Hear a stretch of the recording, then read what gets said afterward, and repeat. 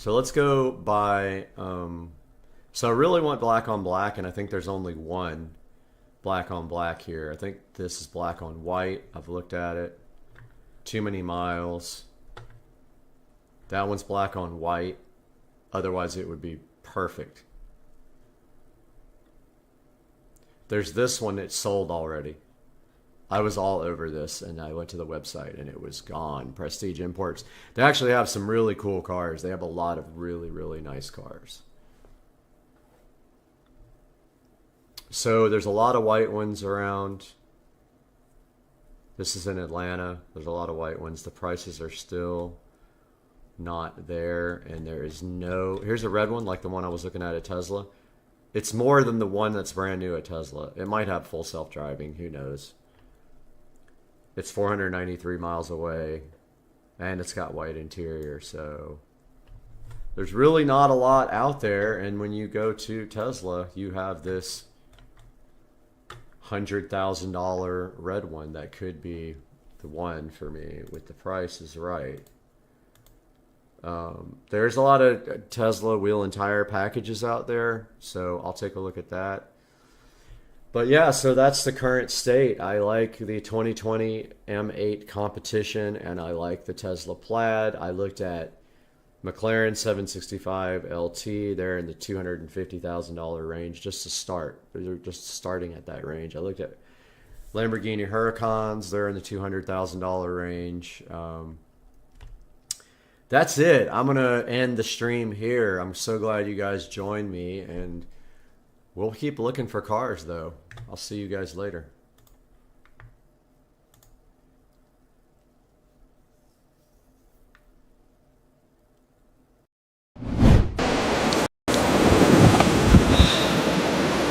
Great.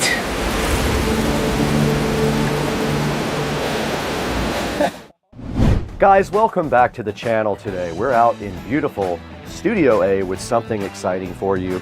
Right here in my hand, we have the Alcatel WP58 Pro. Now, this is a rugged smartphone designed to push boundaries. Whether you're gonna go climb mountains, work tough jobs, or just need a phone that won't give up on you, the WP58 Pro might just be the phone for you. This thing is made to survive while also keeping you in top speed. So today on Supercar Street Racing, we're gonna open this thing right up and test it and let you guys know what we think. Let's get it done.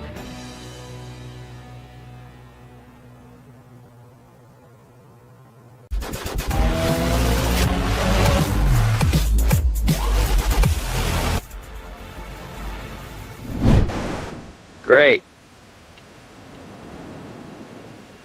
All this gear, and I still can't call for a ride. We're back in beautiful Studio A at Supercar Street Racing. This is our main editing studio, and if you haven't seen the videos on how we made this, it's a really cool thing. Go check it out. But today, Alcatel reached out to us about the WP58 Pro. I have one in my hand right here. Now, the WP58 Pro is IP68 and IP69K certified. It also qualifies for MIL STD 810H protection. That means it's waterproof, dustproof, and shock resistant enough to handle drops. Now, right on the front of the WP58 Pro, the first thing you notice here is its large 6.7-inch display. Check it out. It is a full HD plus display with crisp colors, vibrant detail, and it's perfect for outdoor viewing also. It'll work great even in bright sunlight. Now inside, this guy runs on a very capable octa-core processor, and all this happens while it stays cool in the process. And then of course there's the battery, which is one of the best things about the phone. This guy right here has a 10,000 milliamp battery, 33 watt fast charging, and reverse charging. This thing can charge one of your other phones right out of the USB-C port. How cool is that? It's got a 64 megapixel triple camera system. You can see it right there on the back. And check that out. It's got camping lights too, 2 of them, right on the back of the phone. That is so useful when you go outside. Now, it runs on Android 15, which means you get the latest operating system available. And that's great for security. It also has customizable buttons, NFC for payments, face unlock, fingerprint security, and of course, that's what you need in a modern, rugged smartphone. So whether you're an adventurer, a first responder, or just tired of fragile phones, this phone might be what you're looking for. Now, we'll be testing the battery and of course the actual operating system and the waterproofness of this phone. So let's go ahead and take a look at this phone in a little bit closer way, and we'll start looking at some of the features. Great. All this gear, and I still can't call for a ride. Let's go ahead and get that guy opened right up.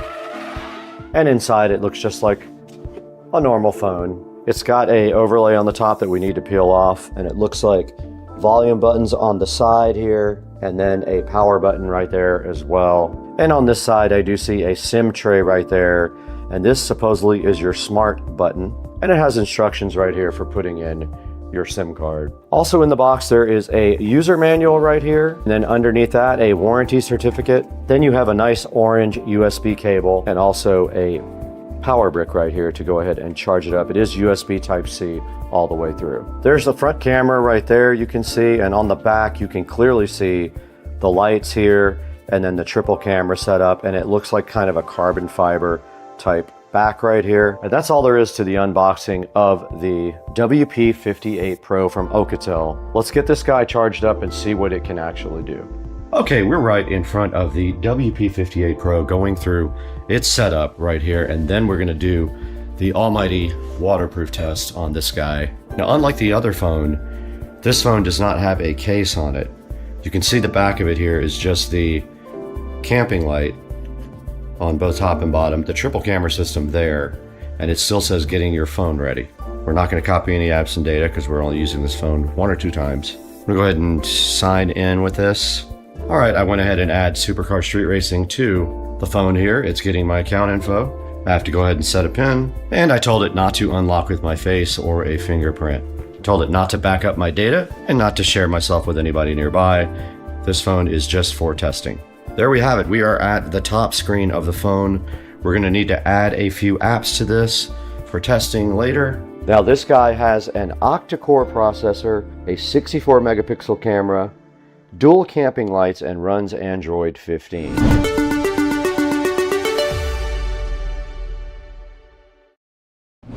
We want to be on video though, so let's go to video, go to settings.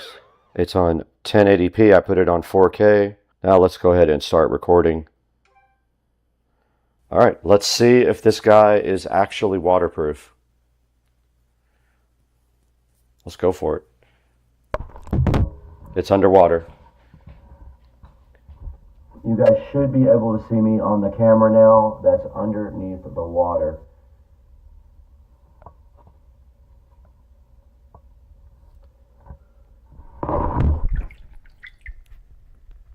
Okay, the screen went into timeout, but it did record. Phone is still on. We had some great video here of underwater.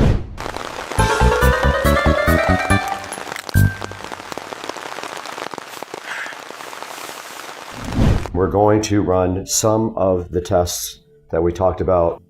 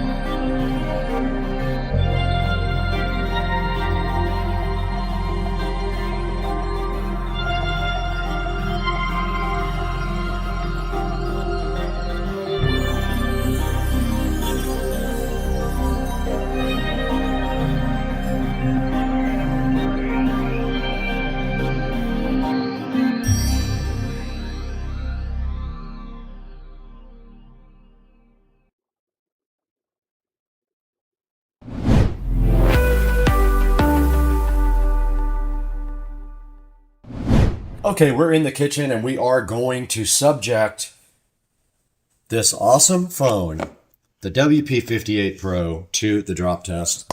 It's going to fall directly off of the counter. Let's see what happens.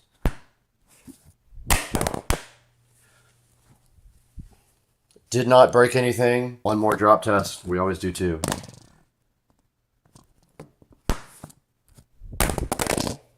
Perfectly fine. I don't see any issues at all with this phone on the drop test. All right, let's go ahead and open 3D Mark and run a compatible benchmark. Let's go ahead and run Wildlife. It's installing.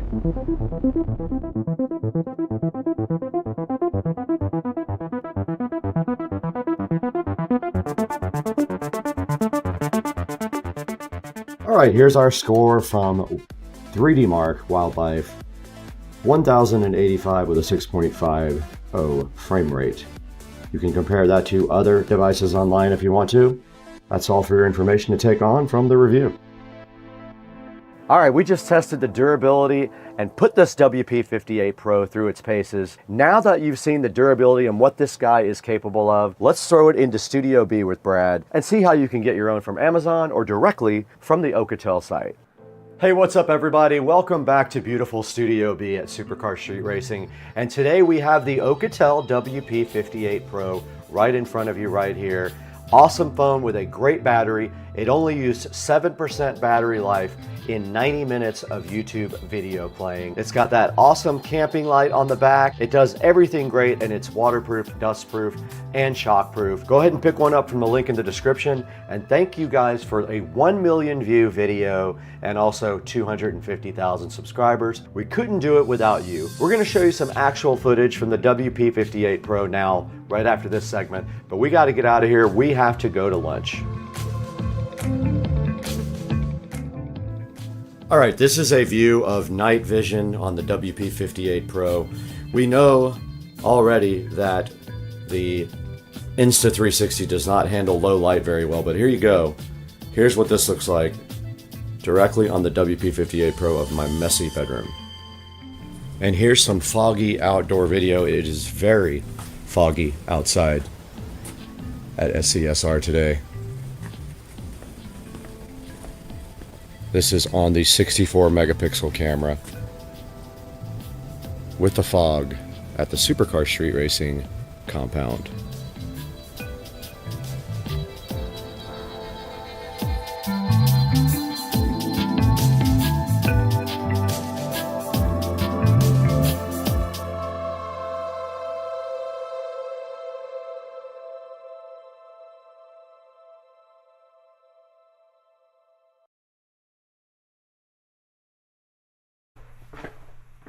Okay, we are in a completely dark, almost dark room, and I want to show you guys the camping light on this guy. You can see on the back it has two lights, pretty bright. That's just one of the two lights as well. That's what one half, that's at 1/4. Hey guys, I just wanted to clarify a few things about the WP58 Pro and the light. It has two different lights here. It has a regular camping light, which is right here. Then it has a warm light as well. So you can do either one. They're very bright, but I just wanted to clarify the two different lights. One of them is an ambient light and the other one is a camping light.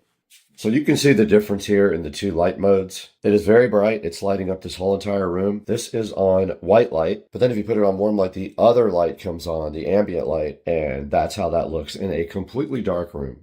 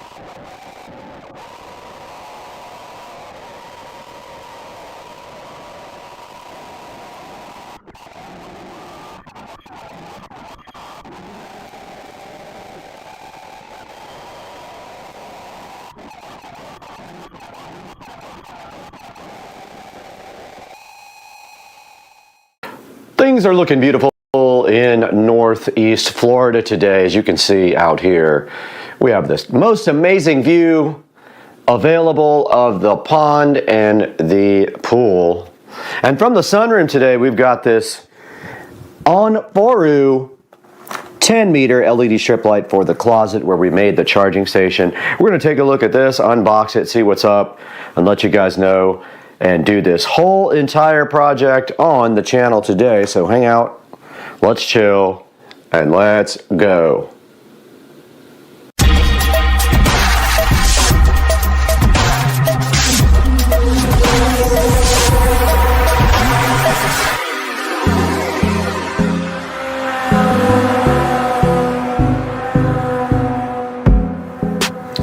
Out in the SCSR sunroom.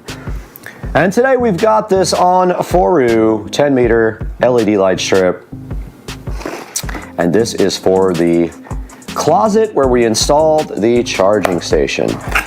So that closet has no lights, but now that it has electricity, we can go ahead and put a nice light strip. And I contemplated doing a smart strip, but really, honestly, I don't think I would ever use that part. It really just needs a control panel, and inside of this box we have the On-Foru, the names are just hilarious, light strip, looking so hot and fresh, and inside of the box we have the power transformer. And I'm actually happy to see it has a pretty long wire here, because what we're going to do is plug it into the outlet in the closet, and then we are going to run that down the side of the wall and up and around, but we want it to be a full U-shaped pattern. And in order to do that, we have to put the power control near the bottom, which is a bummer because we'll have to reach down. But what we'll do is we'll put it up a little bit on the wall. We'll put it up a little tiny bit so that we can actually reach that, but it'll be down around knee level. Or we can actually, yeah, I don't have an extension for this, I don't think. I might have one. I have a bunch of actually I might have an extension for this, which would be cool. We could actually put this up higher and then extend down and put the light strip on the bottom. But you also get these nice clips here and some extra 3M tape. And of course the light strip has on the back of it stickiness for your enjoyment to stick that directly to the wall, and we will get rid of this stupid sticker. But yeah, here's the light strip. You get the little clips and the screws, you get the power supply, and then this is a on-off type dimmer control that we will show you guys here momentarily. But I think I have an extension for this, which would allow us to put the power up higher and then run down to the power strip down at the bottom. I am an absolute wire hoarder. I have to force myself to throw away things, and I think that I see, it's actually really long though. Yeah, this is so long, oh my God. Yeah, that's exactly what we need, male to female this, but it is so freaking long. Like there's absolutely no point in using that. So we're not gonna use that. That's like a 20-foot long extension cord. We'll have to figure something else out. Not that one. Inside the SCSR charging station closet now, and you can see right here and right now that it is very dark in here. We've got just our production lighting here, lighting the way. But what we're going to be doing is down here, and of course the GoPro battery is already at 30%. Barely used it. We're going to be connecting power here, run over to this wall. We'll just clamp the power wires to the wall there. And then we're going to go up the side of this closet to the top, around, and then back down this wall here. And that will be our closet lighting system. So that is going to take a little bit of work here. And the first step is to get the power wire run and see what it's going to take to run power. We're just going to go straight over here. I hate to do it that way, but that's really the only choice we have. There's no other way to get power to it, so let's get rolling. We have our power transformer here, and unfortunately there's not really a great way to get the power over here unless we go through the wall. I mean, I guess technically we could punch into the wall here and punch out, but I don't think it's worth actually putting a hole in the wall for this because then it has to be repaired. So I think the best bet is power transformer below here. And then I think maybe just like, well, the problem is going to be no matter what we do, our control is going to have to be somewhere where we can get to it. So unfortunately, I think we're going to have to start about right here so we can at least touch the control. So let's go, yeah, I mean, it needs to at least be height of hand, so I think right here is fine. And then we'll just have to run the wire in the corner here. Unfortunately, I hate that, but I don't think there's any other way to do this. So let's go ahead and stick our wire there. And they did give us some 3N strips to do that with.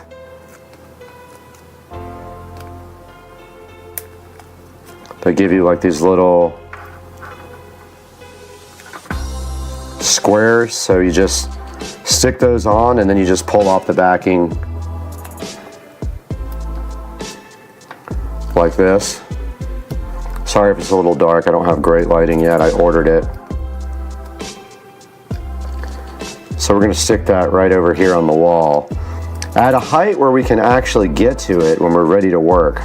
It's not going to be ideal, but the result is going to be good when we're done. So what we're going to do here is go to the bottom of our reach and then just go ahead and stick this guy. And of course I stuck it crooked. And then we're going to actually run the LED strip from that, and my phone is going off. But you can see right here and right now, this is how we have the controller, and then this will come off of an LED strip and go just like this. And our LED strip is right here, so basically there's so much extra wire here now. But if we go ahead and put this on, we can test it. And there's our LED strip. So you can see right here and right now, I think what we're going to do is run this wire down the side like that. We're going to take this off. Got to get my scissors for that. And then we're just going to go down and start down here. Let me grab my scissors and we'll go from there. And the battery's almost down to go for this battery is LED strip and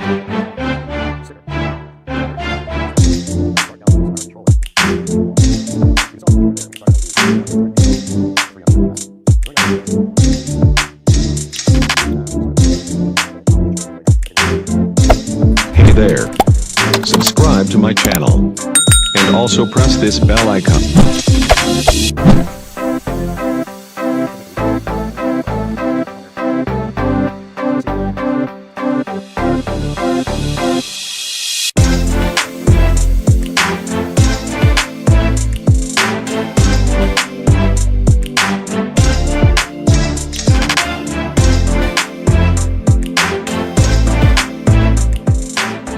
I wanted to show you guys the progress over here. So basically I mounted the controller right there, and the wiring is going to go behind it like this and just be hidden back there. And then of course we go up here.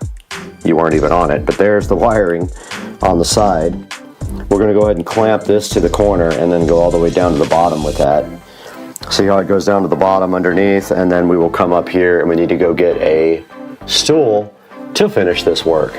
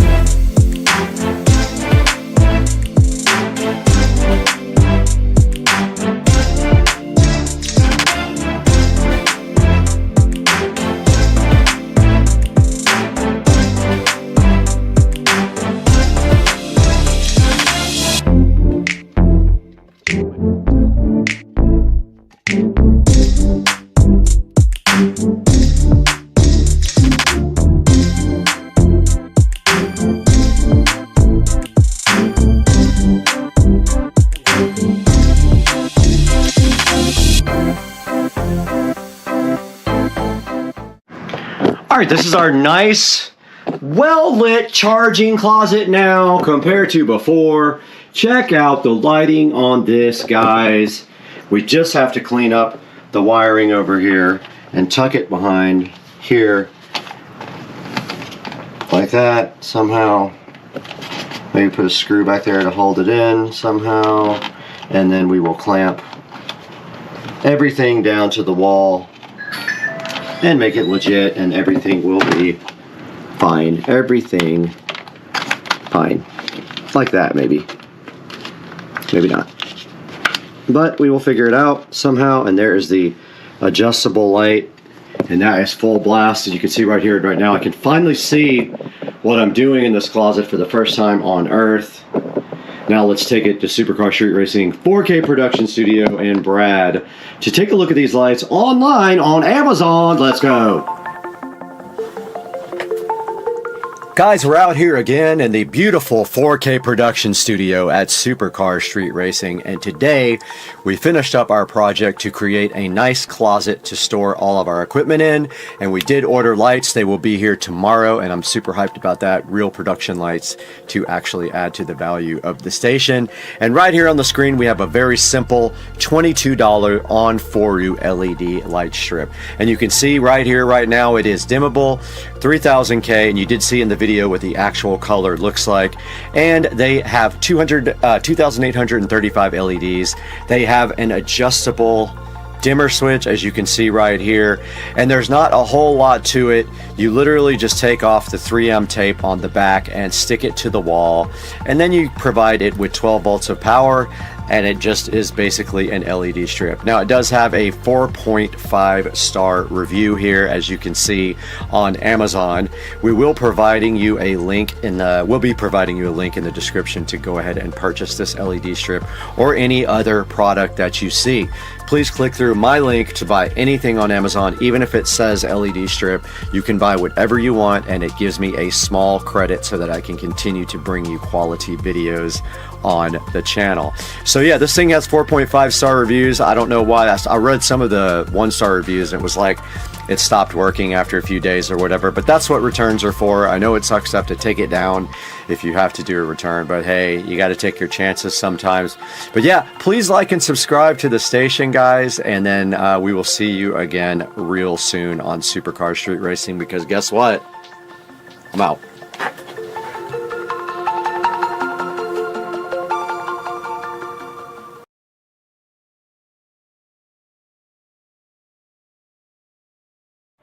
Okay, so I have never seen anything like this in my life.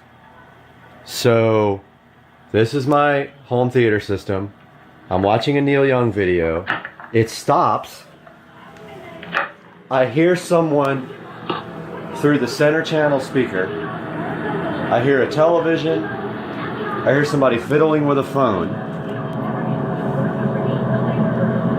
It goes on for a little while and then it stops. I can crank up the volume. Clearly hear somebody watching TV somewhere. Okay? You can hear somebody fiddling with a phone. And then it'll go away. And then if I hit play again, it comes back. Okay, it's gone. It's back.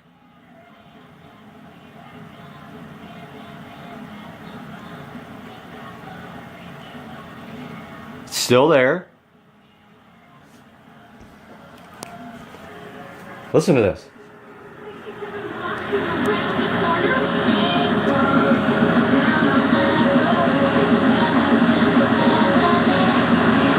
It sounds like a kid's television show.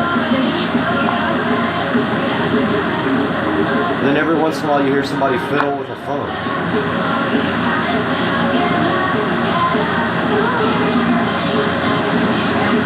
This is so weird.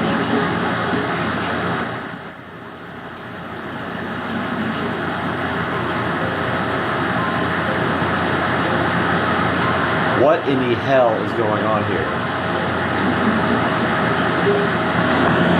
Listen to this.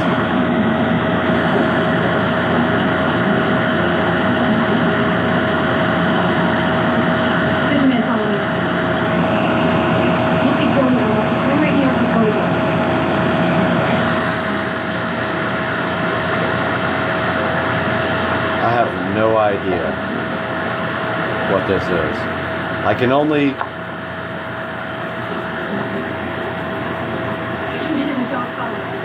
I don't know. The receiver's not on direct input. It's not Bluetooth. This receiver doesn't even do Bluetooth. Wow. This is very strange. Okay. So this just went away. Listen. There's nothing there. Now, watch this. I'm going to turn the volume down so it doesn't blast me. I'm going to play this video. Don't look now. Chuck Norris is right behind you. I heard some heroes read Chuck Norris comics. I heard it. So I'm playing the video. I'm going to pause it.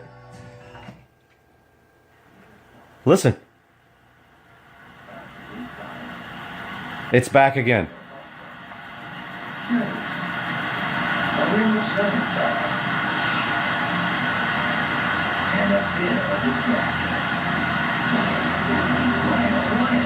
This is by far the weirdest thing I've ever seen in my life.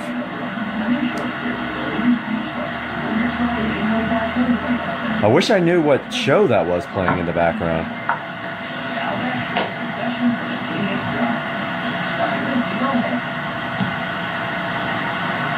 Someone please tell me what that is in the comments. How this is happening. Somebody's playing with a phone. This is coming from somebody's phone.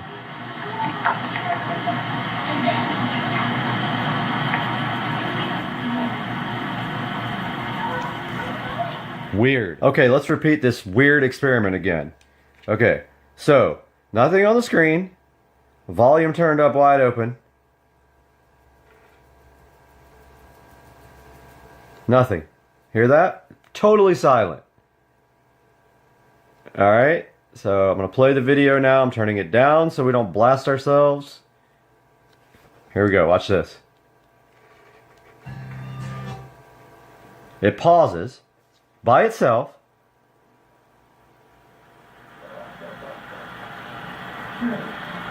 And I hear the fucking neighbors. What in the fuck is going on here? Dude!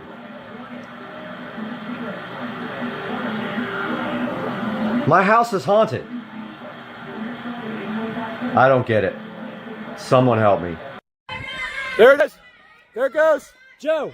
Joe! There it goes! There it goes!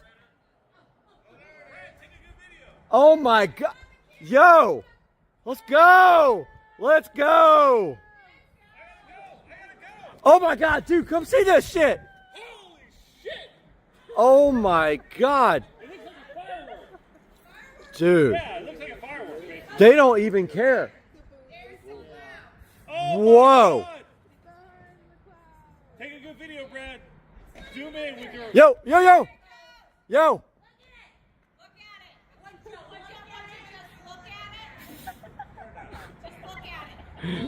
Why are they laughing? Why are they laughing at us? Yo!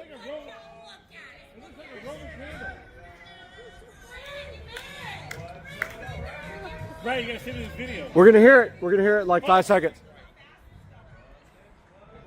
Yo, dude, look at this. Boom. You're about to hear it. You're about to hear it.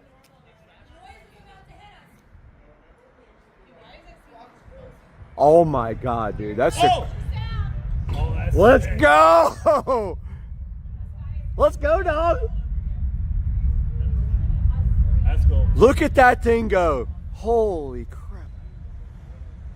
Is that it? Dude, you will never see this again in your life.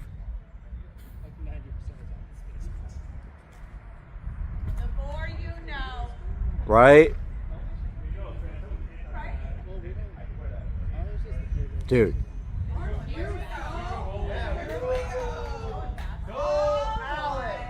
Dang, that thing is cool. Holy crap. Yo, this is amazing.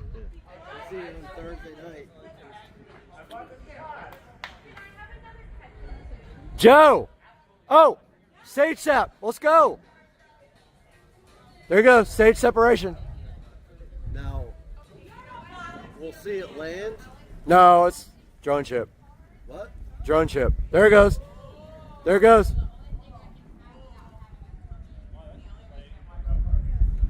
This one's not coming back? Drone chip. Yeah, it's going to drone chip. That is crazy. Oh my God. Because on Thursday we seen it come back, and after it landed you hear the boom. Yep. We get to hear that. That's dumb. Okay. Yo, that was cool. Thank you for letting us know. Yeah, that was awesome, right? Yeah, it was. Coolest thing ever. I still got like a bead on it.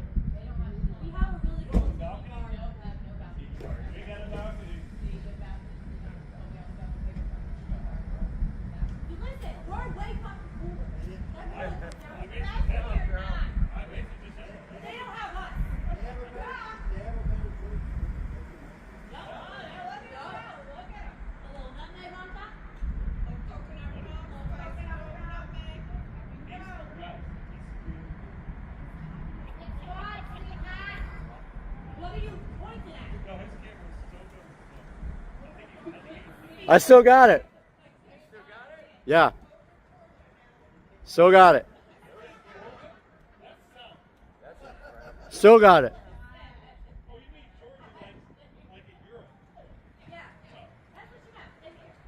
Joe.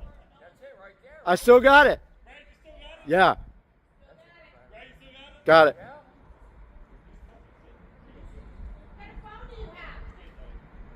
The best one. Still got it.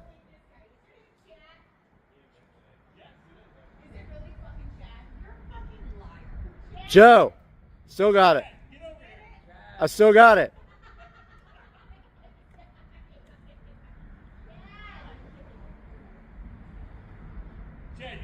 Yeah, I still got it.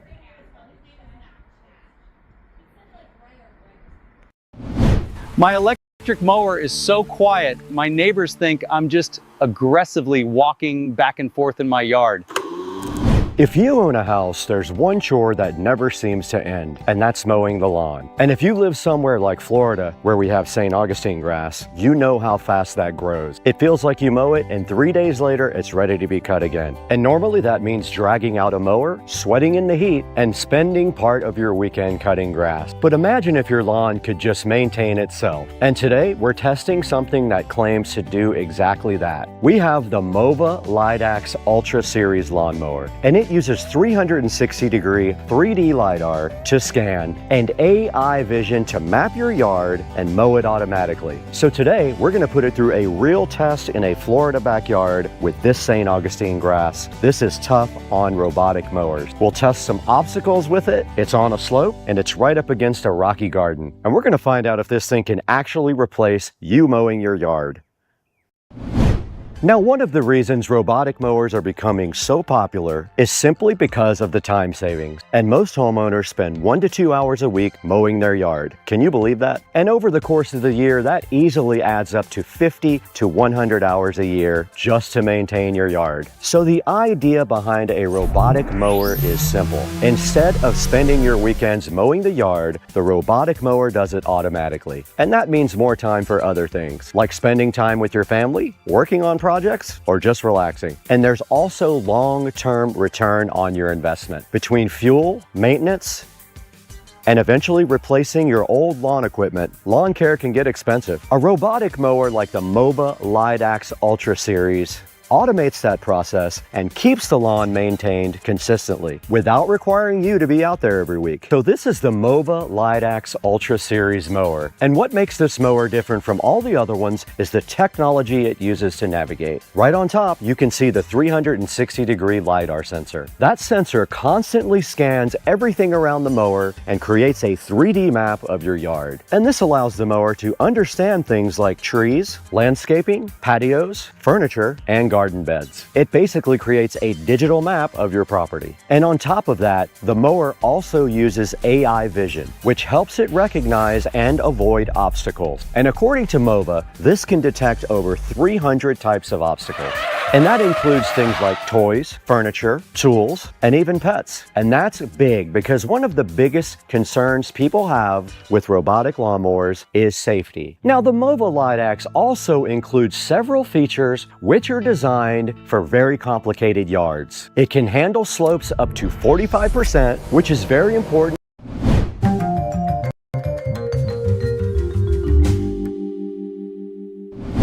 Just take care of that.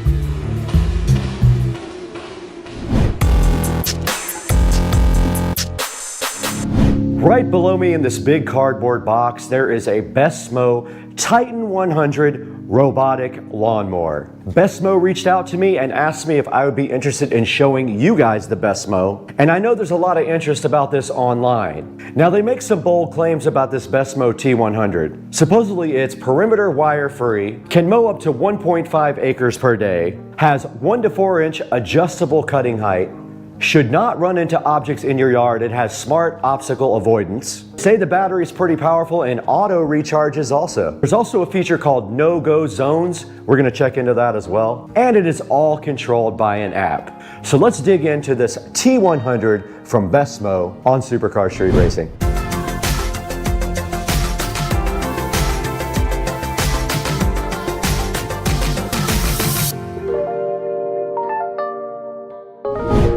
The Bestmo T100 is sitting right in front of me today on Supercar Street Racing.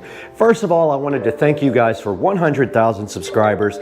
That happened this morning. You can check out the live stream, and we were on live when we rolled over the 100,000 subscriber mark. But back to the lecture at hand. We got the T100 sitting right here in front of me, making some bold claims about being the most intelligent robotic lawnmower available. Now, this guy uses AI to accomplish its mission. Artificial intelligence does object recognition in the T100 by Bestmo. Now, they say this T100 can cut directly up to the edge of your lawn for perfect edging. It has custom schedules as well. You can program it to when you actually want it to go mow, so it can even take care of your grass when you're away. Now, one of the coolest things about this guy is you don't need boundary wires to keep the lawnmower inside a specific area. Bestmo claims this guy can go up to a 30-degree slope, meaning if your yard has a few little hills, this little guy should be able to power right up them. Now, the T100 can mow up to 1,000 plus square feet per hour. This thing has something called smart routes. You basically just drop it down and it starts mowing. You don't even have to worry about it. All right, directly in front of me, guys, we do have the Besmo T100, the Titan, and it is ready to be unboxed right in front of me. I did notice that the box had a few dents in it, so let's hope that this guy is not damaged. But let's go ahead and crack into the Titan, the T100 from Besmo, and see what is inside of the box. It is packaged very nice, first of all. And we got the patented SCSR knife here for the unboxing for you guys. And it is backwards for you guys, sorry about that, but here on the top you have a quick start guide here, and it does look like there is some assembly required, but not too much, I don't think. So right on the top there is a quick start guide that I will turn around for you guys. There's the quick start guide that comes with it. There is a app here that you can scan this QR code and download the app. Tells you what's inside the box right here. Says to install your charging pier where there is a good Wi-Fi signal and it needs to be directly on flat ground. Then there's some initial instructions right here to go ahead and get your guy charging up in the beginning. Says if the Besmo doesn't turn on to go ahead and manually turn it on, and then follow the app for setup procedures on the Besmo. Really cool, great packaging here. And then some more tips on the back. It shows you how to do the app-driven mapping mode here. There's also the drag mapping mode. Lets you drag along the edge of the lawn to complete the mapping. Here's how you do obstacle avoidance manually. It gives you nice instructions there that tell you how to do it. And then there is a customer support email right here and a phone number to go ahead and call if you need help with your Besmo. Putting that one aside, there is a quick start guide right here underneath that. Tells you that before installation, you are going to need an impact drill. These look like drywall inserts here. Looks like this is the base station for it that has to be installed. There is a base station power adapter, a RTK base station. Looks like they got a misspelling here, antenna. I'll go ahead and let them know that. It says once you install your antenna system, do not move it unless you're directed to by Besmo. Now there are some instructions here for installing your RTK antenna. Wants you to make sure there's no obstacles there. Make sure that your RTK antenna can receive stable Wi-Fi. They want you to go ahead and secure it to something for extreme weather conditions. They want you to also use a all year round area where there are no obstructions. And then it shows you some examples right here on how they expect you to install your RTK antenna. Now further inside of the box, there is a white plastic cover right here. Very nice packaging. You can see right here, very, very nice packaging. Let's put that aside. And then inside of the box, they even give you tools. There are 2 socket drivers here. You can see 2 socket drivers. There are a couple of other tools. There is a Phillips screwdriver and then a hex head driver set right there as well for you. This looks like it is part of the RTK antenna. From what I am seeing, that is what I believe it is. This looks like it's for mounting the antenna. There's some mounting bolts right here as well, almost like mounting a satellite dish. You have this here, all this bracketry is for that, and then there is a power supply for that, it appears. There are some stakes here. Don't know what those are for yet. We will get into that. There is another power supply here. Looks like that might be for the charging station. There is a handle of some kind here. Now it looks like this is a blade installation fixture here. Now this guy right here is called your drag and mow tool. Very neat looking. It's got some gold anodized things on the end. And then right here there are some blades. It appears to be some blades. I don't know if they're extra or the original blades. We will have to get into that and find out. Now it looks like we have located the Besmo inside of the box now, and also the charging station is sitting right here below it as well. So what we're going to do right now is get the Besmo out of the box and get the charging station out of the box and take a look at everything outside of this box. And to charge it, it looks like it just slides up right on the end of the charger. And now here is the actual charging station. Pretty cool. That's the actual Besmo charging station there.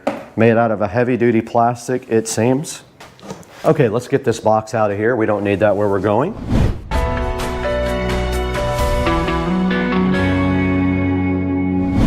All right, guys, right here in front of me, you can see the Besmo sitting so fly and so fresh.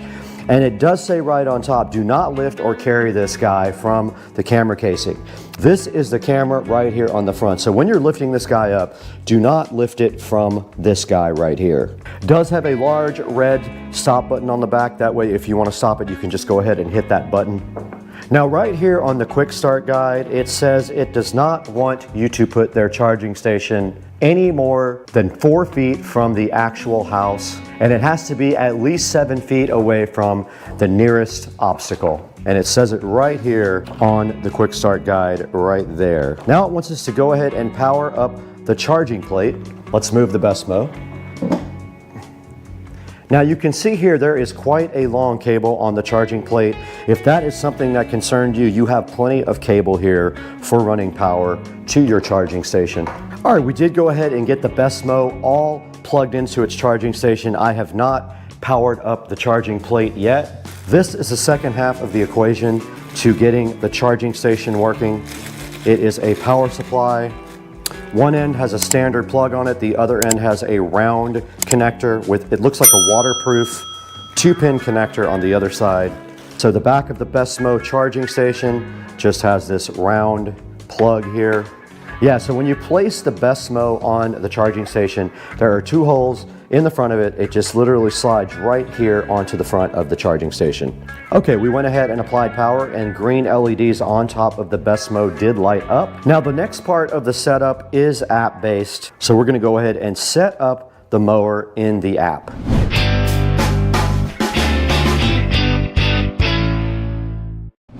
Okay, we went ahead and scanned the app on the QR code for the quick start guide, and we can see here in front of me, we can see BESMO right there in front of me. We're going to go ahead and click install, and it is downloading while this thing is charging. I'm going to go ahead and open up the BESMO app now. It says allow notifications. I am going to do that. Now it wants us to go ahead and add a mower here. I'm clicking allow location while using the app. It says Bluetooth connection successful, start configuring Wi-Fi. Now it says it is connecting, it is 10%. Successfully paired with the charging station is what it just said with a heavy accent. Now I don't have the antenna plugged in yet. This is the RTK base station. I am inside also, so that might affect GPS. All right, that is not going to work because we have to be outside.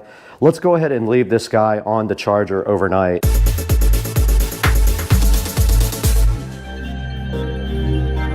Now right here we have the RTK antenna. Now RTK stands for real-time kinematics. These RTK antennas transmit data from here to the lawnmower, providing satellite GPS signals. Now the RTK antenna uses a network of satellites and a fixed base station to obtain almost centimeter level accuracy. This guy mounts right to the side of your house. They do give you all of the mounting equipment.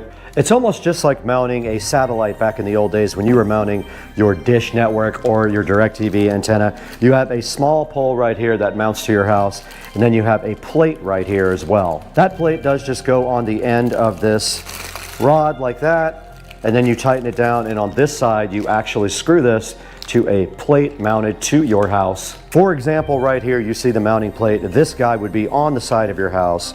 You can screw this directly into, just like that. This will be flat on the side of your house.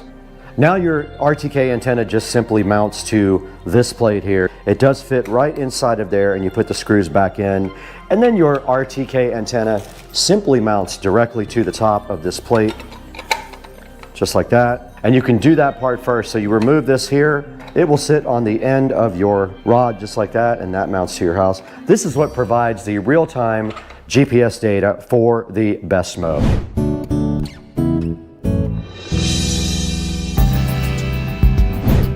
Guys, thanks for watching the video, and right in front of me here, BNLink has been so kind to send us one of their mechanical indoor timers.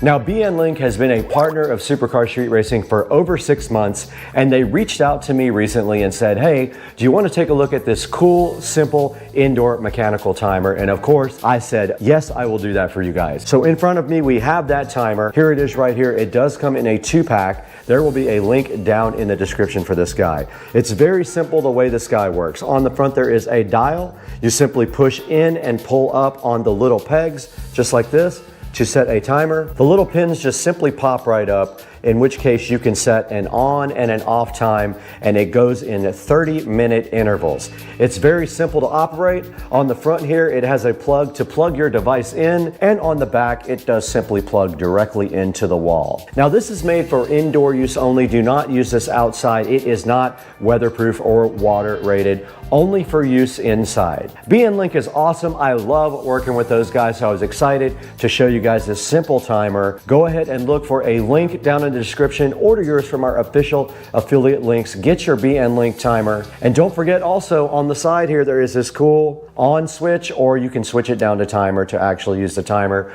Order yours today, and thank you for supporting Supercar Street Racing and our vendors. Now back to the video.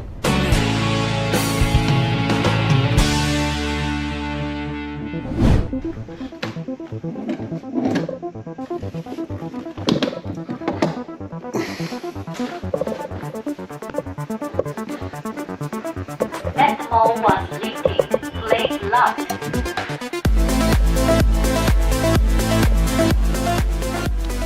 All right, we have to get our antenna out and working today. Let's go ahead and get it out of the box now and get it outside. And this guy does just use a USB Type-C on the bottom right there. And here is the power wire they supplied. Let's bring all this outside.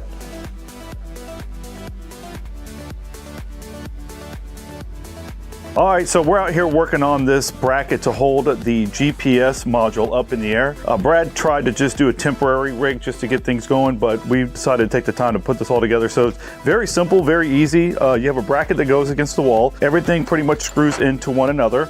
And then you have the ability to extend it out with this collar. And then of course you have the top mounting bracket, where we will attach the unit itself to. So what we did is just found a temporary hole. So we're just gonna take a camera off real fast, screw that up there just to hold it. Okay. And then obviously one of the things is you want to be able to hide the wire, so you have the ability to run the wire through the entire pole. Cable management, right through exactly, the right to the top, get to the top. So that's what I'm doing now, but okay. I mean, it's about as easy as it gets. You have a few set screws that come in the box for both this top and then for this collar here that you put in, and then obviously you have a couple of screws to attach. Yep, we're going to screw there, and it's very easy to put together. Very simple. I'm going to get everything assembled first, and then I'll go up there and put it on there. So just to make sure everything's going through. So right now. Okay, he said make a full circle. Okay, you want to get the big camera? All right, Joe has the BESMO ready to map. He's going to go ahead and connect to this little white zip tie, and he's going to drag it in a full circle around the yard. Go ahead, Joe. Let's see what you got. Real quick, it comes with this telescoping holder right here that you can drag this thing around with. So you just open it up and then tighten it a little bit. So you just clip right onto here.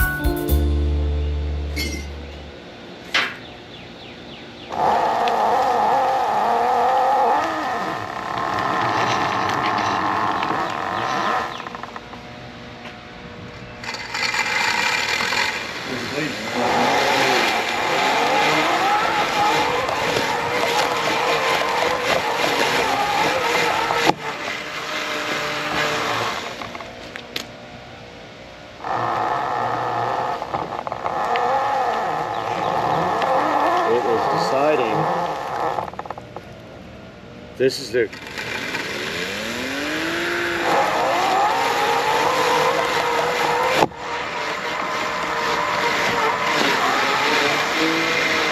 This is kind of getting nice.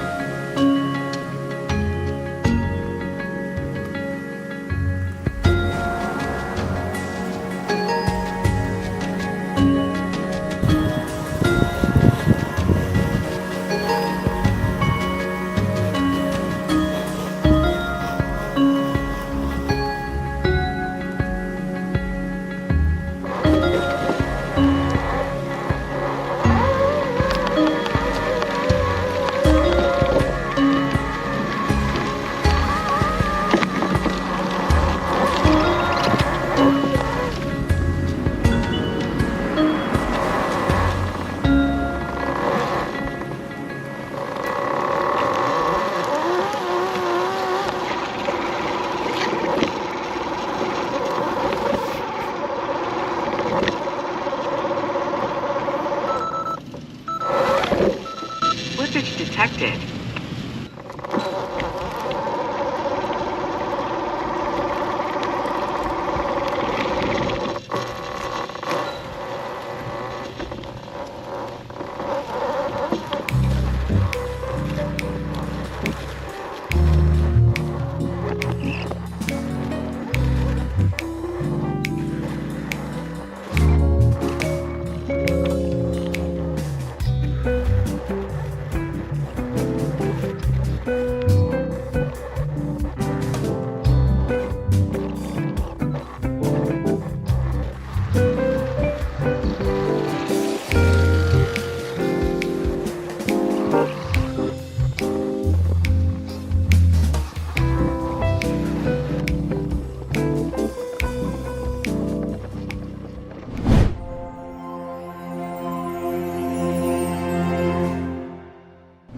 All right guys, here is a look at the yard after the mower got done. I came up behind it with the trimmer and went ahead and edged a few places that it missed. It had a few issues here and there. I'll be working with the developer on that, but for now, this is how it looks after the mower got done. It did both sides over here and the backyard, and you can see on this side too.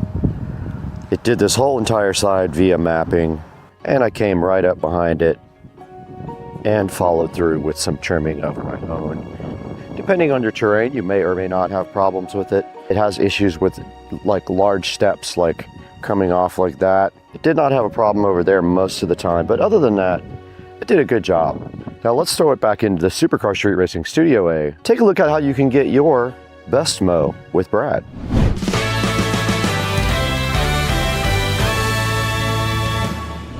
Guys, welcome back to Supercar Street Racing. We are sitting in Studio A right now and shooting on the new Canon camera, which I'm still having a few issues with, so I am working through that stuff. We lost a bunch of the footage that we shot. I don't know why. I'll have to talk to Canon about that later. And on the other side of the screen over there, you can see the Bestmo, and we did enjoy working with Bestmo on this new product. I hope that you guys will take advantage of this opportunity. There will be a link in the description. Please click through my official affiliate link. It's pretty easy to set up. There are only a couple steps. You put the GPS antenna up on the house, the RTK antenna. You go ahead and adopt the RTK antenna, you adopt the mower, and then you go ahead and pull the mower around with that metal rod and map your area, and then the mower just does its thing. There are a few options in the setup that help you, things like obstacle avoidance. You can lower and raise. You can also change the direction of the mowing and do things like that. So I encourage you to try out the Bestmo and let me know what you think down in the description. Go in the description, check out the official affiliate link for Bestmo. It comes with everything you need to get started, including spare blades, all the tools, the antenna, everything to get you set up and get you mowing your lawn. Now, please like and subscribe if you haven't. It helps me out so much. You have no idea how much your support means to Supercar Street Racing. Drop a like, drop a comment if you like the video. Let me know if you have any questions about the Bestmo. I am in direct contact with the manufacturer. And thanks again for watching. We will see you on the next one. I don't need trust issues. I've got a dash cam and a just in case mindset. What's up everyone? Welcome back to Supercar Street Racing, and we are coming to you from an unusual location today. We are in Morristown, New Jersey, and we are having a great time here. And today we're checking out one of the smartest upgrades you can add to your vehicle, and something every driver should seriously consider: a dash cam. Whether you're daily driving, road tripping, or filming content, having a dash cam gives you that extra layer of protection, so if anything happens, you've got the footage. And today we're putting the Pelsi S3 Ultra dash cam to the test. Now this thing is loaded with high-end features: ultra clear recording, smart safety alert, full color night vision, and even a touchscreen interface with app connectivity. So we're going to go ahead and install this in Joe's truck and test it both day and night and dive into everything from setup to real world performance. Let's get into it. Joe's not here. Roll the clip from Jacksonville.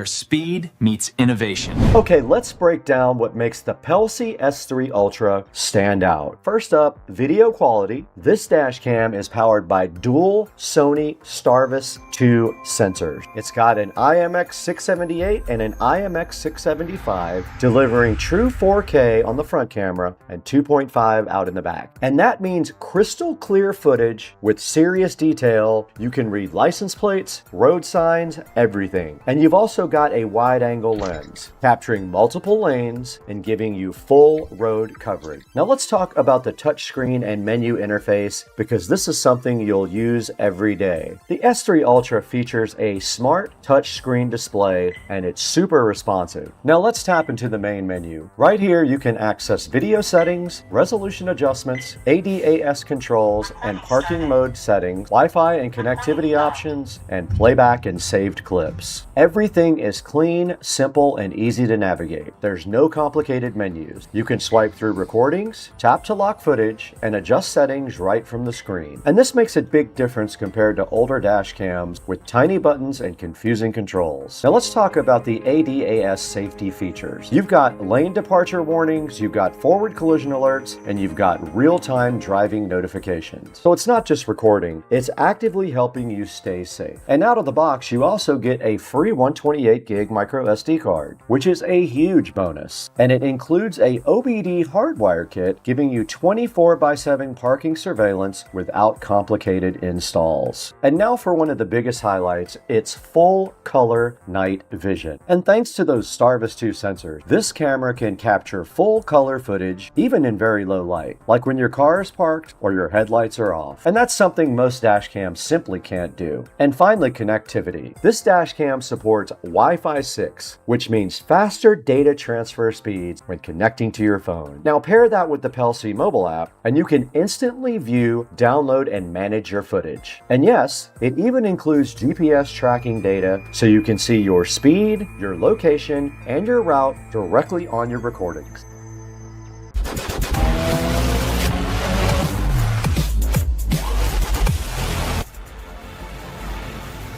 All right, let's go ahead and unbox the S3 Ultra here. You can see it's got a really nice box here. Here's some information on the side about the webcam, a lot of its features, and on the back, some more information about the features, some barcodes here, and then a picture of it on the side here with the Starvis logo for the sensors. And then let's go ahead and open it up. And inside of the box there are two other boxes here. And inside of that, you have some cabling, some alcohol pads, some tools, and some other things to assist you with installing your dash cam. There is going to be a cable to run to the back for the back dash cam, and a couple of different power options there as well. Right there you can see your OBD power cable, very handy, very easy to install. And then you've also got some 12-volt options here as well, and they give you a cigarette lighter adapter. And there is the front camera for the PCIe. That is the 4K camera, capable of 4K.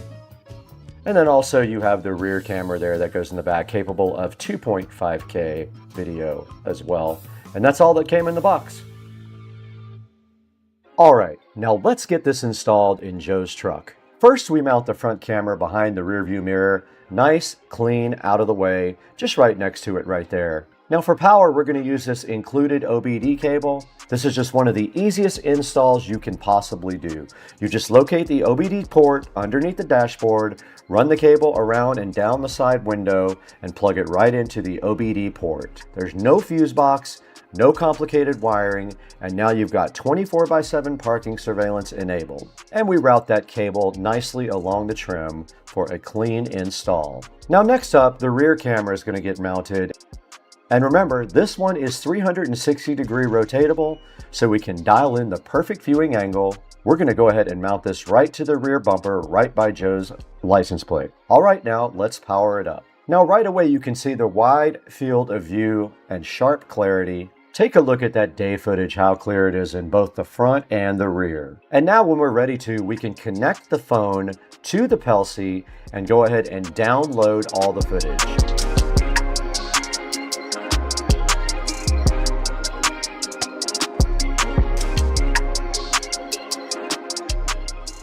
We've got the Pelsi app already on the phone. We're going to open it up. We're going to connect to Wi-Fi 6, and just like that, we're in. And now check this out. The footage loads very quickly. That's the advantage of Wi-Fi 6, fast transfers, and no waiting around. You can also scroll through clips, download your videos, and even your GPS tracking data is there. Your speed, your route, and your location, all right there. And this is perfect if you need to review footage quickly or send it to insurance. All right, now for the night test. Take a look at this. Even though it's dark outside, the dash cam is still capturing full color footage. You can actually see details that are hard to pick up with your own eyes. And even parked here, it continues to record in color, even without headlights, and that's a huge advantage for security.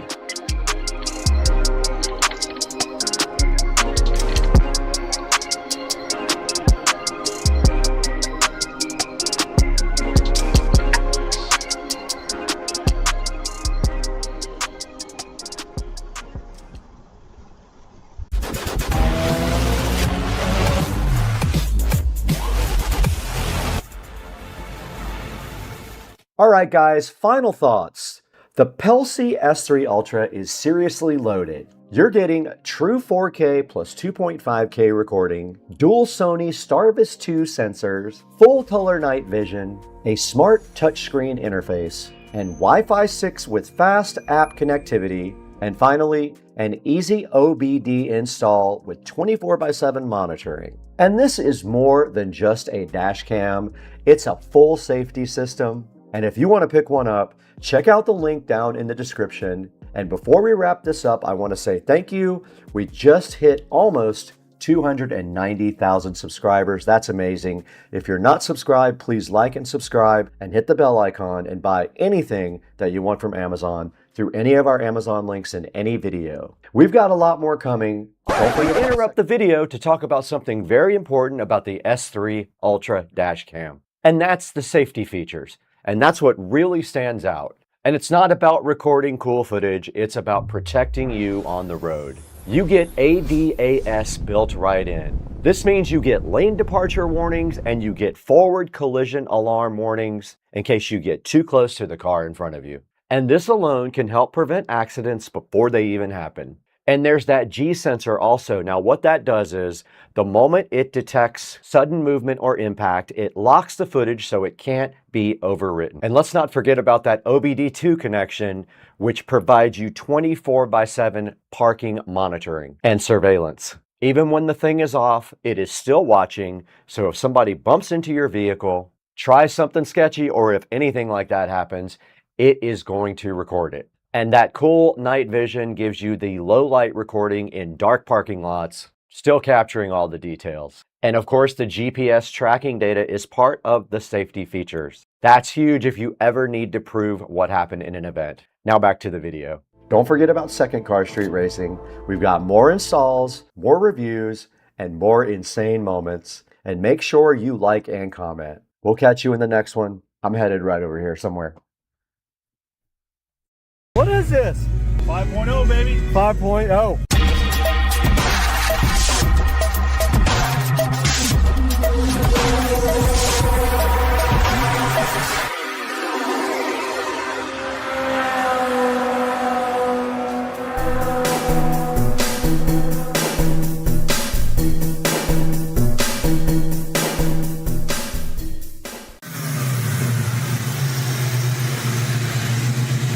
What is this? 5.0, baby. 5.0. All right, turn the music down. All right. Dude, this thing's sick. Hell yeah.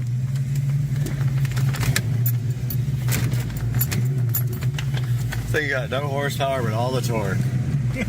Tons of torque. Turn the lights on. I gotta remember, they're on the left. Dude, it's so good though. It's a great car. It's peppy. Yeah, it is peppy. And you can do some pretty cheap stuff to it to get it going. You know? Supercharger? Whose car is this? Ryan Wallace. Oh, Ryan's. Yep, Ryan's car. Yep.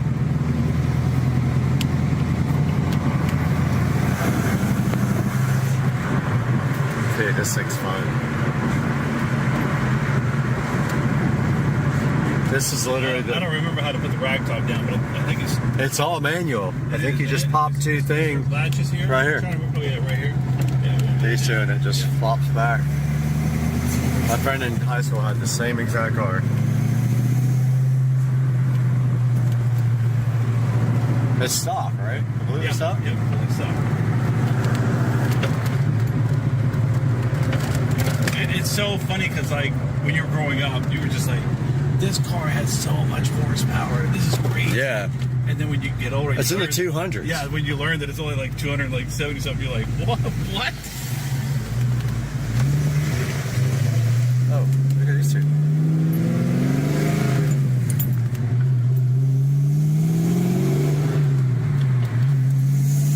This is a fun car, man. And the sound. You can buy this thing. There's no better sound than this exhaust here.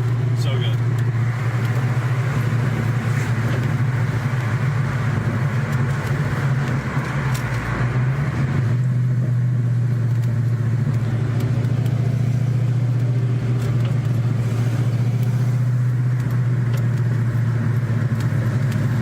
It's got a boost gauge, but no boost. Yeah, you never know. All vacuum? Yeah. If that thing goes up, I'll freak.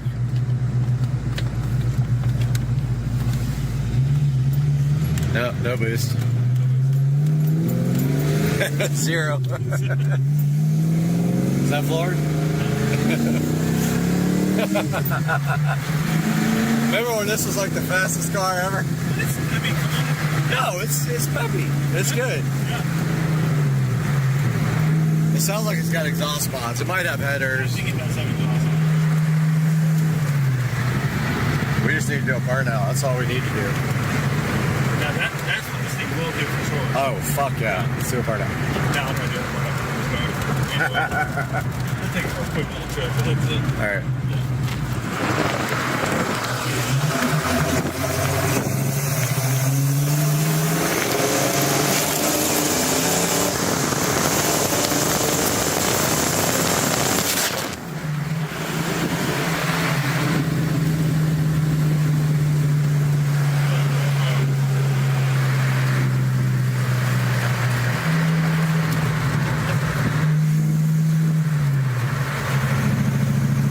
Sure it's 100% stock?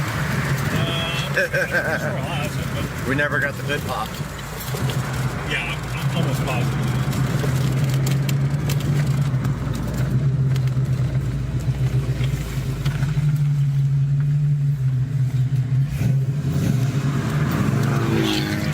Oh! Oh!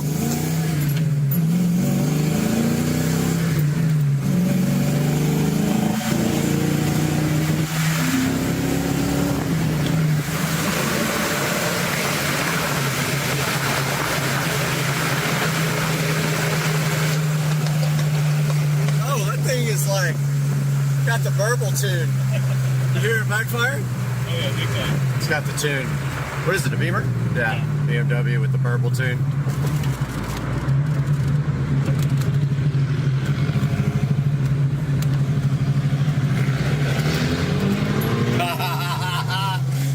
Oh, perfect.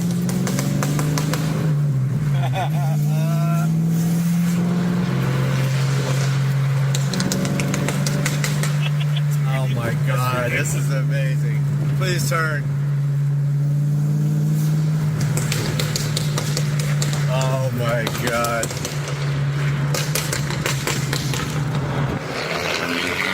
Yeah, it's stuck up.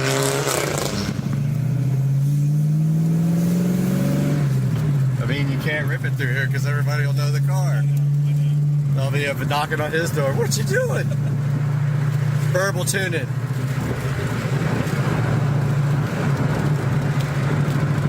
This thing's sick.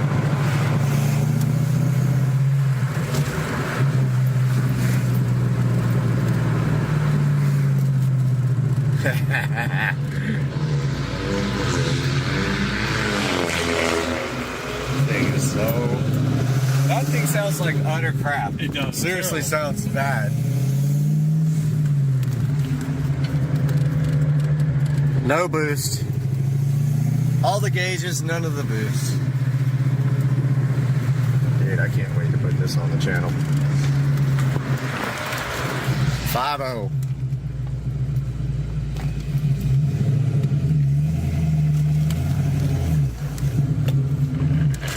Oh! It's tight. Yeah, I shifted it into first when I was in it. It's super tight. Feels like it's got like maybe like some kind of shift kit. Like what do you call it? Short shifter. Yeah.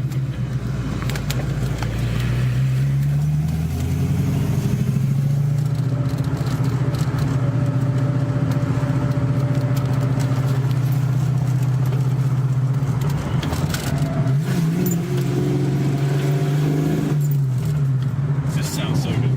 Boost. It's ready in case there's ever any supercharger. This thing with a little bit of boost would be fun as hell. Just like 6 or 7 PSI, like blower on it. Oh my god. Go on and tear this place apart.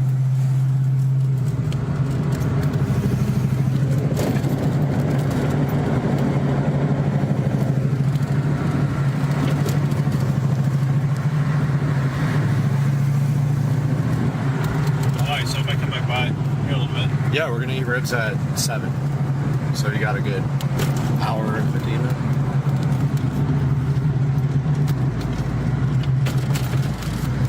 Over here at these places. These two.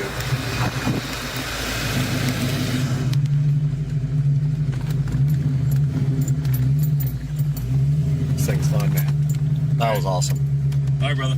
Alright. See you, man. Say goodbye to channel. Later, man.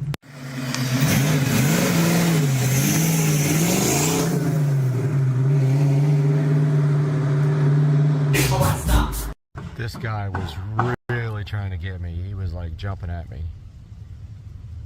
I don't know what he is, but his head is definitely not round. It's like weird shaped diamond. Guys, I might have figured this out, and I think we're going to be able to install this now. It was a process, but I am about to try it.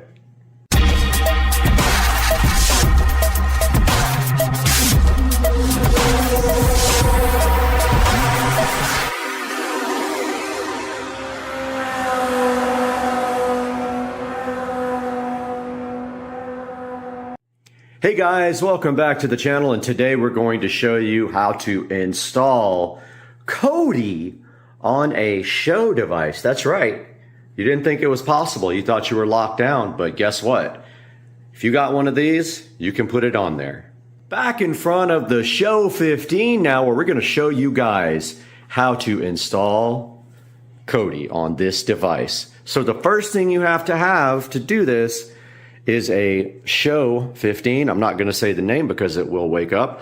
Once you have the Show 15, you will get a prompt that asks you if you'd like to upgrade your experience to the Fire TV experience. You go ahead and upgrade this device to the Fire TV experience, where you will come back and you will see this little dot right here. See that? Right there. Once you have that, then you're well on your way to getting Kodi. So guys, what is Kodi? So Kodi is a multimedia app that has been around for a really, really long time, and it used to be called XBMC for Xbox Media Center. They did change the name. Now, what is important about this Kodi app is that people write add-ons for it, and you can actually download add-ons to watch certain things. I won't tell you what, because obviously we're not going to be breaking the law here, but a good app like this might assist you in watching certain things. It has all kinds of apps. You can also actually just play multimedia from a server. You can install apps directly onto Kodi, like YouTube, if you would like, but the important thing is you can install these add-ons. These are video add-ons, And to do that, you have to find their repository and install them from the repository, which I will show you here momentarily, but this is Kodi. All right, let's quickly go over what you have to do to install Kodi on your Echo Show 15. First, you go into the Fire TV. You go ahead and go to Find, and you search for the Developer menu. Developer Tools menu there. Here it is. Go ahead and open that. It pops up this little window. You can just hit the back button on your remote or either on the display remote. You're going to have Toolless installed as well. So go ahead and do that, and you're going to have File Explorer installed as well. When you press on them, you should be able to install them. Now let's go get Kodi TV. So we can hit back button here or back on the remote. So we will need the downloader for that. So back to the home screen. Go to Find.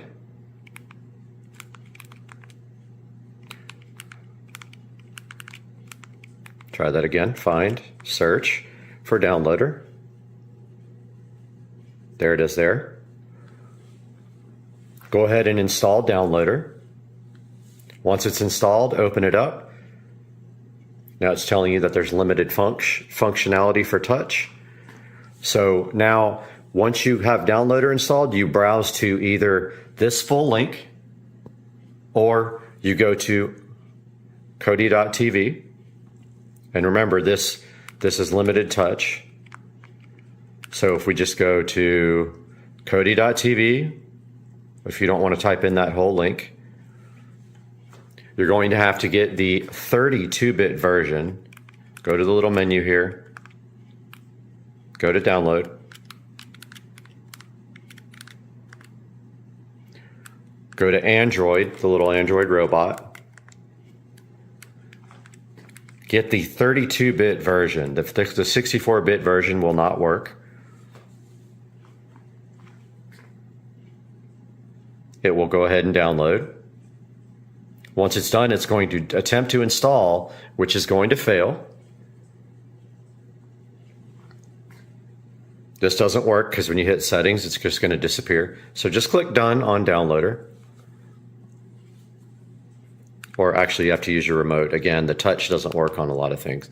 Click the home button here or on the screen to get back to your Fire TV mode. Go into your apps. Find your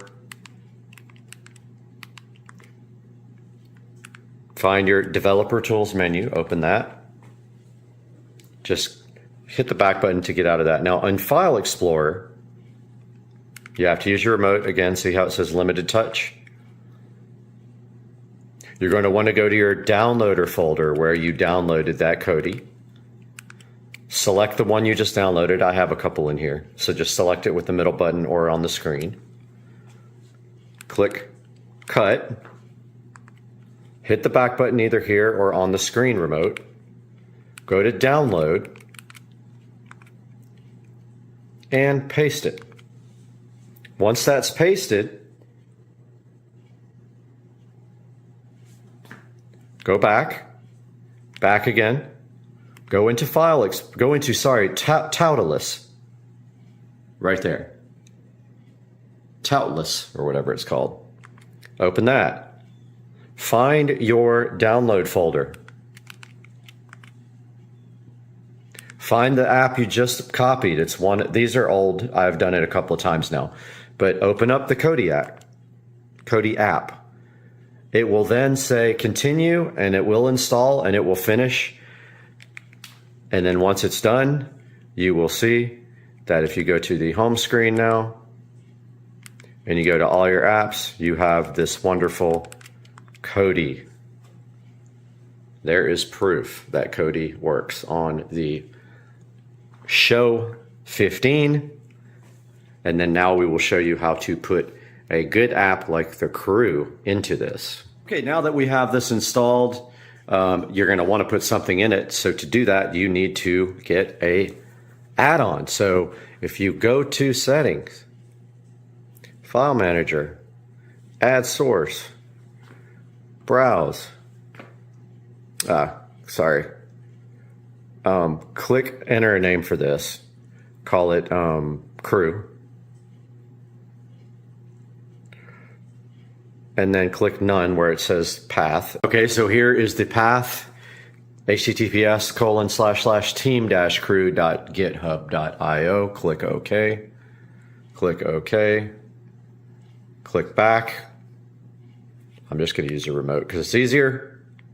Go to add-ons, the touch works. Install from zip file, yes. You'll have to enable unknown sources. When it gives you the warning, you can enable unknown sources. Come back here, click on the crew. There's the repository. It is installing now. There we go, add-on installed. Now install from repository. Click the crew repo. Click video add-ons. Click the crew, install, and then OK. It is installing now.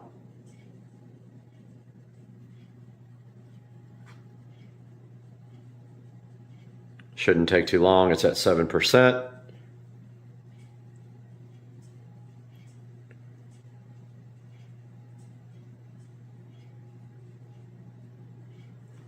At 20. We'll be back. Oh, it's already at 7. I was gonna pause it, but it's almost done, and now it is installed. Let's hit the back button on the remote here. And go back to the home. Now we have the crew. And you can proceed to enjoy your favorite things on your Echo Show 15. Guys, I hope you enjoyed the video. Please like and subscribe to the channel if this was helpful, and we will see you next time.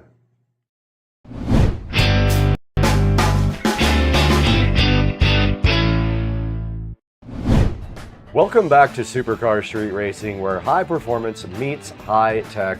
And today we're stepping off the track right into the studio to unbox the OSBot Tiny 2 Lite webcam. OSBot did reach out to see if we wanted to take a look at this, and of course we do. This little AI-powered camera promises you guys razor sharp 4K video and smooth audio tracking, which is perfect for live streams, meetings, or sharing your latest build like I do. Now let's crack this thing open today, see what's inside, and find out if the Tiny 2 Lite earns a spot in the Supercar Street Racing bag.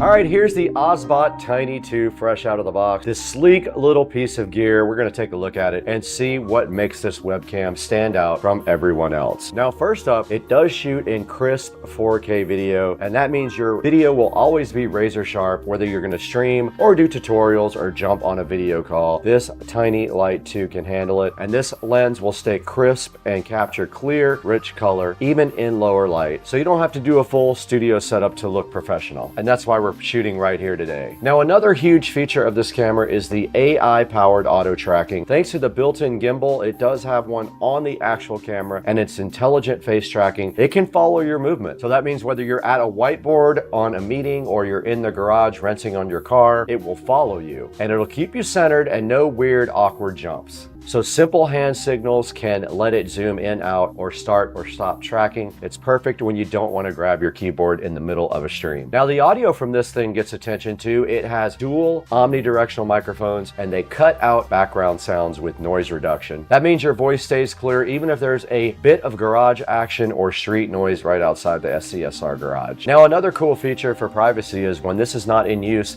the lens does tilt down to protect your privacy. Pretty cool. Now this guy does USB Type-C connections. You're live in seconds on your Windows or your Mac machine or almost any platform. So whether you're streaming day-to-day recaps for Supercar Street Racing like us, or you're just upgrading your daily video calls, this little Osbot Tiny 2 Lite is probably going to be the ticket for you, but we're going to get it out of the box in a minute and check it out and then let you guys know what's inside. And then we're going to take it for some real world tests. Now let's get this thing out of the box and see what's up.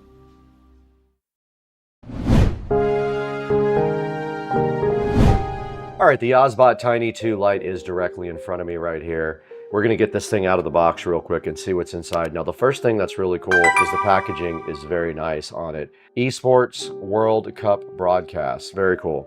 There's not much else on the box itself, just a little bit of data on the front and a picture of the webcam. And then inside of the box, there is another box, and it does say on the back what actually comes with it. We're gonna be replacing this camera with the Osbot. Now, the package is just closed with a little plastic thing right there. I went ahead and opened that up so we could get it out. The lid flips off here, and inside it looks very washed out. Now inside the original box there is another box, and it just shows you what kind of accessories does come with the Osbot Lite 2. It did come with this packaging here, so this is just a user manual. Now interestingly, the Osbot is right here. So here's a good look at the front of the camera right there. Very small, very cool. Let's check out what else is in the box now. There is a box inside of a box. It is a USB Type A to USB Type C adapter, and also a long cable for this guy right here. So that's perfect. So yeah, they give you this cool little adapter. All you have to do is plug this directly in. Now the whole point of this video is shooting on the older, I think that's an eMeet webcam, I'm not 100% sure, but I wanted to compare that to the Osbot. So here is there is nothing else inside. So the mounting for this is a tripod mount. It looks like it has a standard tripod mount right here at the bottom. You can see the screw,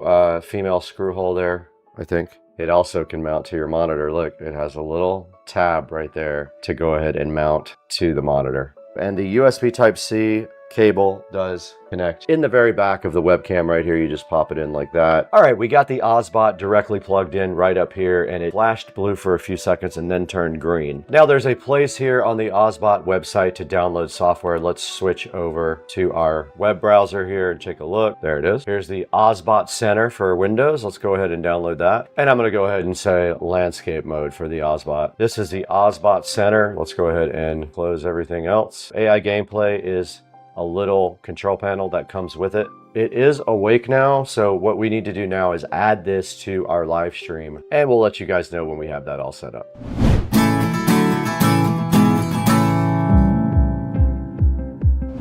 Guys, we are recording now on the Osbot, which is very cool. I've been playing around with the software a little bit also, and you can see right here, we are in tracking mode. Now we are doing the normal tracking mode right now, and we'll show you the software here momentarily, but we're looking at my upper body right now. So it is set to upper body on the tracking mode. Tracking speed is set to standard, not sport. AI mode, you can set it to hand tracking or a group. And so right now that is our current setting. And you can add presets and things like that, and we're set to a wide shot. So if we get up, the camera will start to attempt to follow me across the room. And now I am on the other side of the room, and you can see I have a wireless mic on. So yeah, the camera is following me, and it will attempt to follow me as I go over here, which is so cool.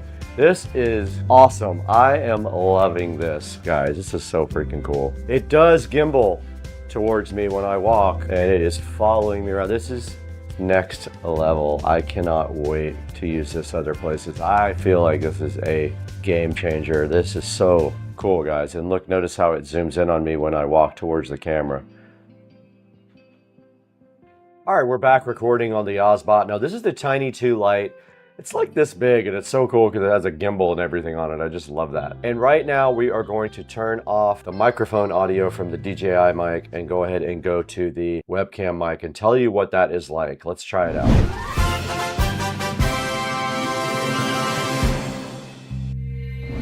All right, we are recording now on the OSBot mic. Now it has two omnidirectional microphones for you. So I want to see what this is like when I get up and walk around and if it tracks me, which it is doing. All right, I'm kind of far from the OSBot now, but I can see the level meters moving, meaning they are tracking me and looking at my audio. And my audio level's pretty good. I will not edit the audio whatsoever. I'm gonna put it raw directly on the track so you guys know what the OSBot Tiny 2 Lite audio quality is like without any AI interruption or anything like that. That whole clip will go in now. Now I did notice when I sat down, it didn't find me, so I kind of put my head in the picture. And then it did simply find me. Now I'm gonna switch this to sport, the tracking speed, and get up again. That's sport, and it is tracking me back to here in the SCSR office. It looks good so far. I'm gonna try to sit down. It's kind of what I was hoping for. It did finally find me. Again, all this audio is on the built-in mic. Now we're gonna switch back to my DJI mic. All right, now that we've looked at the mic on the actual OSBot, we're back on the DJI wireless mic, but let's go to the settings now. I want to show you guys the actual app and the settings. We're back on the OSBot Tiny 2 Lite, and I did add some lighting in here. We have two production lights right here. So we have one here lighting up my face. So that is what it looks like with very bright lighting. And we are on the DJI mic now, not on the OSBot built-in microphone. But here is the controls, and you can see here right now we are in the console area where we are in tracking mode, and we are in AI human tracking mode. And if you ever want to know what that is, you click on the question mark there and it does show you what upper body close-up, headless, and lower body look like. And I am on normal tracking, but I could do upper body like this. We can see if it does anything different. It did not. Headless made me headless. Lower body, it definitely did lower body. Let's do normal. And we are back, guys, just like that. We're back in the frame. That's pretty cool. Now, zone tracking is a user-defined range, so I can tell it not to track outside of a certain range.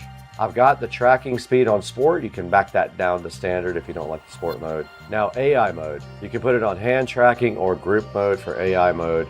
And then there are presets you can add, and I just added a preset, and you can actually update the initial state so it comes up like this, which I think I like that. Let's do that. So that is the initial state. And then when you scroll down below that, you've got your gimbal control. If you drag the joystick, you can manually gimbal it. Let's go back to normal tracking. And then you have your preset modes: wide, medium, narrow. That would be narrow. That would be medium. That would be wide. You have recording options. Also, you can actually record your streams. And there's more output options here. So you can see the output options here when you are trying to record. Now these are AI beauty shots, and then it shows you how to use them. You have to have the virtual camera enabled to use that with external software. And then we can go to retouch, and I have myself on retouch now for a man, and I can adjust my face, body, and my makeup. You could actually change your face shape, length, V-shape, hairline. You could do all kinds of crazy stuff with this thing. I've got dreamlike makeup on now. Just blur the background. Kind of cool when you want to do something that the background is blurred, and it is tracking me right now and my hands. And you can also do gesture controls for gameplay stuff. So you can tell it to, it'll zoom in if it sees your fingers do a certain thing. Zoom to 2x is you point up like this. There it goes. Dynamic zoom is this. I'm zooming the camera out with just my hands. And I turn that off, and we are back in the normal position. All right, we're back full screen now to show you some of the beauty stuff. Now, we can do picture quality priority or smoothness priority. Let's do picture quality. Now we're retouched. This is AI me with the OSBot. Fire dog. Fire dog.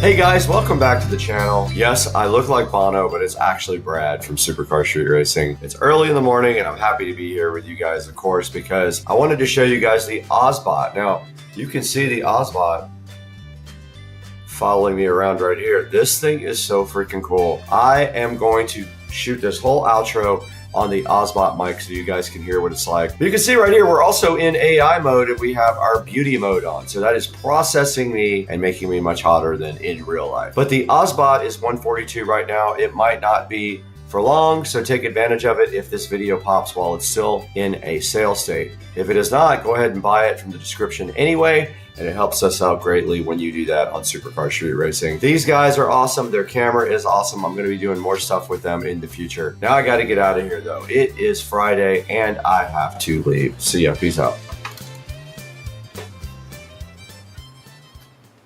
Hey guys, real quick, a video after the video. Just wanted to let you guys know that they are offering a big discount on the Osbot Tiny 2 Lite AI-powered PTZ 4K webcam during Black Friday and Cyber Monday. And you can use the code right here on the screen, OBSBOTKOL, for an exclusive discount code as well. And this can be combined with the other deals and applies on both Amazon and their official website. Go ahead and check the link in the description and order yours on Black Friday and Cyber Monday and get up to 33% off on the Osbot. All right, we're over here at Dukes of Duval, and we're making some steak tacos from this New York strip. How do you do it? Real quick, you got 5 seconds. Pan-seared on high with garlic and... Happy holidays, guys. Welcome back to Supercar Street Racing. I'm Brad, and I'm excited about today because I've been wanting to do something in this bathroom for a while, and right behind me right here is all the keys to the next project on Supercar Street Racing. And we're going to take a look at that right after this.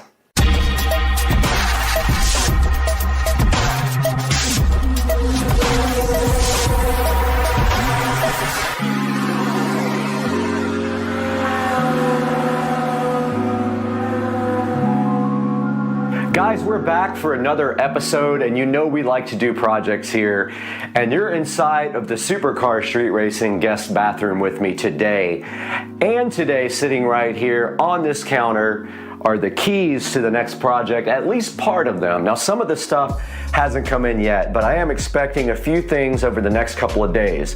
Now, that doesn't mean we can't get started and talk about what we're gonna do in here, and that's my plan right here, right now, is to go over my plans with you for this bathroom and tell you what's gonna happen next. So let's talk about it. We're standing right outside of the Supercar Street Racing guest bathroom, and when you're in the house, the orientation of this bathroom is my bedroom is right in here. Turn some lights on so you guys can see. And then when you come down the hallway right here, we've got the guest bathroom, and then through that wall right there, or those curtains, that is the home theater room. And in this closet is the SCSR control room for all the whole home audio. All sits in this closet. Alexa, turn the audio closet light on. Haha, not responding. And there it is. For some reason it didn't respond, but that is the audio closet, and that holds all the wiring for the whole home audio system. Now, right next to it right here is our guest bathroom, and inside of this bathroom was remodeled maybe 7 or 8 years ago, and I did a lot of the work in here myself. We did a new vanity, all new paint. I did the beadboard here with my table saw, and the chair rail up here, I guess is what it's called. And it came out really nice. I also had this idea to delete the medicine cabinet at the same time and put in beadboard there, frame it out, and then I ran power up to the little puck light there that is controlled by this dimmer. Now this dimmer also controls all the other lighting up here. That includes the in-ceiling lighting, this vanity light here, and the puck light. So that is kind of what we're looking at here for our project. Now you guys are familiar with the bi-cold mirror project that I did on my channel about 1.5 years ago. Now what this is, these guys are Wi-Fi enabled mirrors that have the time and temperature and weather forecasts on them. And they also are backlit, as you can see right here. And that is how they look without the backlight on. Now this LED lighting technology that's behind there now does not come with the mirror. That is the Govee RGB IC LED strips that I added myself. So that's the plan, is to kind of do this again in a different way in the guest bathroom. Now I like to enable some smart home features in every room. And so part of this activity is also going to be fixing up the Echo Show 5. So, and this is probably going to wake up the other devices, but fixing up that device there so it is flush mounted into the wall. We'll take a look at that in a minute. But that is also the plan, to get that working very nice in the other room and make it look a lot better in the process. Once again, we're back here in the Supercar Street Racing guest bathroom, and you can see that about a year and a half ago, I just threw an Echo Show in here, which is unlike me, and I just kind of ran the power down there, but it looks absolutely terrible. And my plan is to actually go ahead and flush mount this guy into the wall, but we need to talk about what's going to happen before that. Now we just have a standard mirror right here in front of me, and you can see Brad here in the mirror. But what we're going to do here also is change this whole area up here. And our first thing that we're going to be changing is we're taking out this old mirror, and in its place we're putting up the Bicold Smart Mirror. But in this case, unlike the other bathroom and unlike this, we're actually going to have this guy go this way. So it's going to be horizontal, and it is a long horizontal mirror about the same height as this, a little bit shorter, but it's going to cover most of the wall, and it's going to be centered to this light. So the middle of the mirror will fall straight down here. Even if there's some space over here, that's fine. I want it centered underneath this lighting right here. And so that mirror is on the way and will actually be here on Tuesday, was the last thing that I saw. So my plan is to either put the Echo Show right here or there, depending on where this falls into place with the mirror. Now let's talk about power for this guy. Now I am going to go ahead and get power through my audio closet because it is right behind this wall. We can literally go straight through the wall and come out the other side. There is no code violations there because we're not putting a box inside the wall or anything. But we also need power for this mirror. So at the same time, we're going to be putting a wall box inside there behind the mirror, and then we're going to run the power into the audio closet where there is already active power. Now let's go over some of the things here in front of me that are going to be used for this project, because I've started ordering things already. And we need quite a few things here for this project. Now the first thing we need is the Bicold Smart Mirror, and that is not in yet. But it is, I believe, 48 this way by 24 this way. So let's grab our measuring tape and see how that's going to look. Now this new Bicold Smart Mirror measures 48 inches, let's call it wide. So that is going to be about, I'm going to go ahead and measure that out and show you guys. Yeah, it's going to be about to here to here, and we're going to do our best to get the mirror centered underneath that. So we may have some space over here, which is fine, in which case we will run our wire down through the wall and get it out the other side for the Echo Show. Now 24 high is only, so this mirror here is actually 31. We're only going to have 24 of that, so we're going to have some space underneath also. If we put the mirror in the same spot there, we can actually put the Echo Show underneath this guy, like right around here, which would be good also. So we could run the wire for the Echo Show right through the wall there and into the power area. So that's the plan. 48 by 24 may not be centered, the mirror may not be centered on the wall, but the mirror will be centered underneath the light, and that is my plan at this time. Now right here in front of me, we got our Govee RGB IC strip. Now IC, meaning individually controlled LEDs, is different than a regular LED strip, so make sure you get the IC. These are smart, they are controlled by Amazon Alexa and also Google Home. That is for behind the mirror. That's going to be a custom job that I will show you on the video. This, I have a bunch of these. These are the wall mounts for the show, and I will show you one of those right now so you know what I'm talking about. Right here in front of the Show 5, and we see this wall mount looking so fresh. And this is the mount right here. And that is going to be what we're going to be doing in the bathroom underneath the mirror. Just so you guys understand, there'll be a whole tutorial on this when I do it as part of this project. But these are, I think, around 25 bucks, and they're the best thing ever. And they do still allow you to get to the controls here. And they also allow this thing to have audio because there is a vent right under here with the speaker. So these are awesome. I have had a bunch of these and they are very cool. So we're going to be doing that as well. So after thinking and looking at this a little bit with you guys, I mean, I'm almost pretty sure that the show is going to go right here underneath the mirror, centered up right here. We just have to figure out if there is a stud. There is likely a stud on this side of the light, but I'm not 100% sure that I actually did. I think I put that in, and I think I actually moved it over. So there may not be a stud right there. I gotta get my stud finder out and check, but when we cut the hole for the show, we just have to make sure we don't hit a stud, or we'll have to carve that stud out.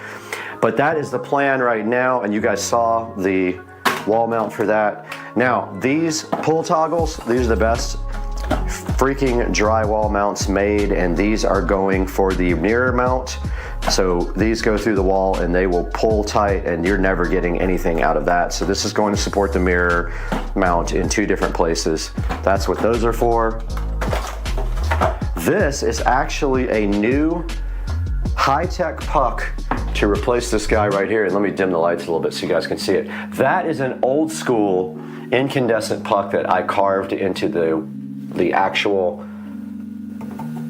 what do you call this? The medicine cabinet that I created. This was my creation, and I thought it would be kind of cool, and I got the glass and everything put in for that.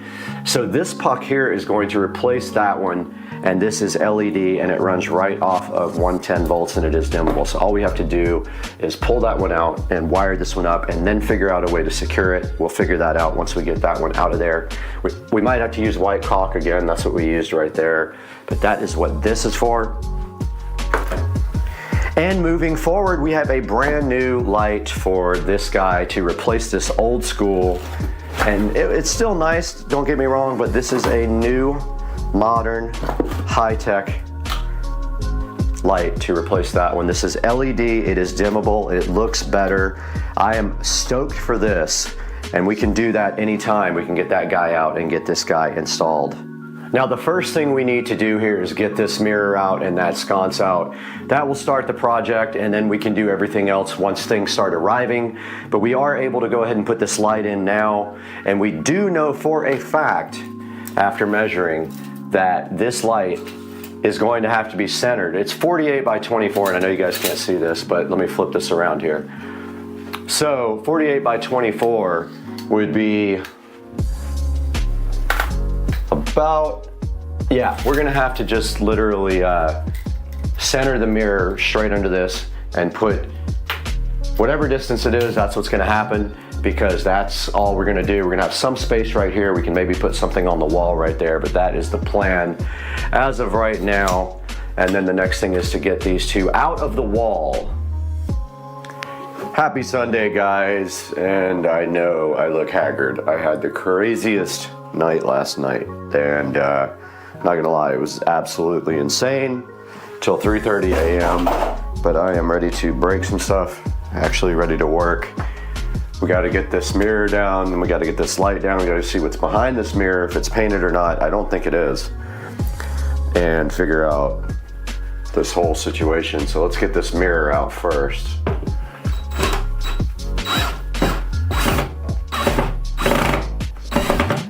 These are wall dogs holding this up. Now the craziest part is you can see the hangers for the mirror. I always hated that.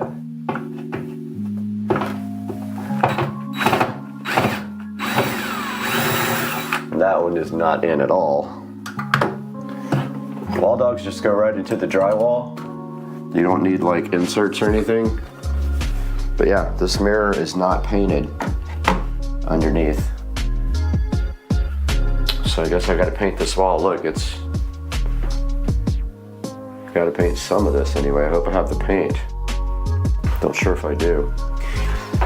But I think I'll be able to cover these holes with the new mirror. Gotta go grab the measuring tape. Okay, so the new mirror is 48 by 24. So it's going to sit right about like this. So 48, 24 would be the center. 48 is going to be the middle right here. But if we go up here, it's only 24 tall, which is not as tall as I wanted. Oh, okay, I think that's fine. It would sit right here, and then the Echo Show would be down here below it. So we either got to fill those holes and patch and bring this down, but I think the move is to mount the Echo Show right in the center here, get our stud finder and see where the studs are. But I want to take the slide off first because I don't remember. I think I put one of the boxes in where you don't need a stud, so it's just, I think I just literally put one of the new boxes in that don't need to attach to a stud. Taking this light off is pretty easy. All you have to do is take the two side screws off.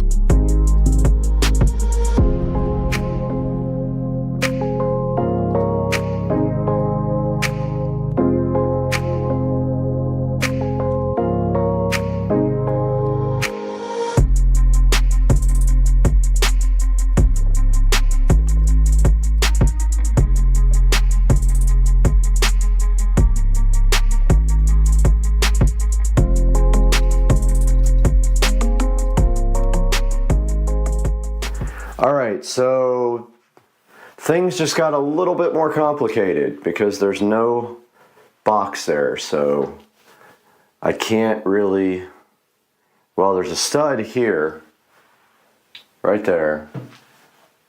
So yeah, I don't know what I'm going to do at this point. I might have to cut a box out. It is quite unfortunate, but I am not going to have a choice but to paint this whole bathroom, which does not make my day happy. But when you think about it, it probably needs it anyway.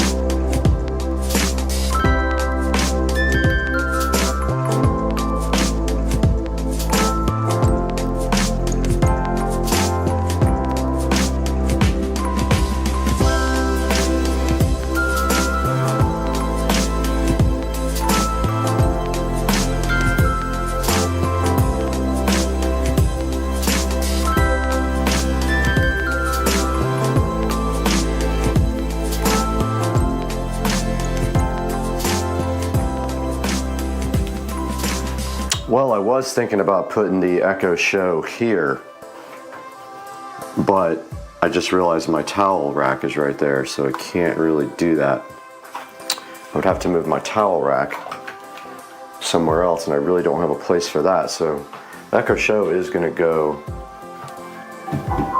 right there. Speaking of Echo.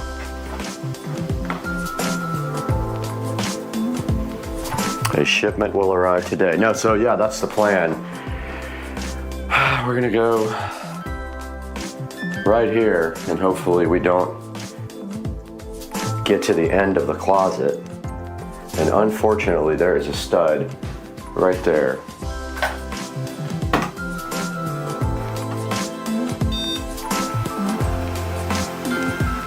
Right there. That's where we wanted the show to go. Kind of puts a wrinkle in things unless we cut the stud, which I guess we could do. So that stud is sitting at 27-ish. So I'm going to measure this in the closet. Computer, turn on the audio closet light.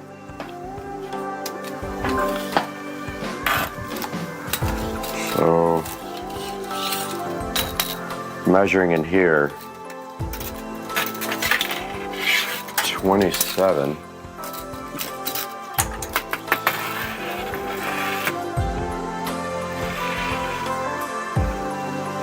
Really close to the back.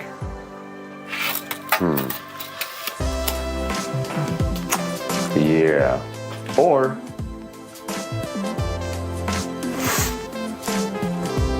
we arbitrarily move the Echo Show to somewhere over here, which probably isn't a bad idea. We could put it lower left here. Not bad.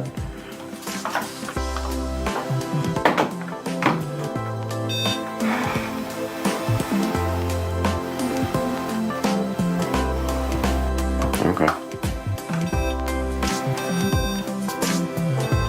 There's the next stud. Right there. We'd have to put it on this side. I think that's kind of the plan now. Let's put it here. Take the power through the other side. Yeah, I think that's the move. I'm not sure. If I don't center it, it's gonna look weird. I could center it over the sink, but then it's not gonna be centered under the mirror, or I could just go lower right here. That's probably what I'll do, is put it right there. And it's going to be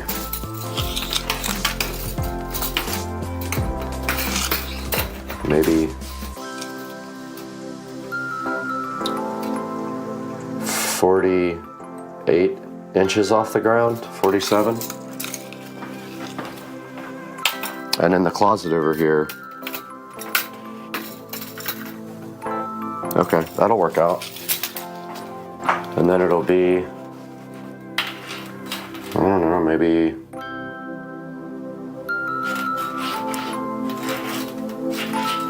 seven inches from the wall. If I do it over here, my towel's in the way.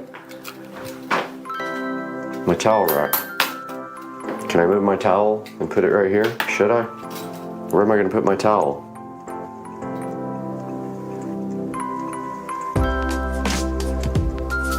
I don't know. Towel over here? No, it'll get right in the way. Smaller towel? I have no idea.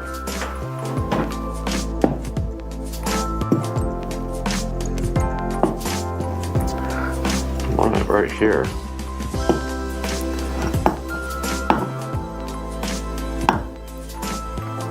The mirror is 48. I'm gonna go get my tape and mark off the mirror.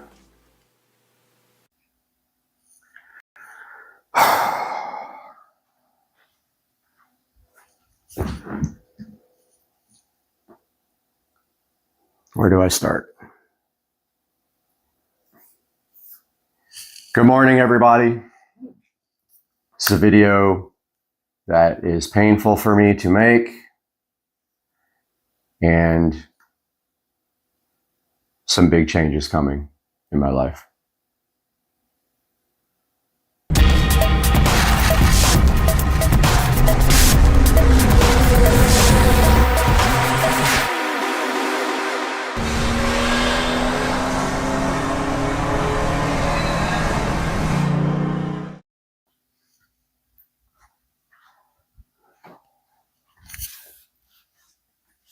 Hey guys, welcome back to Supercar Street Racing, and today I've just got a couple of things I have to talk about going on in my life right now. So, as you guys all know, my channel all started with car. It was all about my Toyota Supra, which regretfully years ago I sold. Probably the largest mistake I've ever made in my life, the biggest mistake that has happened is selling that 1993.5 super hardtop, which I bought brand new, by the way, almost. It had like 13,000 miles on it, not a scratch. And I modified it and ended up selling it. And I did make money on it, but after all the mods and stuff, I actually lost money, of course. Which brings me to the current situation that we are in right now.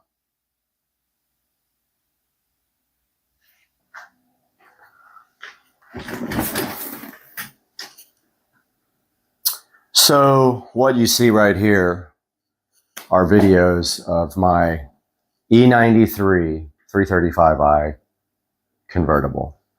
We can see here some hours being put into this car. It was modified, not heavily, but modified. It did have a MHD tune running E85, E50 blend. It had a VRSF large intercooler, and it had a VRSF charge pipe. Amongst a few interior modifications, which also included the ID4 digital dash and also had the Android head unit on the inside. We have a lot of projects here on the channel, as you can see, with my 2011 335i, things like, ethanol tune and running the car up to 160 miles an hour. Car has been with me for probably 7 years almost, maybe 6 years. I did buy it in 2017-ish, 2018, and I did pay $18,000 for it. At the time, it had an aftermarket warranty, which made it attractive. The car had lower mileage. I can't remember exactly how many, but I think it was in the 50s when I got it. So haven't driven it very much. And through the years, we have put content up on the channel, and the car has been with me ever since. And you can see here me doing a project on MHD on that side of the screen there.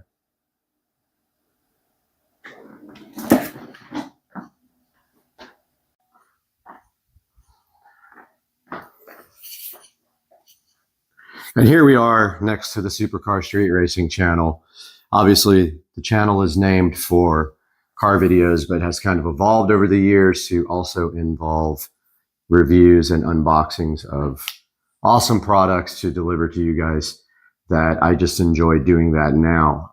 Not that I'm not dedicated to the car scene anymore. I absolutely love cars, but there's almost only a certain amount of content you can get with the same vehicle unless you want to take that to the next level. For this BMW 335i, though, for me, I didn't want to take the car to the next level because I always had issues with the car. Now, I won't say I always had mechanical issues, but the car has been kind of bad luck. I've had issues with wheels and tires over and over and over again. And of course, with the VMR V810 wheels, 2 of them got damaged by me, and I waited over a year to get replacement wheels for the car, during which time I suffered with curbed up and bent wheels. So you can see here the car right here on the channel. It is on the banner on the channel as sort of a, an ode to my love for cars.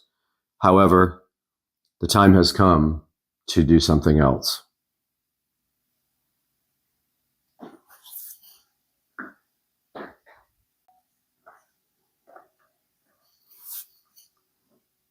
And here we are standing next to my Epiphone Les Paul Goth bass here that matches my Epiphone Les Paul guitar, and thinking about all the good times that we had in the BMW and a lot of the bad times we had in the BMW. I have been stranded on the side of the road in that car probably 15 times. And if you know BMWs, there is no spare in that car. They encourage you to run flat tires, but of course the first thing everyone does when they get new wheels and tires is they ditch the run flat and they go with Michelin Pilot Sport 4S's, which in my opinion are the best street tires made, unless you get the Pilot Cups, which don't last very long. They're super sticky, but just don't last very long. So that brings me where we are now. So I would say maybe about 4 months ago, I started noticing the car would idle, kind of like surge up and down at idle, and nothing bad, but just a little bit of up and down. It would start hunting for idle. I didn't think a lot about it, and I just continued to drive the car around. So at the same time, The car did need a PCV valve, so I did the PCV valve hack on the car, which is you actually cut out the old PCV valve and JB weld the new valve in. Now, the reason for doing that is BMW does not offer just the PCV valve. They want you to replace the whole valve cover at a cost of $500 and something for the parts, and then it's another around $1,000 for labor to put that in. Long story short, I did take the car into Sam's Automotive to get that work done.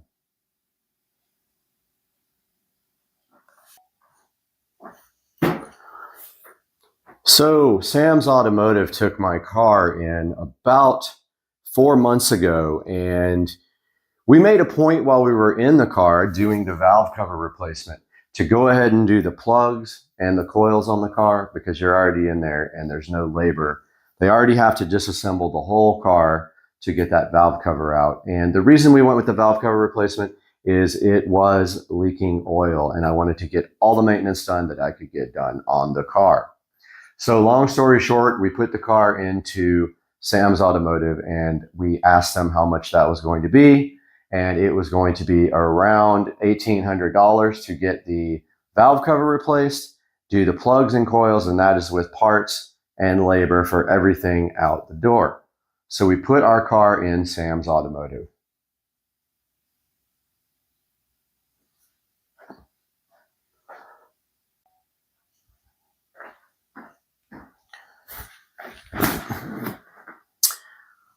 So that leads me to where we are kind of now. So we picked up the car from Sam's Automotive probably about 3.5 months ago. When we got there, we asked for the bill, and unfortunately, right before we picked the car up, we got a call from Sam's Automotive letting us know that when they went into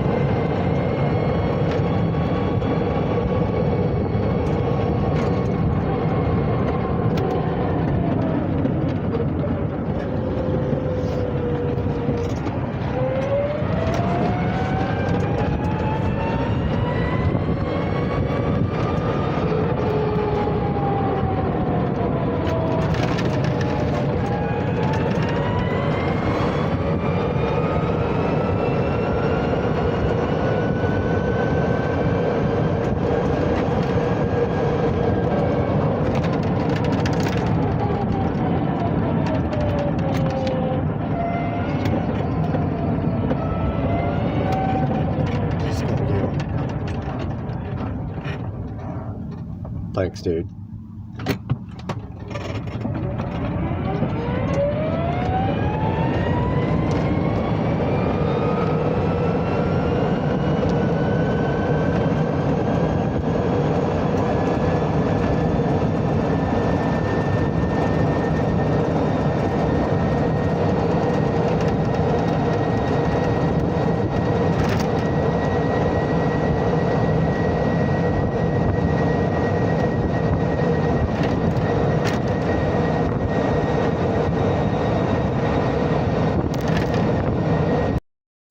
Homemade chicken nuggets with panko crumbs and lemon pepper. Lots of pepper. And Caesar salad. What is that? What's so amazing about this box? I need to know. He likes small boxes. He's on the YouTube channel all the time. He's famous. Meeks made the channel the other day. Yeah, he did. Sam's Shaver Day. Meeks made that. Oh yeah. Sam's Automotive calling. What's up, dude?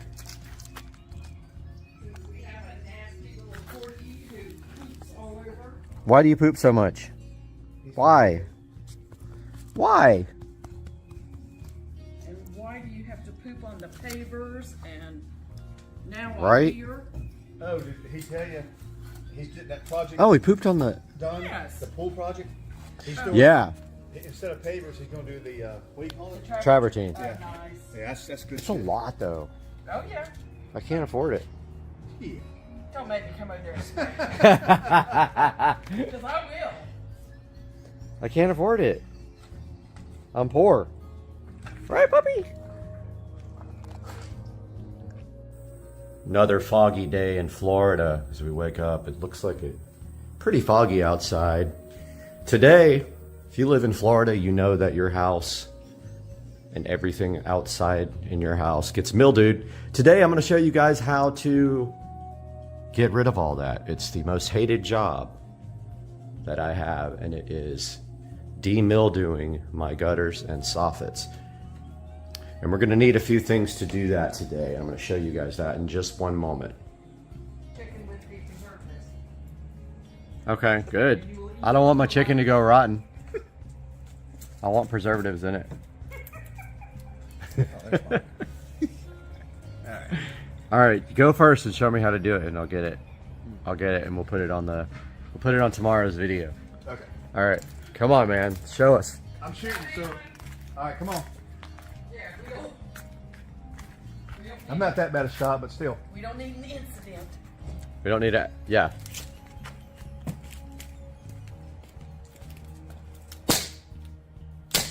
Nothing's coming out. Nothing's coming out, is it? Nope. Oh, That's weird. We did that the other day. this guy wants to be in front of the. Nothing. Yep, it's jammed. Whoop, there you Oh, go. BB just okay. fell Yep. out. One just fell out? Okay. Mm-hmm. Alright. It was damaged.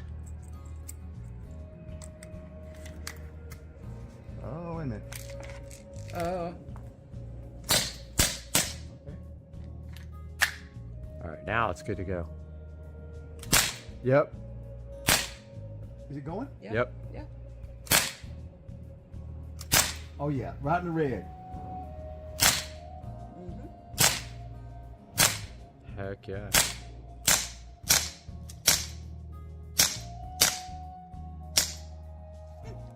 Dude, That is a replica. freaking mag dumped Glock on this 9mm. guy. Mag dump.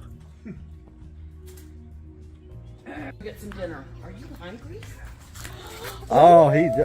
Corky's hungry. Come on, let's go. Oh, what? Damn. Ah, it's going for the blue dot. You almost got. Damn. You split his forehead open. All right, guys, we're out in the garage this morning. Supercar Street Racing here. We are doing some demildewing today. What are we going to need to do that? Well, so if you guys live in Florida or anywhere in the South where it's really humid, you know that your house, the outside of your house, gets mildewed about If you clean it about 3 times a year, you're good. So this is Publix Outdoor Bleach Cleaner. Today we're going to be using this. And we're going to be using our sprayer here. It's got some weed killer in it right now that we're going to have to transfer over into a bucket so we don't waste it. I got a bucket right here that works perfect. And then we are going to mix up our mildew stain remover here. We have a brush somewhere. If I can find it. We have like an all-purpose brush. Where did that brush go?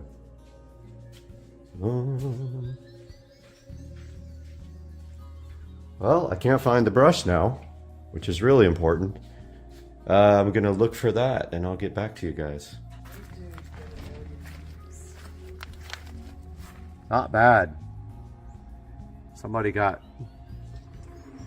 brain splattered. Oh, but like this is where I hit on the axe. I hit like the upper right thing. Yeah, that's my headshot. That's yours? Yeah. It's not bad. Wait, where do you shoot from? Here? Yeah.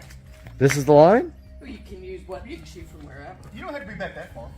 I mean, I can't hit. I'm gonna light one of these bug things. Yeah, I was getting eaten yesterday. Yeah, bastards. Probably get like.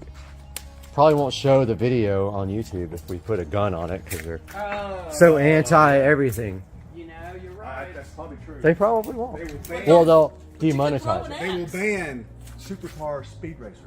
Street racing. Street racing. You could throw an There- axe. Huh? That was a good video though. Yeah, You but were you like, you're a star. You could throw 7 million views. the one where I bent over and I said, "Dude, you asshole." If you put that on there, I You put a no. You threw it. You threw a bullseye with this. Okay. Dead center. Okay. And we were like, what? Community was like, what? You want to shoot? Yeah, let's do it. All right, you video, I shoot. All right. Is it got safety? Is it good to go? It's ready. It's on. It's on. Okay. All right, is it? There's no safety, right? Nope. Nope. You're good to go. So, all right. Here we go. Oh, dude, stop it. No, it's like going. Okay, hold on. It's definitely going higher than I'm. All right, yeah.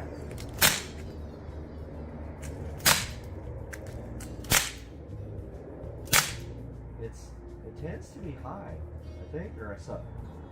I think it has a little too. There's one in the red. I know. Dude's wounded, but not dead. Oh, he's dead.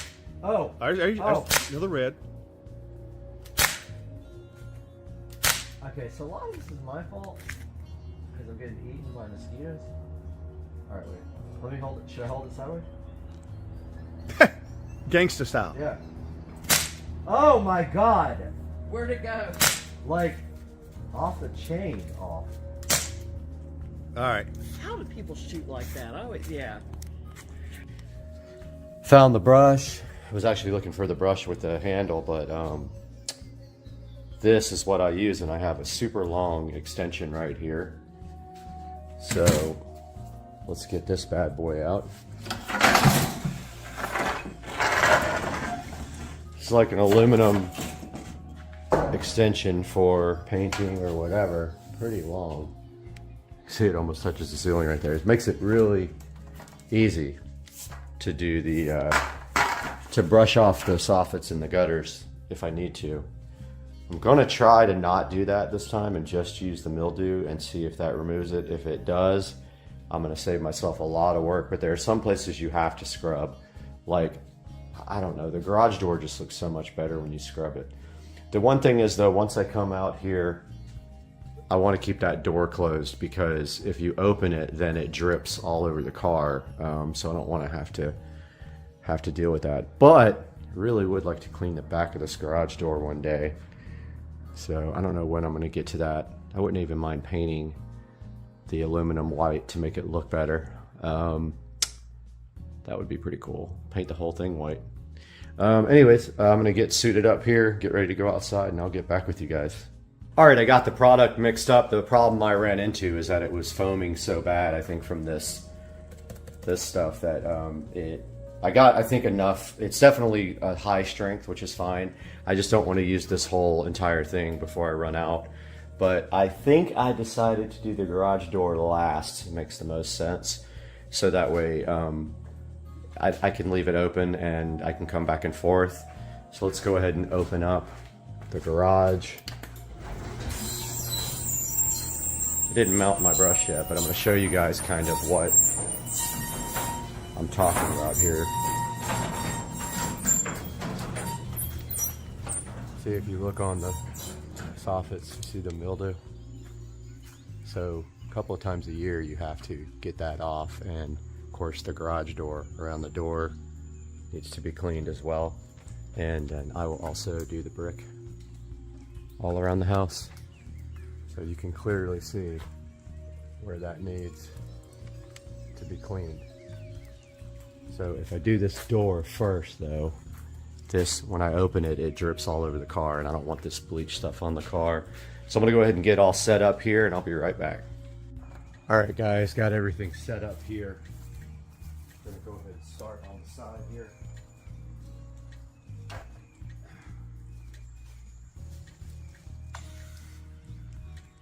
Get my hose ready. Which is over here.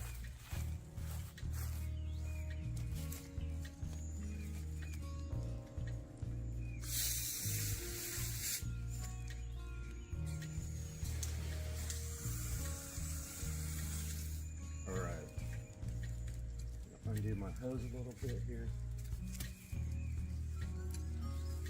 Got it ready.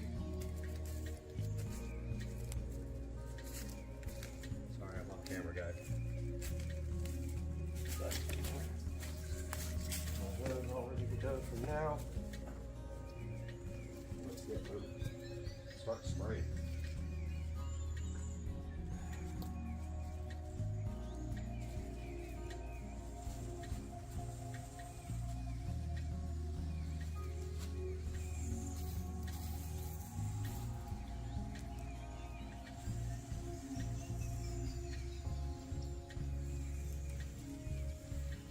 Spraying down the soffits, the gutters with the bleach spray.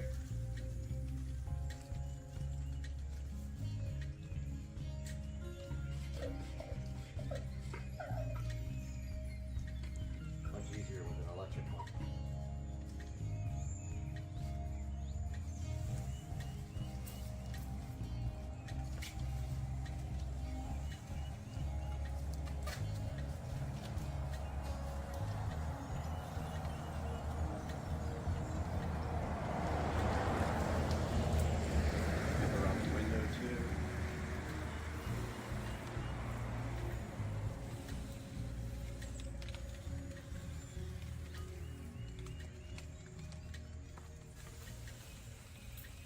Nice to have a powerful sprayer. You don't have to stand right under it to get bleach all over your head.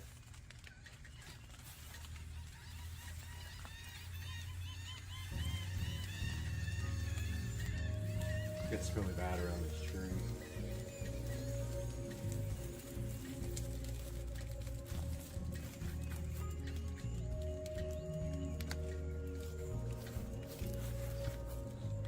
Well, we lost the phone for a second.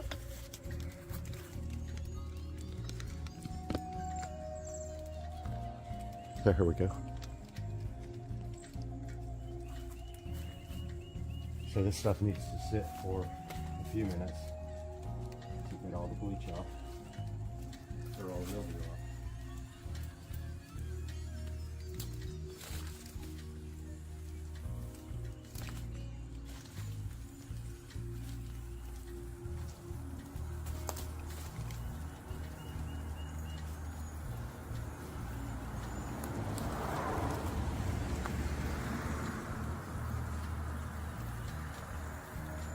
There we go.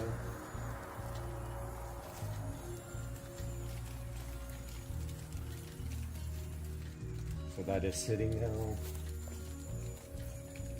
And to give that a minute or two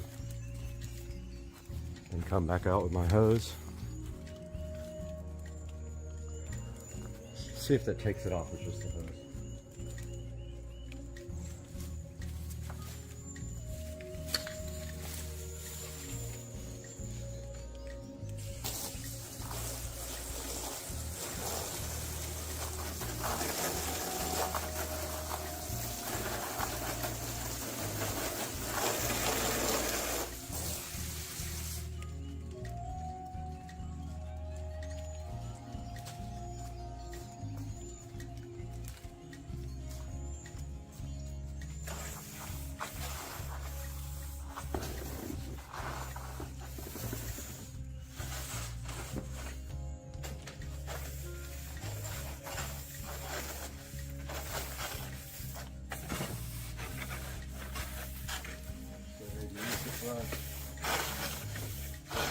Stubborn area.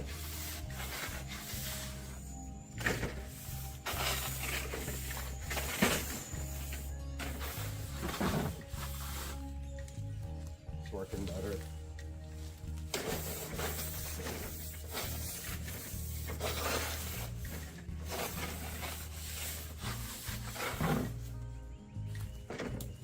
Some places are hard to get to with this brush. Broom works better. It's not long enough.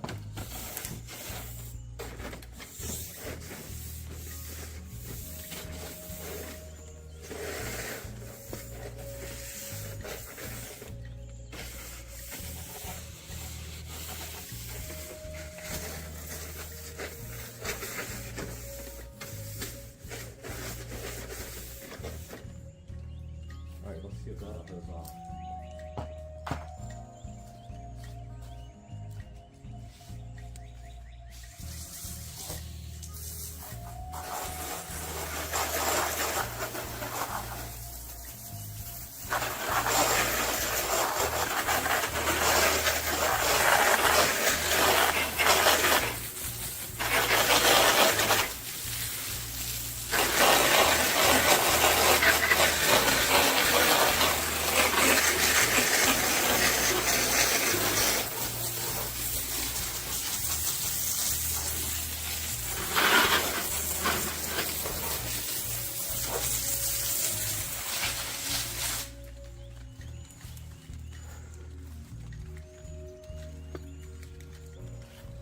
Over here a little bit.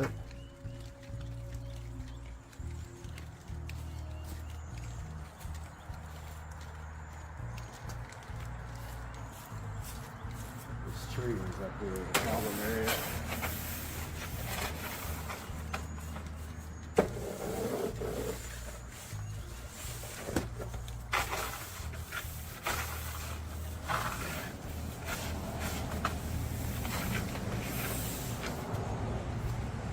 Better.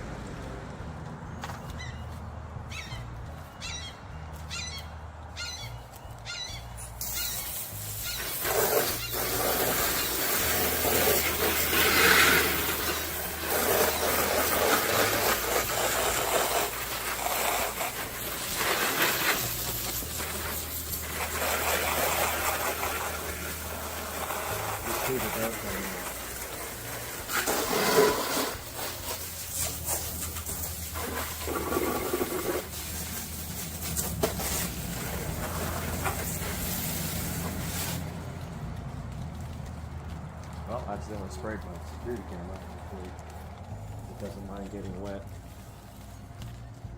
So this side's done. I'm going to take you guys around front. All right, moving on to the front.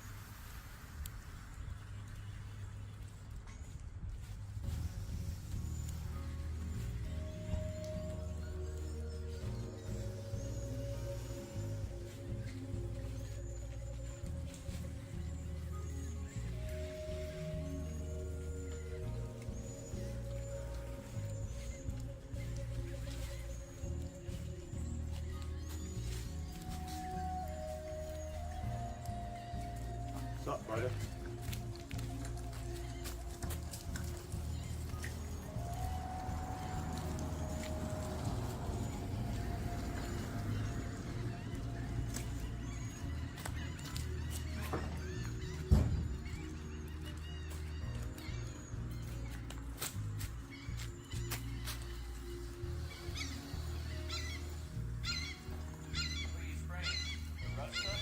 Bleach spray. Bleach spray. Doing all the soffits and gutters, they're terrible. I have to do this like 3 or 4 times a year. There's all mildew. Yeah, turns it back white. Gets all the, see all the green mildew? Yeah. This takes it off. I need to do that. Yeah, and then so I spray it on there, and then I just go over it with this brush like this, and it gets it all off. Yeah, you gotta do this a couple times a year.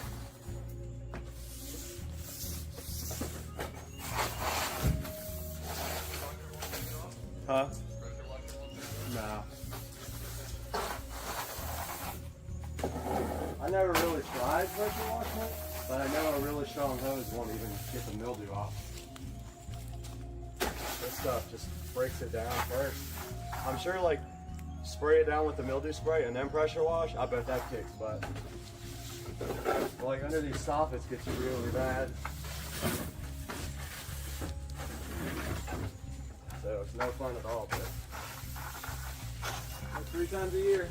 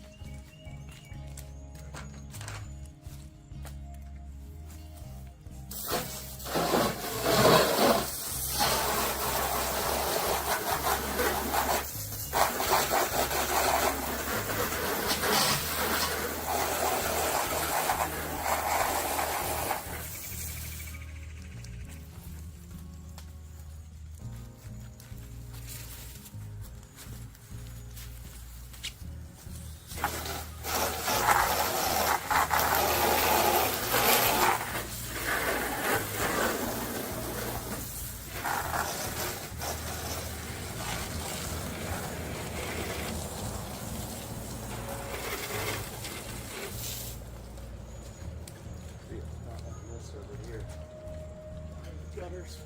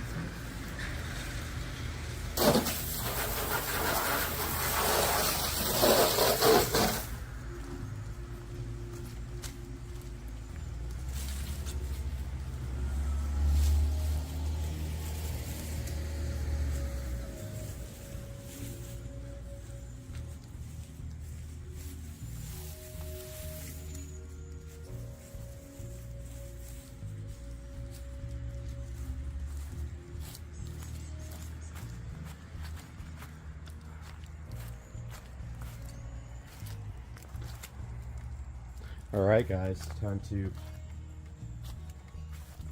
do the front. Let's move the hose over, you guys. Get our sprayer pumped up again. I said I've used half already.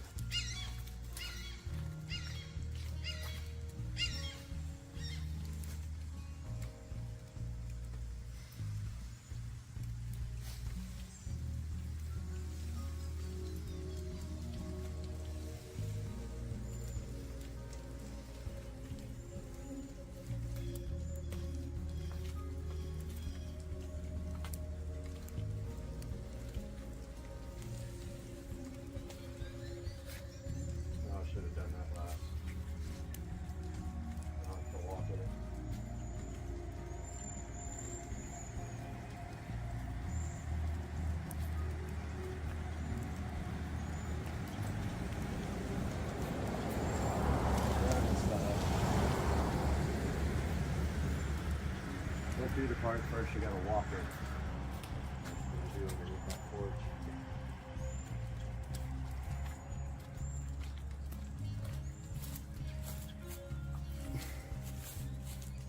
Notice I got all around the windows and on the brick as well.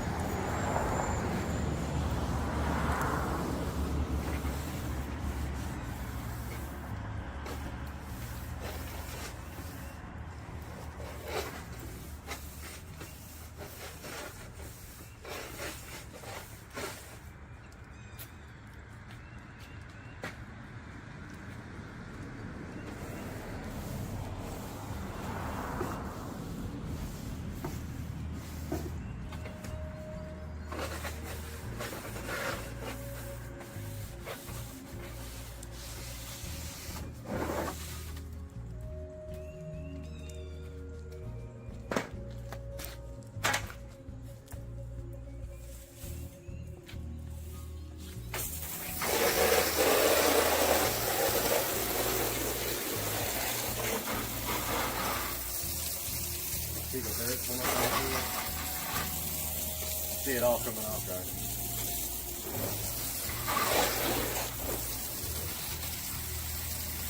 And the brick as well.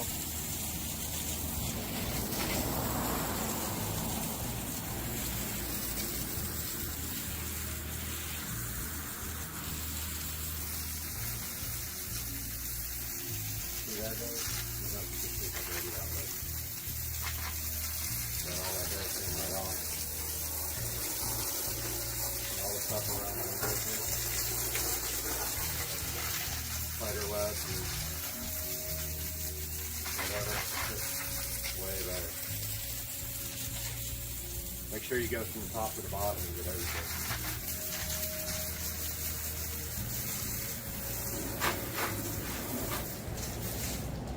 Alright, now I gotta walk in the spot that I already did.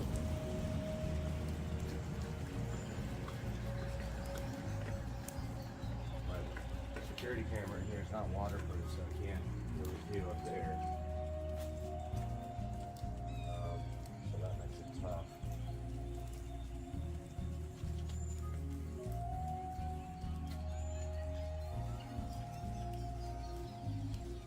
Guess I'll do that by hand, so I don't get that camera wet. I need to trade that out for a waterproof camera.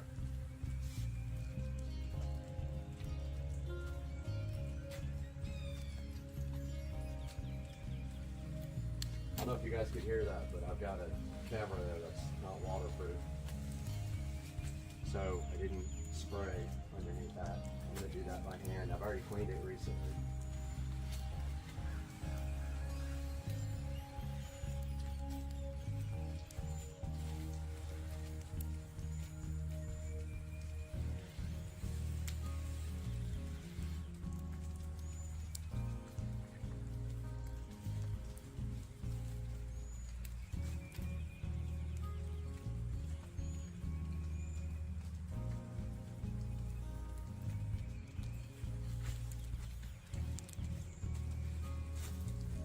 There's a lot of spider webs and dirt and stuff underneath here.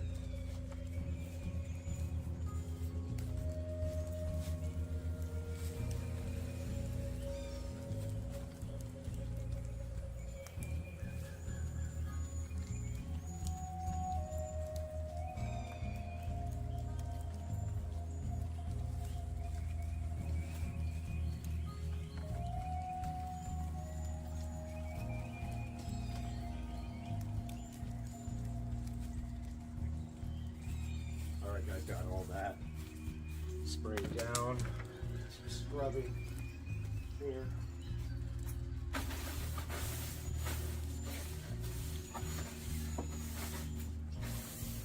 There's all kinds of dirt between these soffit ridges.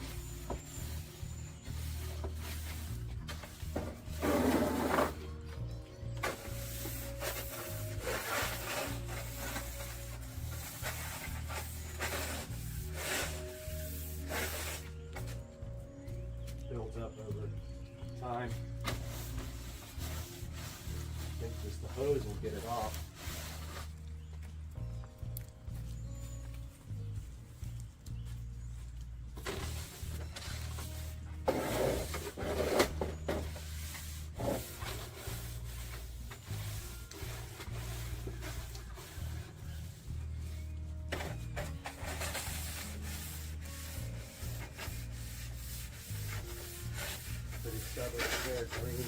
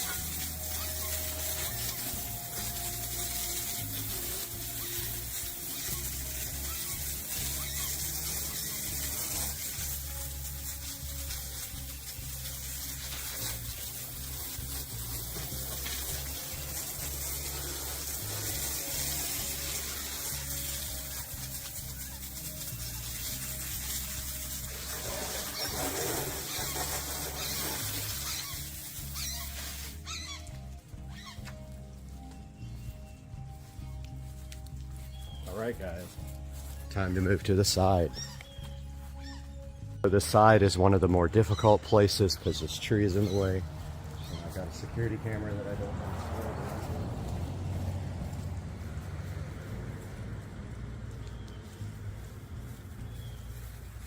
to got about a quarter of a tank left. Cleaner here. I'll still mix some more.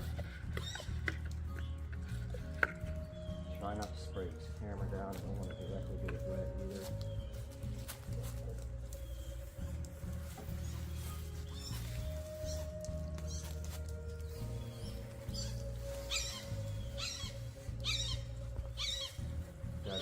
rust all over it from the well water.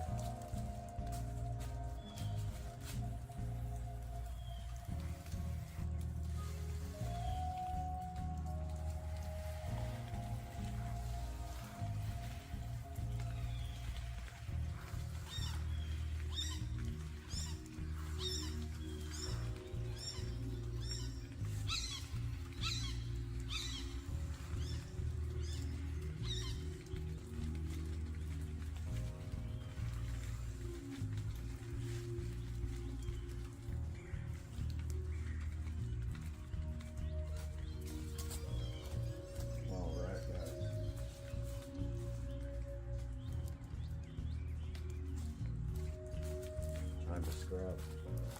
I need to get my broom.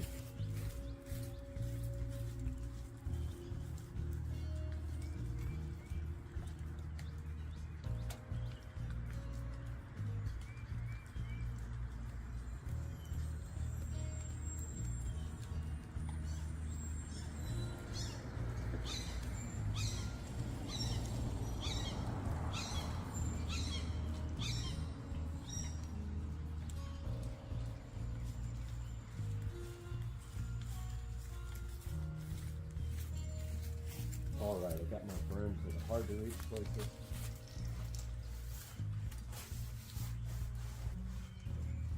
Like that.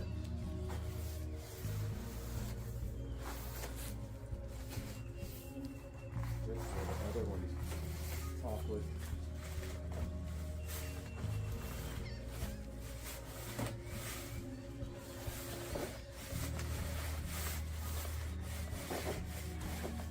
Get in that little crevice.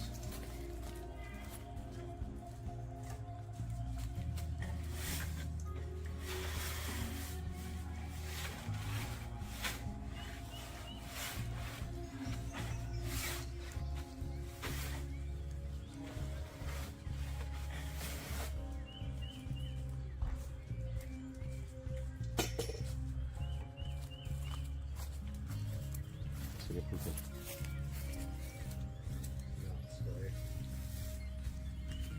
Camera there.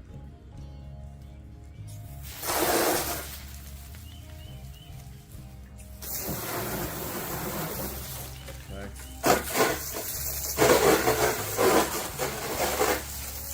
That looks pretty good. I think I'm gonna have to start using the other hose now.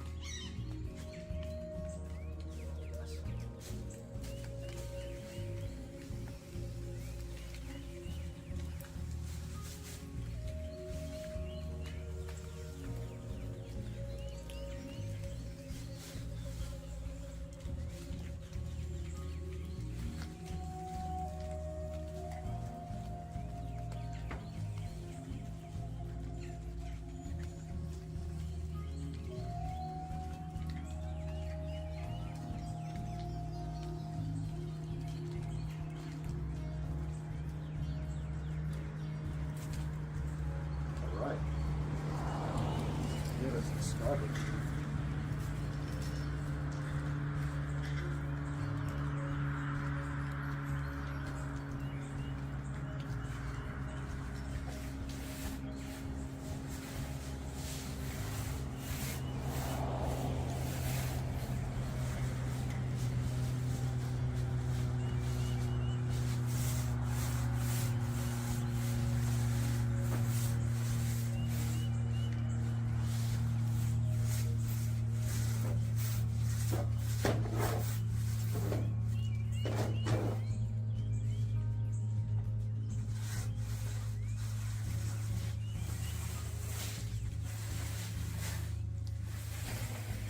Side is bad.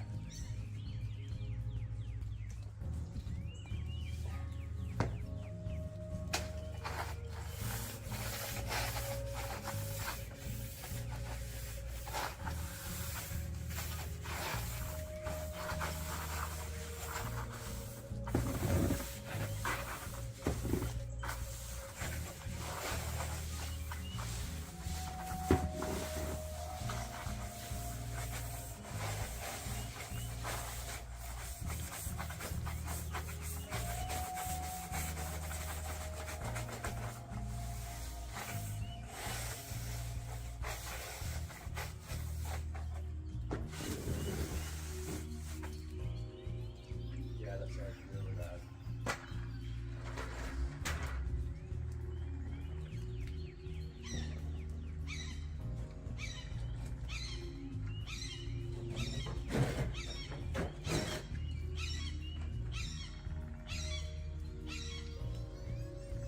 That side is rough, guys.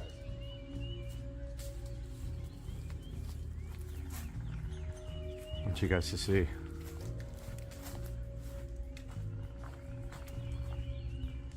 See that?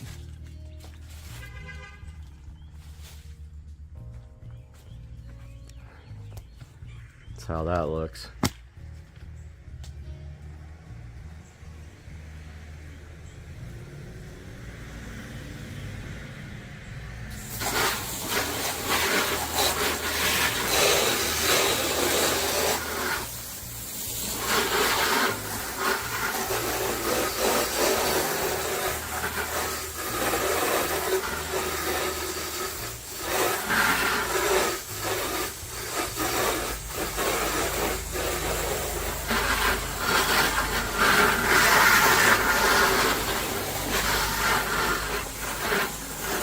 See that dirt from that.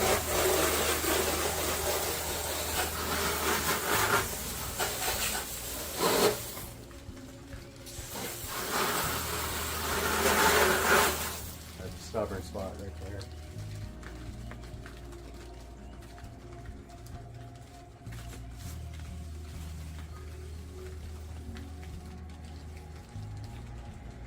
Pretty bad right there.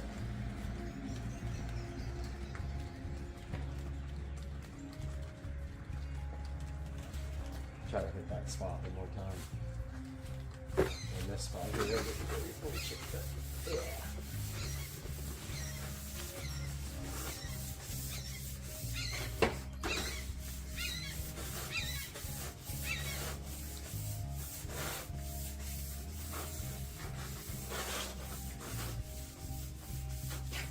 Yeah, I think that came off that time.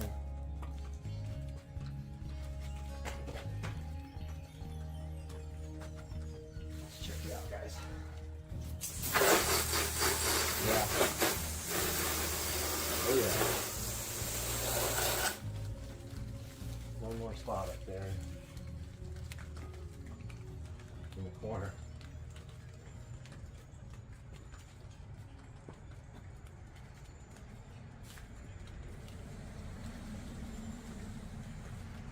Get that spot one more time.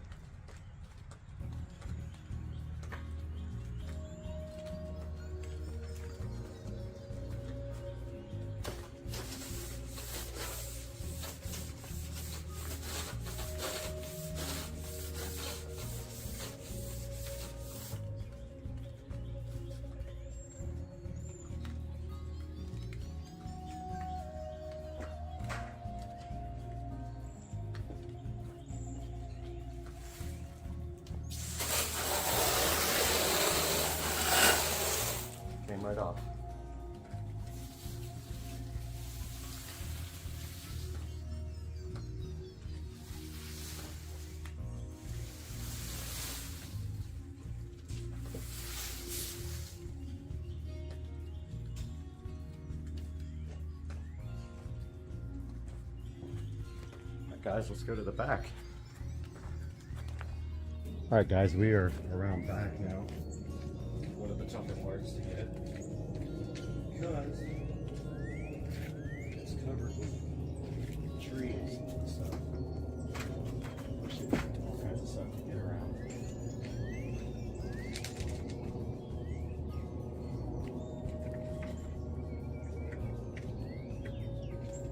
And we're gonna have to make some juice here pretty soon.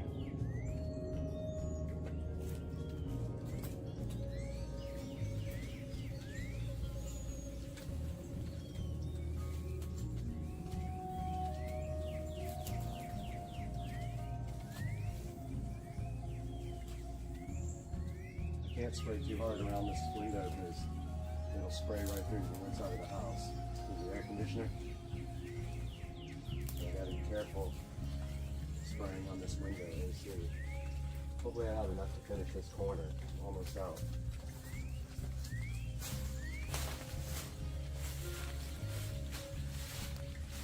It's really bad back here too, by the way. A lot of mildew.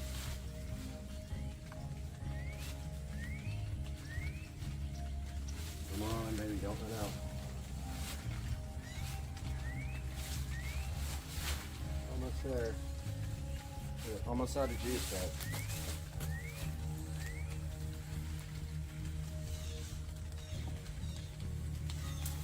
I think we're gonna have enough. Yep. We made it. Yeah, it's really bad. It's going to be hard for you guys to see on this. I actually got a little bit more in the jug, and then after this we got to switch hoses to the hose that's on the other side. I almost forgot to brush.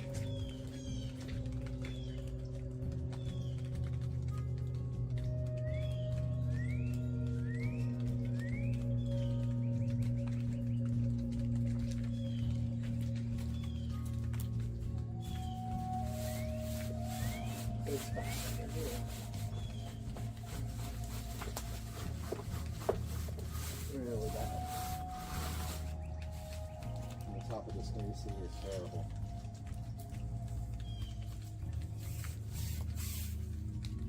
Top, the back. The window. All bad.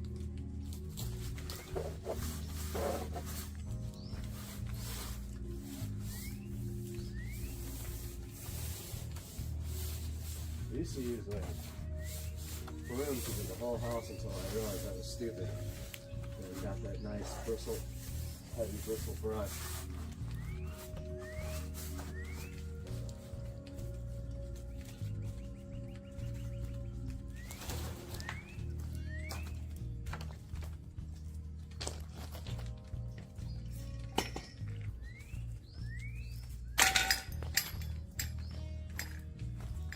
Some bad areas up here with green from this tree.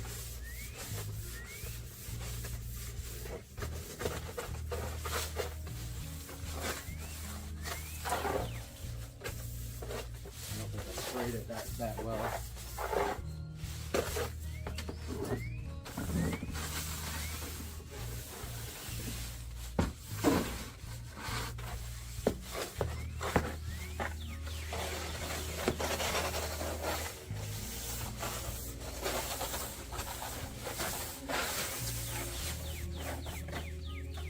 Broom.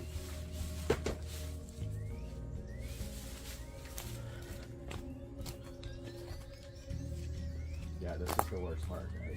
Sure.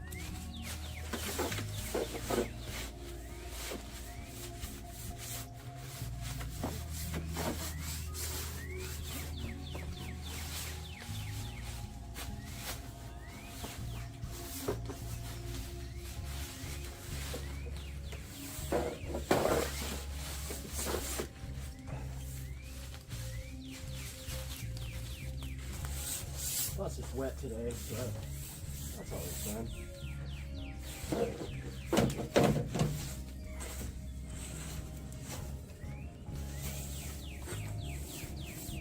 Alright, let's give that a rinse. That's satisfying. Yeah, just soaking it from the dew and the mist.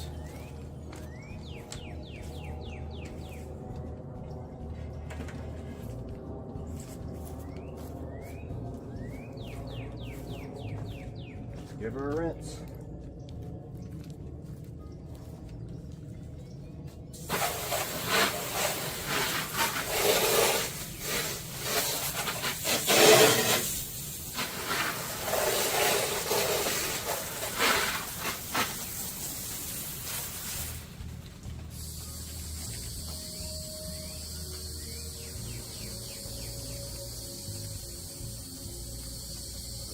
That's going to get shared in the house. You want to be careful right there.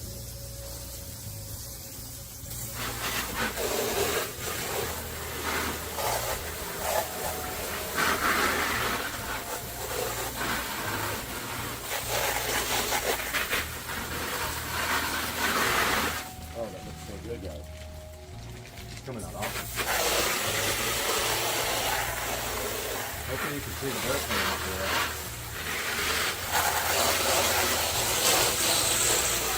Alright, this top part up here needs another shot.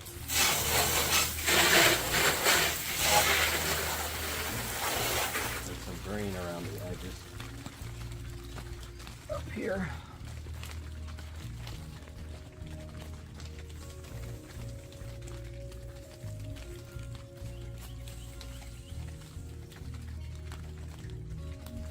Give that one more shot there,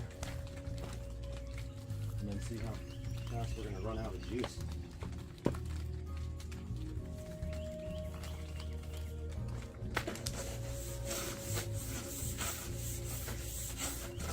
Getting eaten by mosquitoes. I need to put on mosquito spray.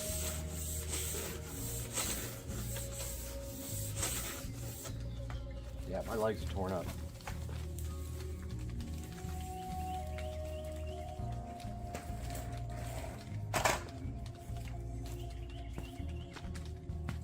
Yep, all that stuff came off this time.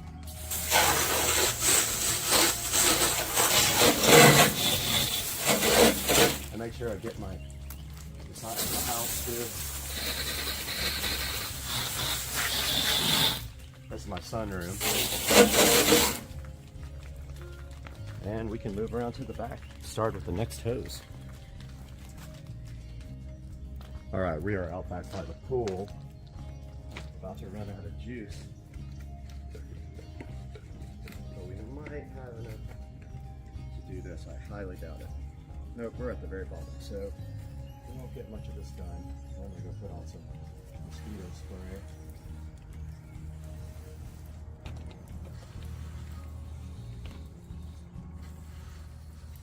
The sunroom really doesn't get bad on the side of the walls.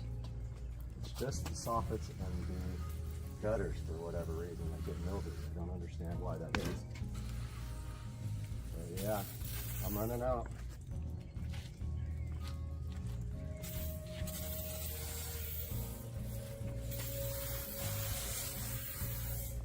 Not gonna make it. Maybe.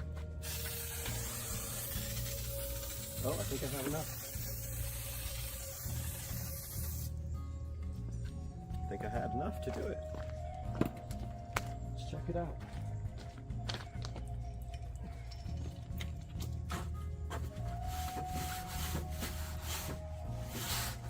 So dirty.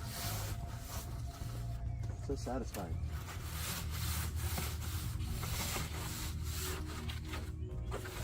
Wonder how much of this would come off without.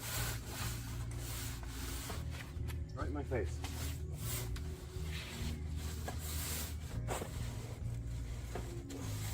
That gutter's barely on there, man.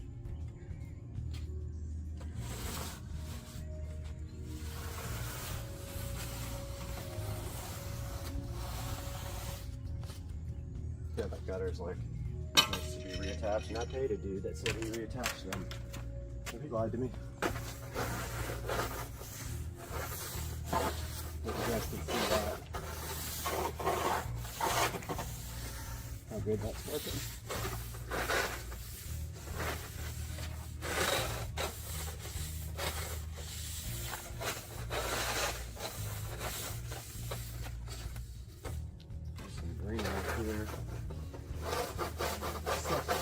that off? I think it's from plants, or maybe it's just green mold. Either way, it sucks.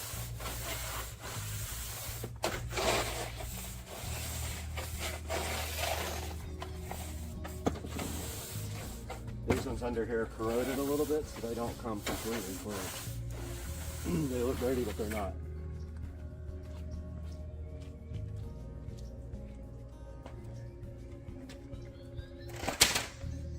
And let's give that a rinse, and I'll go mix some more juice. Oh yeah, that corner needs it a little bit more when I get some more juice in that. You can see the green stuff coming off of it, but that corner needs to be good again. And then I get all the cobwebs and stuff off the house.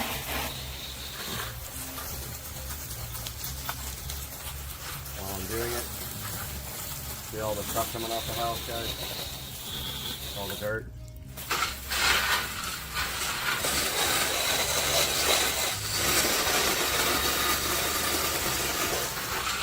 Awesome.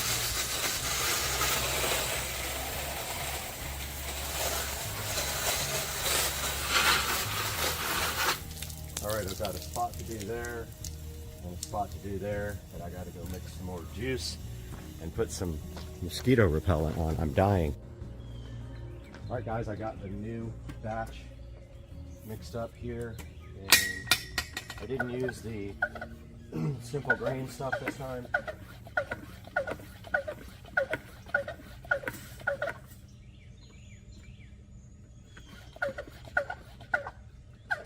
Just use the Publix cleaner. Get that spot. It's a good sprayer. It was expensive, but I'd rather have an electric one, obviously.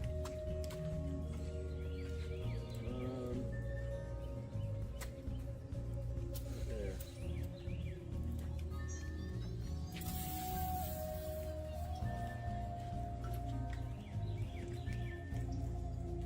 Bad spots.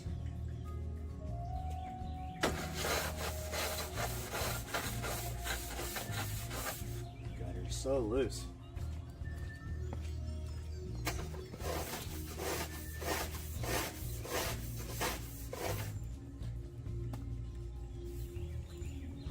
think that got everything off.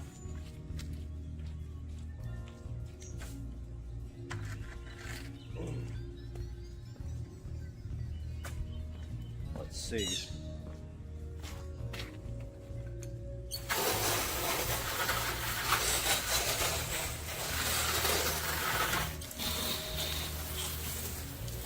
Yep. Now I'll just do around the windows and get all the cobwebs and stuff off.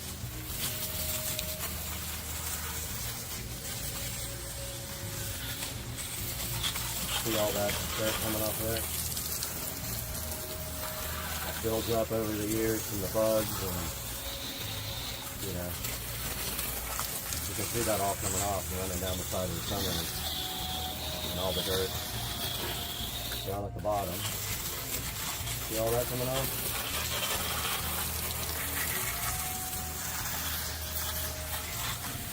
I like that one. What kind of spring? Look at that guy. See all that dirt on this white hammer.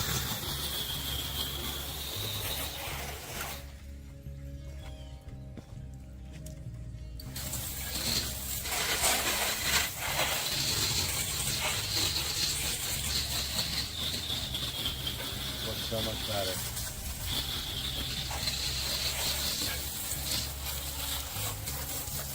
Oh, this time up there, a lot. Around these little windows.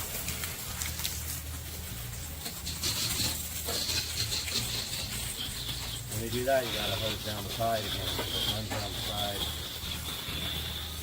And that looks pretty good, guys. I'm gonna move you guys under the patio here and show you the ordeal now.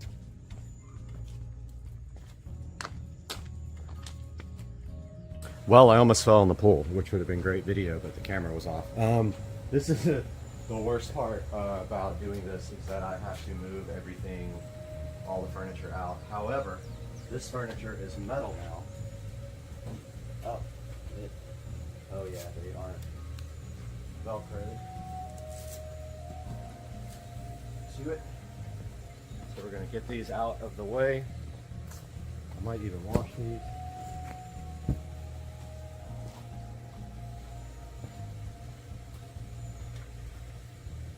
This guy out. They're pretty mildewy. My washing machine can wash these. I think I'll do that after. So the only thing I have to worry about under here is the TV. So I don't spray the TV directly, even though it has a cover. And the reason I'm taking the cushions out is so that the bleach does not affect them. Remember, we are using bleach. Good thing about metal furniture is you don't have to worry about it. It's going to last a while till it rusts away in the Florida humidity like everything else does.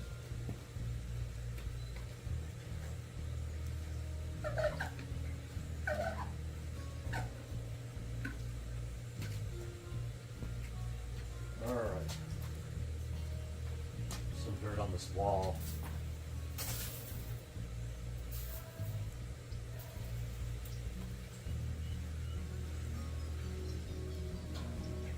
This TV cover is absolutely nasty.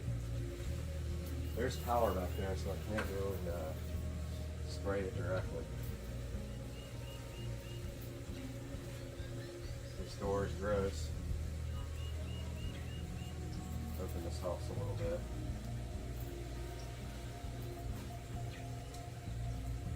These speakers are shot, I think, anyway, but they are outdoor speakers. So I'm just going to hit top real quick.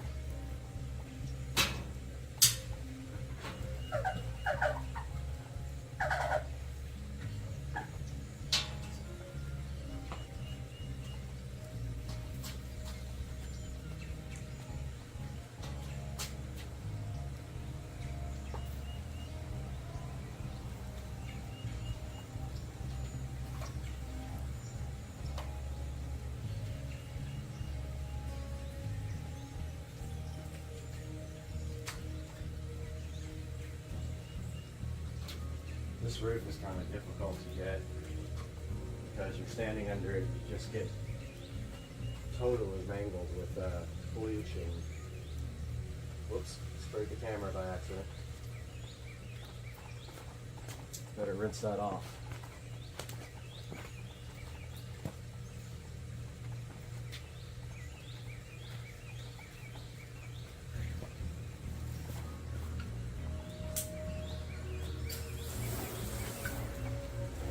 Camera rinse off. See if this does anything.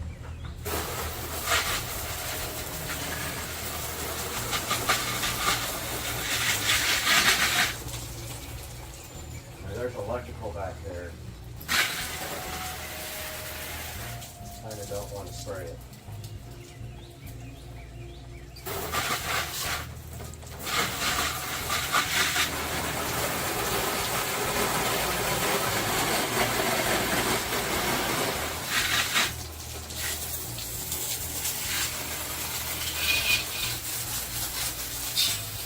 Trying to keep it off the TV.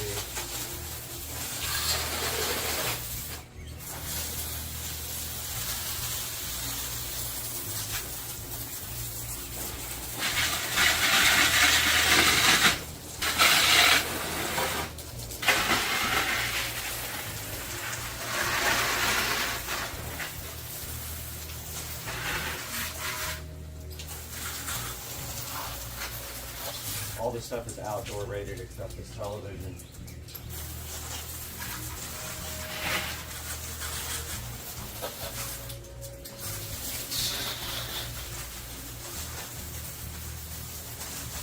There's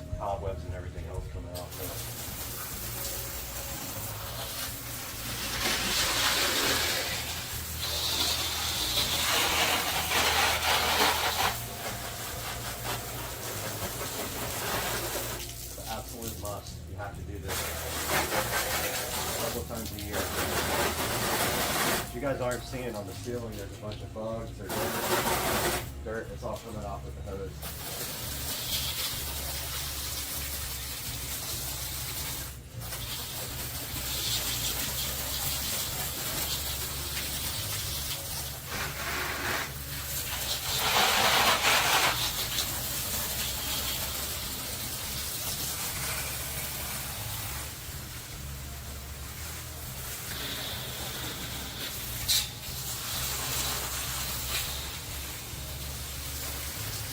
All that dirt there coming right off.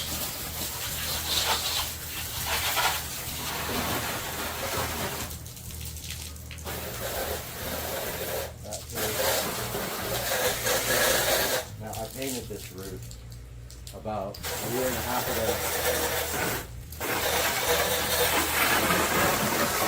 Now all you have to do really is just kind of hose it off with a power towel.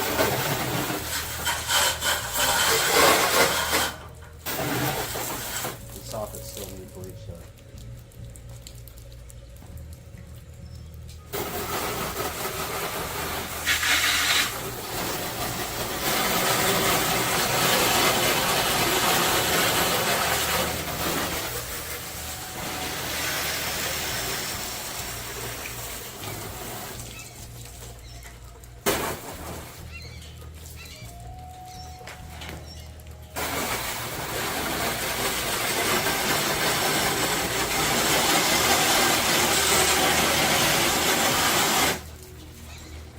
Still some areas that are going to need a brush, I see.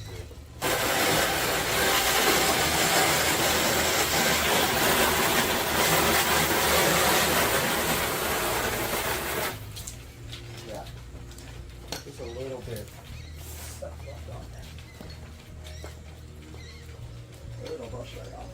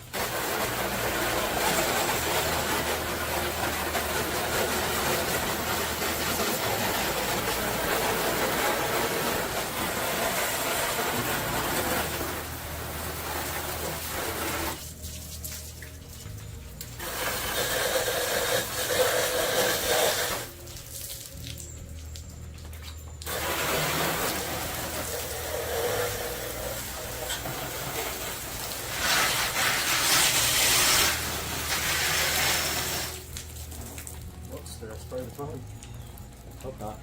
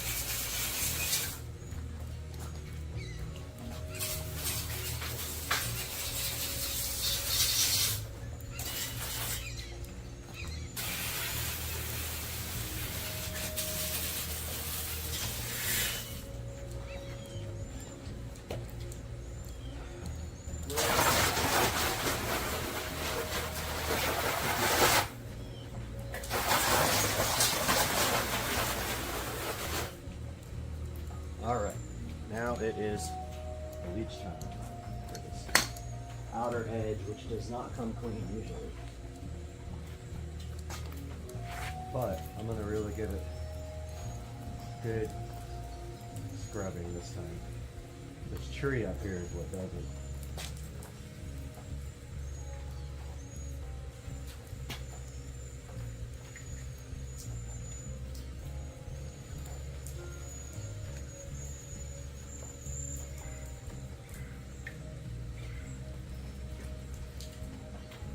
There's a lot of green up here.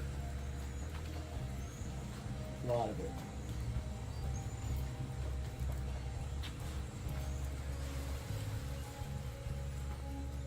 Gutter too. Pretty dirty on this side.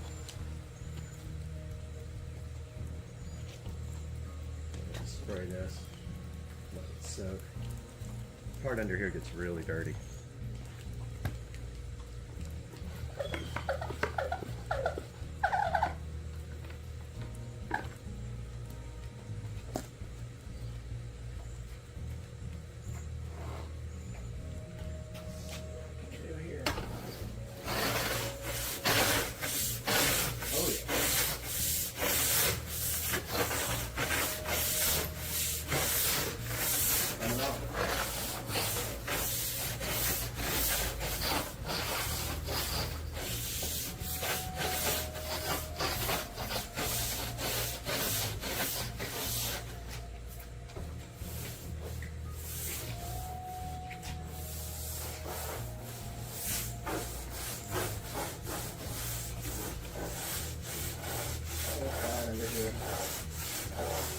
This green, that's algae, mildew, really bad repairing up here.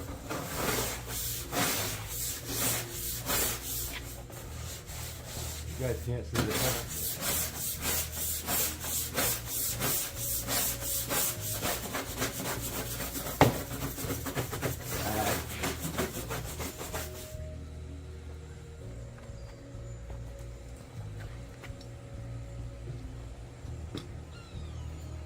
The very top there that you guys can't see. So is this gutter.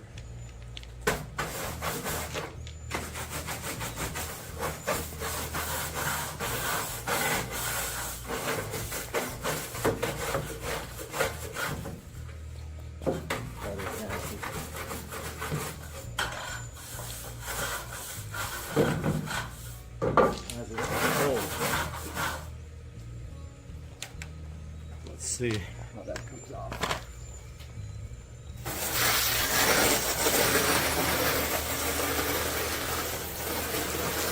You guys can see it coming off, I hope.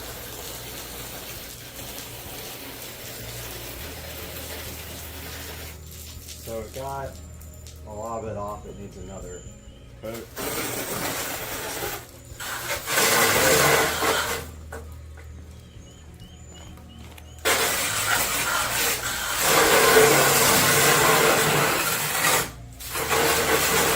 Came clean too. Let's put you guys back a little bit. This part up here in the corner is pretty bad still.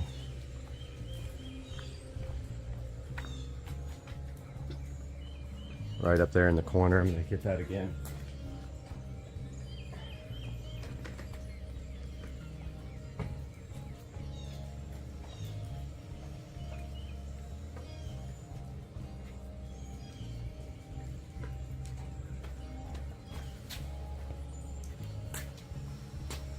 Underneath there too.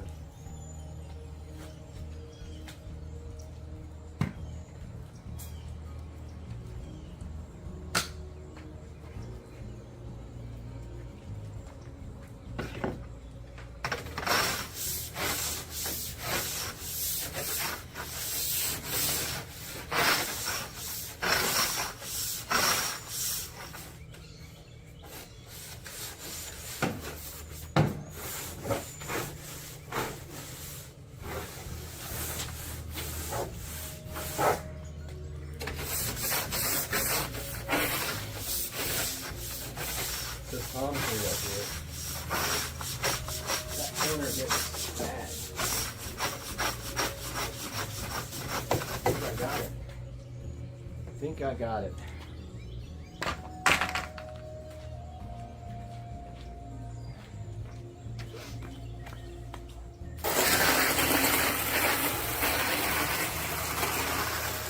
Yep, I see the dirt coming off. Looks good.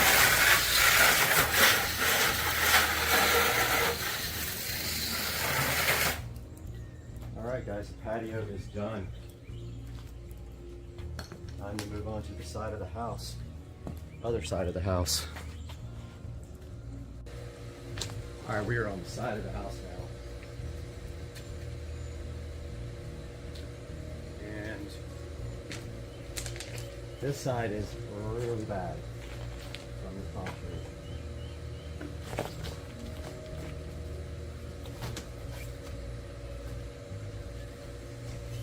Really bad, the underside too.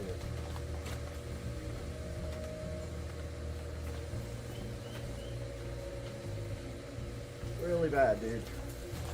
This bleach stuff is getting all over me.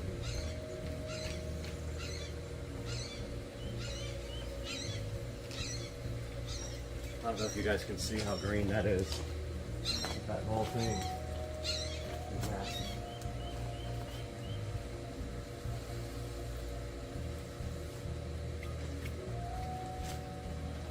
Letting that soak up there. I guess I might as well do this whole side here.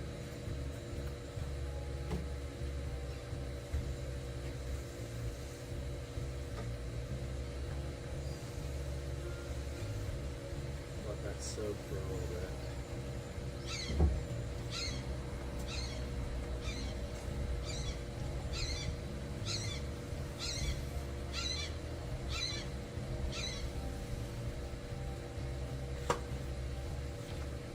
This is bad over here as well.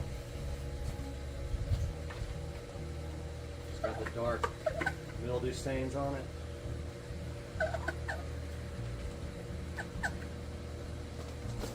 Under the surface here, pretty bad. Sides up here.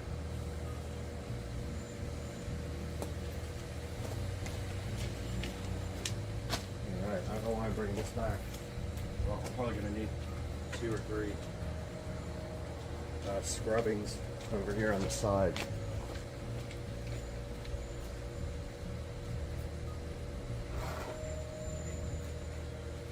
Let's see how bad this is.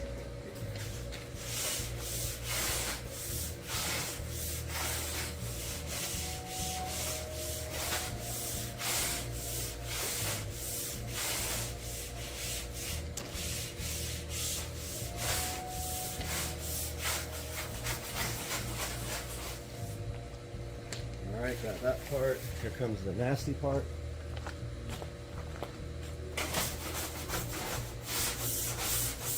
Totally green.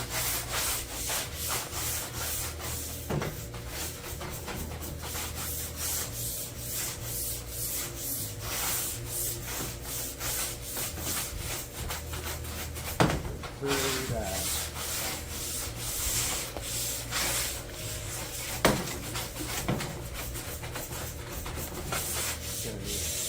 Here for scrubbing.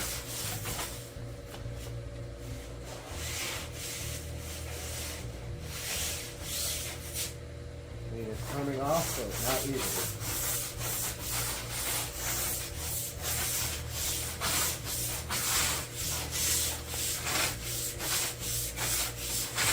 Let's give that a little rinse. Check that out as it comes off.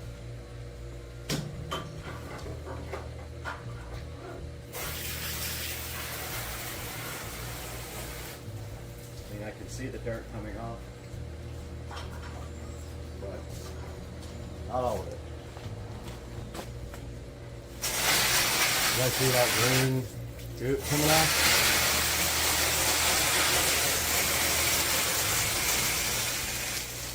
Oh yeah.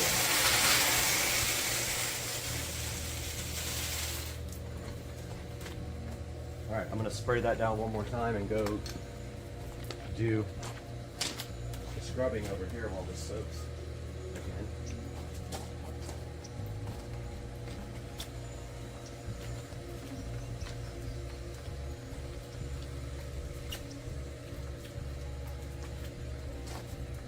soak for a minute. Grab my broom.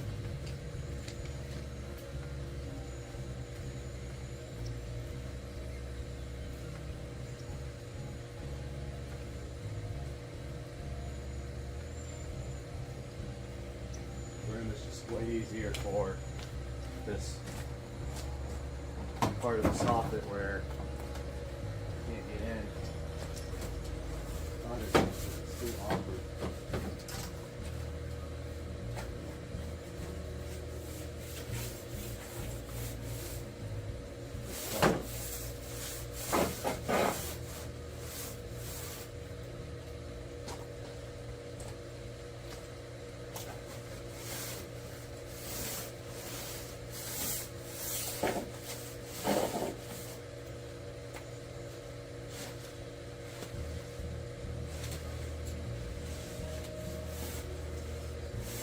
Almost no gap over here.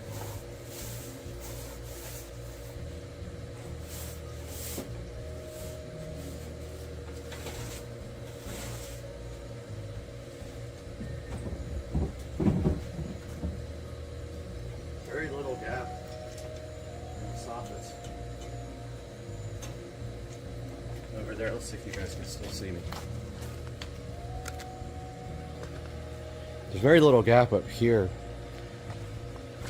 in the V of the soffit. So.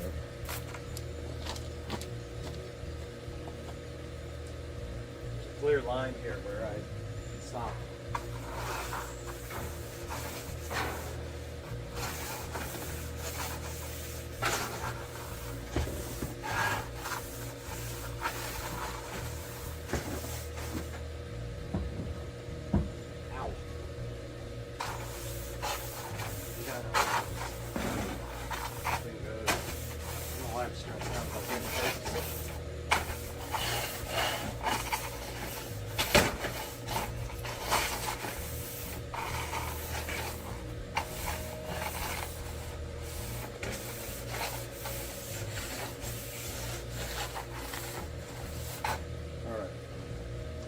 Rub this one again.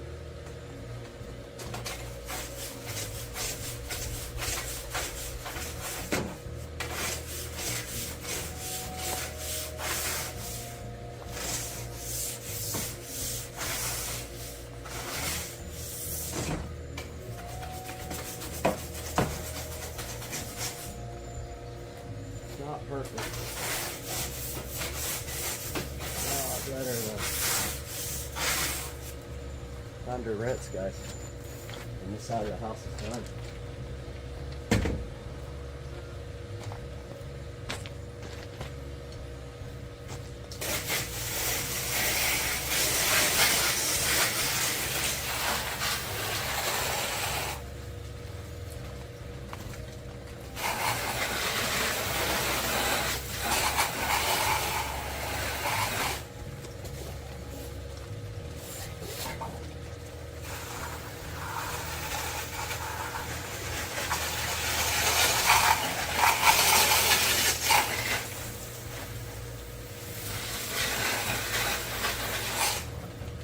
So good. Now all we have to do is go do the front, the garage door, and the bricks in the garage. All right, we are out front now. Let's get this garage door closed.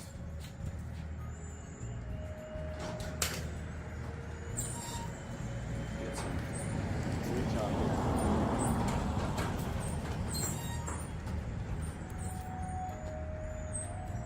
Garage door is pretty dirty.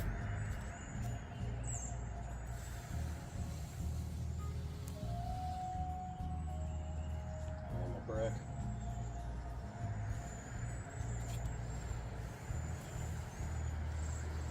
Get the soffits first. And the gutters. And back to the truck.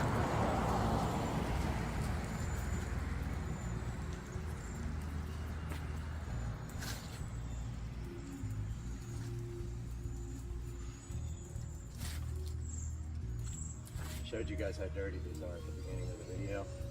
I want you to remember that when I show you the end.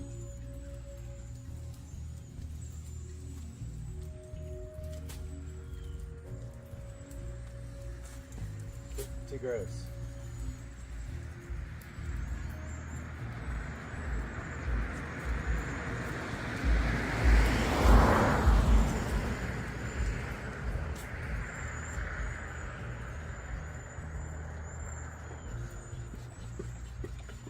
Try and ease up the rest of the stuff on the door. I can already see it working miracles. Door is really dirty, even though I do this on a regular basis.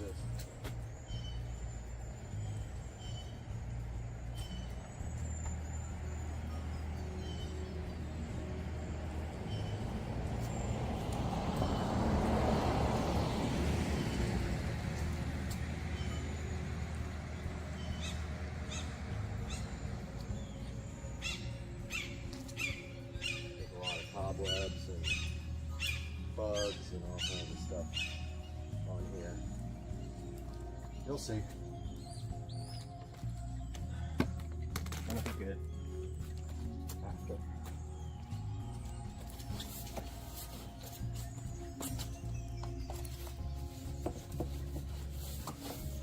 Yeah, it's gnarly.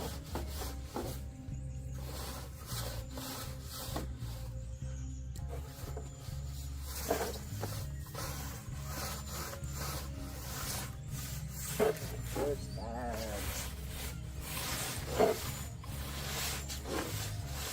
6 months worth of grime.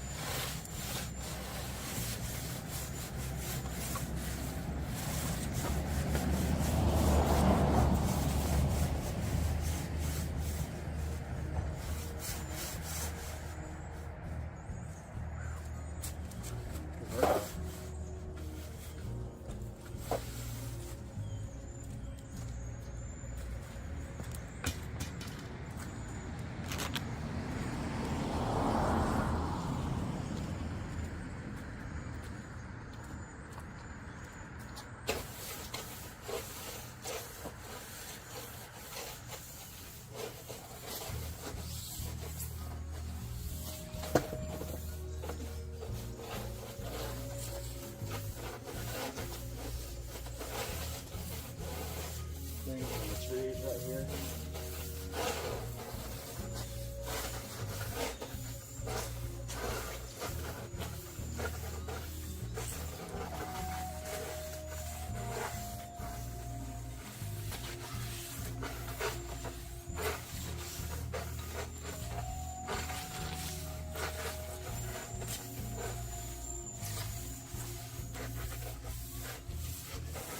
Night and day difference.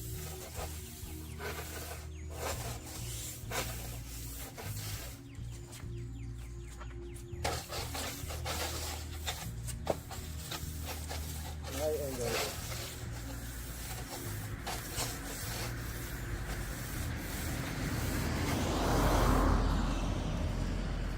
Watch this.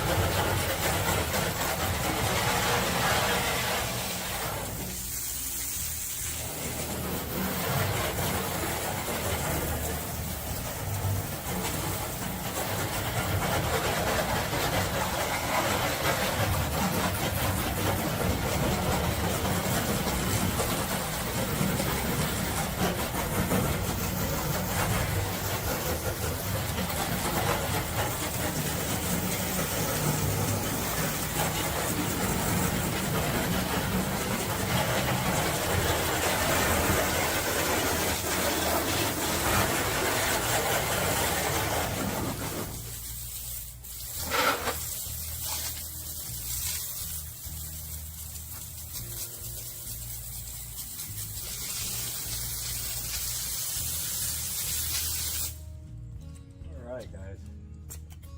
There's actually a place in the middle here that I want to hit again. That looks like night and day. Big difference. Looks so good.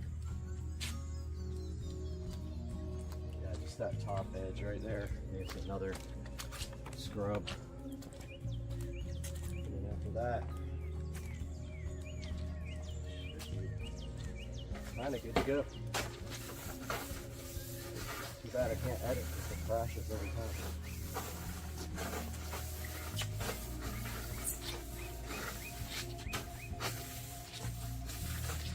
All right, that should be good.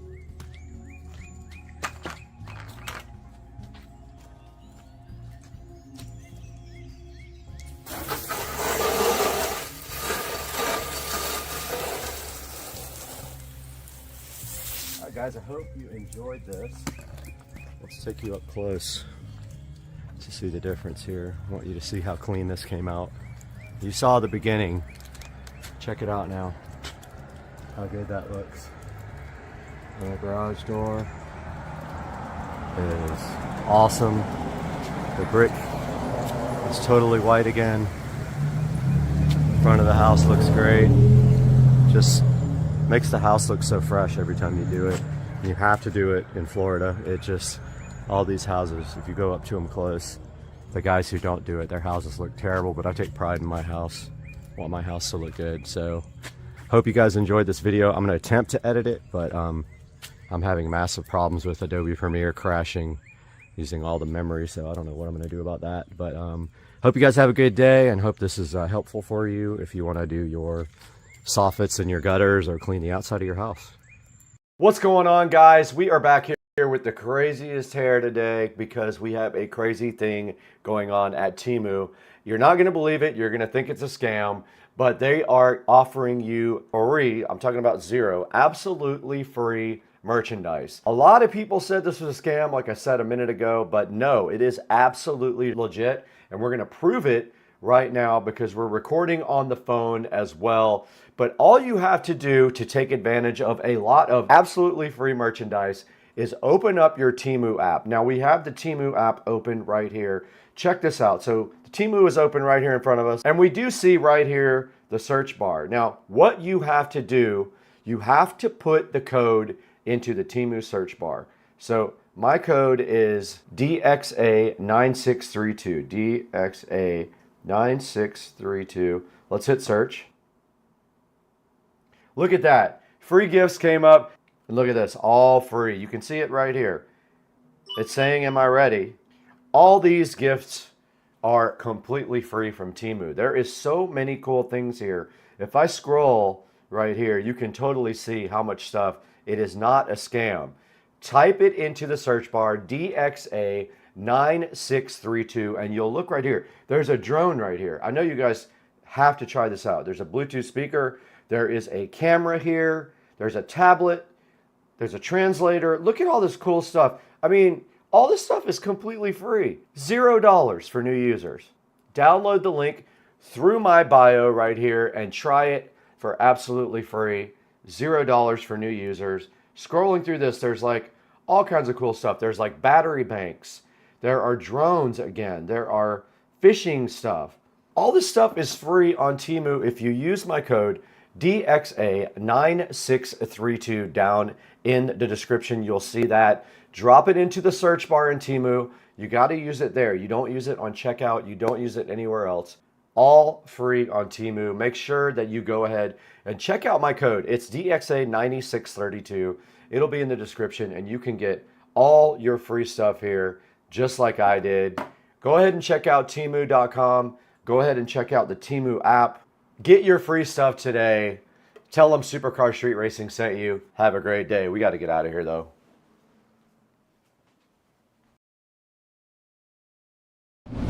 This one is way faster. exactly too faster, might as well upgrade. All right, guys, welcome back to Supercar Street Racing. We're out here in Studio A once again, and today we're checking out something a little different, but still seriously cool. This is the brand new Samsung S26 Ultra. I got it right here in my hands. I hope I'm one of the first in the country. Maybe not, but here's the S26 Ultra right here. And now, you know, every year Samsung tries to push the limits with cameras, performance, and battery life. And this year they went all in again with this. So in this video, we're going to break down the specs. We already unboxed it for you. We'll show you that. We're going to run some serious benchmark tests like Geekbench and 3D Mark and see if this thing is actually worth the hype. We also have my S24 Ultra right here as well. We're going to transfer everything from that to this and then start doing the arduous task of getting all the apps and all the logins back on the device. So let's get this started today. We're in Studio A. I'm super hyped for the S26 Ultra on Supercar Street Racing. Roll the clip. Welcome to Second Car Street Racing.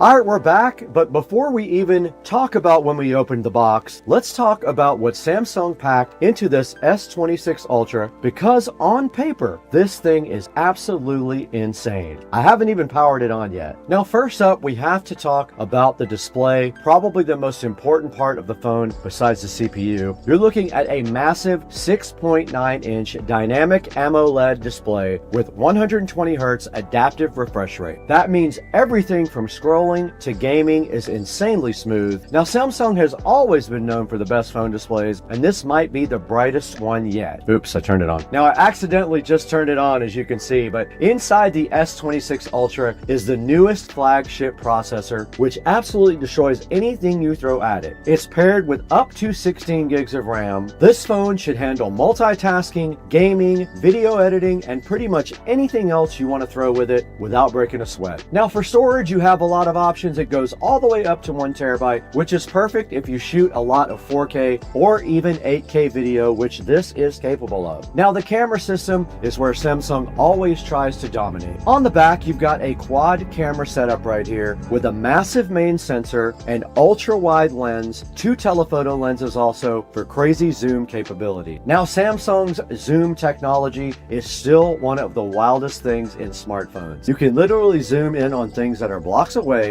and still get usable shots. It's absolutely crazy. Now, for creators like myself, this phone can shoot 8K video with super stable footage and amazing night video as well. The battery life is also solid. It's got a huge battery that should easily last all day, and of course, you still get fast charging and wireless charging. I bought a 60-watt charger for this thing. I can't wait to try it out. Now, some notable other things to mention is S Pen support. It has the newest S Pen right here in the bottom. You just pull it out just like that. It has IP68 water resistance. It has 5G connectivity, Wi-Fi 7, and of course, Samsung's newest One UI software. And they always roll out a new One UI right around the time they release a new phone. And I saw one come out last week. So yeah, on paper, this guy right here is an absolute monster. But enough about specs. Let's go ahead and open the box.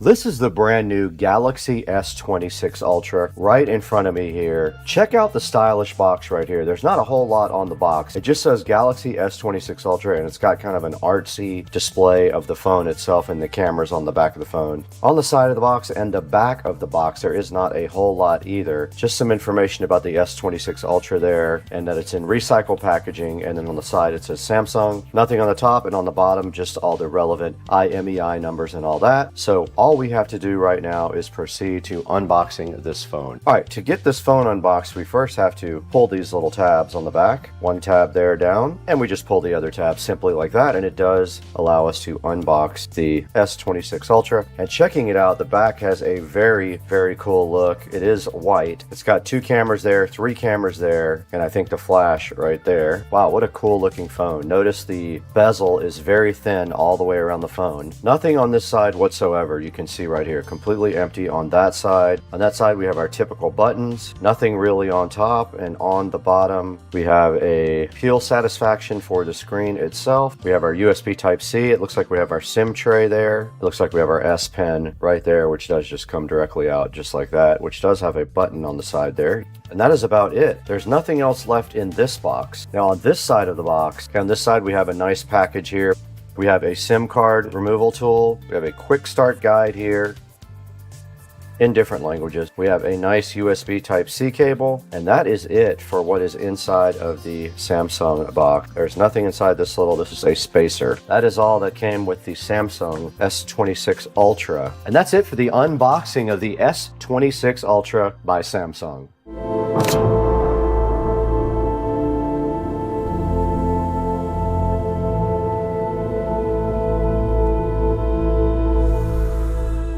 Okay, now that we got this thing unboxed, all we have to do right now is transfer everything from the old phone to the new phone using Smart Switch. We have the old phone right here, the S24 Ultra. Quite an upgrade here. We're going 2 phones up. We're going to go ahead and transfer all of this from this phone to this phone using Smart Switch. Let's get it done. All right, the new phone is officially powering up now. We've got the S26 Ultra on the right. We got the S24 Ultra on the left. Let's go ahead and see if we can get everything transferred over. And it is powering up. It says start, and I have to agree to all this stuff. I have to log into Wi-Fi. Go ahead and log in. Now it's going to want us to transfer the SIM card over, at which time we're not going to have any more network connectivity in this besides Wi-Fi. We're going to transfer, checking for SIMs on your other phone. Transfer. Now we have to put the code in, make sure nobody can steal it. It says transfer, and it's got my number on it. Transfer. I've never done this process before. It looks like it is electronic. Let's see. It is. It's electronic SIM, and my other phone is connecting to the network, connecting to T-Mobile. Contacts move. Now it says it wants to restart for updates, and there it goes. Now one thing I am noticing while it's doing that, this back does pop out a little bit, which prevents it from laying flat, but I do have a case for this phone. Now here is the Toolless case for the phone, and we are going to go to easy setup here, Galaxy or Android. Scan the QR code with your old phone. Let's go ahead and do that. It does say connecting.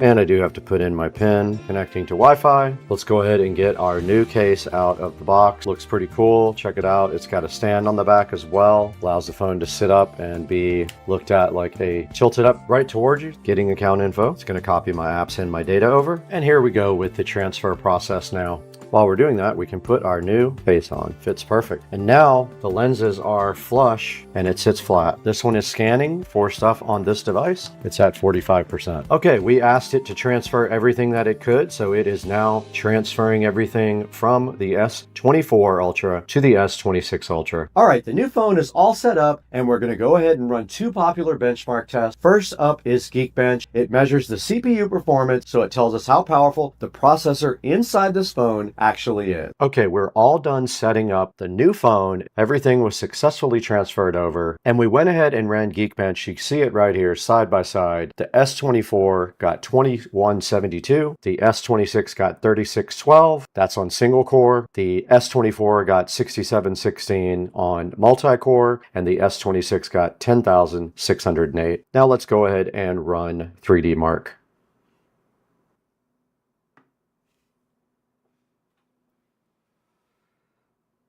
You can already see the S26 Ultra loading faster. And it looks like it's getting around 135 frames per second, about 80 per second over here on the S24 Ultra.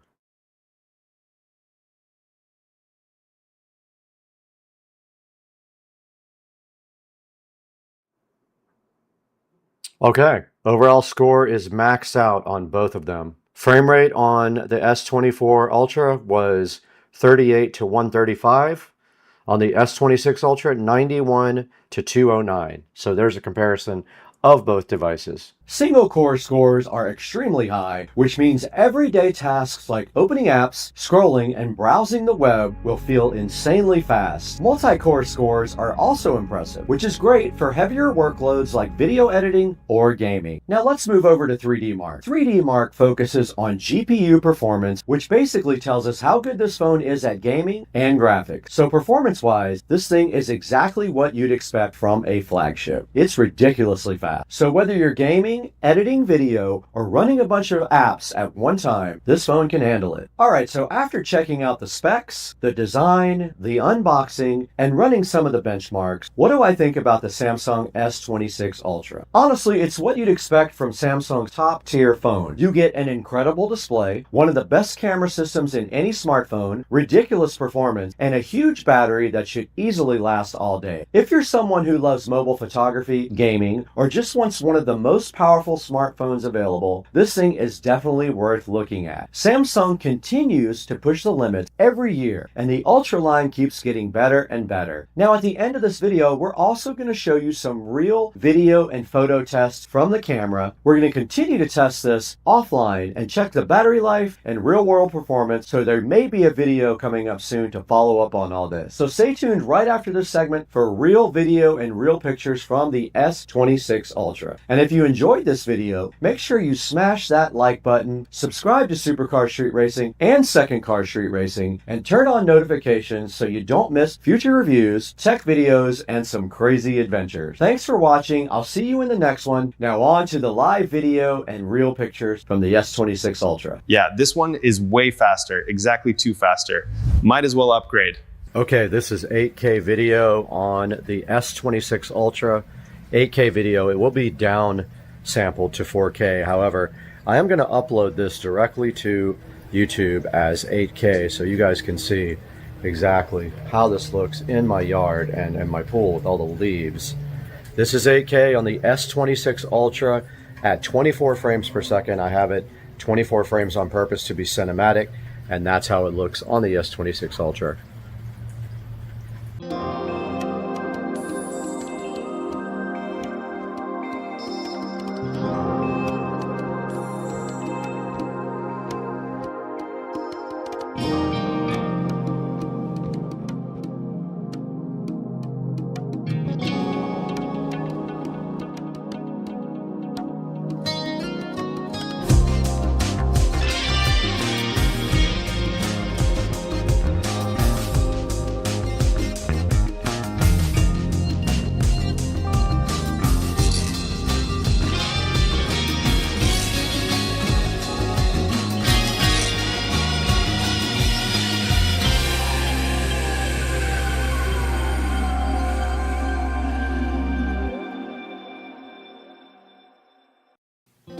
Hey guys, welcome back to Supercar Street Racing, and today we have the Marantz Cinema 70S, and we're going to be replacing this old, tired Pioneer VSX 1021. So hang out with us while we take a look at this flagship Marantz receiver.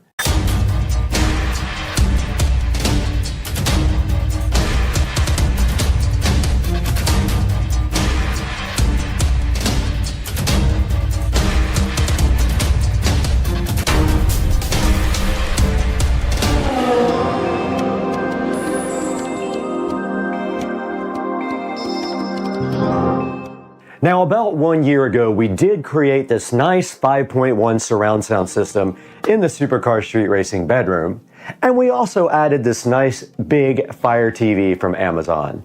It has a UE error 22 showing on the screen, and for some reason the sound cuts out all the time or just gets really loud and blows you out of the bed. So we're gonna have to disconnect this and get this brand new Cinema 70S connected. So let's get this thing unboxed and see what's inside. Okay guys, we got the brand new Marantz Cinema 70S in front of us. Let's go ahead and get this thing unboxed. Now this is the flagship, one of the flagships of the new Marantz lineup. And this is replacing the NR1711 that we have in the Supercar Street Racing Studios as the new updated model.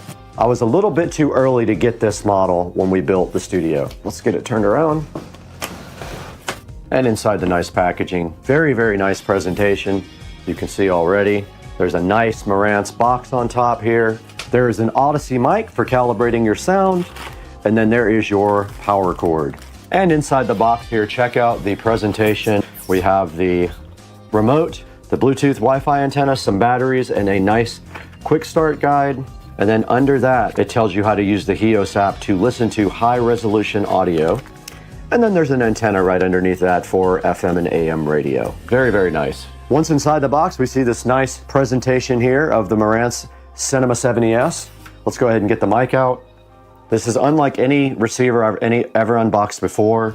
The quality and the presentation is very high end for a $1,100 receiver. And you can see the nice wrap here of the Marantz Cinema 70S. We are gonna have to get it off the table now to get it out of the box. And it is a slimline receiver. Okay, that is all that's inside the box of the Marantz Cinema 70S. Now here's the Marantz Cinema 70S compared to the VSX 1021 from Pioneer. This Pioneer receiver did come from a thrift store a while back, and it is giving me quite a few problems. But notice how well built this Marantz looks compared to the Pioneer and how much more high-end this looks. All right, now that we have the Cinema 70S up against the Pioneer VSX 1021 here, let's go ahead and get this VSX 1021 disconnected and get this Pioneer out of here. All right, taking a look at the back of the Cinema 70S from left to right, we do see one Wi-Fi Bluetooth antenna upper left, and then we see our phono inputs. We've got our standard audio inputs here, right next to our antennas. At the top, we've got digital inputs, we've got a coaxial, and we've got an optical input. Then we've got our Ethernet input jack here. And then we've got the preamp outputs. It does have preamp outputs for all the channels, which is important if you have a high-end system. Right here, there's a remote control. And then at the top, all your inputs for HDMI, and we will be using the ARC input for ours. Now, ARC is audio return channel. This will allow us to play audio from the TV through the receiver. And then you have your speaker outputs at the bottom, front, center, surround, and surround back, and surround back. And then your standard power jack and your other Bluetooth antenna. Now, I did not label these wires when I put them on the back of the Pioneer. I have enough slack where it shouldn't be a problem.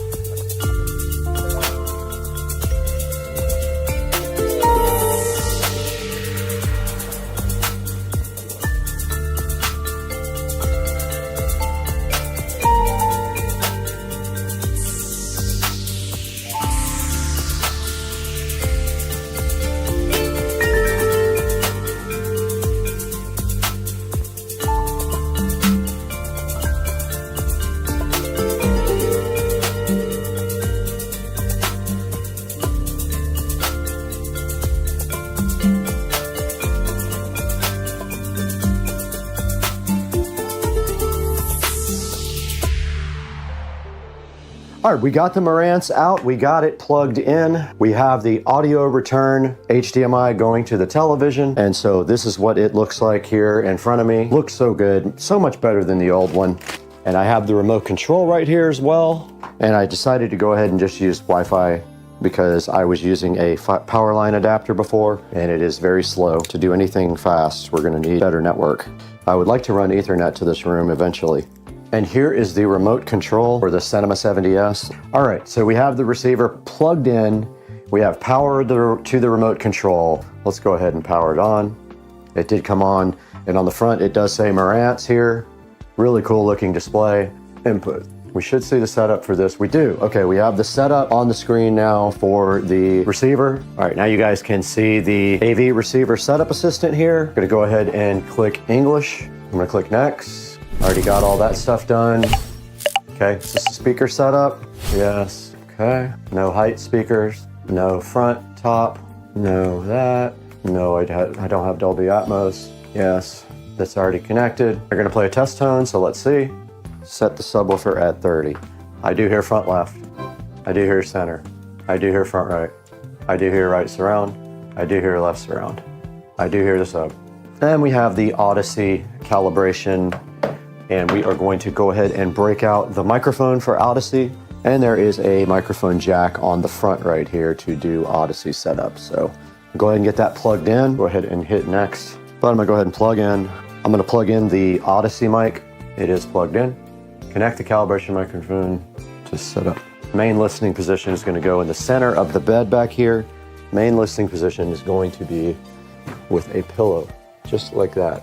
And let's go back to the front. Okay, it's ready to test. Main listening position.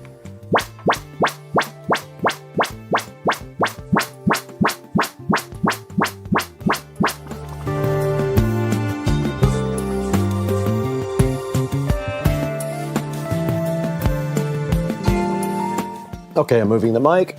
All right, it is done. I stopped at the third listening position. It says disconnect the microphone. Went ahead and did that. The antennas are actually already connected to the back here, and it's gonna connect us to network here. Firmware, let's go ahead and try to update the firmware. Yep, there is an update.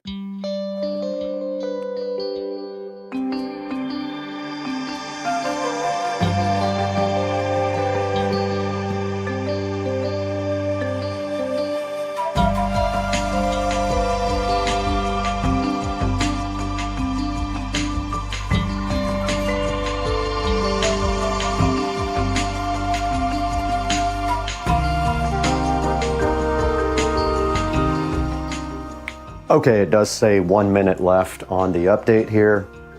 And you can see the TV went into screensaver because the receiver has switched off the HDMI signal.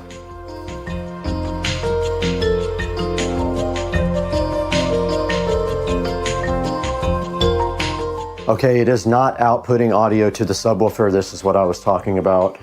I need to find that setting. Okay, I did figure it out. It was set on full range. For the front speakers, I set it to crossover at 40 Hertz, and now we have subwoofer audio here on the front.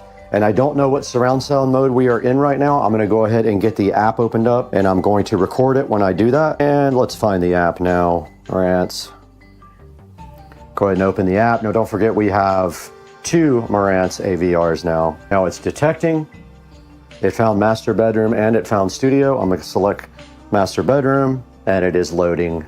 Now it is on Dolby Audio, Dolby Digital plus Dolby Surround, so it's on auto.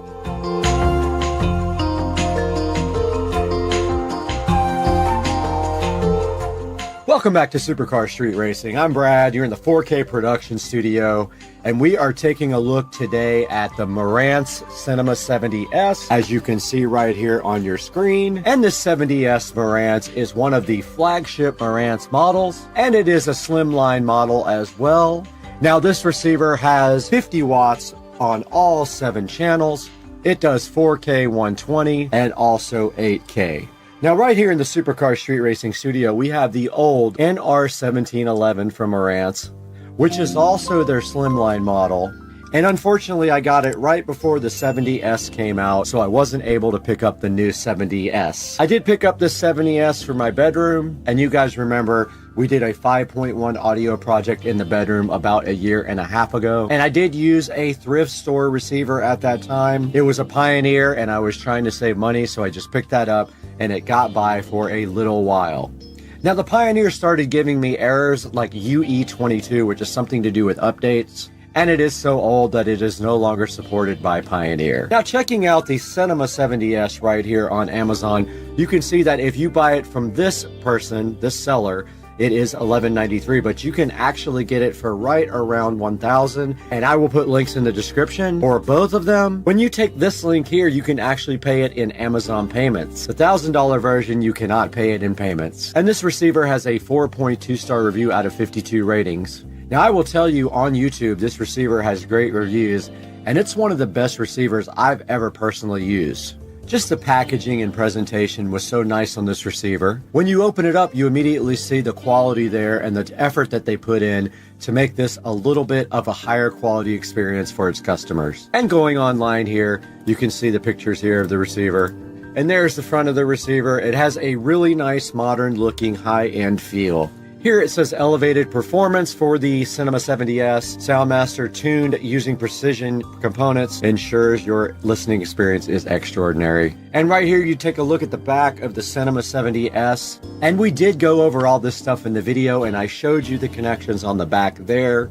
But notice here one of the higher quality things that it has are preamp outputs for every channel. You can see right here, that is something that a lot of manufacturers are leaving out of their receivers now. And right here to the right of that, you can see all the speaker outputs and the HDMI inputs, including the 8K monitor output there. And you can see it does 4K 120 as well.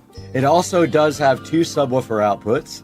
And they're just letting you know right here that it has an included microphone, so you can use their Odyssey setup to perfectly tune any room. And right here, it's showing you the style, which I think is pretty cool, honestly. And it's telling you here in this slide that it has the most modern technologies available right now. Now, this also supports HEOS, Wi-Fi, and Bluetooth, and multi-room, so it has multi-zone support. And taking a look at the reviews here, I don't necessarily agree with some of these bad reviews. There are only 52 reviews total on this ad. This one says buggy firmware. I have not had that experience. Now, I did update the firmware immediately when I got the receiver, and so maybe I had a different experience. This one says it doesn't have Odyssey multi-EQ. It does not. It has regular Odyssey. But checking out the 5-star reviews here, you can see that it says pretty happy. Best audio gear I have ever owned. Fantastic sound. Hard to beat the price. I also agree. It is pretty hard to beat the $1,000 price point on this receiver. Incredible sound reproduction. I kind of agree. It sounds amazing. I've listened to music and movies on it, and it does sound really good. Perfect addition to my home theater system. I think the plan is for me to also, in the future, get a second one to upgrade my home theater room, because my Yamaha is getting old at this point. So far, everything excellent. I agree with that review. For me, everything is great so far. And this last review says it was just fantastic. So the Marantz Cinema 70S has worked out great for the Supercar Street Racing 5.1 surround sound in the bedroom. And like I said a few minutes ago, I do plan on buying another one for my home theater room to replace the aging Yamaha. Guys, I want to thank you for supporting Supercar Street Racing in every way possible. Please buy all your products through our Amazon links that'll be in the description, including this Marantz Cinema 70S. And you can buy anything through any of our links. It doesn't have to be the product that you're currently looking at. And we have to get out of here right now. We have to go upgrade every receiver in Jacksonville.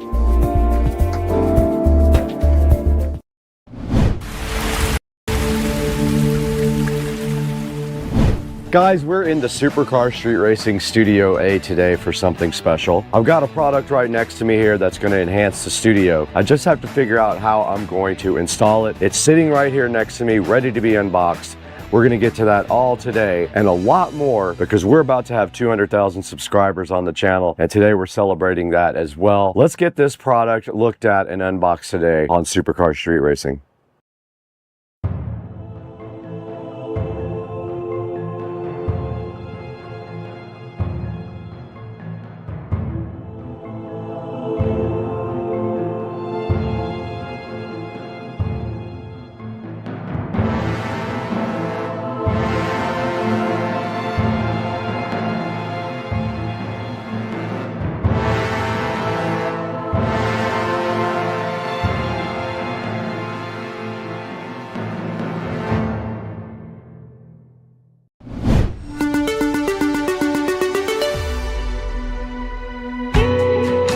All right, guys, we are back in Studio A again today for something special. Lumery sent us a couple of these 16-foot rope lights to mess with.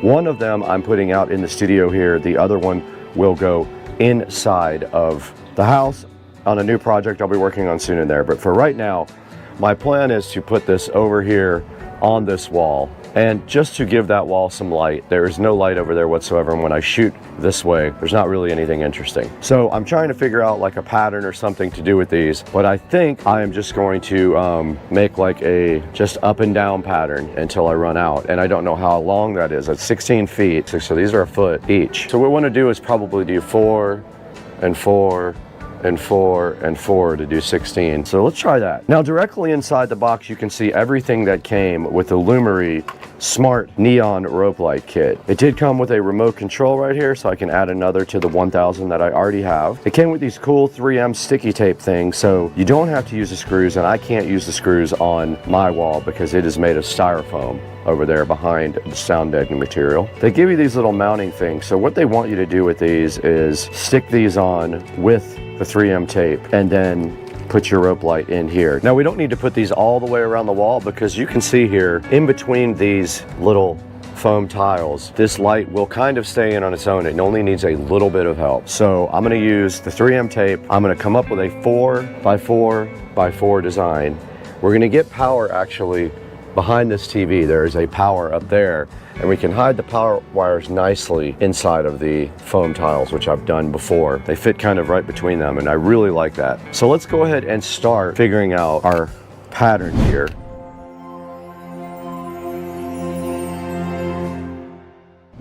So I have the 3M sticky tape things, and I have our little holders here. Here's our actual neon rope light, and we do have a power adapter and a controller. If we did these four and started right here, I think that might be the ticket. So you just peel off these little sticky backs, and then you put them directly on the back of these little U-shaped holders. And I'm gonna put one right on the end of this. I'm just putting a little pressure on it to keep it in there. And now here's the end of the strip where I'm gonna put it in here. It went right in the clamp. I'm gonna do that again in the center, which I should have had these ready ahead of time. Yeah, I should have done this ahead of time. Not very smart planning. And it's gotta make a turn. 1, 2, 3. 1, 2, 3, 4. They fit right in those little clips, easy. All right, I'm gonna get a bunch of these ready ahead of time, so I don't have to do this on the fly while I'm holding their light.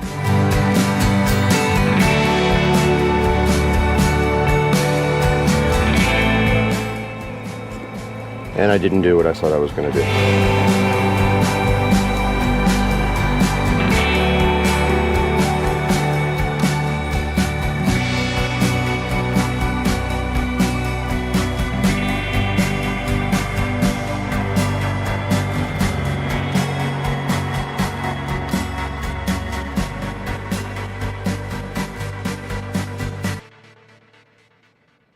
It's a little trick I found that works better. You can get the paper off of the sticky thing easier if you do it on the pack, not taking it off the package first.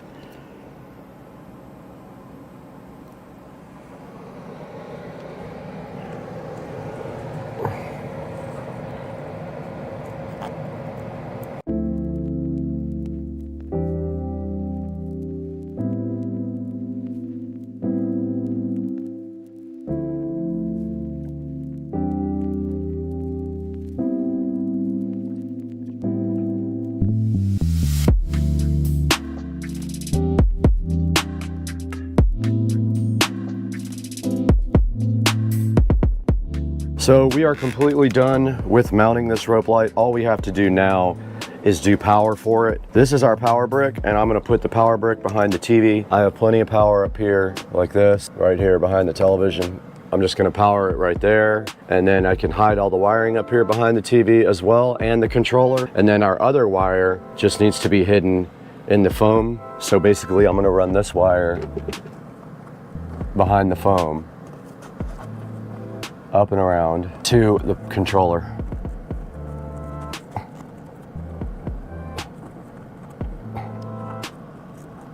Just like that.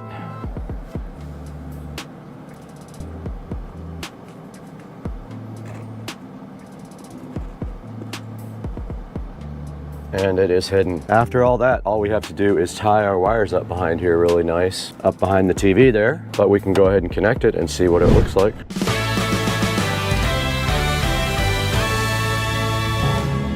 There's a 3-prong connector right here. You can't get it wrong. It's keyed, so you can't break it. There's no way to possibly break it. And then let's power this up.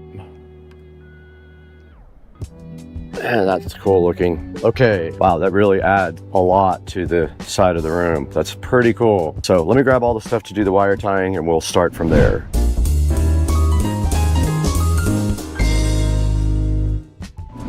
Okay, we're gonna go ahead and tie everything up back here now. Just put a zip tie around this and we'll be done pretty much. There's not a whole lot really to do to tie this up. Our controller is also gonna be back here, and you can stick it to anything pretty much.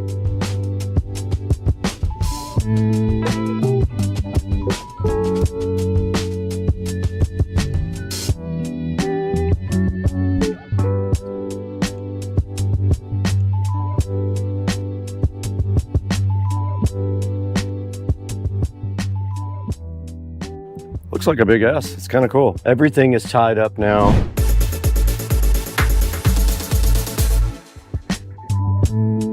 Okay, we're recording on both the phone and the GoPro now. We opened up the Lumery app here. I have to sign in. You guys can't see this part. And here are all smart devices. We're gonna add a new device. It says it's being added. It says it's done. I'm gonna edit the name, Studio A S Lite. And there we are, we're done with it. Now, here's where you can tell it to either be color or white. You can just do a color. We did just switch it to red. I'll let you guys get a view of the light. Now you can do segments, or you can turn off segments. Let's look at a scene that's just kind of breathing. That's called Island Blue. This is Glacier Express. I use this behind my fridge all the time. Hut in the Snow, Firefly Night, Northland, Grasslands. That's very cool, man. Dream Meteor. All right, guys, let's take a look at the remote now.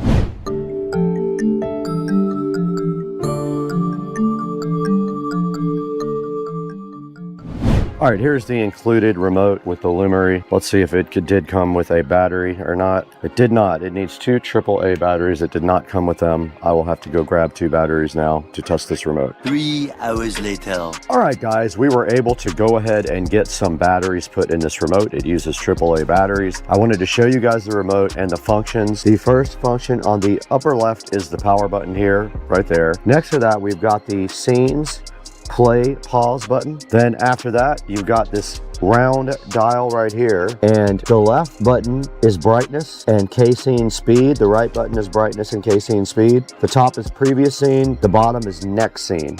So mode is next scene, mode up is previous scene. Down at the bottom, you've got R, G, and B light, warm white and cool light lights. And then you've got this auto button. Auto button means auto scene cycle. So that's what it is set to now.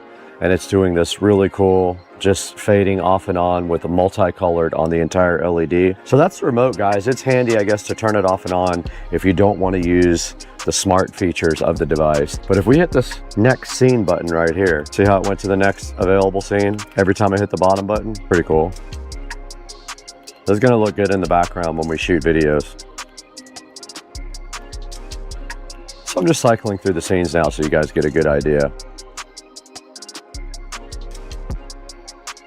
And I put it back in auto just now. So that's a look at this device and the remote control, how to mount it and all that. Let's take a look at this on Amazon real quick now, right here on this PC.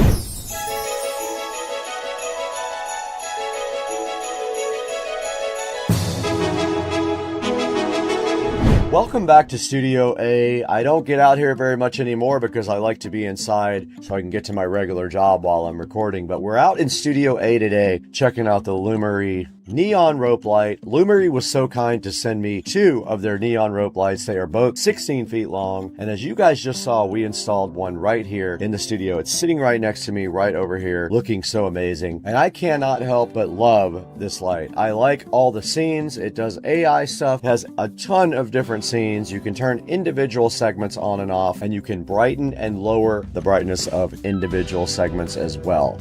We installed one directly right over here in the Supercar Street Racing Studio A that we are sitting in right now.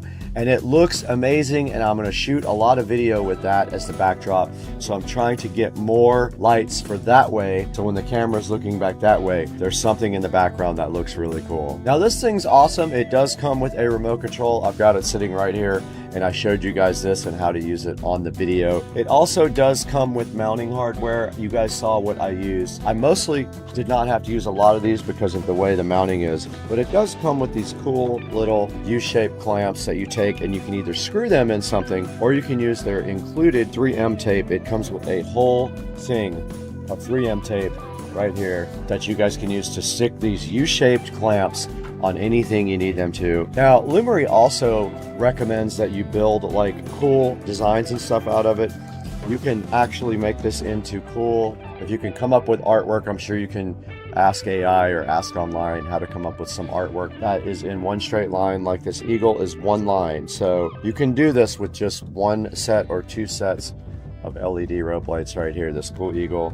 There's actually a cool and warm white setting on it too. If you just want regular white light, it does cool and warm white lighting. It has 4.4 stars of review. It has 100 LEDs per meter, I think that is. It does music sync, and it is 16.4 feet long. Mostly good reviews. This guy had a bad set of lights. I don't really count that as that's a one-off. But mostly good reviews, up at 4.4 stars, so they are getting decent reviews as well. So check that out. You can get a 5% coupon on 2, 8% coupon on 5, or 5% off a qualifying purchase with the code that is on the screen. I will leave a link in the description to the Lumery neon rope light that we installed so fly and so fresh on my left right here. You guys saw it, it looks awesome. I'm super hyped to put my really good camera right here and shoot back towards, now that we have some lighting back here that we can highlight back here towards the TV. Now the TV just really needs like a backlighting, so maybe I'll look for something to do that with behind the actual television right there. But that's gonna do it for us today. It's Sunday. I'm really trying to chill today and not do too much work because it's hours and hours of editing and shooting usually. I'm gonna get out of here. I gotta get outside where it's 105 degrees.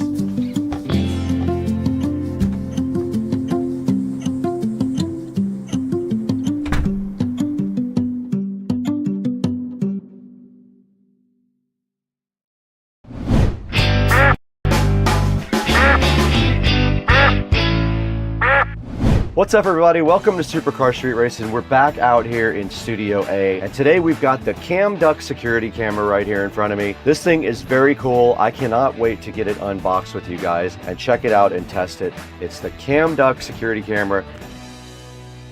It looks like a USB charger.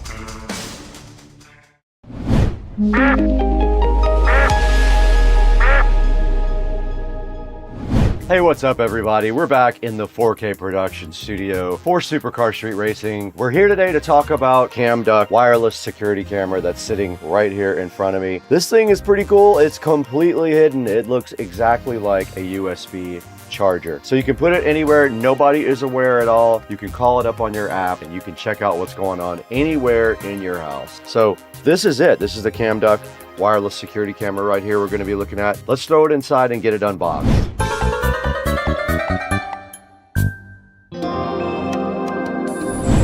Okay, we're inside Studio B now, and we have the Cam Duck. Now, I have worked with Cam Duck in the past, so they did reach out and see if we wanted to go ahead and take a look at their new security camera. There's not much on the box. It's pretty generic, but it does have the cool little Cam Duck logo. And I think they are kind of thinking that that might be the little camera right there on the duck. And then there is a barcode on the side here. This is a 4K wireless camera, and when you open it up, you are greeted with this cool little Cam Duck manual right here. Little user manual tells you how to get the app and download it and install it, and shows you how to install a SD card and get this thing up and running. Here's the actual Cam Duck. It does just look like a USB charger. Check it out, guys. This is cool. Can't wait to put this. I'm going to use this in the garage. I was able to just use my fingernail to open the back, and it hides the SD card slot. How cool is that? Let's grab an SD card for this thing. I found an SD card to put in here. Let's go ahead and insert it. Let's see which way it goes. SD cards are kind of a pain to put in, are they not? All right, I did put the SD card in, and then all you have to do is slide the plate over it to hide it. And there is a little warning label on the front and a reset button right there, but this is cool. It just looks like a power brick, right? But what you don't see is there is a camera right there on it, and also allows you to charge your USB Type A or USB Type C devices. Now here is how you download the app. It's right here in the instruction manual. There's a Android app. I already have it. What do you know about Van Halen? Do you see it? Van Halen! It's literally Van Halen. You don't have it.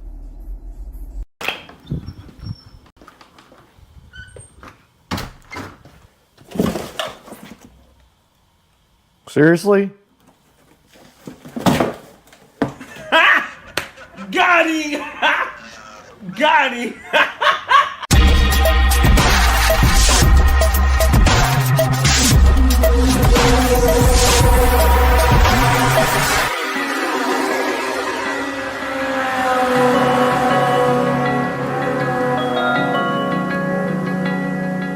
Hey guys, welcome back. It is a Monday. And as you guys just saw, that box is completely broken. When I went to pick it up, everything fell out of the bottom. So it's a good way to start your Monday, right? But today we're gonna be replacing all my ancient yard lighting. I picked up these lights about a year ago and have not deployed them out into the yard. So we're gonna be doing that. We're gonna be reusing the old LED bulbs that are currently in the fixtures in the yard, but the yard fixtures are beat up and old and ancient technology. These are newer, nicer looking fixtures. So we're gonna go ahead and get that put in today. So that is our mission, if you choose to accept it with me. But first, we have to clean the yard up because we had some crazy wind in Jacksonville in the last couple of days, and we just need to kind of tidy up the yard a little bit before the yard people get here. So we'll start doing that first, and then we'll move on to installing these wonderful guys in the front yard. So hang out with me.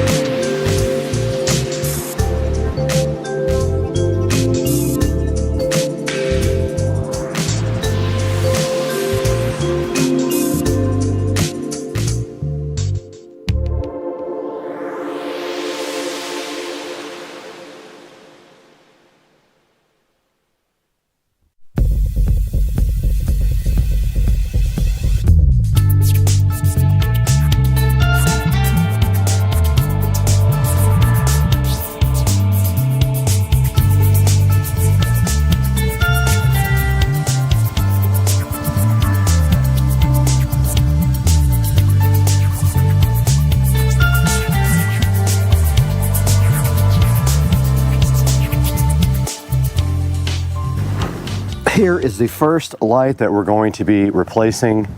So what I want to do right now is take it out and see how I connected it. And it looks like, yeah, I used a quick connect on this. So I think I'm just going to connect the new lights the same way.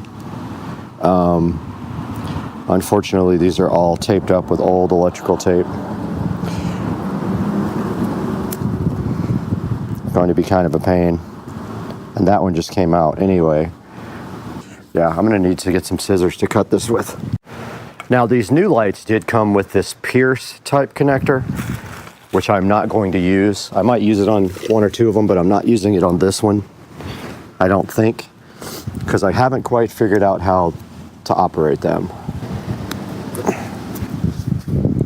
And we are reusing the old bulbs. They are high intensity, I think they're G5s. And we're going to be trashing these old piece of crap bulbs. And now we'll cut off this old connector and splice the wire back.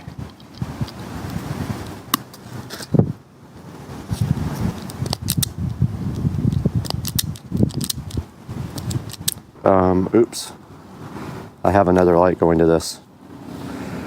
So I've reconnected the light, and I believe the other one feeds this spotlight and that spotlight. And the old housing will go into the trash can.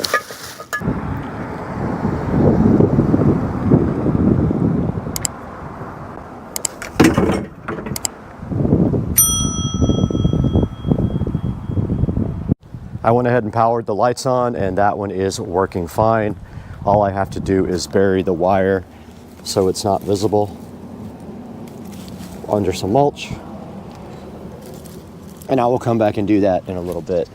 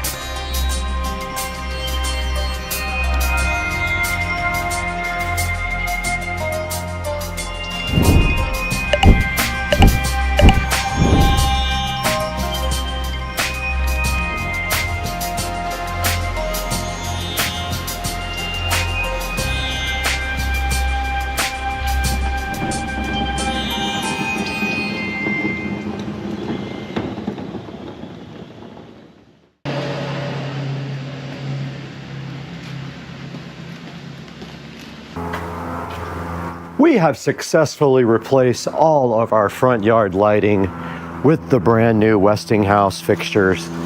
That is how this one looks here on this side. We do have a plane coming overhead, sorry about that. And then in the garden here, this is the next one. And the next one there. And there, and if you guys do recall, when we replaced our mailbox, we also put one right in the center of the two plants here. And then moving to the middle of the yard, we already had one in the middle of these bushes, which is a different type. So we didn't have to replace that one. But coming to the front of the house, we have a fixture here, one there, one right there, one there, and then finally I did place one right over here to illuminate the pathway going to the gate and the backyard. So remember, we used our own, I think they're called G5 LED bulbs. They're like 7-watt bulbs, they're pretty bright. We did use the Westinghouse fixtures, and I can't remember where I picked those up. I really don't remember where I got them from, but I got a whole box of these, possibly off of eBay, but I don't remember. Really don't recall. We do have one single light left out of all of the lights, so we don't have enough to do the backyard. So I'll be looking for a set for the backyard pretty soon. And I hope you guys enjoyed this video, and you'll like and comment and subscribe, and we will see you for the next project, hopefully tomorrow.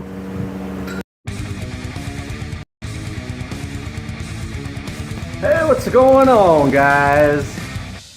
It is Monday, and besides having a bunch of back problems, some other things developing, is looks like I sold my car. I know, I just bought a car, right. Well, did not sell the SL65. Looks like I sold the 335i. So, this beautiful car right here, and I am so disappointed that I'm selling it. This is one of my favorite cars of all time, and I am taking a beating on it. But this car looks like it is sold. A gentleman in Kentucky is coming to pick it up, and we will be driving away with this car on Friday, which leads us to this car. But what's next for this car? And most immediately, the stereo. We're going to be finishing that up in the next week or so. I will keep you guys posted about that. But meanwhile, this car is sold. No more double car garage. And I believe, I'm not even going to tell you guys what might be going in this place next, but it's going to be pretty sick. Sold right here. Sold, sold, sold. I will give you guys an update soon. That's all for right now. Subscribe for more.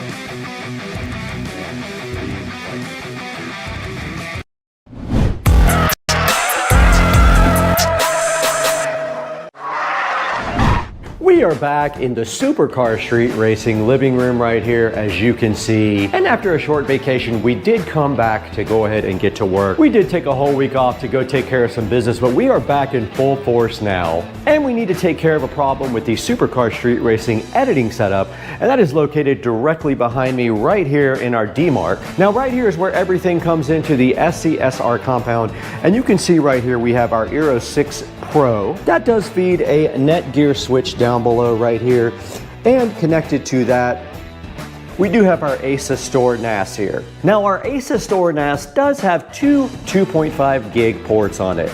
The editing machines in here have 2.5 gig ports as well.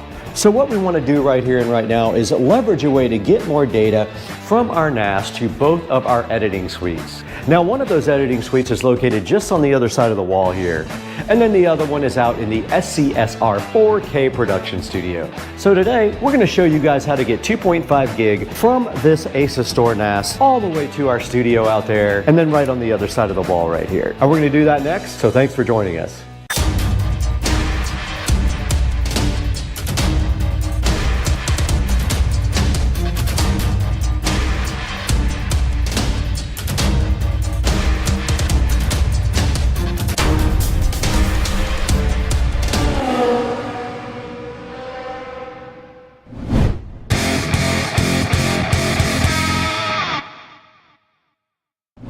Guys, you got Brad here, and you are on Supercar Street Racing. And if this is your first time on the channel, I would love to welcome you, and I hope that you would like and subscribe. And today we have a mission, and that is to figure out our bandwidth issues on our editing rigs. Now, both of our editing rigs are working off this ASUS Store NAS here that's sitting so fresh and fly underneath our little entertainment console right here. That ASUS Store NAS is connected to our Netgear 1 gig switch, and that distributes everything to the house and the studio. Now, the problem, of course, is that the Netgear down there only does 1 gig, where the ASUS Store and the computers all do 2.5 gigs. So in order to alleviate some data congestion issues, we're gonna go ahead and upgrade this whole thing to 2.5 gig Ethernet. Now, all you need for 2.5 gig Ethernet is a Cat 6 cable, and in some cases a Cat 5e could do it as well. We do have Cat 6 running all the way out to the studio out there, and then also to the next room right here. So it should be pretty easy. All we should have to do is implement some sort of switch that can support 2.5 gig for our ASUS Store and our 2 computers. Adding to the complication, though, is the fact that out in the studio, we do have another large 1 gig switch feeding almost everything in the studio. So we'll have to figure that out once we get out there. But let's start up here. Let's get our new switches unboxed from Ubiquiti.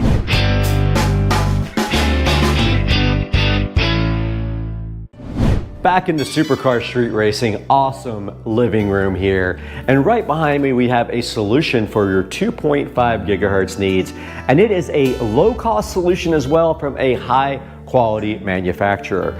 So sitting right here behind me in these 3 boxes, we do have the Unify 2.5 gig switches. These guys are 5 ports, and that's all we need, because all we have to do really is supply 2 machines and 1 NAS, 5 gig. Everything else will be 1 gig, including the internet. So our mission is quite simple today. We're gonna get these things unboxed, get them set up via the app on the phone, and see what we have to do to upgrade our entire system here to 2.5 gigahertz networking.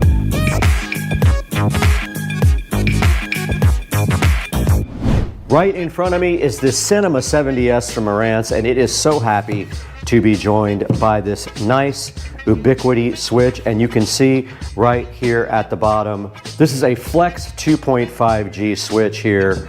And there is a nice little pull thing here to get the Flex out of the box, like that.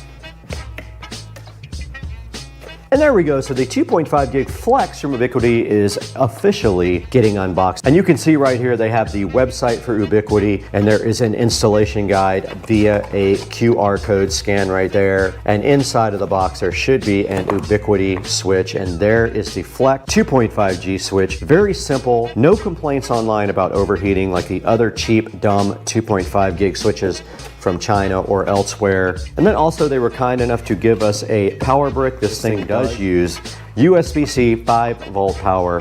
Let's get that out of the box. Here's a look at the actual box for the Flex 2.5G switch, and inside of that box there we do have a little USB power supply of 5 volts, assuming any 5 volt will work. And there is also an instruction manual in here, which we probably won't really need. So what we now have to do is figure out power, because we have used up all the power here, but we don't need this NAS anymore. So I think I'm going to end up removing my old MyBook Live NAS finally, because we replaced it with this modern solid state ASUS Store NAS. Let's get this WD MyBook Live removed from the Supercar Street Racing abode. Okay, we did get the Cat cable unplugged there. All we really need to do now is get the power unplugged from behind here, and it is this little tiny power cable right here. All right, I gotta cut some zip ties here to get this out. Let's go ahead and do that to free up some power for our new switch.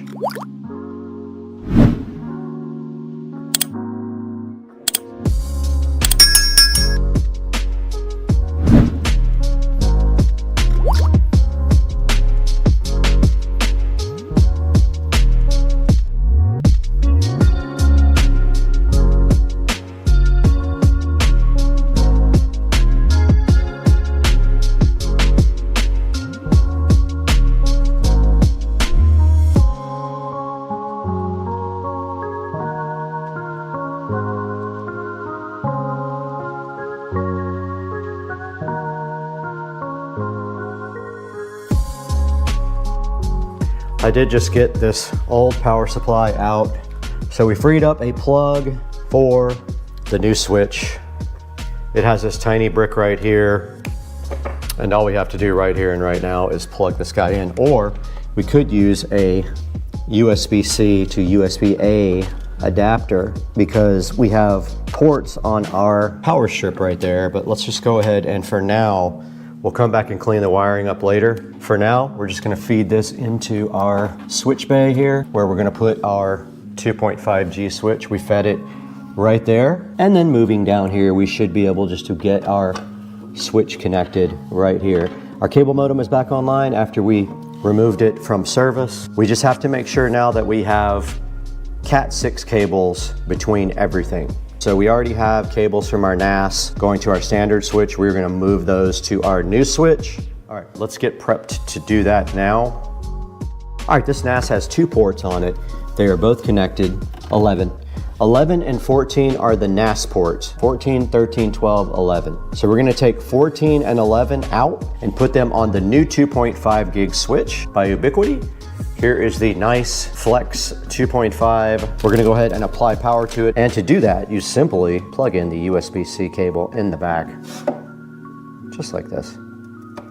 This thing is powered. You can see the light. It's booting up right here now. That light flashing indicates that. Now it will not be able to, I don't know if it'll be able to update through the phone. Let's let it get boot up and see if we can find it first, and then we'll go from there. For that, we need the phone.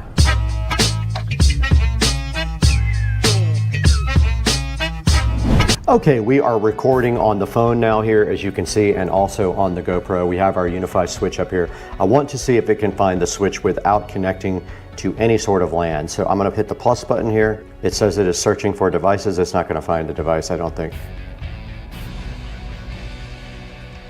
Nope. It's not gonna find it because it's going to use, it doesn't use Bluetooth. Okay, we've got a hopefully Cat 6 cable here to connect to our switch. This is not the final configuration, but this will give the Unify access to the switch. We do have a link here on the Unify switch here. It is connected. Let's go ahead and see if we can go ahead and discover this now. All right, it did find the Flex switch here. Cool. Switch is there. Okay, we do have our switch sitting here. I was not able to do anything on the app. I'll look into that in a few minutes, but we can go ahead and continue setup. Now, what we want to do right here and right now is go ahead and connect the NAS to this guy, and then also our studio and our cable that goes into the other room. So we did say that our NAS is right here and right here, these two. Let's remove those. It's going to kill our live stream. Now, these two guys go to our NAS, right? They should be Cat 6 cables. What we want to do here is go ahead and give them 2.5 gig here. That one did link, and this one did link, I am sure. Let's see. It did. Okay, cool. Our NAS is now connected to 2.5 gig. Now we have to give everything else that needs 2.5 gig a connection to this. One of them goes to that room, and we're going to connect it right now. Okay, this cable right here that comes from the other room that says studio, hopefully it is a Cat 6 cable. It does come right through here. It is a gray cable. It is then right here. That needs 2.5. We're gonna go ahead and unplug it from that switch, give it 2.5. This is going to send 2.5 to the studio. Let's see if it links. It did link. We got one more to send. We got to send the one to the other room that is our office, 2.5 gig. Let's go ahead and do that now. This one is right here. This might not be a 2.5 gig cable. It's this last one right here. We're gonna plug it into this switch and see if that provides, it might not be a Cat 6 cable, so we might have to troubleshoot these connections after we get them. They are all linked. We are now sending 2.5G everywhere. Let's go check our live stream and see if it did fail.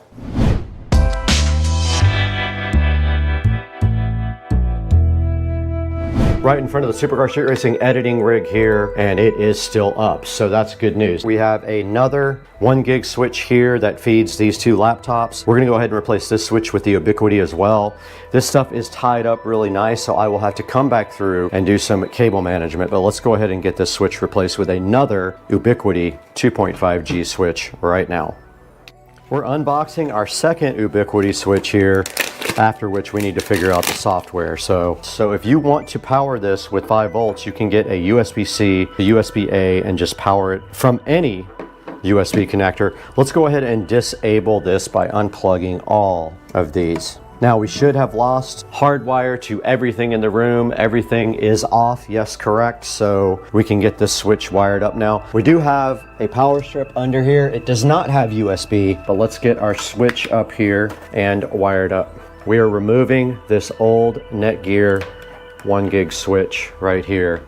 All we have to do is power it down with that. We have a rogue zip tie right here we need to cut. But here's our new power compared to the old one. Let's go ahead and get our switch. Now we do have also a cable from here to the wall. If we have 2.5G problems, we will have to go investigate that as well. This is a rear mount switch, completely different from the other one. Now, unfortunately, we're going to see the power cable right next to it like that. Now, let's get our scissors and cut off this dumb rogue zip tie. Now, connecting our new switch should be as easy as just plugging in our cables here and making sure that they are Cat 6 capable cables. Let's see if we get a link. We do. So that was the one that comes from the wall. I think everything is linked. I'm looking at my actual computers now to see if I have any issues with links.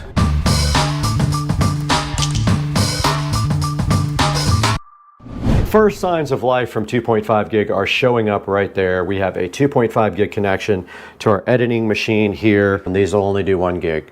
Both these laptops are only going to do 1 gig, so that's just that. We went ahead and downloaded the Unify Windows server here and downloaded it to this local machine and set it up. A long story short, I did figure out how to set the local server up on the network, and you can see right here we have both of the switches that are currently on. They are onboarded onto it's actually called adopted onto my local server here with the Unify hosted at localhost 8443. It did update the firmware on both of the switches. The one that's in here in the office, you can see it uplink at 2.5G. That's the one that's supplying to this computer, and this computer is linked at 2.5 gig. If you go into the network settings here, you can see right there it is linked at 2.5 gig.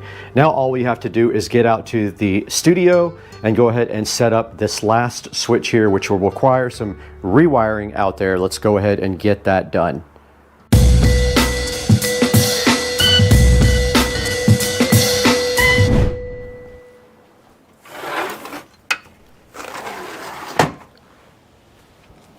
Out here in the Supercar Street Racing studio now, and we only have one thing that needs to be connected to 2.5 gig out here, and that is my editing PC. Now this presents a challenge simply because of the wiring inside the wall. We only have 2 places where we can get network for this.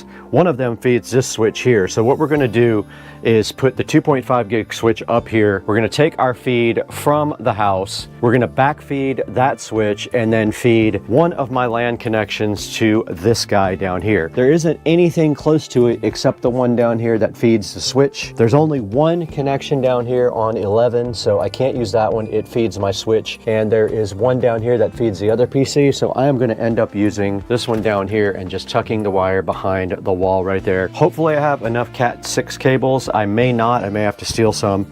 Let's see what we got. I labeled all these from the switch, so basically all we need to do right here is plug into port 4, run it over to the PC, and then patch in our switch up there and see if this is a Cat 6 cable. Our next job is to plug in our switch up here. Let's get our switch up at the very top. We're going to put it up there where all our other network gear is, and hopefully we have one plug. Okay, our switch is powered up right there. I need to go ahead and find a short patch cable. I'm going to run inside and see what I have now.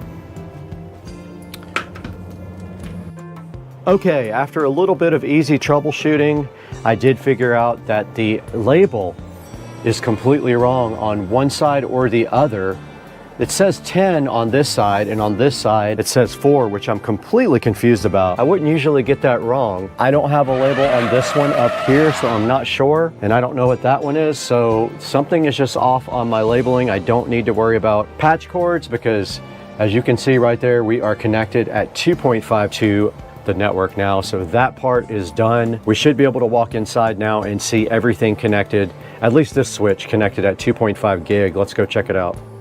Now we are in here at our server manager. Let's go see, and yes, looks like in fact, we are connected to the main switch at 2.5 gig. So yeah, so we have a 2.5 network going here. Now, the only thing that is not 2.5 gig is from the internet, because the Eero only has one 2.5 gig port, and it is the WAN port. You cannot use both. All I have to do right here and right now is get some zip ties and start cleaning up this mess that I created right here. So let's grab those and start working.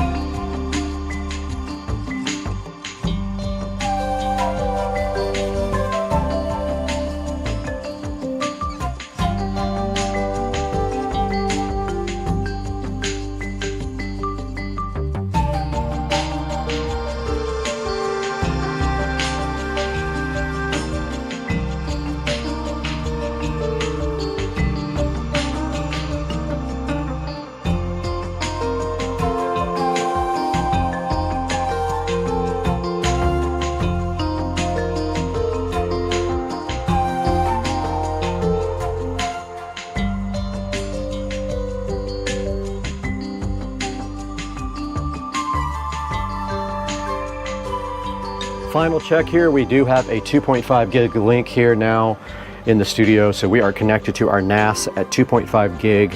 Supposedly that should be a way better editing experience and copying files back and forth over to our backup device. Now let's wrap it up here, get together again and talk about this Ubiquiti 2.5 gig flex.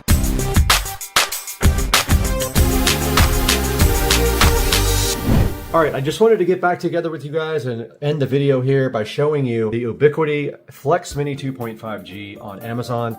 There will be a link in the description to this guy. Please make sure you like and subscribe and order all your affiliate links through our official links on the bottom of the video here. And you can see it does have 5 stars. Only one person has rated it.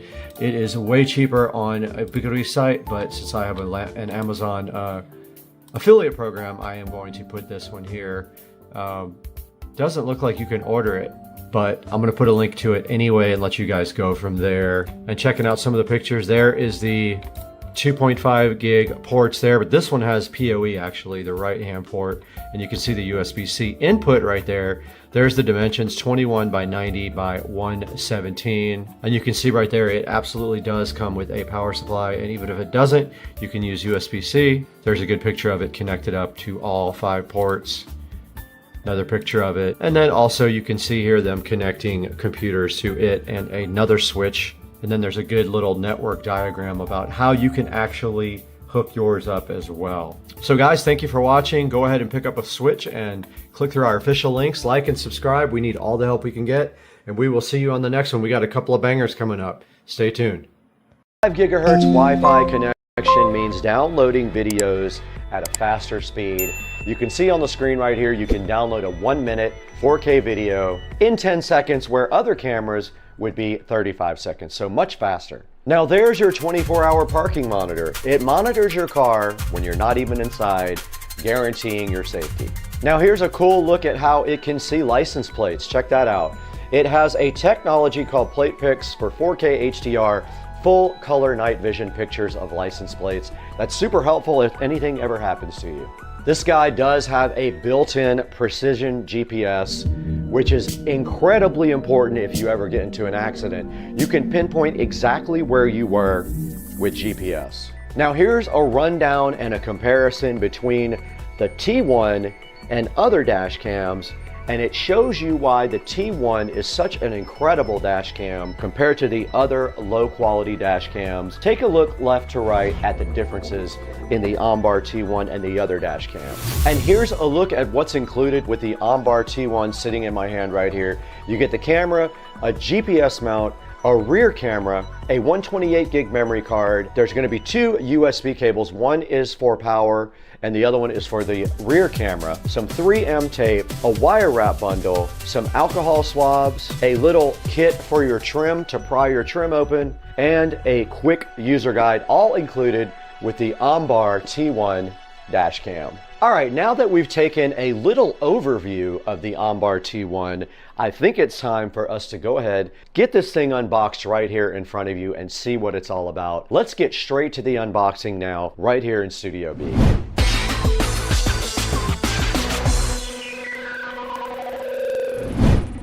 What's up everybody, I'm back here with the unboxing of the OnBar T1 dash cam. Here's a good look at the front of the box here. And you can see on the top here, it does show you some support addresses here. And on the front, it shows you that it uses HDR3 and the Starvis 2 sensors. It comes with a 128 gig SD card as well, which is very useful. And on the back here, it does just show you the 3-channel recording capabilities of this and how you can configure each one of them. And then your dash cam right here does have some QR codes for you to scan and shows you the barcode and the model number. A bunch of the features on the side right here about the screen, the HDR channels, the UHD 4K video, full night vision as well, full night vision color, the GPS functionality, the loop recording capability, meaning it will just keep recording in loop over your SD card, and also the parking monitoring is pretty important when you park so that you're protected all the time. And it does have a 170-degree field of view. The OnBar T1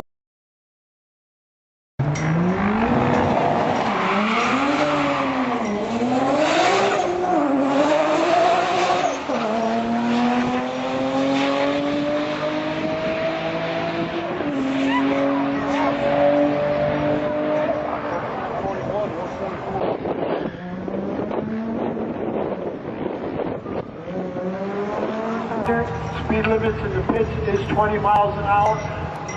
I mean, on the return road is 20 miles an hour, and the pit's 5 miles an hour.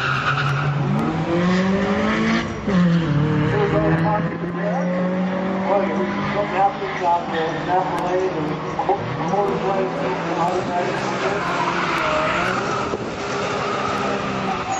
with a speed of 87.27 and ET of 15,964 to losing speed of 73.58 miles per hour, ET of 176.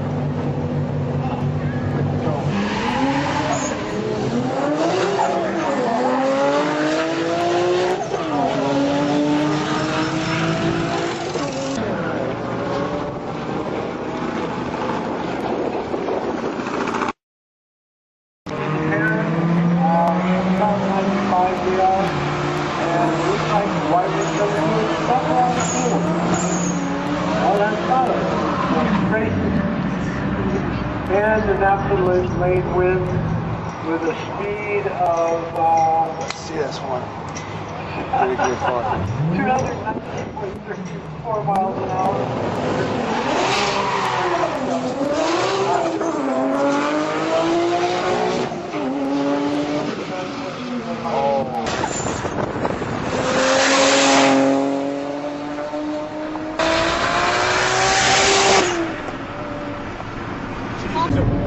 Hey guys, SCSR Street Racing back again out in the garage with the mini bike here. And today we are going to start on the refurbish process and also some more disassembly of the handlebars and front forks and everything. But the first thing we're going to do right here, right now, is go ahead and start sanding down these 2 items right here and get them on the paint block here and get them start painted. So stay tuned, that's happening today on SCSR Street Racing.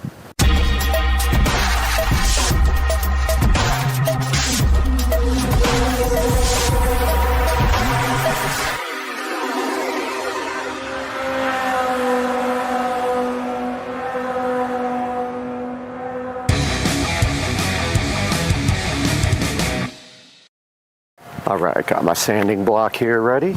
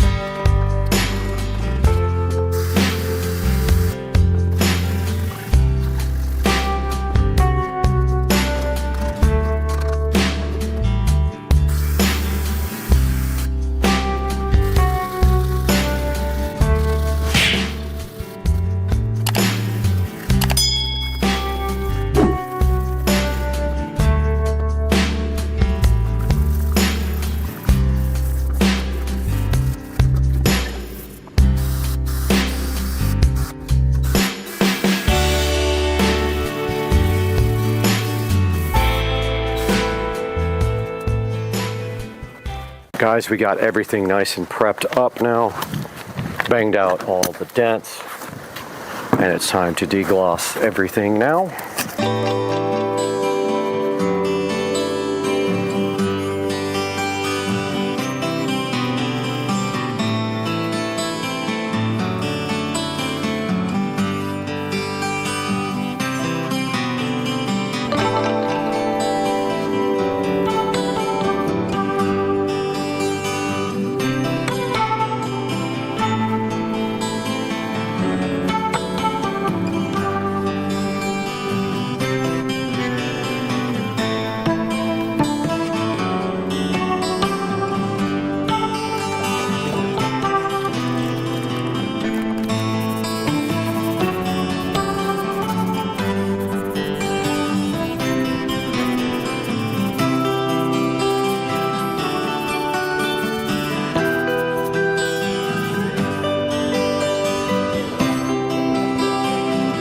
Got the gas tank here.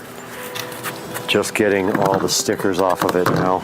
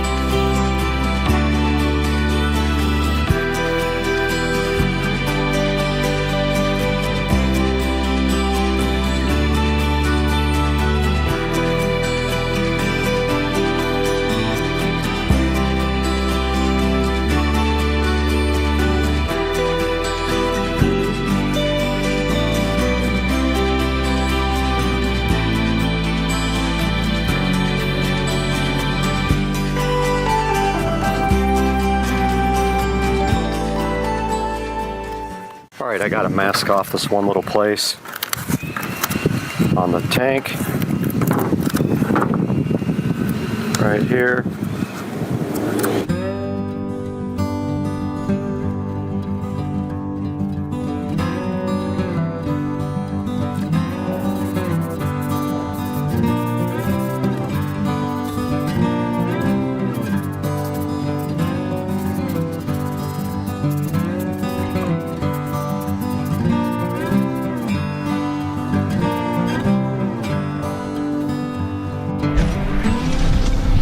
We got the chain guard here.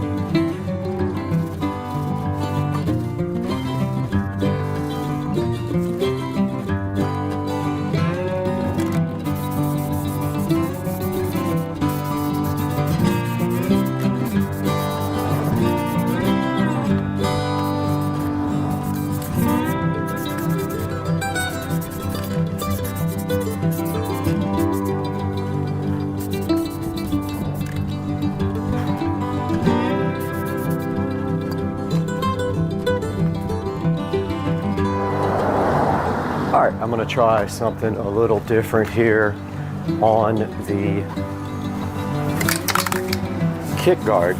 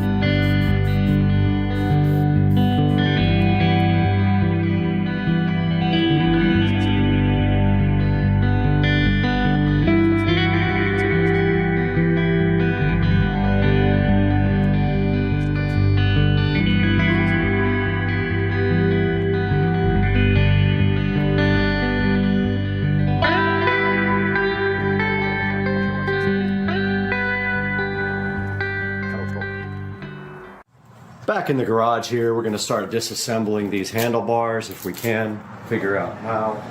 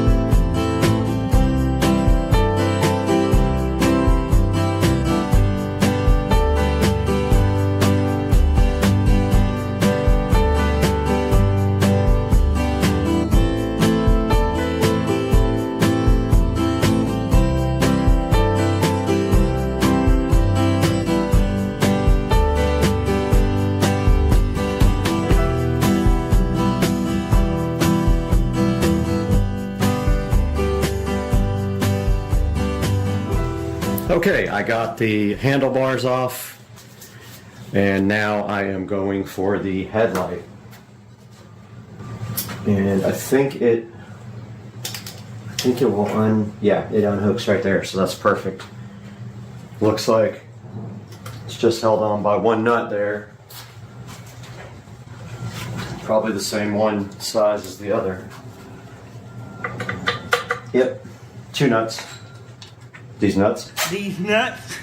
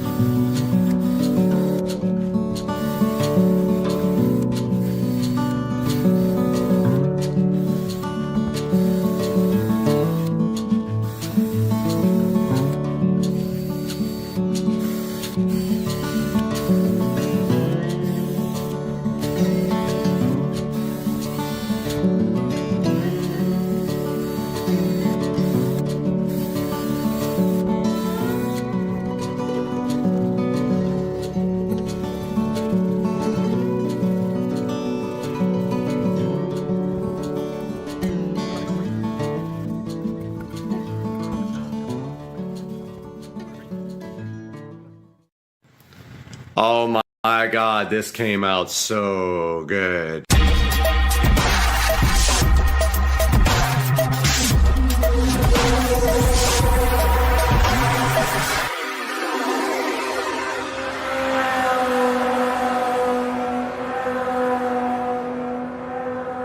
We've got our drill ready here, and all we have to do is make sure we pick a brand new bit from our brand new kit that is big enough for the mini jack to go through cleanly, because I don't feel like soldering it and unsoldering it and all that.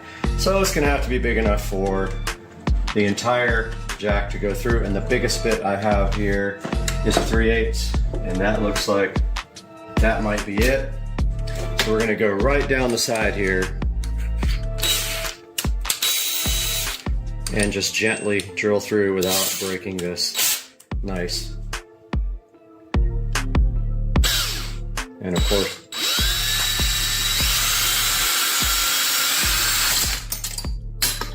okay, well, it didn't break the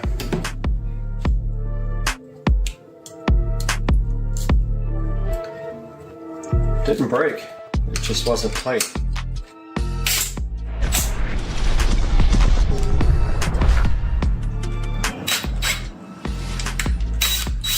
Okay. So it didn't get through the second plate.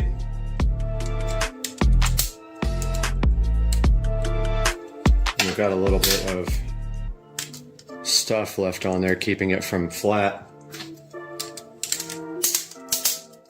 Okay, let's try that again. Okay. Might not be big enough. That's what she said.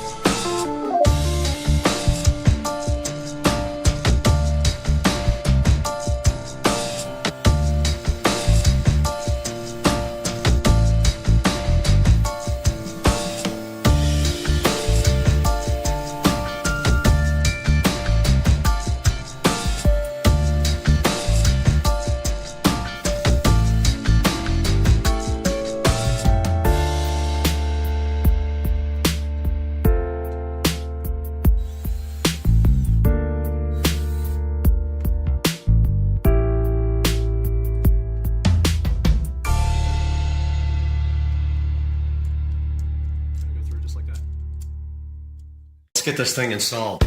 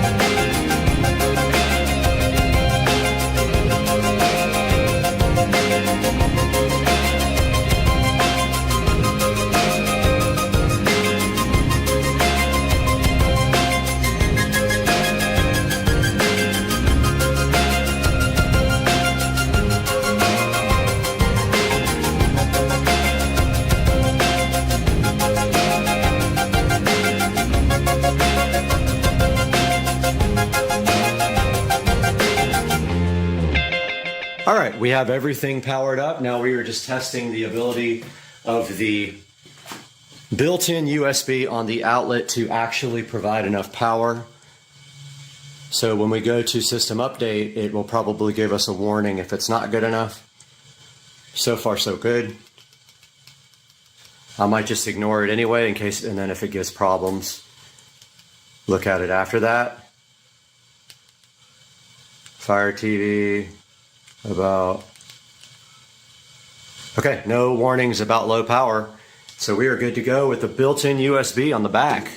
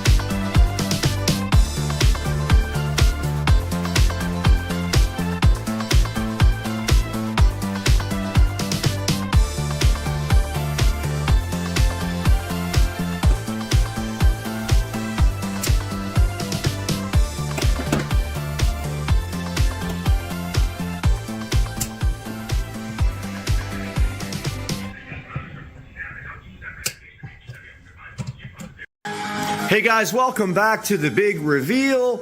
And here we have the finished garage entertainment system, which consists of this Sharp Aquos 42-inch television. It is a 1080p television, rather old, does the job great. Behind the very nice Sharp, I can't even talk this morning, Sharp Aquos television, we have a Govee LED smart strip right there, chilling like a villain.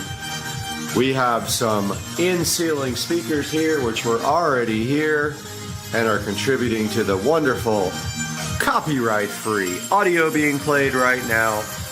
We have a vintage Onkyo receiver right there providing power to these speakers.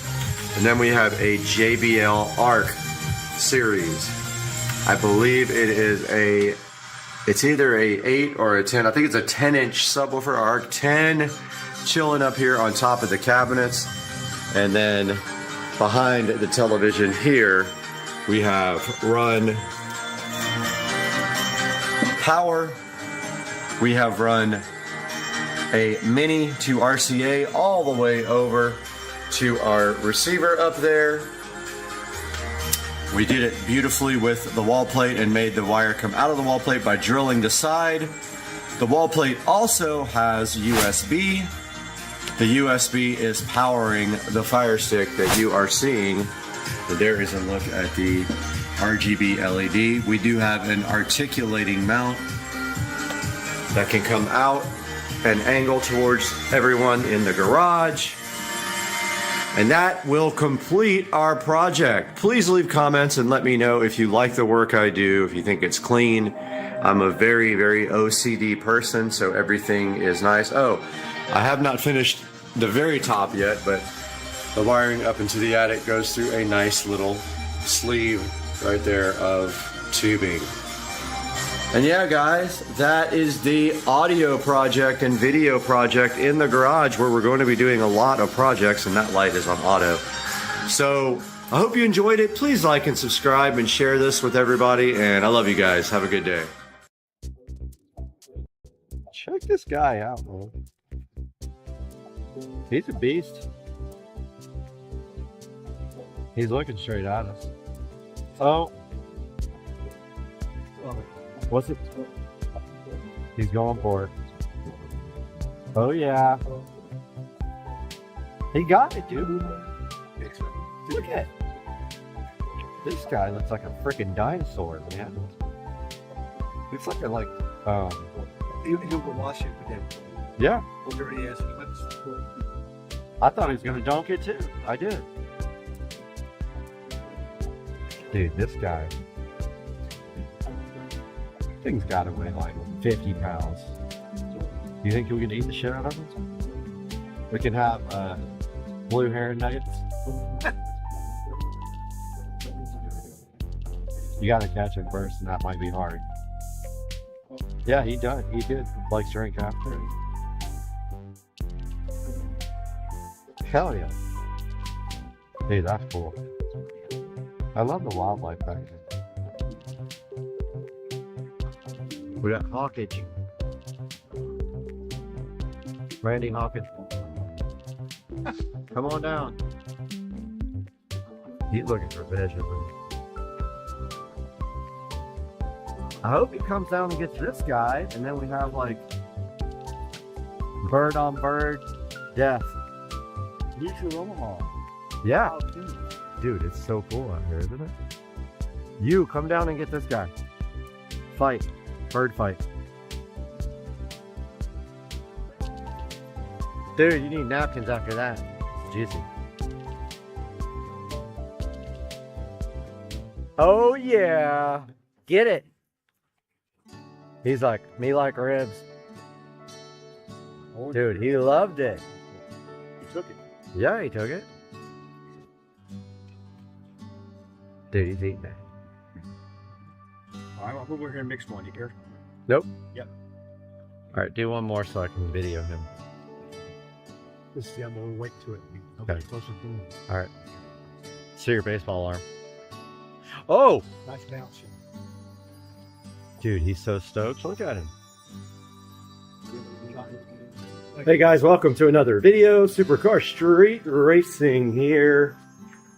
That is deceiving because it is very cold out there today. And we're expecting a freeze tonight in Jacksonville. It's supposed to get down to about 27 degrees. Today I'm going to be showing you guys landscape lighting. Something that people are scared of to death to do, but honestly it's not that bad. I'm going to show you guys how you can do it and do it cheaply. Find you guys some products online to link to, and we're going to do that here in a little bit after I do maybe 3 miles and burn about 350 calories on this thing. Huffing it, huffing it, huffing it, huffing it. Just finishing up this workout, man. I sweat when I do this thing. I can probably not see it, but 327 calories, 3.11 miles, and it is a nice little workout in the morning. Try to get this done usually early, but I was out late last night, so got it done when I got up out of bed. And I think that's gonna do it for this workout. 1 hour on this Nordic track crosswalk. Now it's time to make some breakfast. Time for some breakfast, guys. I don't know why these lights mess with the camera so bad, but man, they flicker bad when it's on the LED under cabinet lighting. But yeah, I'm gonna cook some breakfast now. Ooh, that's bright. Don't have much in here, but I do have my egg maker, fake eggs here. Actually, really good stuff. It's good for you. It's no cholesterol and no fat. Make up a little breakfast and then we'll show you guys the lighting situation outside. Got the breakfast made, man. Look at this. Perfect ketchup covered fake egg breakfast. Heading on out to the sunroom where it's nice and pretty outside. But like I said, this is deceiving because it is quite cold out there. But I'm gonna sit right here and enjoy this breakfast, and then I'll show you guys some of this crazy lighting I have in this yard. There's 2 ways to power your outdoor landscape lighting. One is AC with this timer, these lights, and that's 110 volts AC. Then there's low voltage on this timer. You hook up to these lights, and that's 12 volts DC. And this smart power strip can power AC or DC for smart home integration. Remember, 12 volts will never be as bright as 110 volts AC and requires a power pack. And AC has issues with water and needs to be on a timer or a smart plug. So pick whichever is best for you.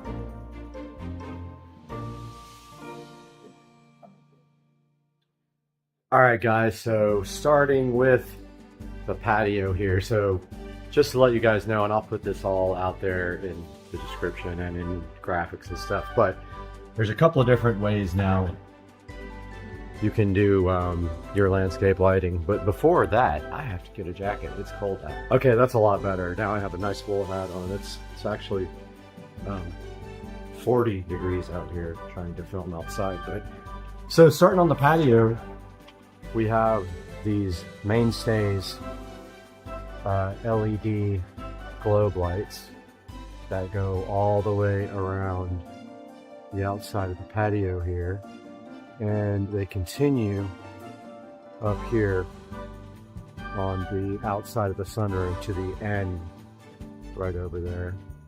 So you can actually get these guys pretty cheap on Walmart. You can find them for about $8 a string. and I think they're 30 feet long is what they are. And so it's a good opportunity. It goes actually down that pole right there. And then at the end, it feeds, it also feeds the lamp here. So the power source, fortunately for me, is behind this TV because I had power put in. The power goes to a smart plug right there, you can see. And then it feeds these LED globe lights and that lamp. Now this guy has a LED bulb, and it's just a remote control bulb. It's not smart, but it's plugged into the end of that system right there. Alright, I had to adjust my camera a little bit. I couldn't see anything. Kind of getting annoyed with this tripod because I can't get it exactly the way I want it.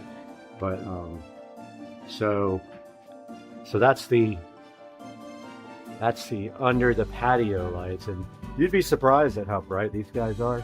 They're actually really bright at night. They keep this entire patio like completely lit up, no problem at all. And then this guy's cool because it's color changing, and so it actually lights up the ceiling right there. Everything is controlled with Alexa. Turn on the patio lights. Okay. So, guys are on now. And I'm going to give you guys another tour at night, but I wanted to show you guys. There's the bulb.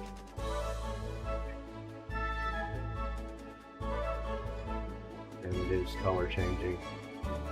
And it shines up on this guy right there. And then next up, of course, the yard has these type of pathway. Now, you can see that one, the paint is kind of chipping off. I'm going to have to refurbish these again. I've done it a few times. These are glass and metal, not the cheap Malibu plastic lights that you usually buy. Now, the one thing different about these guys is that I have converted them from incandescent regular low voltage lights to LED. So inside of this guy, I don't know if you guys can see it, but inside of here, there is a G20 bulb that I purchased, about 25 of them. And I cut and spliced on the inside of these guys. And now they're really high output. I think they're 15 watts each, warm white LED bulbs, whereas they came with regular incandescent bulbs that were kind of dim and kind of cold. Now we have a variety of power sources outside. So these are low voltage landscape lights. What does that mean exactly? So low voltage landscape lights use a transformer or a power pack that plugs into AC, and it converts them to it converts the power to DC, and then it runs over a regular wire. So I have a multitude of power packs for my low voltage lighting, and one of them is right here. So this is the power pack here. It does have a switch on it for either coming on with the sensor right here, which of course it got painted over, so I had to move the paint off, or it can stay on with the sensor, or it can turn off after I think it's 2, 4, or 6 hours, or 8 or something like that. And so you can make it so it doesn't stay on all the time. So you can see here it's got standard, you know, you can use zip wire, or you can use the landscape wire. You don't really have to.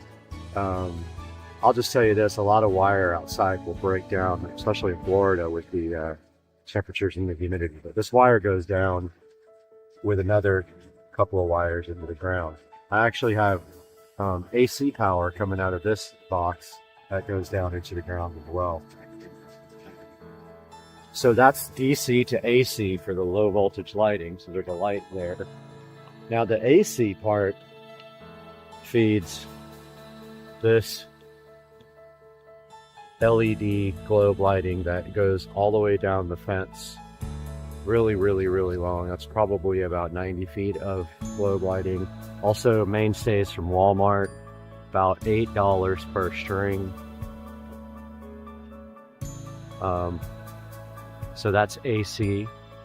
The one thing I want to explain to you guys about AC lighting outside, so if you're using standard electrical, 110 volts, you just got to be aware that you're going to have a lot of issues with water. Anytime water gets into the AC system, you should really have a sealed conduit system outside. I don't, unfortunately. Every once in a while when it rains hard, it will throw the GFCI breaker. You have a AC spotlight here shining into the pool, into the fish pond, which I need to clean out now. It's full of leaves from the storm. That's also fed off of the same wire strip here.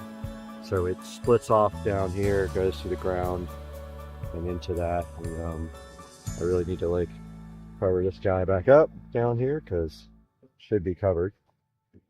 We have another path light here. Again, some wire split here down into the ground. And yes, that should be covered, but it's not. Runs along the fence here. We have a box here with AC power. So if you flip this up, there is AC power right there to feed the other lighting. We have another low voltage right there timer. I will link to that in the description. And we have a AC timer that works off of the light, or you can tell it to turn off and on with daylight, or you can set it to come on at dusk and then to stay on for 2, 4, 6, or 8 hours. All of them are powered here, and then I have a security camera for the pool right there that gets power from this junction box here. It also feeds power to the dock over there.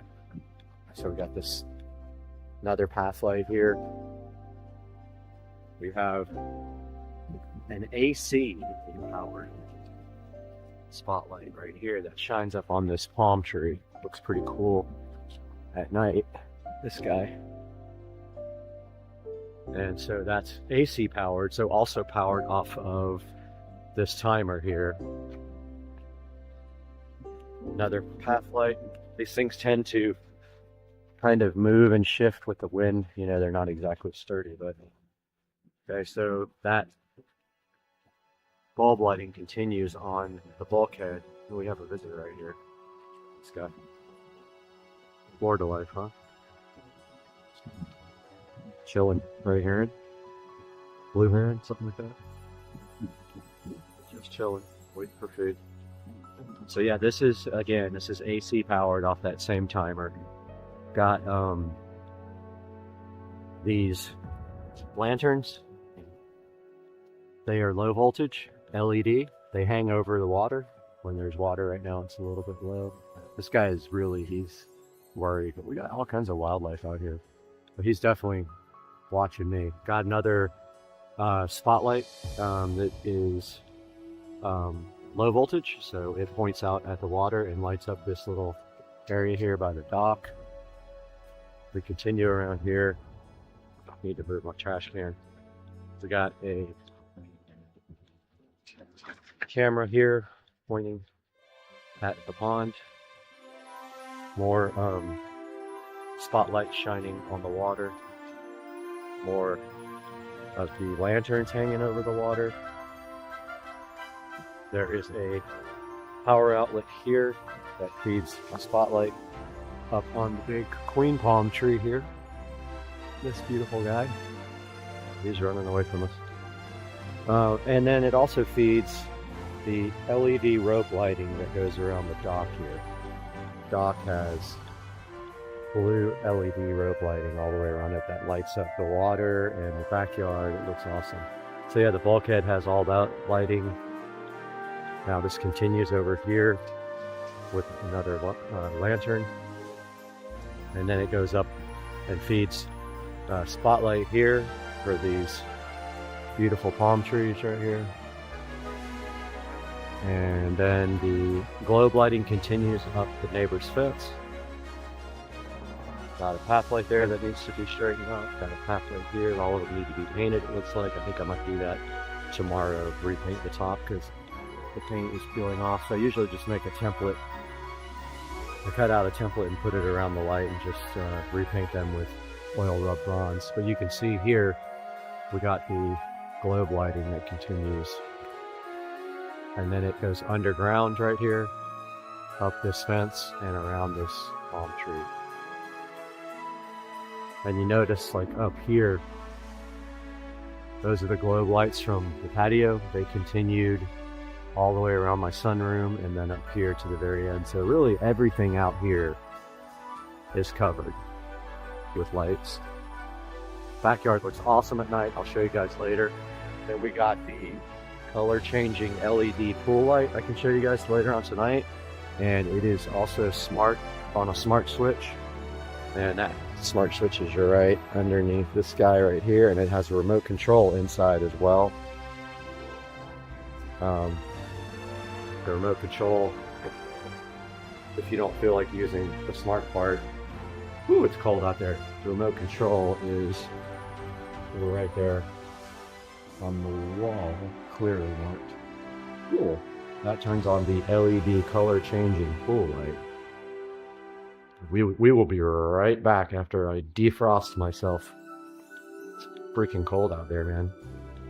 Had to get my my hat and gloves on. It's, you believe it, in Florida it's very cold. But take you guys, oops, got beeped. Take you guys outside, show you what we have out here. Got quite a bit going on out here. So let's start with, actually let's go ahead and open the garage. That'd probably be the best thing to do. So let's head on out to the garage here. Show you guys how I get power for one side of the yard. Alright, so we're in the garage here. It's the trusty BMW. So yeah, so this is the sprinkler timer for the house, which I'm about to replace that with a smart sprinkler. But this is where the power comes from, actually. So the power actually runs inside the wall underneath, comes out there, goes around, goes down, and goes outside. That also feeds the sprinkler timer, but it turned out pretty cool because you can't see the power anywhere inside the wall there. And then if we go outside here, right on the side,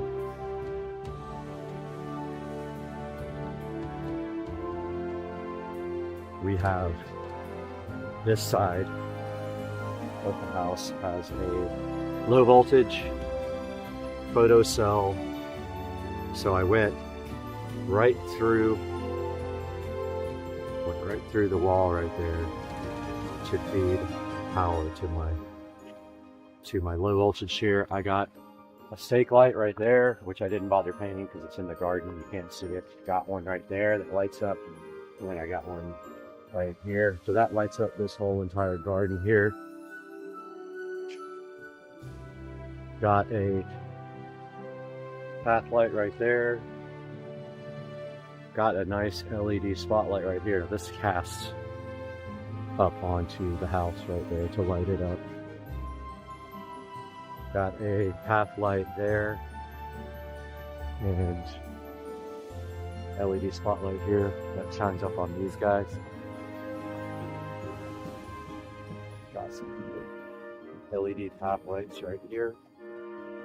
This lights up this garden area. Got a spotlight here that shines up on this palm tree at night. Used to have 2 palm trees. That one died, unfortunately, after 10 years almost. But yeah, I got some spotlight there for that tree. Got another path light there.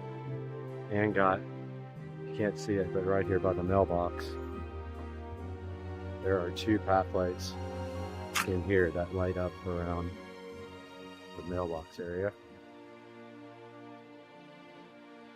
over here, this is actually AC current spotlight. Shines up on this palm tree at night. And then inside the garden here is a AC powered path light with a 15-watt warm, and that lights up inside those bushes there at night. Looks pretty cool. We have a warm white 15-watt LED spotlight shining up this wall here at night on each side of the garage. Only problem is it interferes with my security camera because it shines right on it. I don't really like that. And then there's one right there as well. So both sides of this garage at night are lit up. On the sides, it looks pretty cool.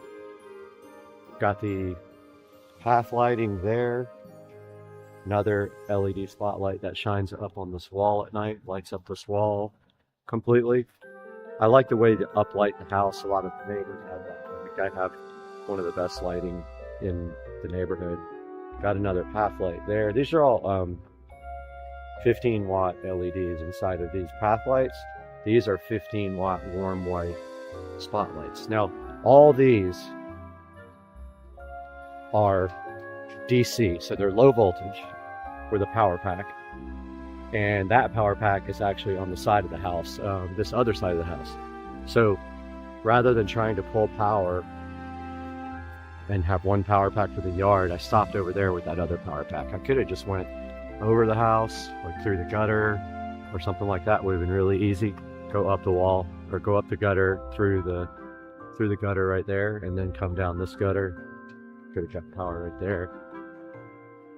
Here's another LED spotlight, 15 watt. I buy them on eBay or Amazon. I think I bought this last set on Amazon.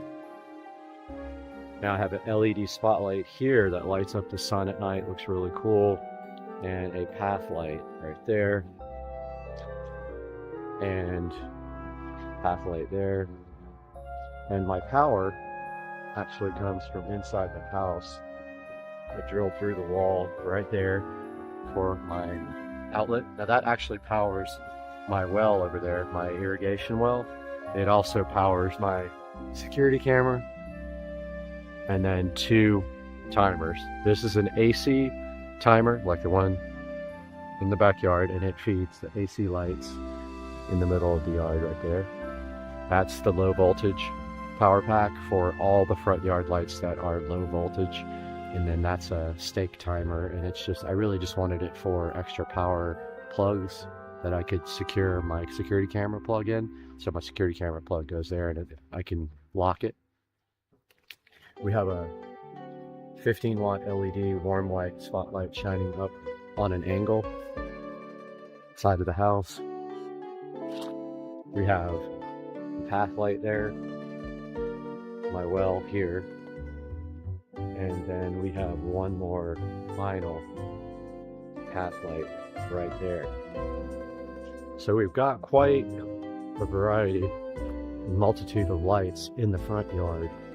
And so the next time you guys see me, it'll be dark outside, and I'll be able to show you guys how that looks. And I think you're going to be impressed by it. I take pride in my ability to do good lighting. So if you need any advice or help, feel free to hit me up and we'll talk about it. Well, I was going to show you guys the cool little snowflake on the dash here. Woke up this morning and it was 24 degrees in Jacksonville, which is unheard of weather. Unheard of. This is undoubtedly the coldest day of the year. I don't think it'll get any colder than that here. It comes back on. I want to show you guys. It was cool to see it on the cluster for the first time. And as soon as I wanted to record it, of course, it went off. There it is, man. There's the freeze warning indicator on the cluster. Taking the car through the car wash. It's weird with a convertible hardtop because it's so loud when the water hits the roof, you have to hold your ears. But I got the So loud. I got the unlimited wash plan. Hear how loud it is? And there's a guy here who's got a 328i. It is loud. So he's got a 328i, and he stopped me one day and wanted me to come to the Jacksonville Bimmers Club. And the other day I came through, and he's like, "Man, you can't wash your car here every day." I was like, "All right, dude." That was funny. But yeah, I got the unlimited wash plan. We can dry it. Dry it. All right, good morning, guys. It is unfortunately a Monday morning. It's early. It's about 5 in the morning, which is my usual ritual. I wanted to take you guys for a little tour of the yard. So, of course, this has nothing to do with my smart home bulbs, but this is my smart home bulbs in my sunroom, and they are on a dusk till dawn schedule. They will turn off at dawn. Now let's go look at the backyard. So there are the LED mainstay lights. And they look a little green on camera. They're not. They're warmish white. I do have an LED rope light behind the television there to light that up. Just kind of wraps back there. In the back, there is the color changing LED bulb on the lamp, which looks like I need to find the remote and put it back on color change. It looks like it's on red right now. Here we got more of the globe lights. There's a good look at the 15-watt DC pathway light, which I modified, took out the bulb and made into LED. Here is the fence lit up, pathway light.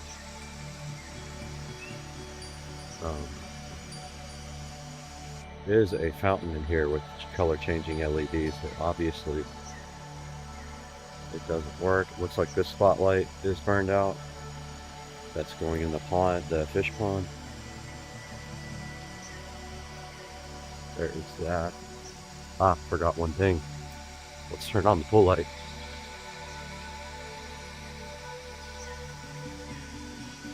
Got the pool light smart switch here. Pool light is coming on now. It actually has a problem with the blues. The blue LEDs burned out years ago. I left it on when I went on a trip one time, and it ran for like a week, and it burned out. The blue LEDs. There's red.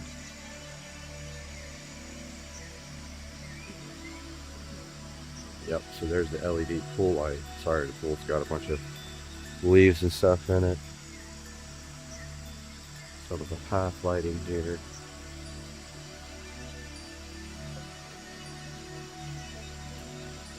Here's the uplighting on the palm tree.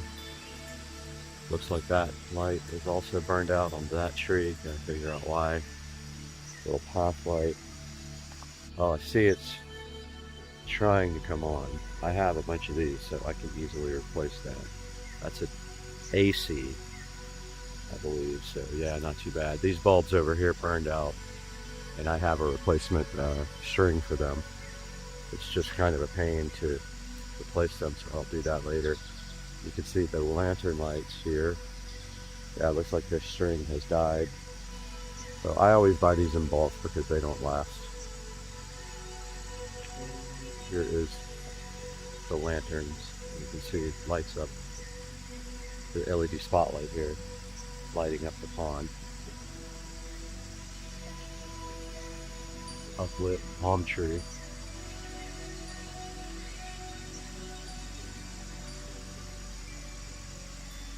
LED lantern, blue LED rope lights around the dock.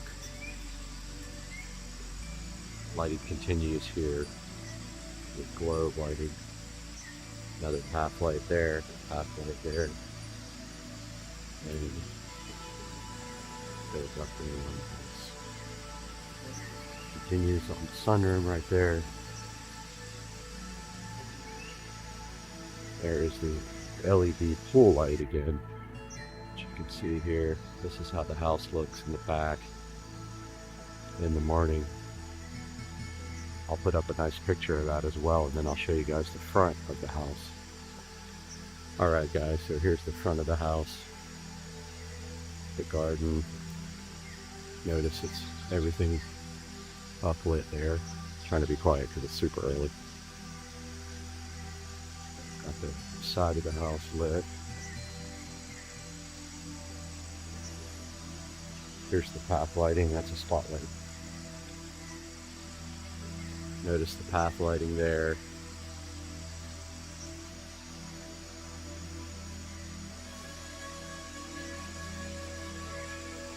The garden is lit up here. And there are two next to the mailbox. Path light. Low voltage. This one's AC.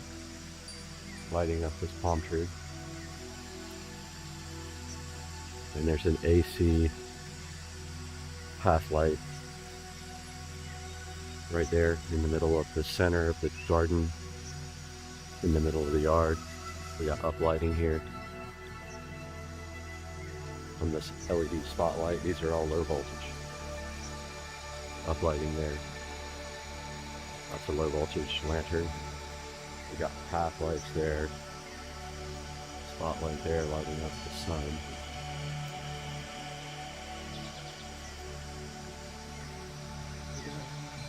Path lighting there. And then two path lights over here. And then a low voltage LED spotlight right there. And again, all the power is right there. So that's a good look at how everything looks in the morning. First thing in the morning here. And I will talk to you guys. Oh, let's see if it'll open in the cold. It does. I will talk to you guys later, my friends.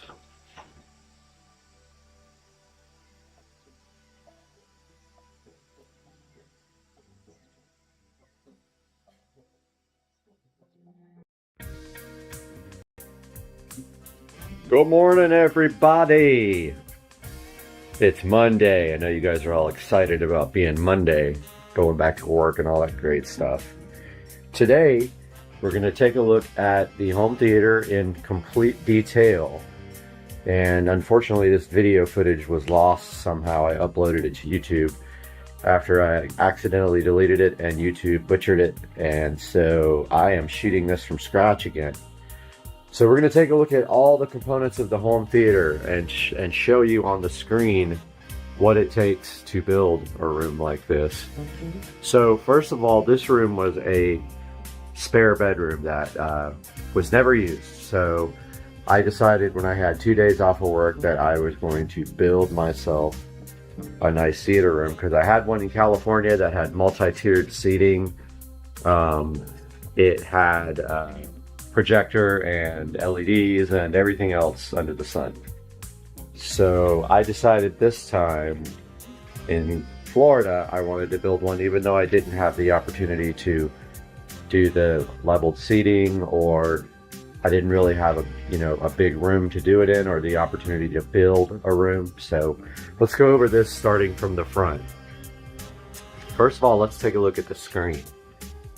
So the screen here was made by me, and it's actually just the wall, and I used a projector calculator, and I literally marked off the wall for the size of the projector that I was thinking I was going to get. I left room for the door to open, which now of course I don't have a door, and I kind of wish the whole screen was moved to the right because it's not even on each side. However, it doesn't really matter. And then I went ahead and sanded the wall in those areas. So I just took sanding blocks and I sanded it as best I could. The wall's not 100% smooth. It does have a little bit of drywall texture in it. You might be able to see it right there. It's smoother than that, but it's not 100% smooth. And then I used Lowe's Cinema Screen Valspar paint, which I will put up on the screen now. And I did multiple coats of this. You can still see there is some texture on the wall. Your eyes cannot detect that though, from the distance back that we are here. I think it's like 11 feet, 10 or 11 feet from the recliners to the screen there. I put probably 4 coats. The wall was actually a lighter color before, so it took 3 or 4 coats of home cinema screen paint. Now, if you want to do this legitimately, if you want to do this the right way, you're going to get drywall mud, and you're going to remud this whole wall and then sand it till it's really 100% smooth with no bumps on it. Make sure that you get any of the major bumps out, because those will show a little bit more. So again, after I painted this 3 or 4 coats, then I got the boards measured. They're not what do you call it on the ends? They're not mitered. They're literally just butted up against each other. But anyway, I painted those black first so that I didn't have to worry about taping off the wall at all. I nailed them up there with a finishing nail gun. I filled the holes where the nails went, painted those black, the holes, and that was it. When you do your projector screen, at the top of the screen, that should be even with the top of where the bulb is in the projector. Now the shelf tends to sag a tiny bit, so I had to put a few little coins under the projector there to raise the front up just a little bit. I didn't take into account that that shelf is going to sag just from the little bit of weight. So that is the screen. Now, up front, we have JBL 4406s. So these have a 6.5-inch woofer and a tweeter. I've had these speakers for around, I want to say, let's see, so 30 years old. Never had any problems with them except one died. One of them, the crossover, died. And I got it professionally repaired because it was worth it. These are back in the day when JBL made amazing quality studio monitors. Like the 4411B, I think was the good one. Also, we have an Advent center channel. Now, if you want to go for a very clean look, and I had this in my last theater, you can move everything up to the ceiling and do in-ceiling speakers instead of these fronts there and there. And yes, you can do all in-ceiling, even for the center channel. Monoprice makes a great center channel speaker, or at least they used to. If they still have it, I'm going to put that up on the screen right now while we're talking. And also, there are a few companies who make speakers that are angled towards you, and I'll put those up on the screen and link in the description as well. So an Advent center channel speaker. Then moving down, we have the Onkyo VSX 933. So this is a 5.1 or 7.2 or whatever your configuration is going to be receiver. It does support HDR10 and 4K and Dolby Atmos and DTS and a few other pretty cool features. So if you're into Atmos and you have more than 4, 5, 6, 7, 8, 10 or however many speakers you have, This supports Atmos. It's a pretty good receiver. I have had issues with it though. At the moment, if you don't turn it off every time you're done using it, when you come back in, the audio won't work at all. And then it's kind of a pain to get it back on. If you switch it off every single time you're done, I haven't had another problem with it after that. But it's about, I want to say 3 or 4 years old, maybe 3 years old now. My Pioneer receiver that I had before, I think the video is, I can't remember why I got this one. There was something wrong with my other one, which I had a few issues with the other Pioneer as well, as far as the video output goes. VSX 933, link will be in the description there if you'd like to get something similar. They don't make this unit anymore. One thing I will say about Pioneer, they have gone down as far as the quality after Onkyo purchased them, or vice versa. I can't remember if Onkyo bought them or they bought Onkyo. I think Onkyo purchased Pioneer. Things like the app have gone down as far as the quality of the app that you use if you want to modify it. The one on the VSX in the closet is much, much better, but they don't support it on Android anymore. They've stopped updating it years ago. So there you go. Behind that, I wanted a clean look, so I've got the Xbox One S chilling back behind there. It's a nice hidden location. The Xbox One S does 4K, it does HDR10, and so we don't have to say much about that. It also allows you to do media if you want to. So yeah, just a regular Xbox One S. Now below that we have this piece, I believe came from IKEA, but what's really cool about it is it has storage. So I keep that's the external hard drive for the Xbox, but I keep any accessories like controllers or remotes or anything I want under there. Nice storage space. Of course, over at the other side of the room we have the other studio monitor, the JBL. Those are my fronts. Moving to the center of the room here, we've got another storage table with 2 bins under, which you can store the remotes with. I have all the remotes out so I can explain those to you next. That's a little storage table.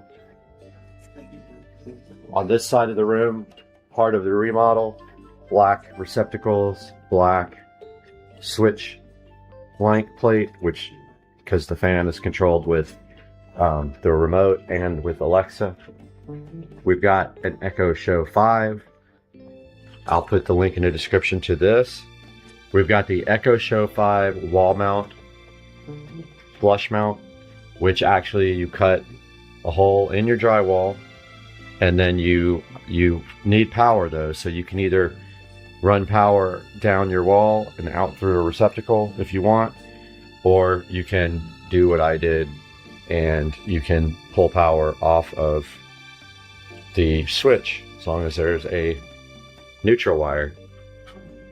So I just, since this is not a permanent installation, it's not illegal to do a receptacle inside of the wall, so I just literally pigtailed off the receptacle off the switch that's in there and used the stock power adapter for this to plug into that. I just take a female part of an extension cord and I hardwire that to the switch, and then I plug in the Echo Show 5 behind that. Again, Echo Show 5, this is a first gen. They are on the second generation now. They dropped the headphone jack, so if you're wanting to use this for external audio to feed anything like your home theater system or anything, you will not be able to do that with the new one. You'll have to find a Gen 1 on eBay. I don't think they even have them on Amazon anymore. Make sure you get Gen 1 if you want the audio output. Otherwise, you're going to have to use Bluetooth.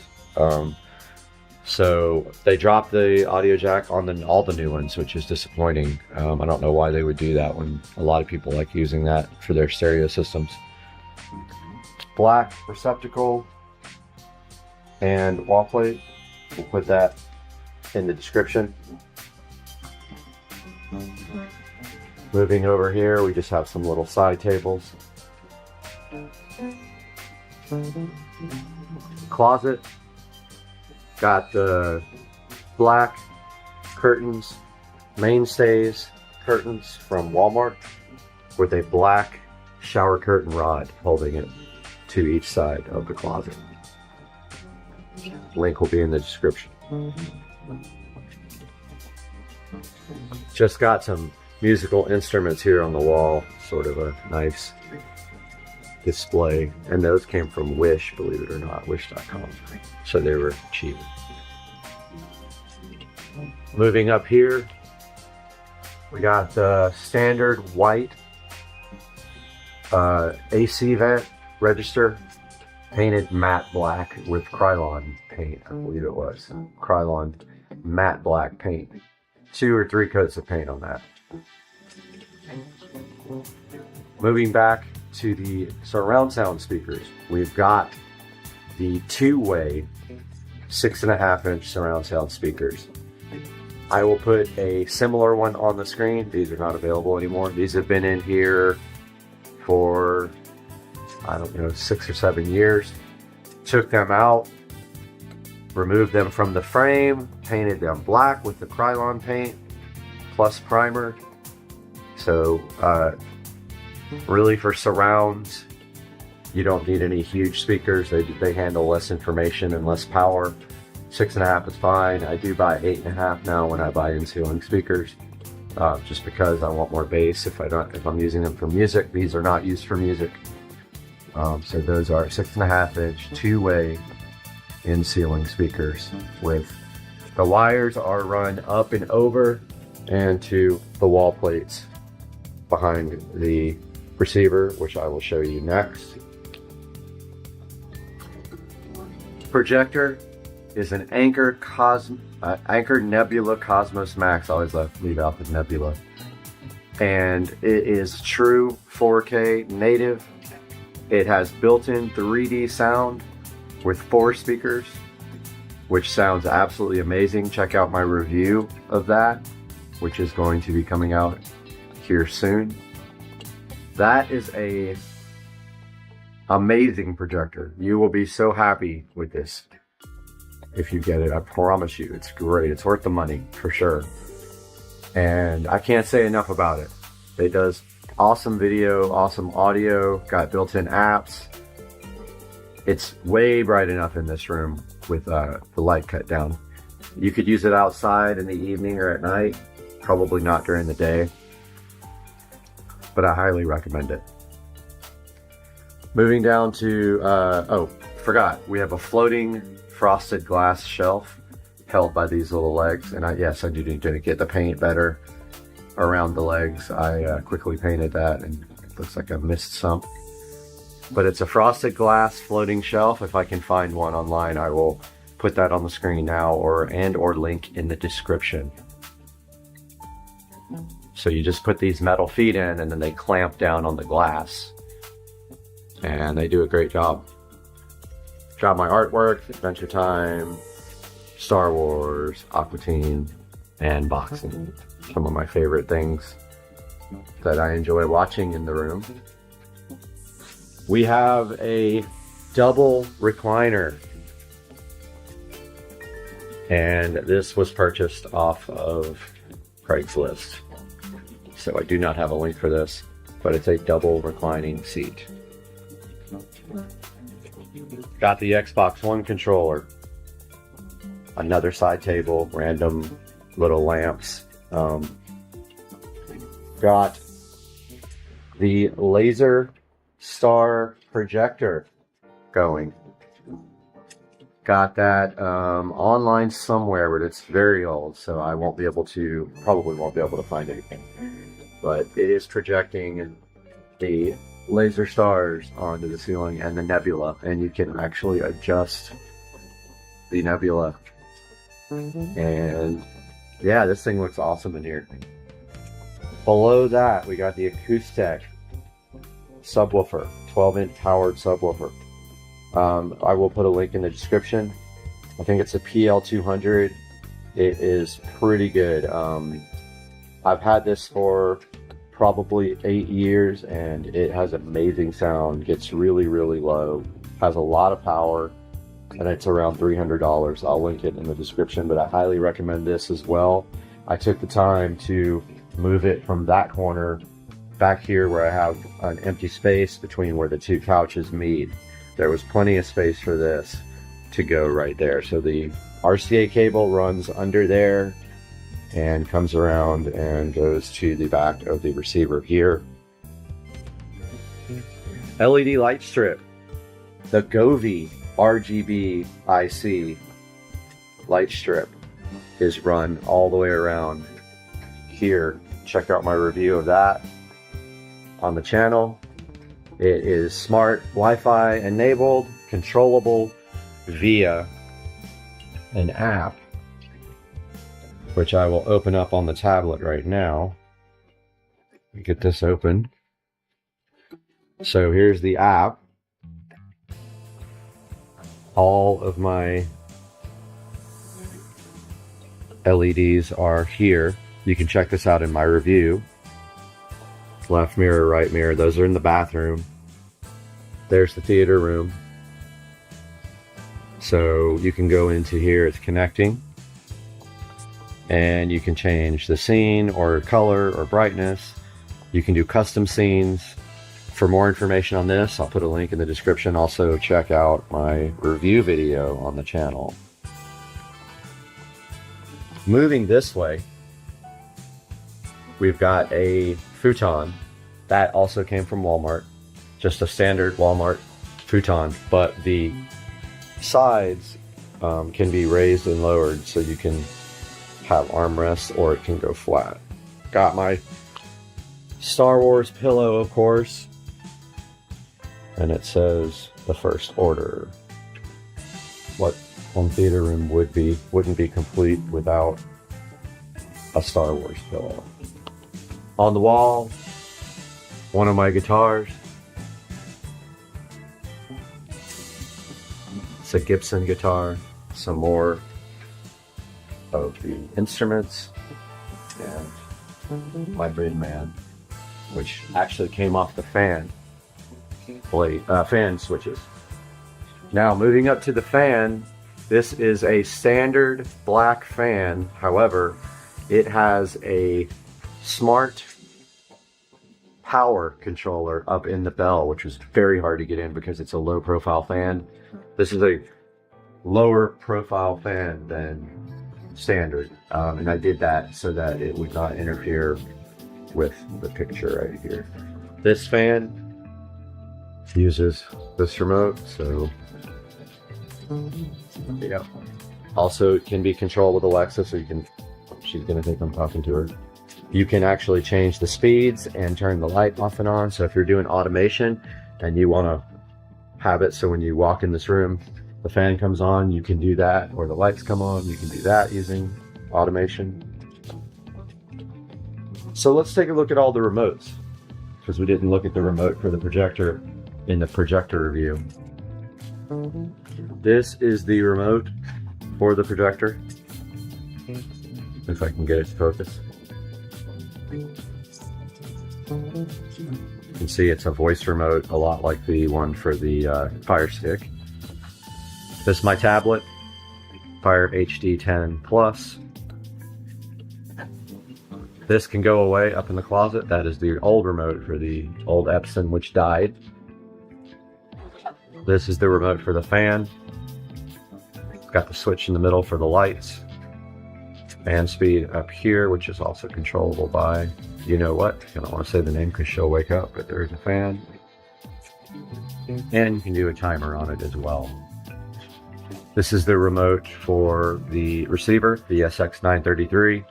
However, I am using the Fire Stick to control power and volume on the receiver. You can see here, powered off. So there's the regular Pioneer remote to do everything else if you need to, like change inputs or anything else related to that receiver, and you don't have the capability on there. Now, for some reason, I can't get the projector power working on this remote. It is not able to power the projector off and on, and I'm not sure why that is. I gotta play with it a little bit more, do some testing. But as of right now, this does not power off and on the projector, which is kind of annoying. It is programmed for an Anker projector, but it does not work for some reason. So yeah, that's a look at the entire home theater room and all of the contents if you wanted to build one. I'm gonna put the cost, estimated cost, on the screen right now. Now, keep in mind here, one other thing. I'll put the cost up after that. The wall plates, which I did a really bad job on the getting them in there straight. The wall plates really need to be painted black. I'm going to do that. I just haven't had a chance to do that yet. But back here we have surround sound speaker jacks using banana plugs that go up through the ceiling. We've got the cable. It's actually not a cable anymore. It is actually just a Cat 5, Cat 6 switch, but when we had cable, that was the feed for the cable. Now it's going to the cable modem in the other room with Cat 5 to feed internet. Oh yes, the Fire Stick that is connected to this for movies is actually using wired Ethernet. So I have that directly to the Fire Stick. Then there's a RCA set of jacks. 2 of them go, there's only 2 being used, and they go to the closet behind me, which is my whole home audio system in case I want to go back and forth with signals. And then that's the HDMI brush plate. So yeah, I will put the estimated price on the screen right now. And keep in mind, I did all of the work here myself. I did not have one single person do any of the work in this room. I did the electrical. I ran the electrical from up in the attic to where it was coming down the wall here. I spliced into it, put a box in the attic, and it goes up to there. I ran the HDMI cable down the wall, and since this is an inner wall, anything you want to do to this wall is easy because there's no fire breaks or insulation in it. If you're working on this outer wall here, that's exterior, you then have to worry about fire breaks and insulation, and it's much, much harder. So I did all the work myself, including making the screen, and I have already put the price up that I think that I may have been into. I've got many hours into this. I've got probably 6 days total into it, if you count all the little work like putting the fan in and the shelf in and all the painting. So I hope that you guys can make your own home theater room. If you need any advice or if you have any questions, throw them down in the comments, but that's going to do it for today's video. I hope you guys have a great day. We'll see you soon. All right, guys, we have a special surprise today sitting right here on the porch, and that's it right there. Let's get this guy inside. This is special, and I've been waiting a very long time for it.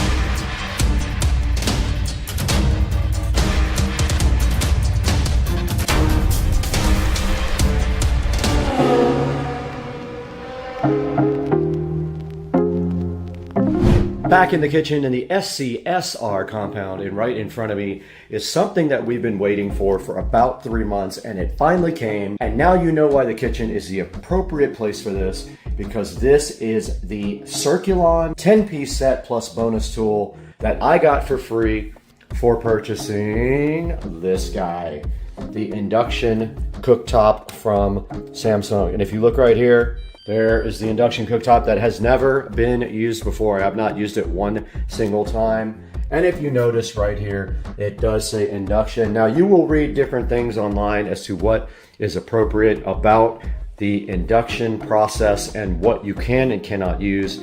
Even though it does say you can use cast iron on this, I would not do that personally. So I have this brand new 11-piece set from Samsung. Now, I do have a funny story about this. When I signed up to get this set for free, they were supposed to email me a code. I did not see the email come in, and I've been waiting and waiting and waiting. And of course, Joe and Jared and everybody have been busting my you-know-whats about getting my pots and pans, and I said they never sent the code. Well, it turns out they did send the code, but the problem is when I tried to go click on the link to redeem it, the page was no longer there. So I had to jump through hoops with Samsung to find out that the other set was discontinued, but now they were giving a 10-piece set plus bonus tool. It was supposed to be a 6-piece set. So we got a much bigger free set from Samsung. So let's get this thing over to the table and get it unboxed. It is actually going right down here, and I can throw these other 2 pots and pans in the trash can or give them away. Back in the SCSR kitchen again with the Samsung Circulon free pots and pans that I got for buying this very, very fancy and very expensive induction Samsung range, which has not been used ever. And I don't know if I will because I don't like cooking, but we're gonna go ahead and open this up and see what's inside of the box and get it all out for you guys to check out in case that you want to buy your own set of Circulon. Now this is the 10-piece with bonus tool, 1 set, made in Thailand, weighs about 25 pounds. And let's go ahead and open it up now. And inside of the box is another box, of course, and it is backwards. So that ruined the unboxing completely, I think. But there is the nice steel shield. Cooks like steel, cleans like non-stick. Circulon 10-piece bonus set. Let's get it out of the box.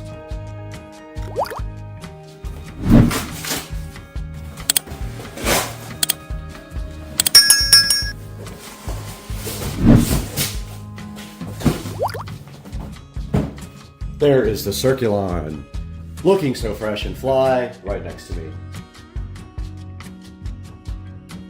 And inside of the box that was inside of the box,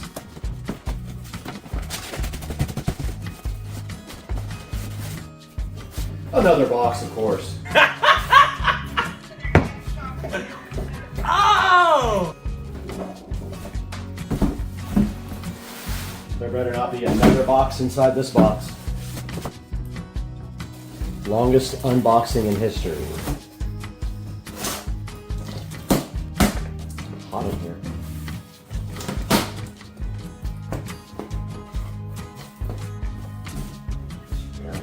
All right, we got the Circulon box open here, and you can see right at the top there is more cardboard than I've ever seen in any box in my life, protecting these amazing Circulon induction style pots and pans.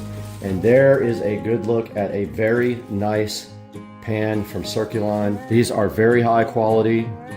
See it stamped on the back. That's the first one in the set right there.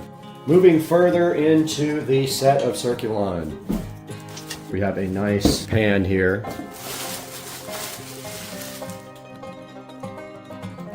And it has a number right there. Not sure what that is, if that's the size or what. Here's the next one. Awesome pot.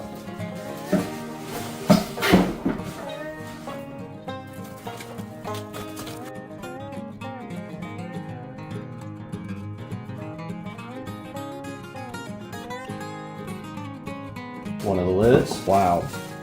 That is so cool.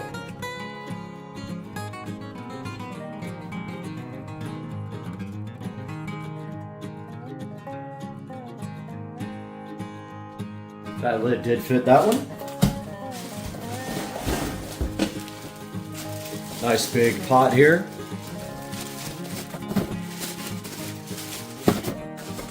There's a lid for one of them.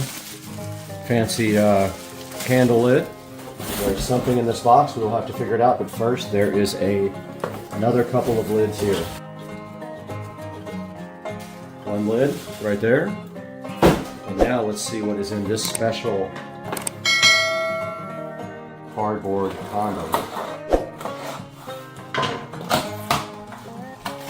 We have a free spatula. Very nice Circulon spatula. Very cool. So that is the unboxing of the Circulon.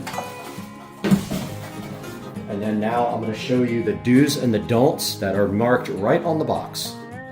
I'm gonna throw a picture of this up on the screen right now, but it says do use medium to low heat, do thoroughly wash the pan after each use with hot soapy water, do match the pan bottom to burner size and center it, and do use caution when touching the handles and knobs, and always have pot holders available for use. Do not leave the empty pan on a hot burner. Do not leave pans unattended or allow food to burn or boil until it's dry. Use cooking spray or oven cleaners. You do not, repeat, use cooking spray on these Circulon induction pans. Inside of the box was a Circulon important safety use and care card. It says you can use a dishwasher, but they should be hand washed if you can. And you do not use cooking spray on these. And then here is your guarantee. These are Irish based pots and pans. It does say when you're matching cookware to ring size, follow the stovetop manufacturer's guidelines. That's pretty much all it says about induction cooking there on the safety guide.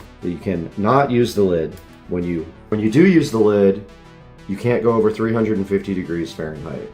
And that's all that these cards basically say, guys. I'll also take a picture of both of these right now and throw them up on the screen, and you can take a look at yourself at what they say. All right, we got the Circulon pots and pans all sitting out nicely in front of our induction stove. And there we just fired up the stove, and it is going to tell you how to use your induction control stove. It gives you instructions on how to do everything here. Everything is touch controlled. And here is an overview of what we have. We have the small pot right here. We have a medium pot right here. And then we have our large pot right there looking so fly. And it's still talking to us down here. And then we have our pans. We have 3 size pans. We have a deep dish pan here. We have a small pan here, and we have a large shallow depth pan right there looking so fresh and so fly. And then we got our bonus spatula from Circulon right here that will not scratch. This will not scratch their surfaces.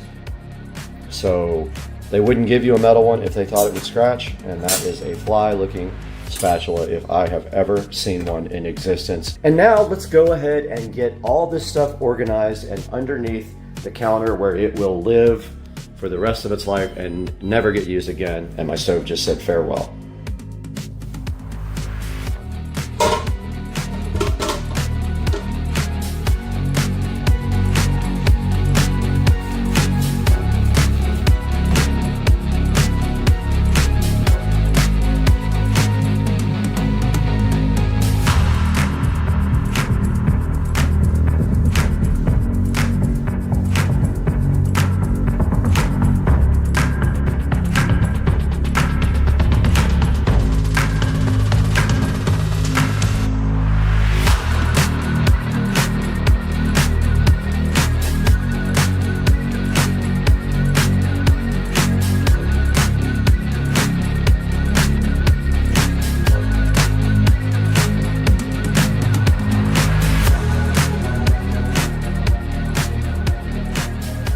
Alright guys, so I did go get these liners from out of the Supercar Street Racing shed.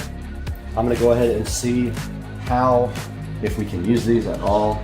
They are actually not wide enough, so maybe I get the correct size for it. 17. Let's see if they have 17 inch. Okay, I did order black. I think black would look kind of sick in here, so I ordered a black liner. It won't match the other cabinets, but who cares? Ordered a black liner 17 inches wide for this guy. So tomorrow when this comes, we will continue this video, but for now there's nothing else we can do. We're stuck, so this is where we're stopping down, guys. Out of my shock and surprise, Amazon did deliver the new cabinet liners, the shelf liners for underneath there for the pots and pans area. So we are going to have to figure out cutting these straight now. So I was thinking of maybe trying to use a piece of cardboard to cut these, but I'm not sure what I'm going to do at this point. Usually you would use a razor blade. I don't have a good sharp razor blade in the house anymore. I need to order some. Let's get this thing out and measure what we're going to have to do here and see how much we're going to have to cut this thing. Underneath the shelf now, and our first cut is going to be 11 inches. Our second cut, 23 inches exactly. Let's get it on the table and see how we're going to do this.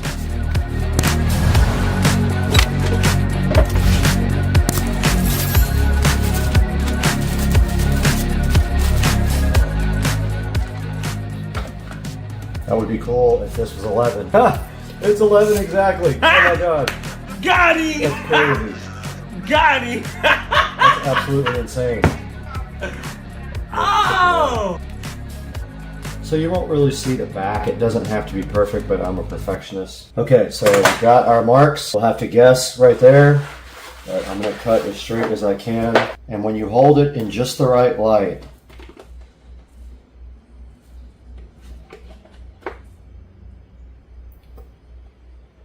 you can also follow the dots.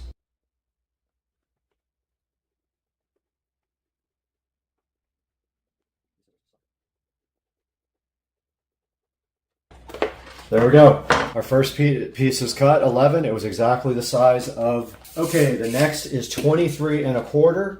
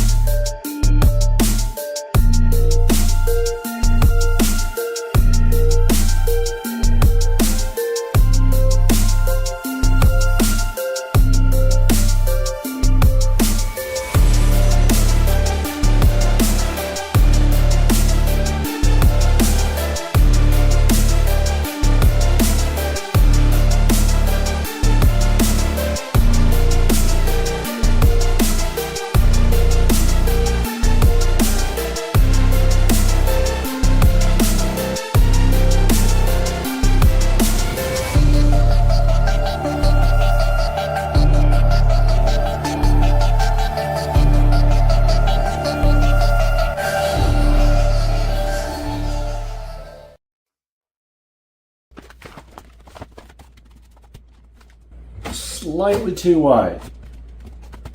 It's a little bit too wide. This one is too long and too wide.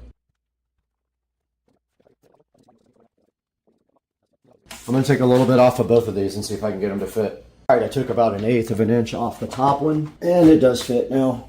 Pretty good.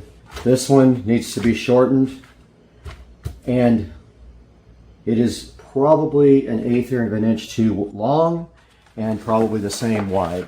I'm going to go ahead and trim this one as well. I went ahead and trimmed both of them and also notched out this one so it could fit right in the corner, and now they both fit perfectly. All we have to do now is get an arrangement for our pots and pans and get them down in there. Let's see what we're going to do. I don't know yet. Okay, my thoughts are put the big stuff at the top. Yes, I don't know any other way to do it. Maybe the big stuff that we don't use can go there. I don't have much cabinet space, guys. Never have. You end up having to stack them. And that will not fit there. Okay guys, this is the final arrangement of the Circulon pots and pans underneath here. I could probably stack some up and do a little bit better, but for now, that's all I need to do. I just do have to get my cutting boards in there as well, so I'm going to go ahead and grab those now and make sure that I can get them in there. But that's going to do it for today, guys. I hope you enjoyed this episode. I'll have a link in the description to Circulon pots and pans. Go ahead and pick some up for yourself, and we will see you guys next time on the channel. Thanks for watching, and welcome to Learn Your New Induction. Tap OK to start. I don't know, I'm silly.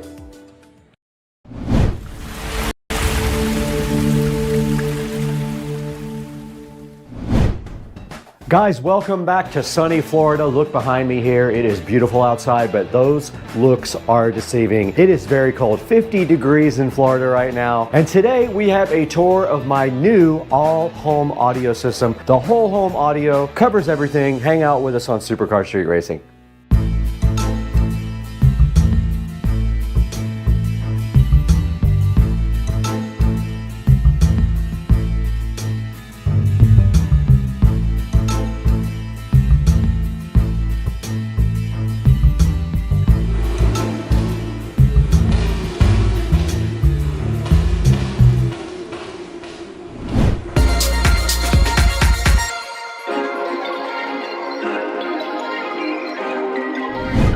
Welcome back to Supercar Street Racing. Brad here, and right behind me is my whole home audio system. Today we're taking a tour of the house. We're going to show you how that works in the entire house today, and it is all going to be brought to you by Juke, who was kind enough to give us a small discount on something for this whole home audio system, and hoping we get to work with them in the future with the Juke Plus, which is their other model. This is the 8-zone Juke whole home amplifier, and we have that today to look at, and my whole house on the channel. We're gonna go through everything. I'm gonna show you all the speakers, talk about the brands, talk about this whole home audio system that is done and complete, and we're gonna go over all that right now, so hang out with us again today on Supercar Street Racing.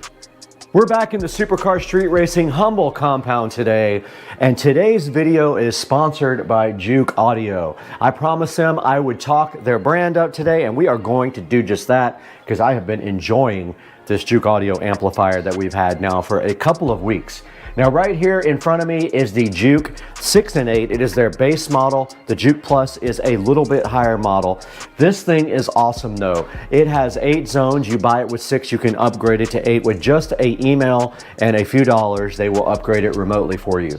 This has 6 and 8 powered zones depending on how much you spend. It does have 40 watts per speaker per channel. Do not let that confuse you. That is not a small amount of power for these in-home audio speakers. That is plenty of power, at least for what I have, and I'm not running a sub or anything with the power out of the Juke. It is app controlled. It has a smart app we'll be showing you guys a little bit later in the video. Now this thing supports analog inputs, USB input, AirPlay, Spotify Connect, DLNA, and Bluetooth. So that covers pretty much everything you'll need, because you can do almost everything with a tablet nowadays, and you can just Bluetooth right to this guy right here. Now let's go ahead and show you this guy getting unboxed, and then start the tour of our whole home audio system.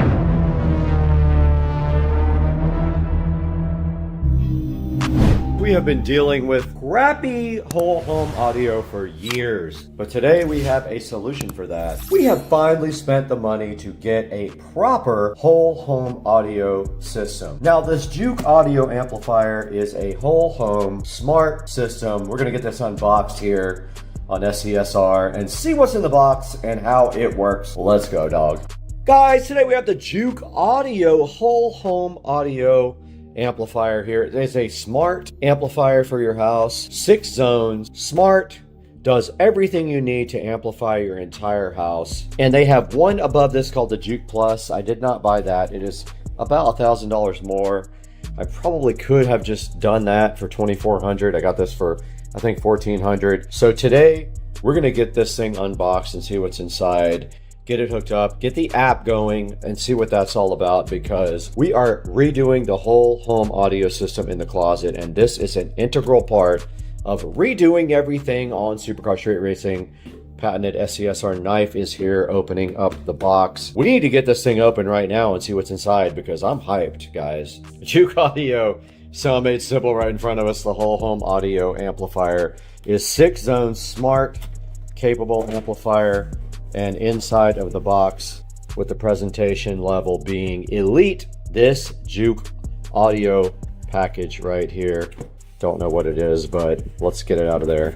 I like it. SCSR knife is patented. Do not try to make one like this, because it actually came from IKEA.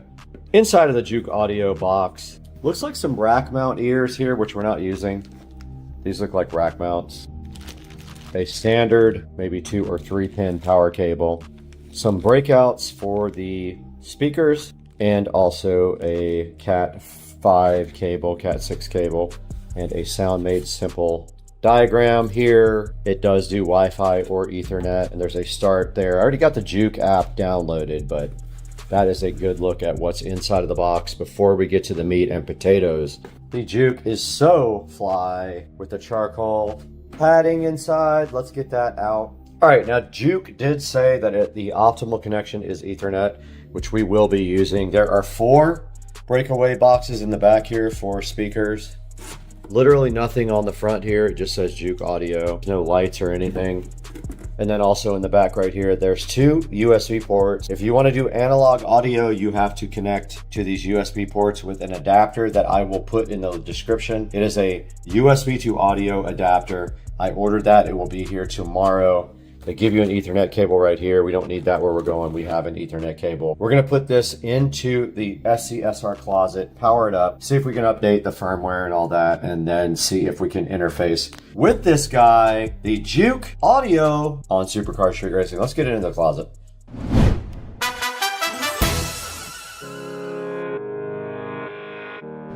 Guys, we're starting the tour right in front of the Juke here, and we're gonna outline everything that is in this new audio closet for the whole home audio system. Now, you're gonna have to go back to my videos. There's a 6-part video of my whole home audio refurbishing. I started with a closet full of clothes and racks, and I did everything to bring this guy up to modern standards. And I've always wanted to do an app that controlled each room with volume in each room, and this Juke Audio 8-zone amp does fit the bill. It does great on that process. Now at the very top here, this is the box for the Juke Audio. You guys just did see me unbox this. This thing is so cool. It comes with rack mount ears here. I did not use them. Let's get this box out of here. Now starting on the top here on my whole home audio tour, there was a hole in the wall right up here where the wires were coming out because the old setup had a amp up high on a shelf, like a wire shelf. I did get rid of that wire shelf and I closed up the hole right there as well, you can see. And then right over here we had a wall plate with RCA jacks that fed subwoofer preamp output to the whole entire house. And then up here we did add an outlet where we have some power going into the bathroom. This is a good future expansion if we ever need power up high. Let's say we want to add another shelf right here. We have the capability to have power right next to it here on the back. Now moving down in the closet, we have our WIM here. This is our WIM streaming audio player. There is a dedicated video up with this, so I'm not going to get into too much detail about this, but this actually can do everything streaming wise that even the Juke does not do. It can do a lot of cool things like internet radio and things like that, Spotify, Pandora, you name it, this guy does it. It does have subwoofer outputs as well, which is awesome. It's very high quality. It does accept optical ins and outs. It has RCA level ins and outs, and it has coax ins and outs as well. So this is the WIM streamer. Go see my video on the WIM if you want a more detailed explanation about this guy. And that's what we are using right now for currently streaming to the whole house.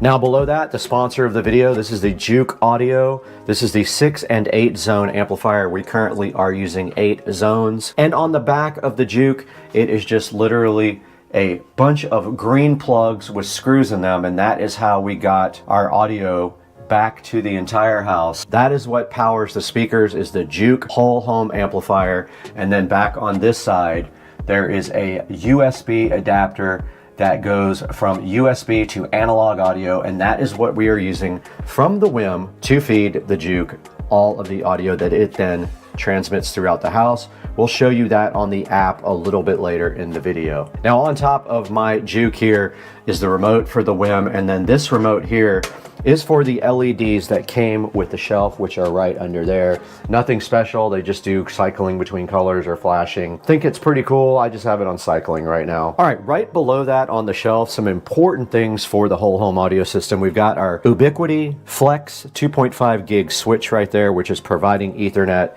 to both the Juke and the WIM there. We've got our DOT right here. That is providing smart home. If we want to use that, we can. We don't necessarily have to, but we can feed that to the analog input on the WIM. Next to that is a 4-port RCA splitter. That is taking the output of this Behringer Ultra bass processor and feeding it to both the sub down here and to the house via some wall plates, which we will show you momentarily. Underneath that, we have our Panamax MR4300. This is a power conditioner surge suppressor for the whole system, and it does keep the voltage steady and also suppresses any lightning or anything like that if we have surges in the power. All right, right below that on the very bottom, we have our PSW10. This is a Polk audio subwoofer that I actually got off of Marketplace.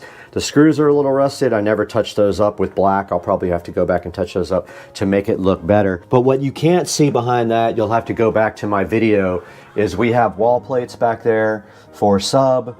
We have wall plates for Ethernet, and we do have power right behind this sub right here. And that was all put in my video, so please refer to my whole home audio closet refurbished video. There will be links for all this in the description. Okay, that is gonna round out the tour of the theater closet. Let's go into the next room here, which is the home theater.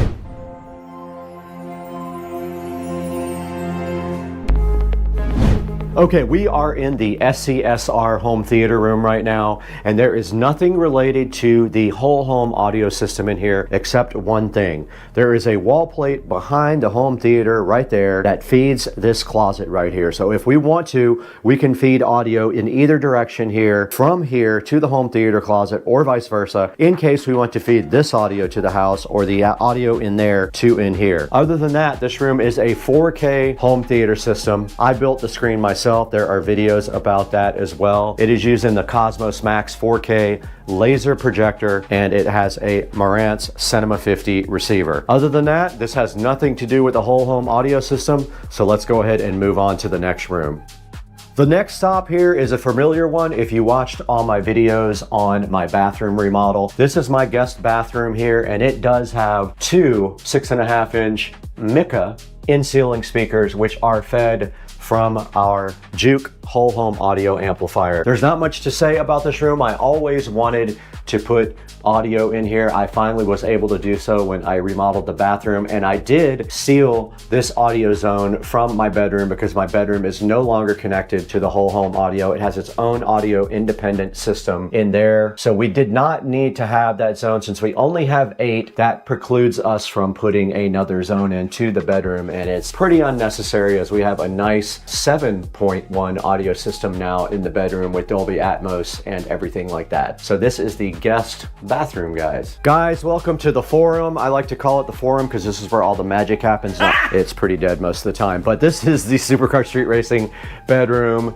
and you can see it is nice and sunny outside. And inside the bedroom, this is not connected to the whole home audio system. It used to have that speaker and that speaker connected. Those are disconnected, except this middle one here is now feeding center channel from our Marantz receiver right here. So we do have front, left, and right. We're using the speakers from the old theater. So we have left, right. These are Atmos. So the left and the right up top are height for Atmos. That's the center. And then we do have our surrounds back there. Nothing else of interest in this room ever happened, so we won't spend too much time on it. There is also a Polk PSW10 there in the corner as well. One of my favorite subs of all time. And in here you also see the Cinema 70S. I do have 2 of these guys, one in the living room and one in here, providing the audio output. And that's gonna wrap it up for the bedroom tour.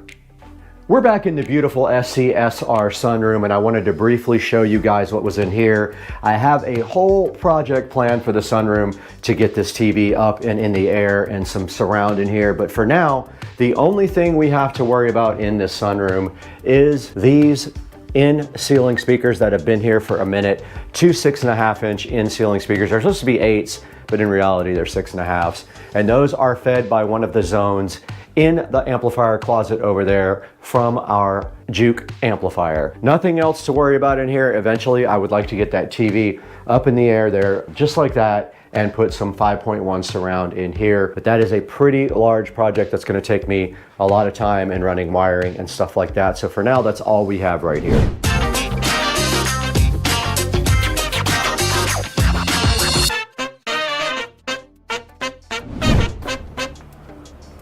All right, pay no attention to that huge bird over there and this beautiful pool.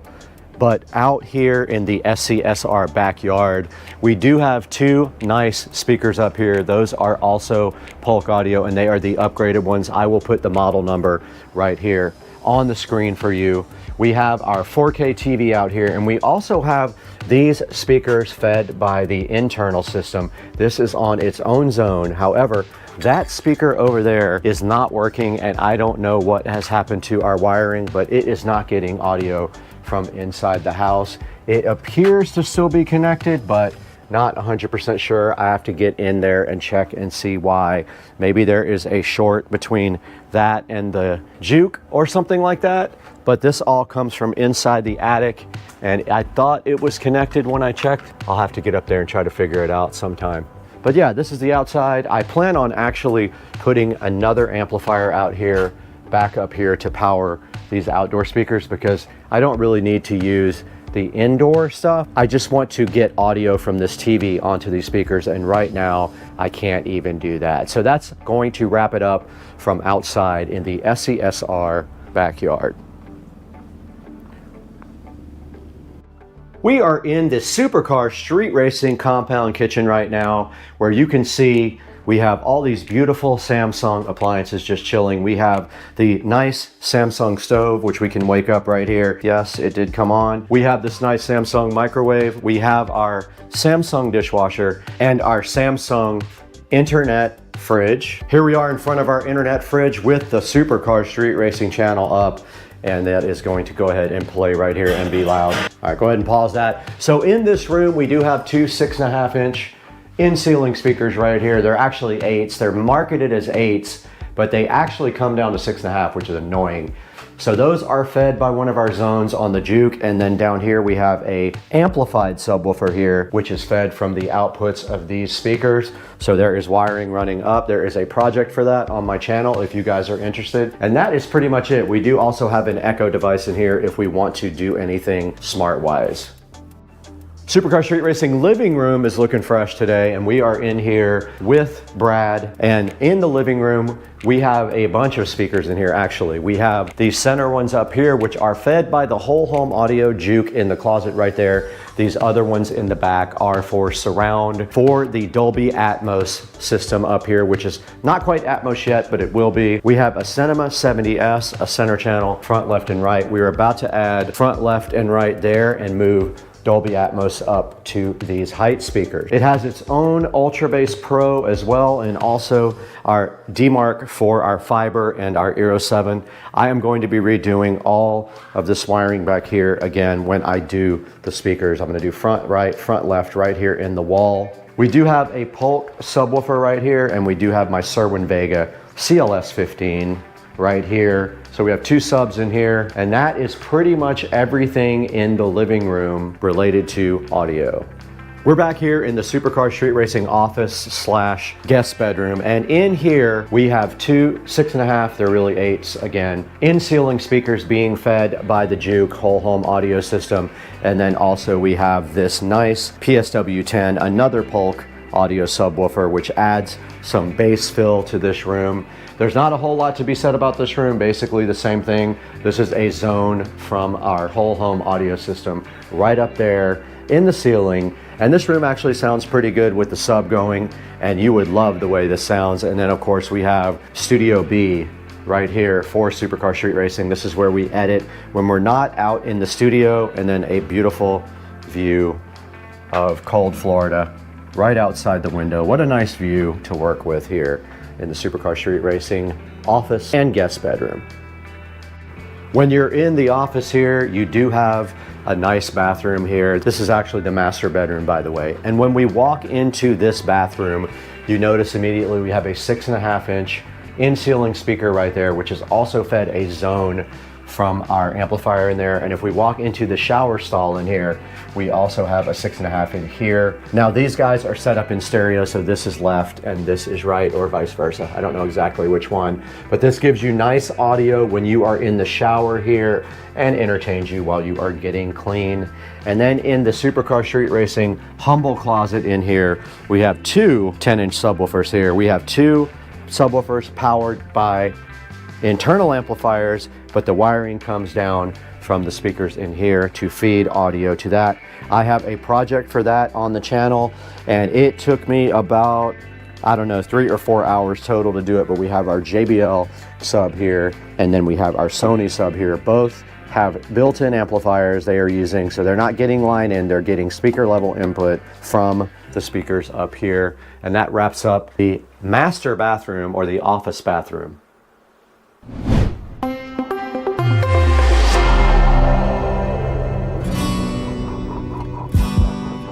Let's go out to the Supercar Street Racing garage now.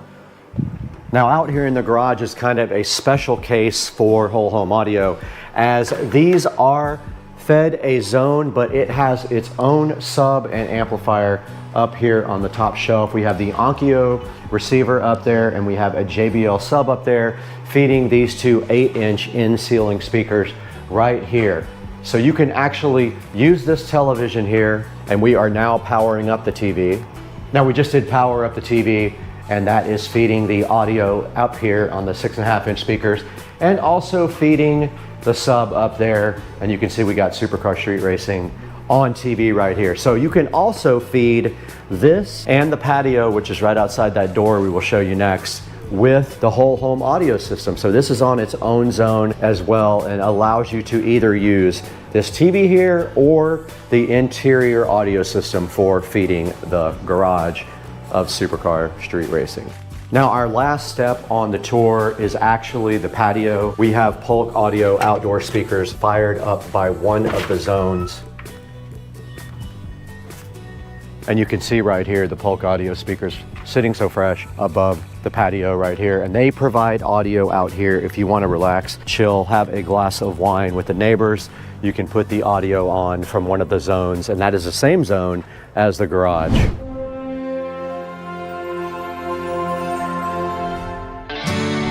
All right, guys, we are directly in front of the Juke Audio app, and you can see right here on the screen all 8 zones that I have set up. And you can see here master bathroom, master bedroom, kitchen, pool, guest bathroom, living room, patio, and sunroom. All of the zones are active except the patio and the pool, and that is how I run it most of the time. Now, when you go to settings, you do have to put an admin password in. You guys can't see this. Okay, in this part of the Juke setup, you can set your network up right here. You can see we are connected via Ethernet, and you can see our local IP address right there, 192.168.0.172. You can go ahead and do diagnostics of your whole system.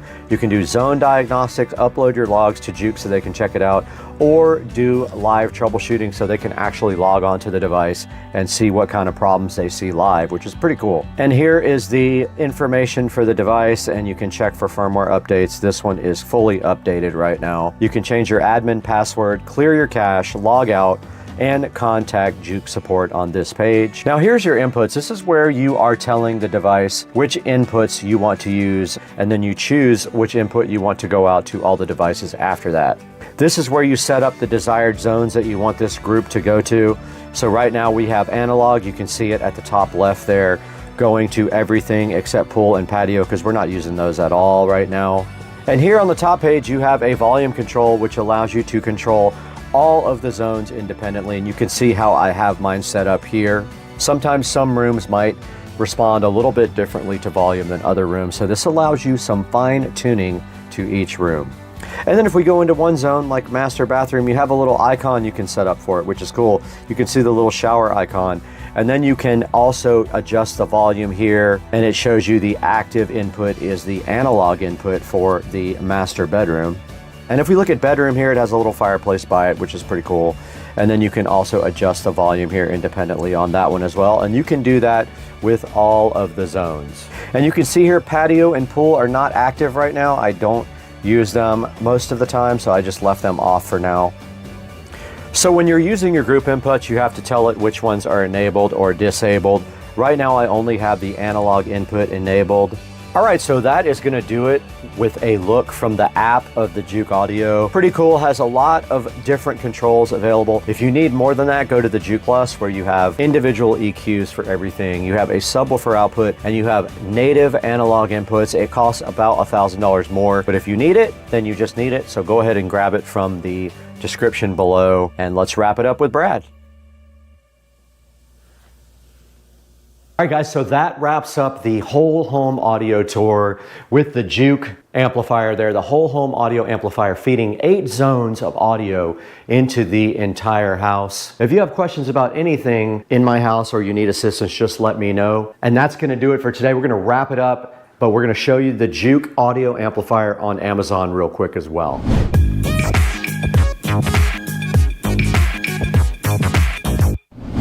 Back in the Supercar Street Racing office, and behind me is Studio B for the SCSR compound. And today we are taking a look at the Juke amplifier online. And right in front of me right here, you can see the Juke amplifier chilling so fresh and fly with a solid 4.4 star review. This guy is $1,499. And I love this thing. It has so many cool features. It is smart. It does smart home. Every separate room has its own volume control, which is awesome. And you can also turn individual rooms off and on as well. And Juke Audio was so kind to work with us on this and gave us a little discount on the upgrade from a 6 to an 8 zone. Now you can get this 6 zone for $14.99, or you can get the 8 zone for $300 more. But if we go to their other amplifier, the Juke Plus, that one costs a little bit more, but it does give you more power. It does have native audio inputs that are analog and a few other things that are more desirable than this. So if you want to spend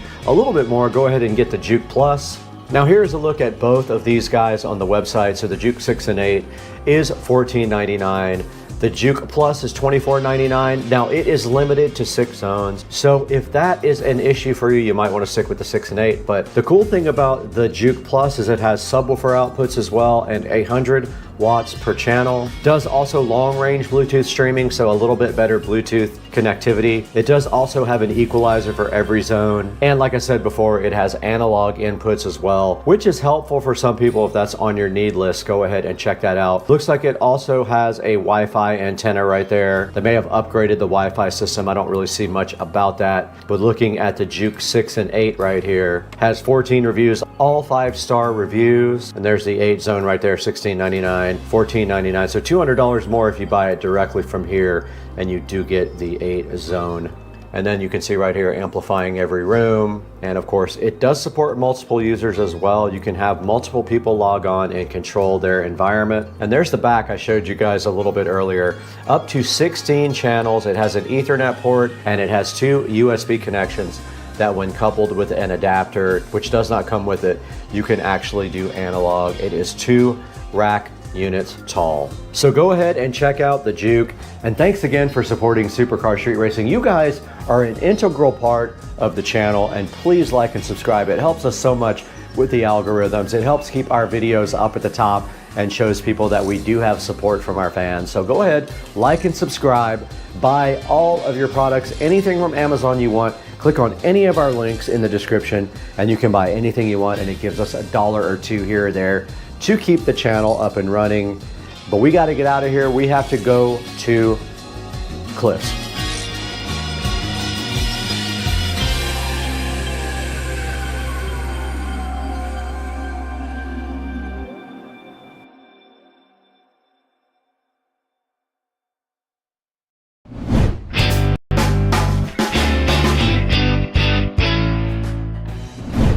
Hey, what's up everybody? We're in the Supercar Street Racing Studio B inside of the Humble compound today, and we have a special thing for you. This is the Starvis 2 webcam from Ambar.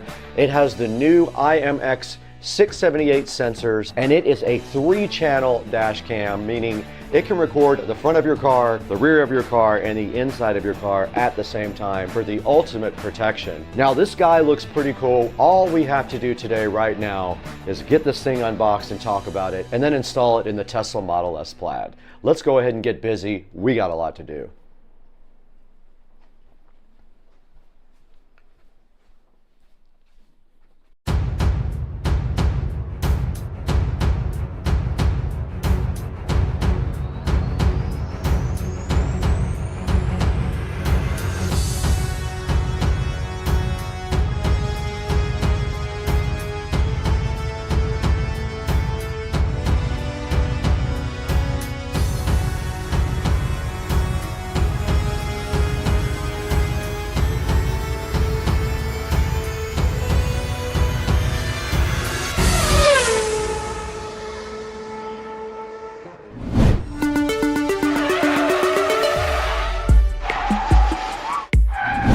We're back in the Supercar Street Racing Studio B in the Supercar Street Racing compound. As you guys know, this is our indoor studio. We have another studio built directly on the side of the house that we like to also edit in. But today is special because we have this Ambar 3-channel 4K dash cam that can record the front of your car, the back of your car, or the inside of your car. All 3 channels can record, and we got it sitting right here. The cool part about this thing is that it has 5G Wi-Fi also for fast video transfers from the actual camera. It has a built-in G sensor also, and it can detect when you have an accident. So that's awesome as well, great for your safety. It also records all the time when you're parked, and that means great safety for your car when you're not inside of it. It has infrared night vision also, which is incredibly useful at night. It helps see things. It'll support up to a 512 gigabyte SD card. It does come with a 128 gigabyte SD card for free, meaning you don't have to purchase one at all. Now on the screen right here, you can see a comparison between the OnBar T1 and others that don't have this cool IMX 678 sensor on it. They are the Starvis 2 sensors. Now there's a look at how the channels can record on the screen. You can do 4K plus 1080p plus 1080p 3 by HDR. So HDR is cool, high resolution camera with HDR color processing, high dynamic range. 5 gigahertz Wi-Fi connection means downloading videos at a faster speed. You can see on the screen right here, you can download a 1-minute 4K video in 10 seconds where other cameras would be 35 seconds, so much faster. Now there's your 24-hour parking monitor. It monitors your car when you're not even inside, guaranteeing your safety. Now here's a cool look at how it can see license plates. Check that out. It has a technology called Plate Pix for 4K HDR, full color night vision pictures of license plates. That's super helpful if anything ever happens to you. This guy does have a built-in precision GPS, which is incredibly important if you ever get into an accident. You can pinpoint exactly where you were with GPS. Now here's a rundown and a comparison between the T1 and other dash cams, and it shows you why the T1 is such an incredible dash cam compared to the other low quality dash cams. Take a look left to right at the differences in the OnBar T1 and the other dash cams. And here's a look at what's included with the OnBar T1 sitting in my hand right here. You get the camera, a GPS mount, a rear camera, a 128 gig memory card. There's going to be 2 USB cables. One is for power and the other one is for the rear camera. Some 3M tape, a wire wrap bundle, some alcohol swabs, a little kit for your trim to pry your trim open, and a quick user guide, all included with the OnBar T1 dash cam. All right, now that we've taken a little overview of the OnBar T1, I think it's time for us to go ahead, get this thing unboxed right here in front of you and see what it's all about. Let's get straight to the unboxing now, right here in Studio B.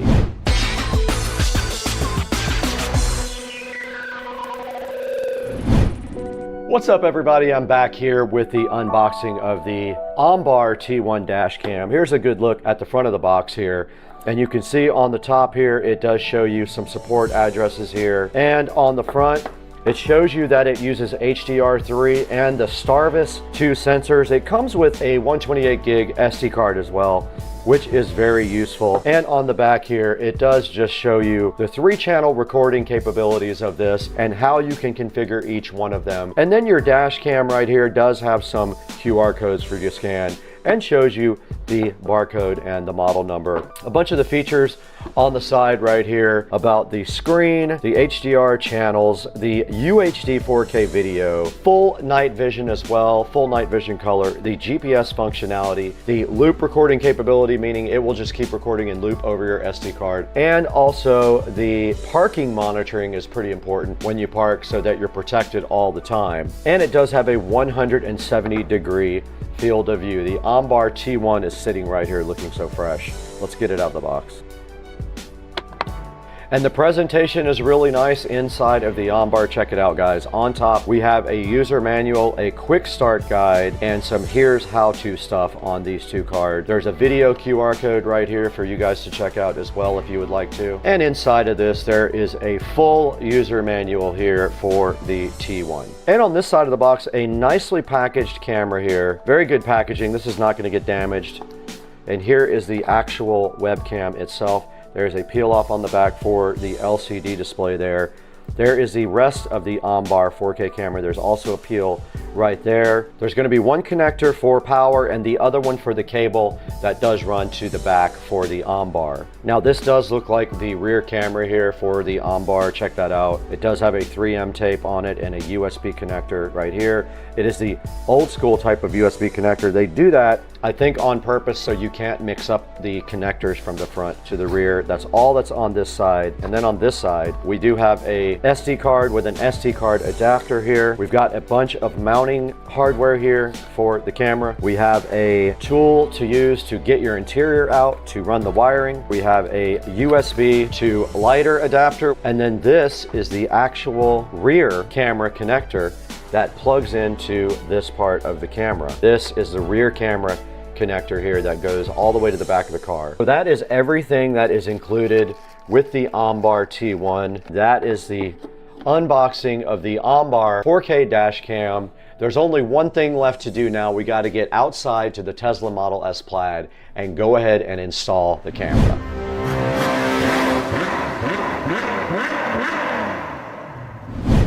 Guys, today we have a new sponsor on the channel. This is the Tunenge YC8005 flashlight that we were sent to take a look at with you guys.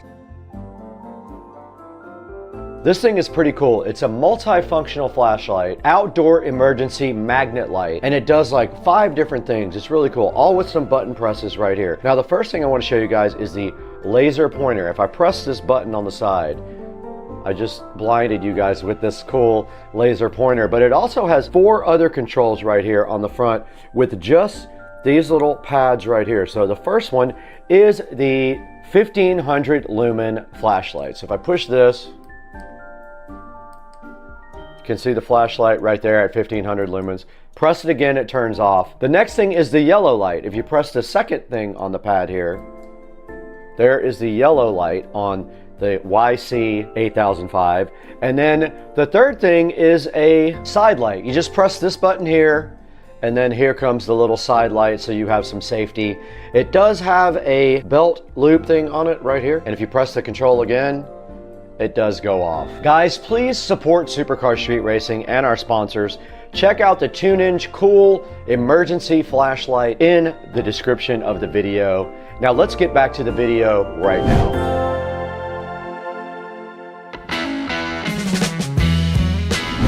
Okay, we're out here in the Tesla Model S Plaid, and you can see the OnBar T1 chilling so fresh and so fly in the car now, fully installed. So I wanted to give you guys a little overview of that.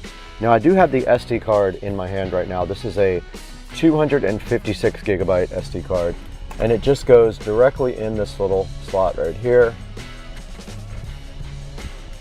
And then you can use your fingernail to kind of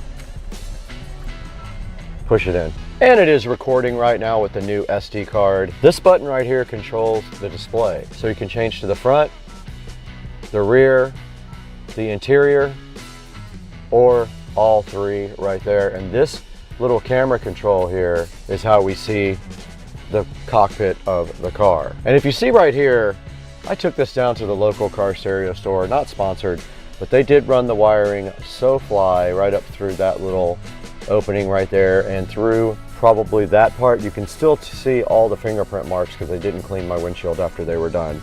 And then all they did after that was run the power right inside of the center console here to the cigarette lighter plug right down in here. And now this thing is recording, and basically what you do is you tilt it down towards the road, not towards the roof. And so that is how the camera looks installed right there. And then we will be showing you guys the app next, but that is the camera part inside the car. Let's show you guys the back of the car for the backup camera. Now in the back of the Tesla, there is a backup camera that was installed right here. We can go ahead and check that out.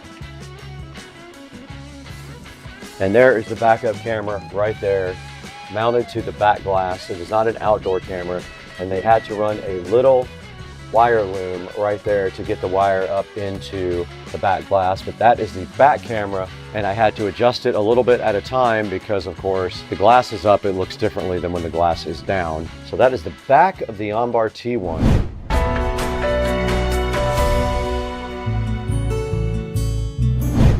You guys just saw us install the OnBar dash cam directly in the Tesla Model S Plaid outside. That thing is pretty cool. We're gonna have to show you guys some actual video footage now from the OnBar T1. Let's go ahead and check that out now. Let's throw it to some actual recordings from both the front, rear, and the inside view from the OnBar T1 dash cam.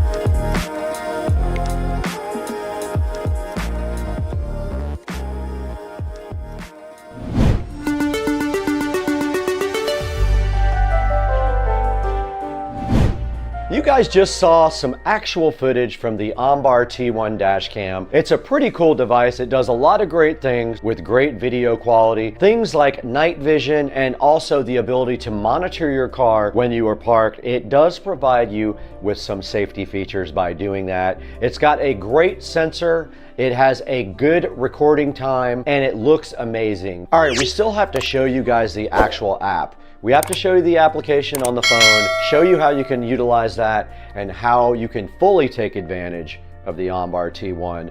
Let's take a look at the application now on the phone.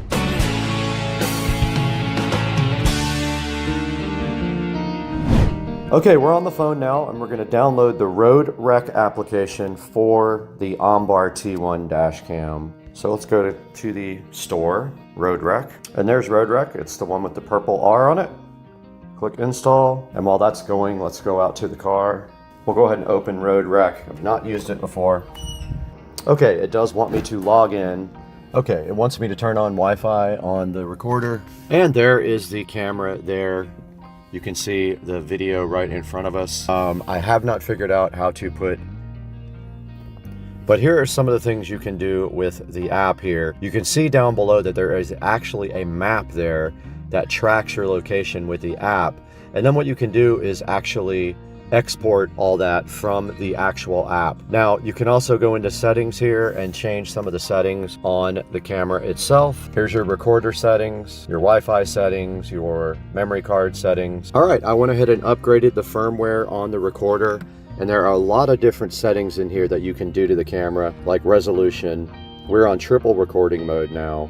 You can mirror flip, meaning you can flip it upside down if the video is upside down. You can set the frequency, and of course we are in the UPS. The GPS setting is on mile per hour. The screensaver, I'm gonna put on always on, and you can reset your volume, your sound recording, your time zone, wants to know your car plate number, and that's all on that page. And then the next page, there is a fatigue alert setting, a G-sensor setting, and a parking monitor setting. Okay, I just wanted to show you guys how you can get video off of the actual camera onto your phone. We're gonna go ahead and hit playback here. All right, there is a clip there that is 58 seconds. Let's go ahead and download it to our phone.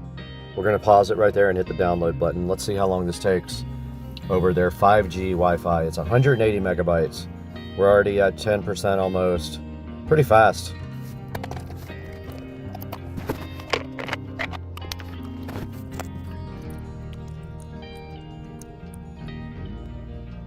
Okay, we downloaded that clip in about a minute. Not bad at all. And that's how you get files off of your Ombar dash cam. We're back in the SCSR Studio B now. This is part of the Supercar Street Racing compound and all of our recording facility. And right now I want to show you guys how to get your own OnBar T1 4K 3-channel dash cam featuring the Starvis 2 IMX 678 sensors. And right in front of me is sitting this exact camera right here. It is at $139 because it is 46% off right now, which is a great deal. So go ahead and check this out. It does have a cool night vision option here, as you can see here. Other cameras do not look like that on night vision. The OnBar has 3.0 night vision with full color. And right here you can see the IMX 678 sensors doing SoFly and SoFresh. And you can see the front, the rear, and the cabin sensors here, and the combination of 3-channel recording, 4K plus 1080p plus 1080p 3 HDR right there. Now this is the 24-hour parking monitor. This makes sure that even when you're parked, your car is protected from people doing anything to it. It transfers files much faster. Here's the license plate technology to read the license plate. It's called PlatePix. It does use 4K HDR full color night vision as well. Here's the built-in high precision GPS. It shows your location exactly, and it's very helpful in case you have an accident or any other occurrences in your car. Here's a big reason why you should choose the OnBar over everything else. Look at all the cool different features that the OnBar does versus all of the other cameras. It has a 128 gig memory card. Other ones don't even give you one. They all have ordinary night vision, ordinary cameras, no HDR, single mode GPS, 2.4G Wi-Fi, and false parameters, while the OnBar does all these other awesome features for you guys. Check out the OnBar T1 in the description. There will be a link to this, and if you buy that or anything else, anything on Amazon, it benefits Supercar Street Racing so greatly. I'll be forever in your debt. I appreciate you. Guys, thank you so much for 228,000 subscribers, hopefully more by the time you read this, but I really appreciate your support on Supercar Street Racing. We can't survive without you and your support. Please like and subscribe, and anytime you want to buy anything from Amazon, click through any of my channel links in the description. It will help us. We'll get an affiliate bonus for that, and we really need that to survive. But right now we got to get out of here. We actually have to go to lunch.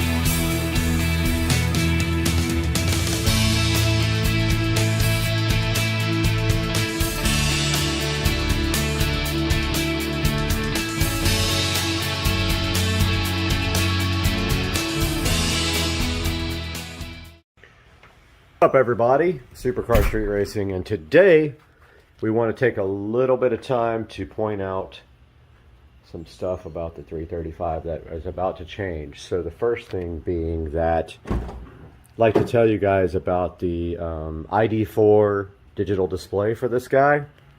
So there's a company called ID4 that makes a complete drop-in replacement for this instrument cluster. So it's pretty cool.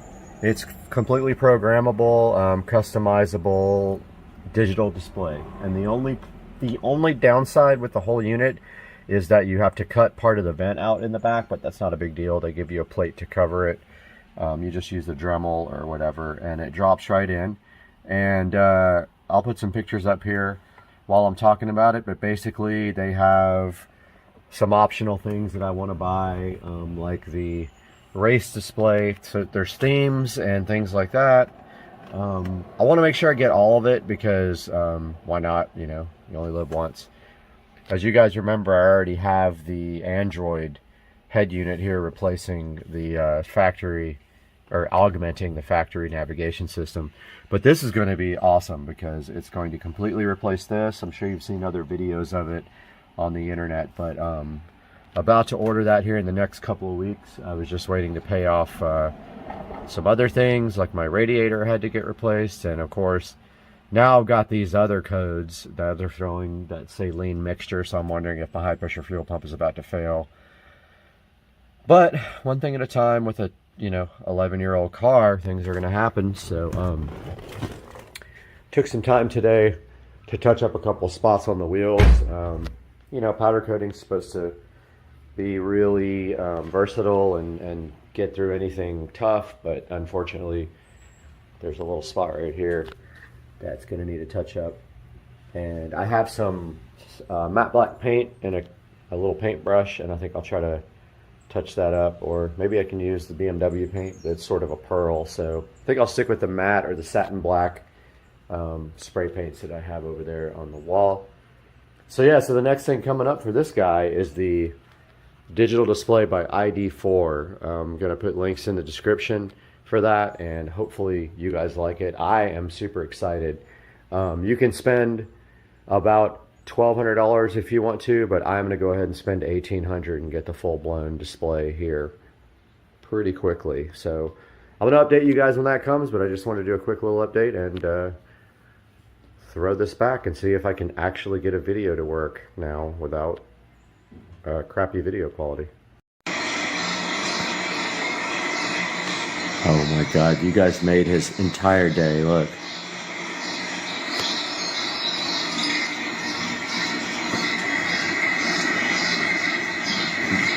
He is locked on target. Yeah, he's going to start barking in a second. Just got an alert over here on the show that I think something is in my garage. Let's see. It's always a mystery where things are going to be. Aha! Check it out. We got a new package here on Sunday night. Oh yeah, I am so hyped for this. What we're looking at today on the channel.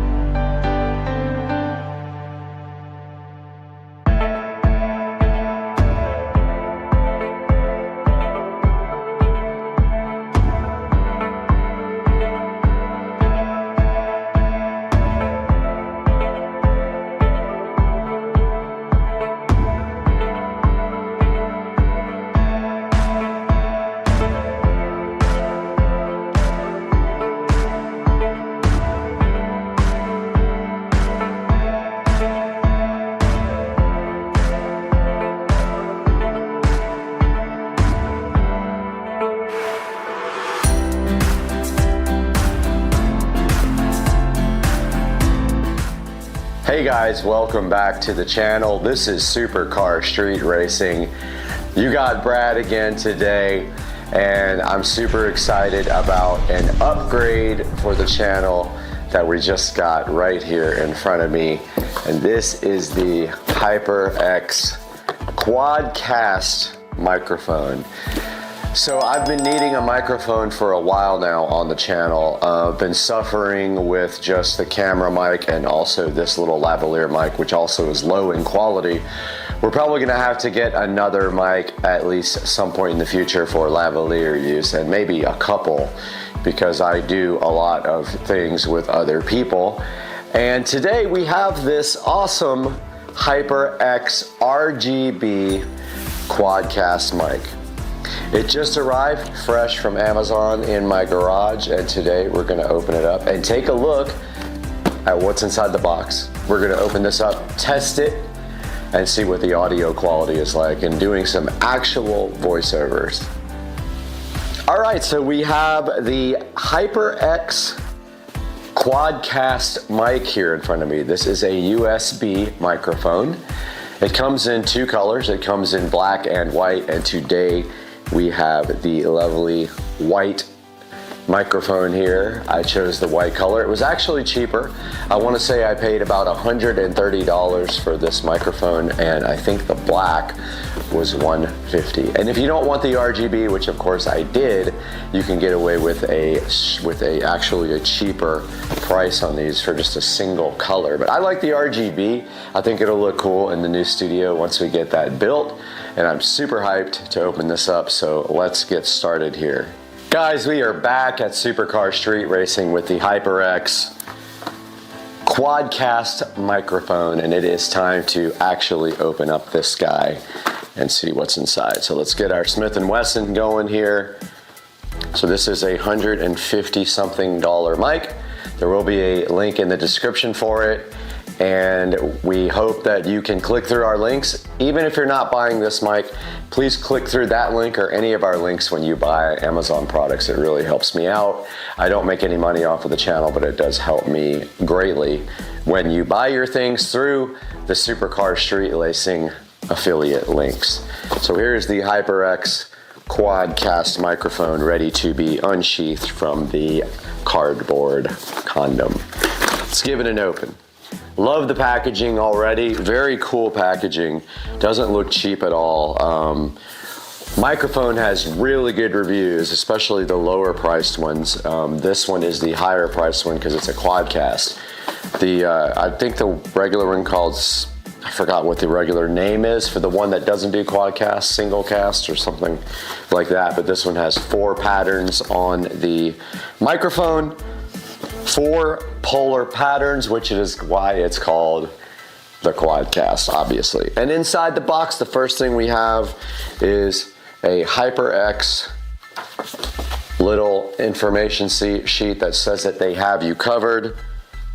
Says if you have issues with your products, then you can contact their team for technical support, so which is awesome. So that's what we're hoping for here. Next thing we have is a little HyperX welcome. Congratulations on joining the HyperX family. It has some of their RGB products on the front and a little welcome from HyperX on the back. Now we have I think it is a product information sheet, customer information sheet right here.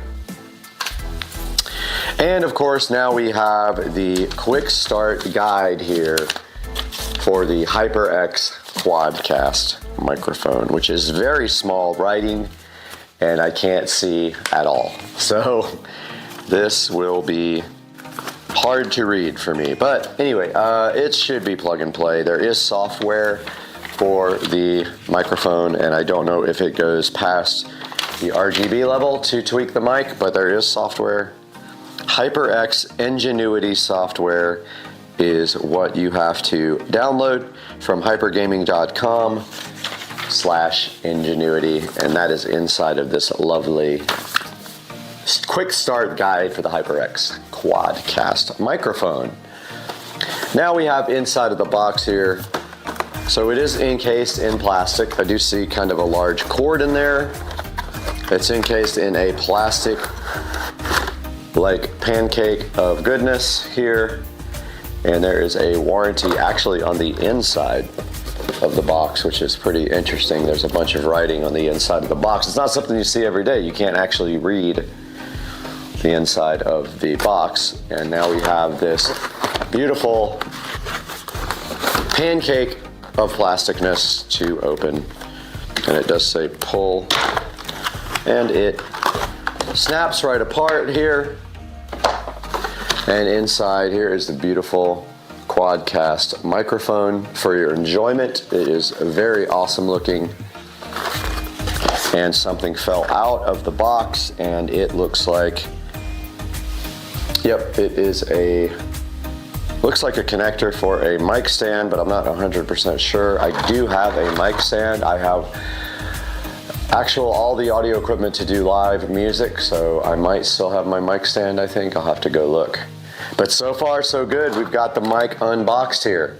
So I dug through the closet and I haven't used my mic stand in a bit. It's just off to the side here. It is a ProLine mic stand.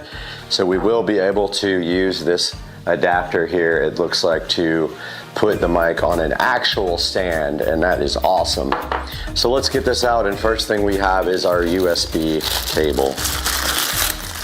Opening our USB cable here, it looks pretty high quality. It is braided, and it has USB type B on one side and a USB type C on the other side, and of course the USB type B goes to the computer, and the USB type C will go to the back of the microphone here, where there is a USB-C connector, and there is also a mini headphone jack. So if you want to connect your headphones here, you can also do that. That is the extent of what is inside of the box with the microphone. And now for the next part of this, we're going to move over to the computer and actually install this. All right, we are back here underneath the Supercar Street Racing editing rig, and I see the back here. I'm trying to find a USB type B, and I see one at the very top there. I'm going to connect right there to that USB type B port. We are back over here at the Supercar Street Racing editing PC. We have our HyperX Quadcast mic set up here, plugged into a available USB type B port. Let's go ahead and power on this awesome editing rig here. See what happens. There we have it. So let's go ahead and log in here, and we have our last project up here that we were working on, the Florida Keys trip. Go ahead and close that out, and we have our USB type C connection here. Let's go ahead and plug in the mic, and I'm assuming you put it right through that little slot right there. And instantly we have awesome colors popping up on the HyperX Quadcast. I absolutely think that is the coolest thing ever. Check out the colors are rotating through different types of RGB awesomeness, and let's go to HyperX Ingenuity software download. Ingenuity. Okay, accept. And let's see. Download for Windows.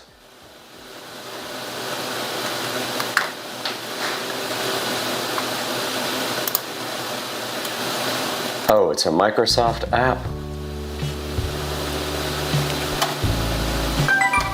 Not that I really need it if it doesn't work. But I don't want to be downloading stuff with the Microsoft Store. That is kind of depressing.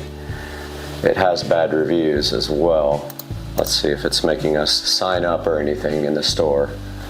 Okay, it is downloading the HyperX app. A lot of people are saying it's broken. We don't really need it, honestly, if that's the only thing that we have for our guy here.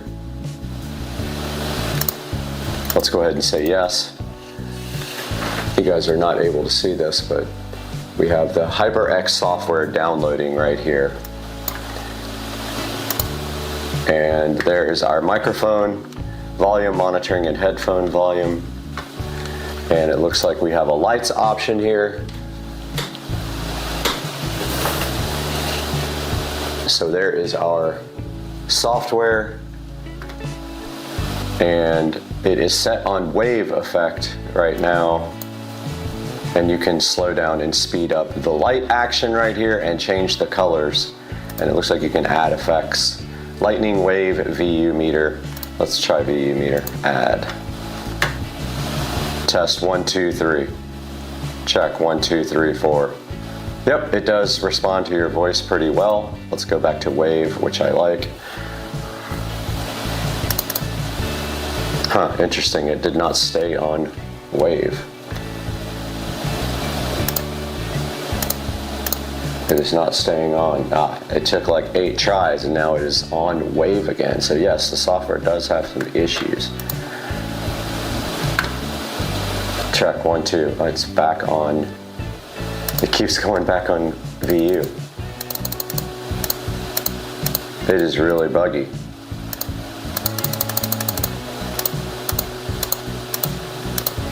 It won't go back on. There it is. Oh, no. It's stuck on VU now. I'm so mad. Light sync.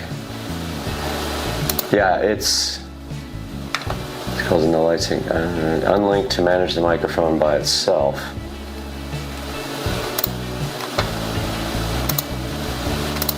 It doesn't work.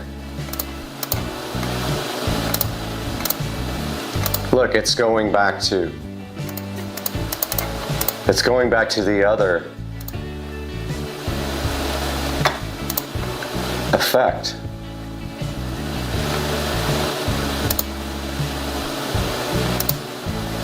Yeah, it's really buggy, I can tell you right now. I'm not really bummed about it. The light is sort of a secondary thing for me. It doesn't look like wave is even working. Light sync is cooler when you have more than one compatible device. So there's a light sync option here, and there is a microphone option. And let's just put all the effects in and see what they are. Lightning is on. It's supposed to be on, but it's not working. Okay, I'm gonna leave it on wave.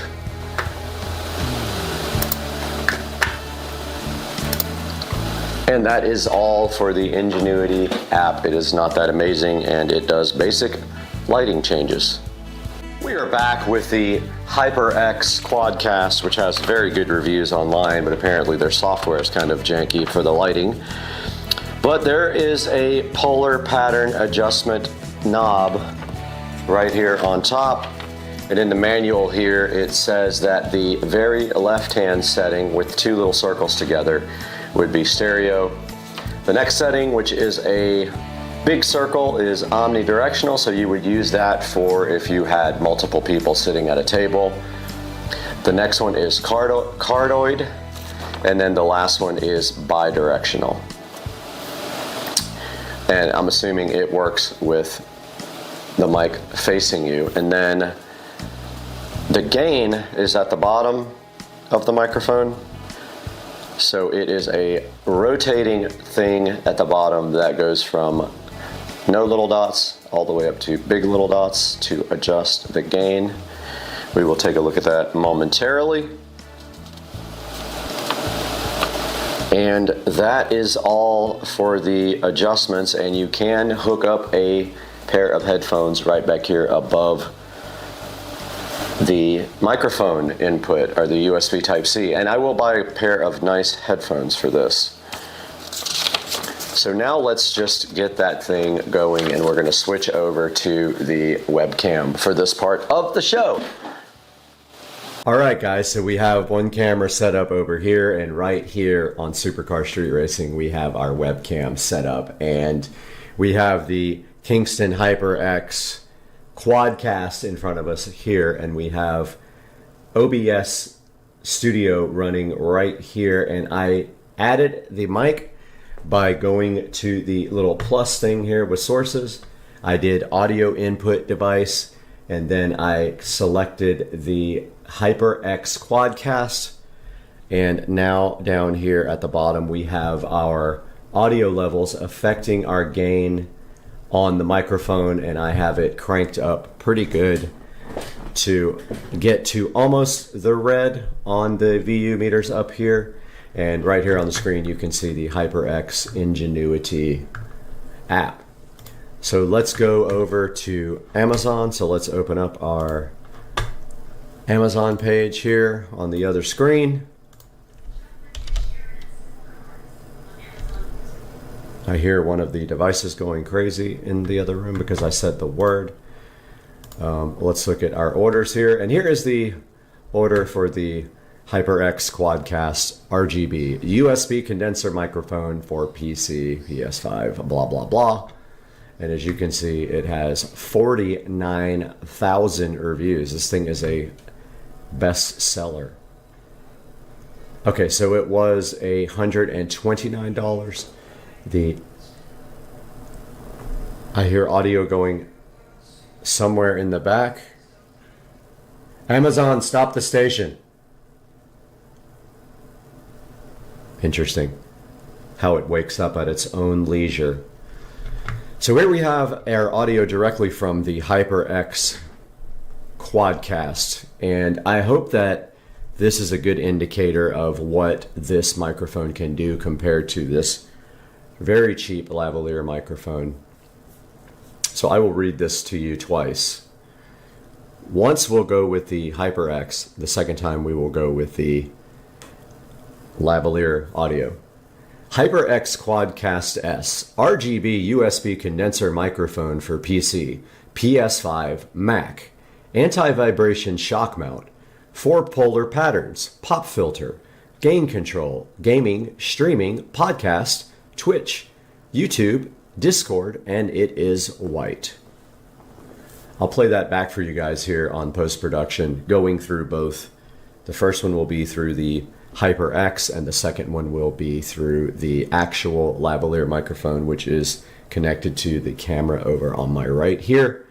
HyperX Quadcast S, RGB USB condenser microphone for PC, PS5, Mac, anti-vibration shock mount, 4 polar patterns, pop filter, gain control, gaming, streaming, podcast, Twitch, YouTube, Discord, and it is.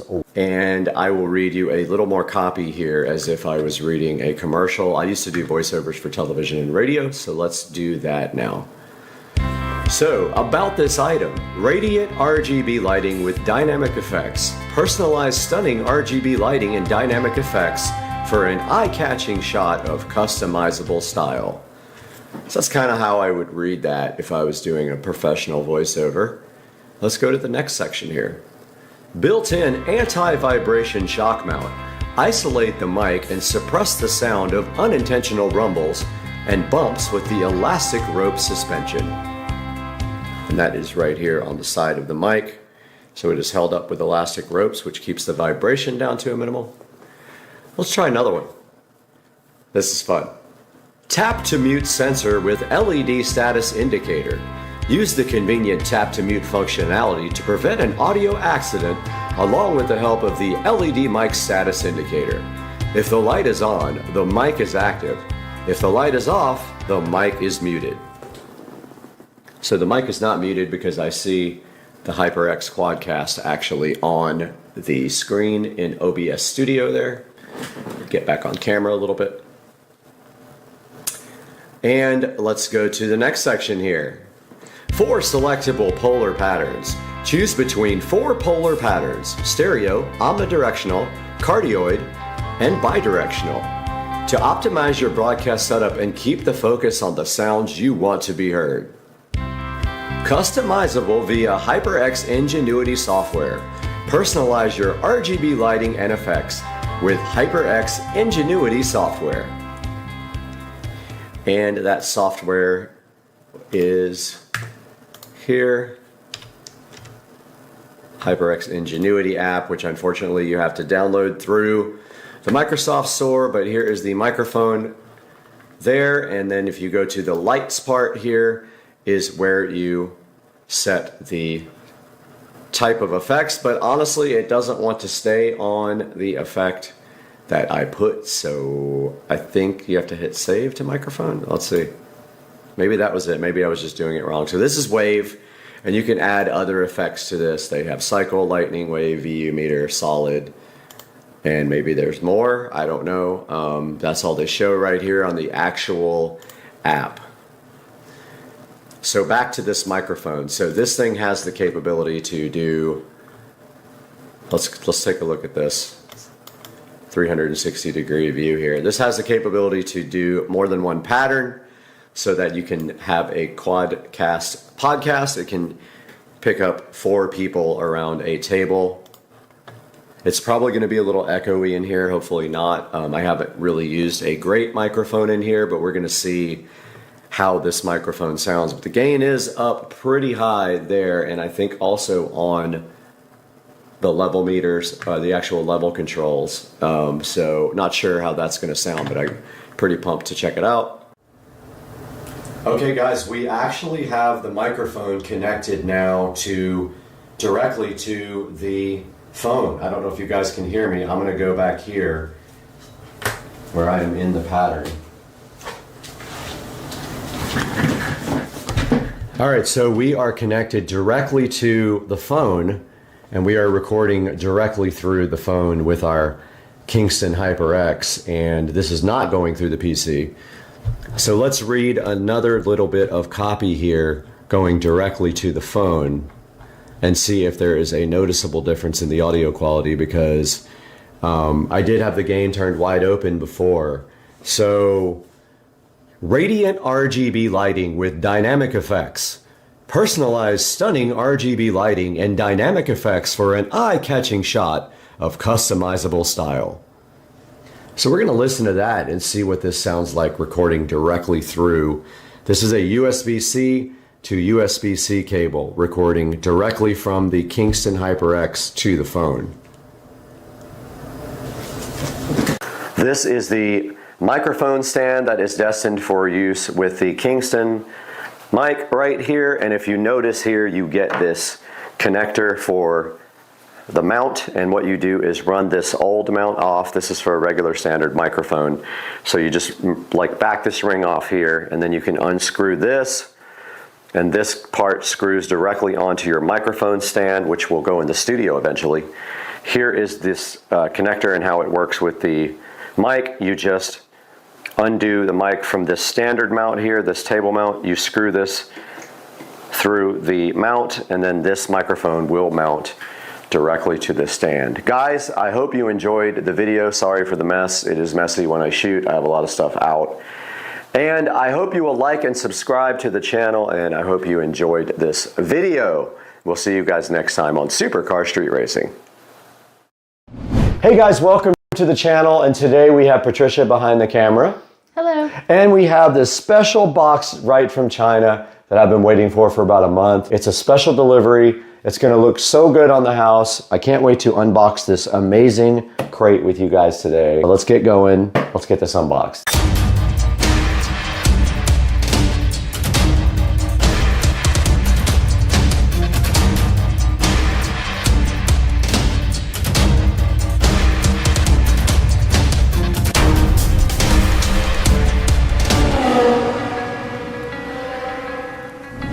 All right, we're back on the channel today with Patricia behind the camera doing all the videography. And today we have this special box that came directly from China. This was purchased off Etsy, and you can tell right here that they have actually packaged this very nicely. It's made of plywood and has like 8 screws in it. So we have our DeWalt cordless drill today. We're gonna go ahead and open this right now and see what's inside, because I'm super hyped to get this going. All right, we got the DeWalt cordless drill here.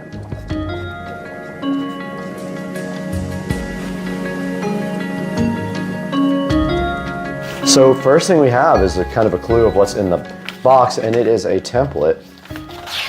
If you look, it's literally not my address. That's not my address, but it's somebody's address. But there's a template in here first. There is a checklist here that shows you how to install this, and a nice bunch of instructions here on how to do this, which I'm really curious about. I've always wanted to do this, but I'm super nervous about doing it. This is one of the things I never wanted to do, because you have to get it perfect. If it's not lined up perfectly, it's gonna look weird. And then inside the box, this is apparently the transformer. So this is a power supply, basically. And if you don't know what this is already, you will here pretty soon. But this is the power supply, and it looks to be high quality. I was thinking this was gonna be cheap, but the whole kit was about $400. And look, you get this nice, high quality, multi-pin power supply. And it looks like there's a hookup for each number, which is really cool. That's cool. Right? Very cool.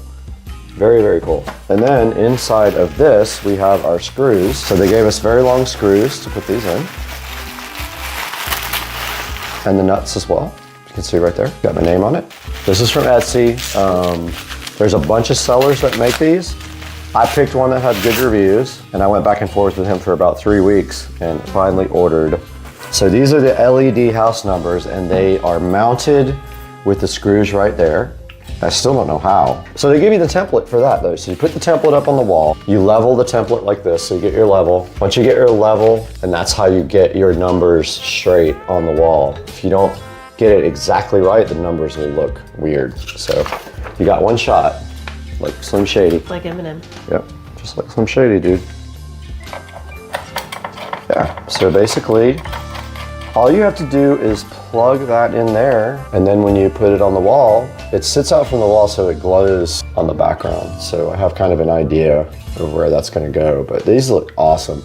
And I do like the fact that the fonts are like, and then the wire just goes through the wall. So basically, you're not gonna see anything but the number. $380, I think, for all of them. It's kind of the typical price for them. The actual plan is I'm gonna put this power supply on a smart plug, so it'll be controlled. Floats out a little bit, like maybe an inch, and so it backlights. It looks really freaking cool. That's cool, yeah. So let's go outside and see where this is gonna go. And the plan right now is to put the numbers right up here. They should fit right in that space, hopefully.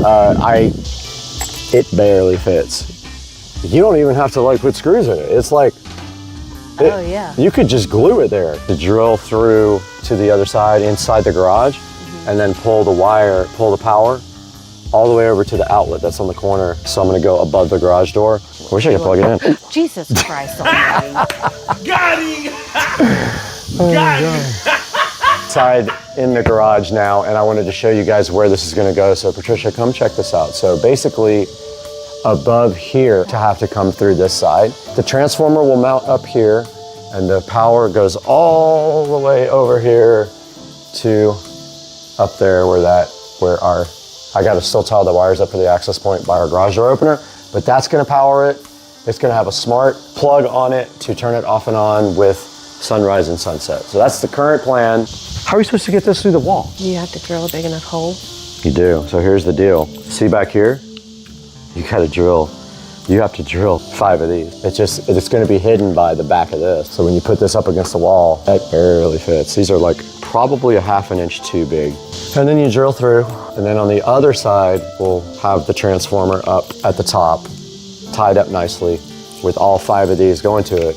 We'll run an extension cord over. Okay, we're back in the garage now. It's very hot in here, but wanted to show you guys what the plan is in here without dying. But up here, these numbers are gonna be right on this side of the wall, so we're gonna have to drill through this for a couple of the numbers, we gotta go through this whole plate. But my plan is, come through here, mount the transformer right up here, just right here, up to the wall. We'll have all of our wires going there, and then we'll run a power wire up all the way over to our power right there, and then we will have a smart plug probably right here on the end of the power wire.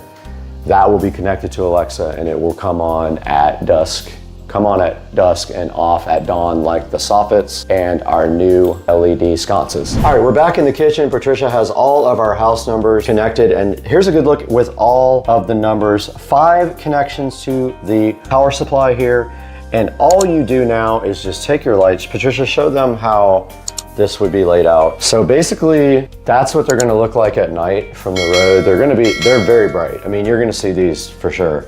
The contrast, the black with the white light, it's gonna look good. And also, the soffits are blue, it'll look just like that. And so that's what it looks like. And they sit out about that much so they backlight the house. Now, the next big job is getting the holes drilled and getting these things. I've already made a decision that they're gonna have to be wedged in because there's just no room. They barely fit anyway. And I think if I wedge them in and get a tube of clear silicone sealer and just go right behind them on the bottom and right behind them on the top here, and just put like a dab there, they'll never They're never going to move because they're wedged. Even I think even with a wind, the only thing that sucks is we're going to have 5 holes drilled through above my garage door, which I'm kind of stressed out about, but there's really no other option.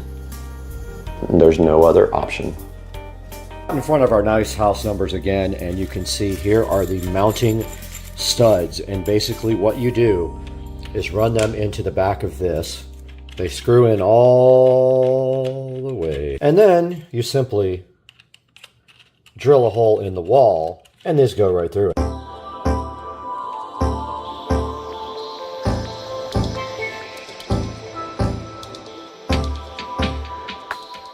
All right, so we have a problem here, Houston. I don't have a big enough drill bit because this has to go through the stucco and all the way through to the garage. So that's fairly large. I would say that's probably a 1/2 inch, but I'm gonna check it right now. Let me go ahead and look at this and see what this is. All right, so on the end of these connectors, you're going to need a 3/4 inch bit to get through whatever surface. Mine is masonry, so I'm going to go ahead and order a masonry bit. This only goes up to, let's see, a 1/2. So we need a 3/4. Let's get online and order that now on Amazon so we have it. Checking out the actual studs is what I call these. These are the mounting. And the more you can get this off the surface, the cooler it looks. If you can get it to stand out like that, or even a little bit less, it's going to look awesome in 3D and it's going to project better on the house. But I think that one of these is just going to be money. I want it to be snug enough where I put a little epoxy on each one and then it just is perfectly straight and stands up on its own. We're going to go ahead and test on this box. Perfect. So now we know the size that we need for the actual masonry.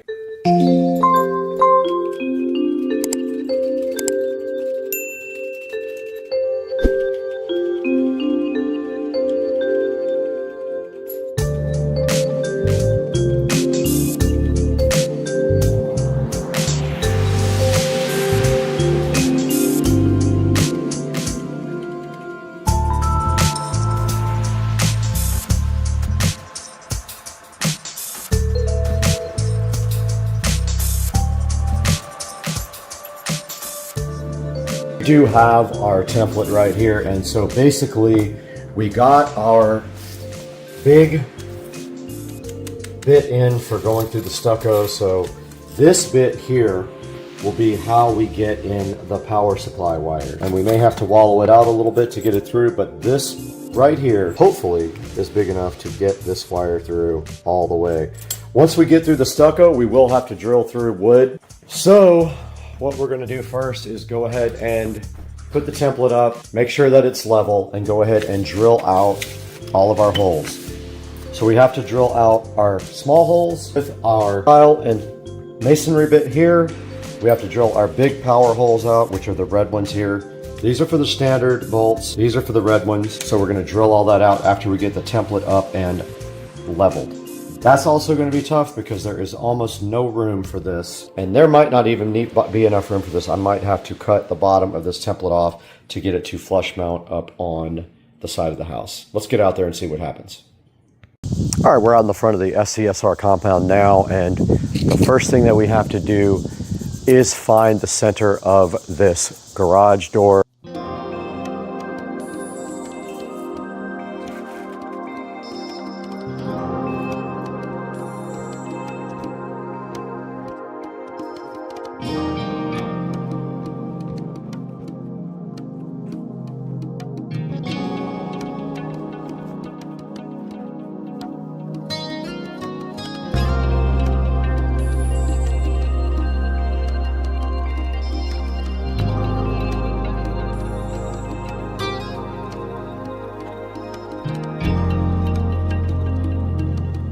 Okay, so I had to move the template down. There was absolutely no way to get the letters into the wall unless they were down. So I moved them down about 1/4 inch. I'm hoping this is level. I'm going to grab my level and find out right now.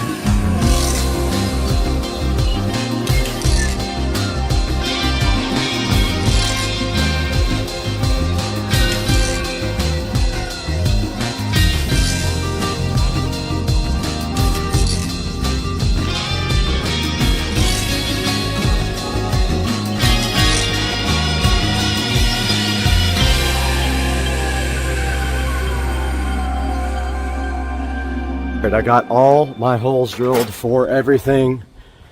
So all we have to do now is take the template off. Look at all of that destruction. And get my broom out, just clean this off, and then I'll have to blow off the driveway afterwards. But we have all our pilot holes run. Now we have to just hope and pray that we can get our numbers in there straight. Top holes were very difficult because the drill was on an angle. So I don't know how far I'm going to be able to get that in. We're going to find out right now.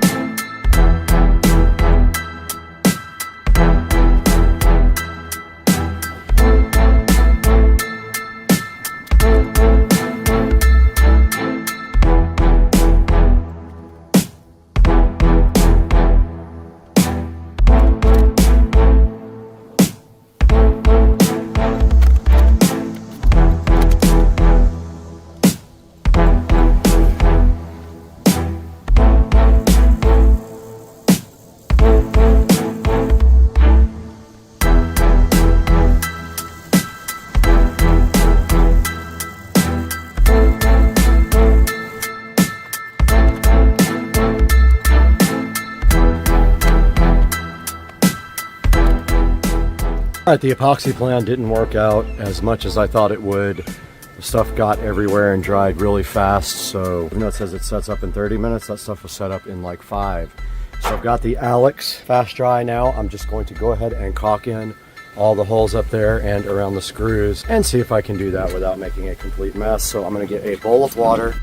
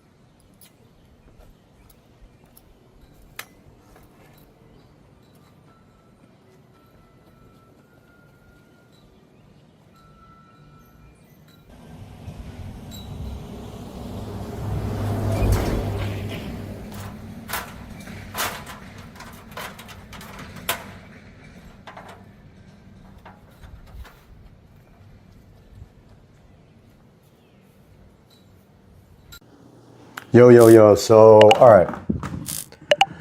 So the outside part is mostly done. It's just drying. So now I have to figure out the inside part. I think if I have any black caulk, I'm going to put my black caulk in that hole right there. All those 5 holes. Then I'm going to tie everything up really nice with wire clamps as far over here as I can and then connect to the power right there. I need an extension cord though. And I ordered a smart switch as well. Let's start getting this together. We're inside the Supercar Street Racing garage now, and we can see here all of the holes that were drilled for the new LED house number. So our first mission today is going to be to tie these wires up nicely and not disturb the mounting that we did on the outside because it is drying. If we move the wires, we might move the actual numbers. So I really want to get the mounting done on this transformer, but it has no mounting brackets. So it is a rectangle, and I am thinking right about here. And then I don't know how I'm gonna keep it on the wall. I guess I'll just put screws to kind of wedge it in. I'm literally gonna have to wedge this thing in the wall, onto the wall.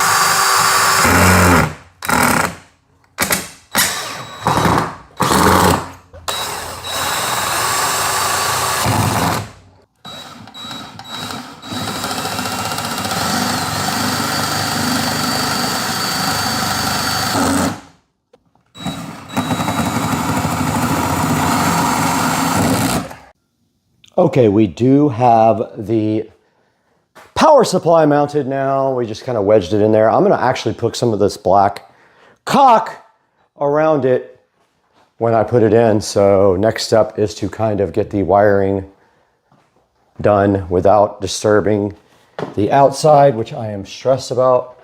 Kind of want to just wait so I don't mess it up. But I mean, if I pull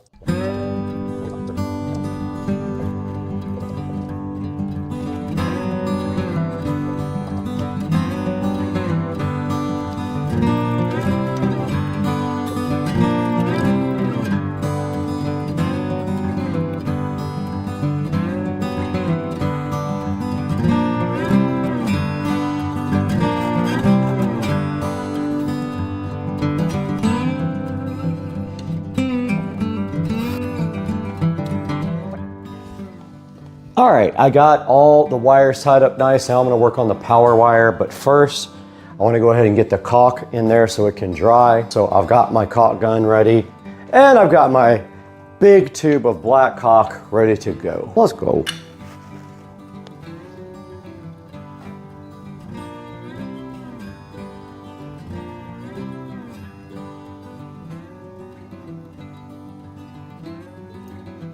Okay, I did ruin my lucky jeans because I'm an idiot and there's literally no other word for it but that. And now all I have to do right here and right now is get the power wire run most of the way and clamped up.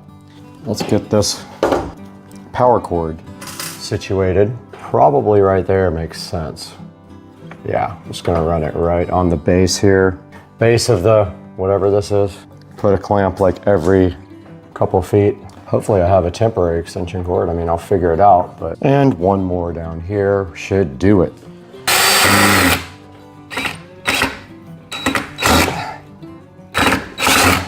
All right, so this thing just needs power to test. And my smart plug will be here probably today. Have to check the order, but let's get some power to this thing and test it. A black extension cord, it's kind of long, but I think I can hide it up here if I put it up here. So I'm gonna go ahead and connect these lights right now. I ordered the smart plug. I thought I already ordered it, but obviously I was drunk because I did not order it. This is a bit too long though, but there's plenty of room to hide it back here in the back. And I will get a few clamps and some screws and get up there and tie this thing up and tie up the hotspot cable. This is the power cable, and then we are going to run it up and over so it doesn't interfere with the door. So we got to go way up there, way over there, and into this, but we have a smart plug that's got to go right here as well. So we're going to leave a little slack that we can disconnect this with. It's a big boy. So right here we have to unplug it and insert a smart plug. Just going to leave a little bit of slack there. I can also redo if I have to. Oh, let's go, let's go. And then this guy can go in the back.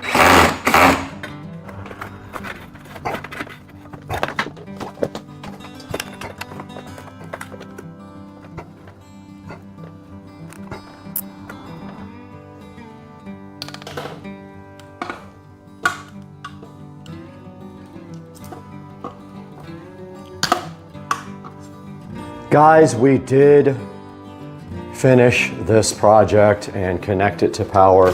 Now this is the moment of truth. Does it actually work? If it doesn't, this was 4 hours worth of work for nothing. Let's see. They are all lit up, so now all we have to do is come check it out at night, and all of that caulk is drying. So we will check back with you guys when it gets dark tonight, but we have successfully finished this project.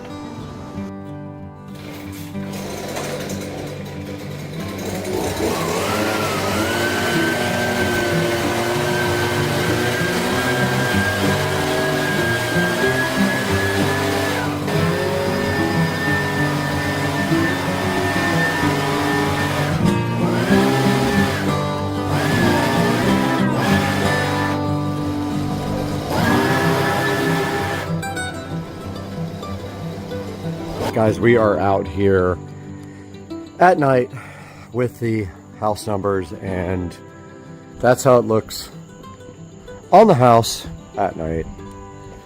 And yeah, I mean, guys, hope you enjoyed another project. And yeah, it is what it is. It's staying like that. Okay, the final piece of the puzzle for the outdoor lit house numbers came in, and it is a Amazon smart plug. I buy these now because they're just so much easier to set up, and they just go right in and they just work, and you don't have to use a third-party app. They work directly with Amazon. I'm not going to set it up inside the house because I wanted to connect to the Wi-Fi in the garage. So let's get out there in the garage and get this thing hooked up. Okay, I did get the smart plug installed, and it is rather ugly. I will probably paint it black so it kind of blends in, and it needs something to kind of stick up against the wall, like some 3M tape or Velcro. I'm gonna go ahead and set it up and configure it now and add it to my routine for all the rest of the lights. We'll start to the studio with Supercar Street Racing and Brad.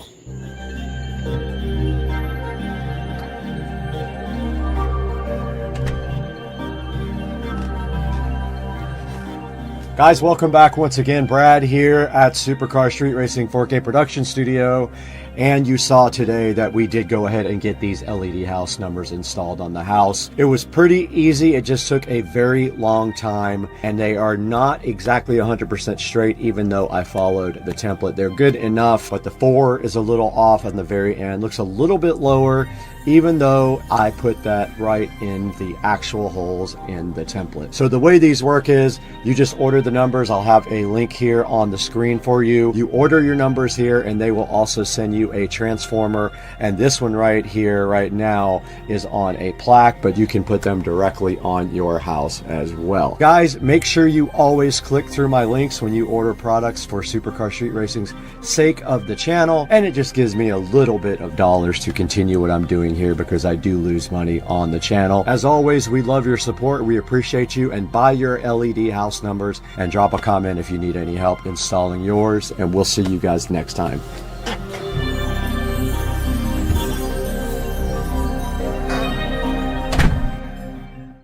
What's inside? You get a sub, you get a power cable, and you get a RCA cable. And if I remember correctly, this has a single LFE input. It does not have a stereo input for bass. But the cool thing about this guy is it also supports network for feeding it if you have a WIM Ultra or a WIM amp like is sitting in the box. Right on top of the Sub Pro, we have a nice user manual there, and we have our accessory box right here. It looks like this will house the power cable and all of the other cabling that they give you.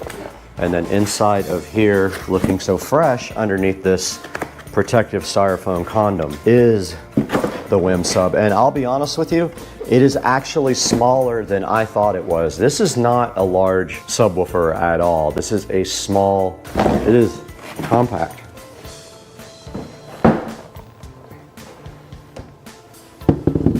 And look at the WIM Sub Pro here. Wow, this thing is so cool. It's finished in piano black, power here. It actually can accept LAN, which is kind of cool. so you can feed it with network, or you can feed it with RCA, and then there is a reset button right here. But yeah, this is all the connections on the back. And the front, it does have rubber feet on the bottom, by the way. The front does look just like this. What a cool unit this is, man. I'm so hyped to review this for you guys. This thing actually doesn't even need a connection. It can do Wi-Fi. So you can actually use Wi-Fi 6 on this, and supposedly you can put it anywhere. Your WIM amp or your WIM Ultra, they can interface with this guy without having cabling. Now let's look at what's inside the box here. One RCA cable and one power cable. That is all that is inside there.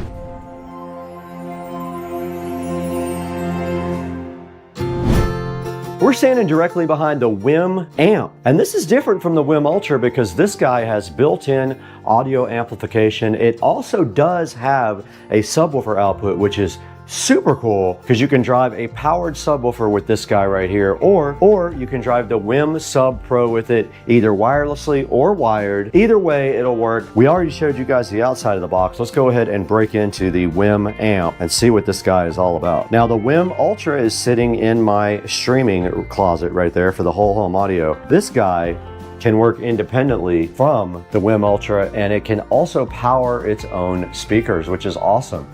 So if you have a listening room or a media room, or even a television that you want to have like a little audio system with, this guy right here will do it. Now, right off the bat, we already see the WIM amp sitting right here. And then on both sides here, we have some accessory boxes. The packaging is out of this world already. It's awesome. So let's start with the accessories right here. And it looks like on this side, we have a box. Looks like we have 3 different cables in here. And the bag says biodegradable, so they are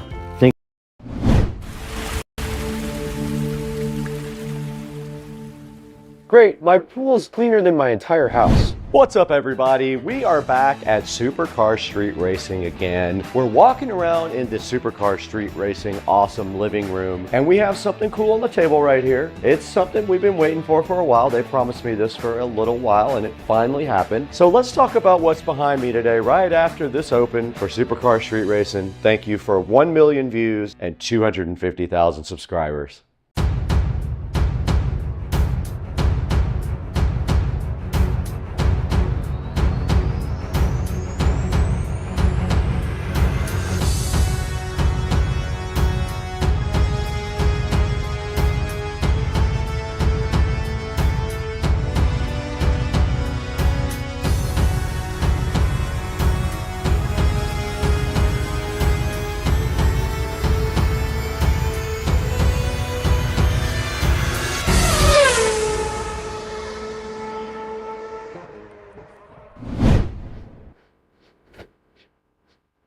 Well, at least somebody's doing the work around here.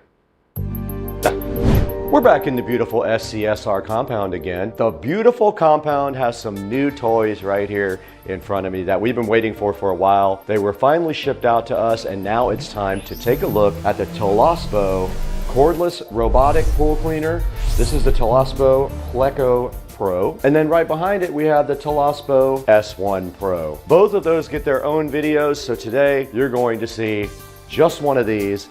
We're gonna start with the Toolless Pleco Pro. We're gonna get this thing out of the box and see what it's made of, throw it in the pool and see if it works, even though the pool is pretty much empty right now. We're gonna try, or just see how it operates at least, since I don't have a lot of leaves in my pool anymore. But let's get going today on this. Let's get it out of the box and see what it's made of. Hey guys, what's going on? You guys know CamDuck, and they are back. They sent me this X7 little tower thing. It is a multi-function outlet, but inside of this guy right up there, there is also a hidden camera. You know how CamDuck does it. They like to sneak that little camera in right there where nobody can see it. And also on the front, you have some USB Type-C and USB Type-A charging ports right there. So this will sit on your desk. There's a power button on the top. There's 1, 2, 3, 4, 5, 6 outlets. There is a reset button right on the back here. And there is also a SD card slot at the very bottom right here. That's where you put your SD card slot in that records. And we'll show you some footage from the CamDuck chilling in the kitchen. What's up, everybody? CamDuck, here we go again. We got you, CamDuck. Let's go, buddy. This is the CamDuck X7. Make sure you guys support CamDuck. They are a loyal sponsor of Supercar Street Racing. You simply plug this guy in like this, and then right here you can plug in a bunch of different outlets, and then at the top you got your power button like I said, and you can also plug in USB charging up here at the front, and nobody is going to see this little camera right here. Nobody. That's going to be just your secret sitting at your desk at work maybe. If you need that, here it is right here. Check out the link in the description and buy your X7. There it is on the screen right there. Get it from the link in the description and tell them that Supercar Street Racing sent you. Now let's get back to the great video. Awesome. I've accidentally opened the world's first robot swim club. Right in front of me here, beside this awesome Black & Decker knife that we use to open everything, is the Toolless cordless robotic pool cleaner. This is the Toolless Pleco Pro, and right on the front of the box you can see that it is cordless.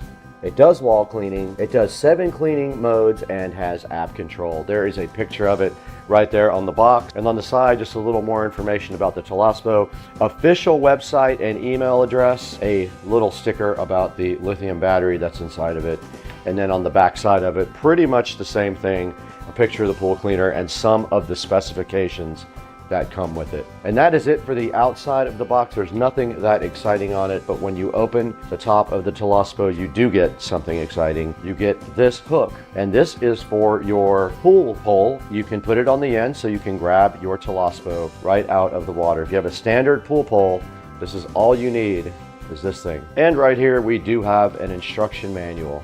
Let's put that aside too and see what's underneath that. All right, there's the actual unit there. There's the Pleco Pro right underneath this plastic condom, but on the side of it, it looks like there might be something there as well. Let's see what we have. All right, so on this side, it looks like we have a power adapter. So this must be the charger for it, I'm assuming. Let's also put that over here. We don't need that right this moment, nor do we need this where we're going. And the Toolless is wrapped so nicely in this plastic condom. Let's get that unwrapped, and then with 2 hands, we'll get this directly out of the box.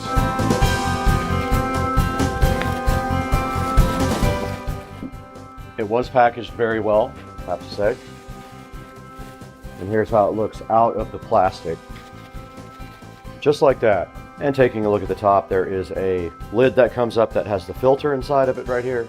This is a washable filter. The controls are all right here. The tracks are right here on both sides. It does say enjoy leisure time on the side, and on the bottom you can see the vacuum unit. Now the charging port is right here under this little black door.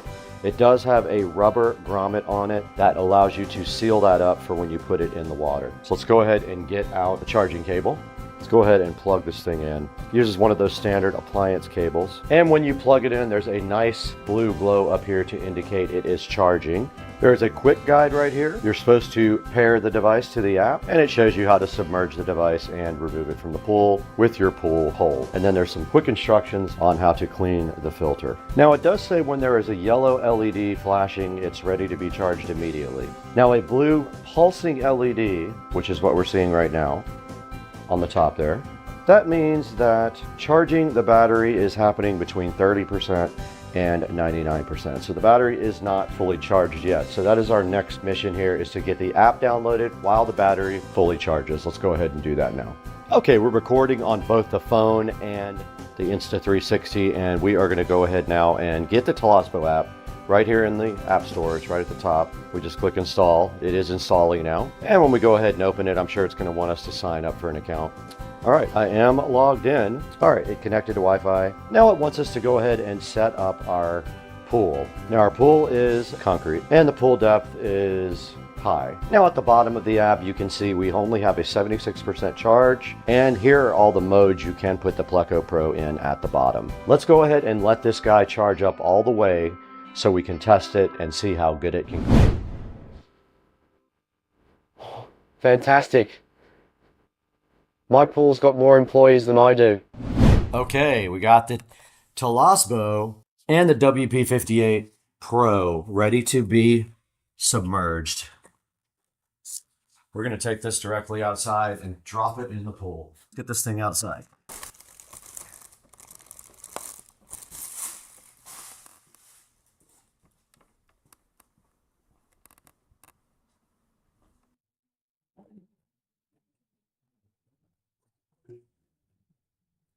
We're ready to test. There's a few leaves in the pool. There's not much.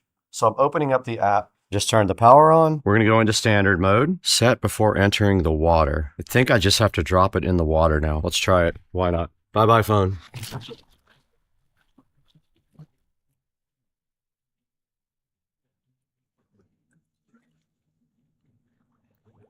Oh.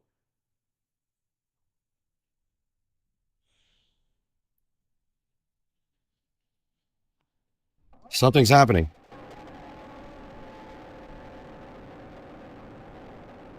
It's moving.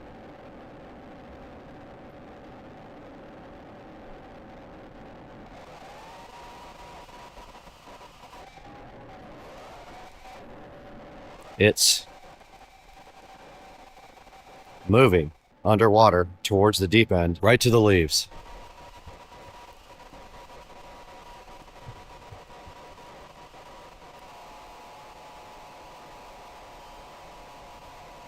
It's going directly for leaves. Look. It just ate one leaf. And now another one. It got one, it left the other one. The other one wasn't quite. And now it's coming up the walls. The phone is still there. I don't know if it's alive. It's climbing the walls.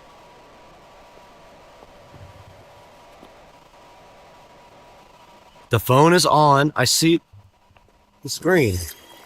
Phone is out of the water. It's still recording. And the Telespo is doing its thing. Look, here comes the phone again. On.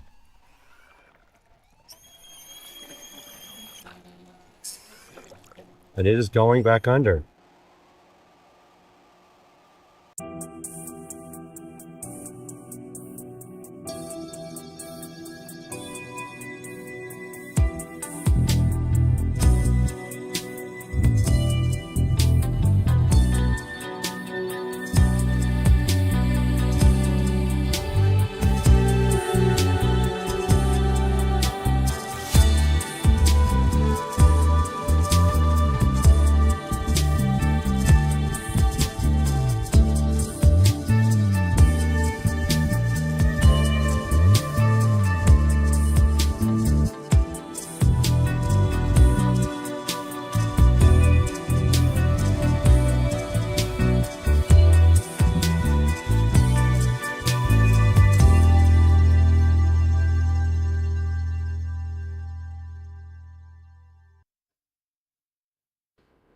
Great, my pool's got more gadgets than a spy movie.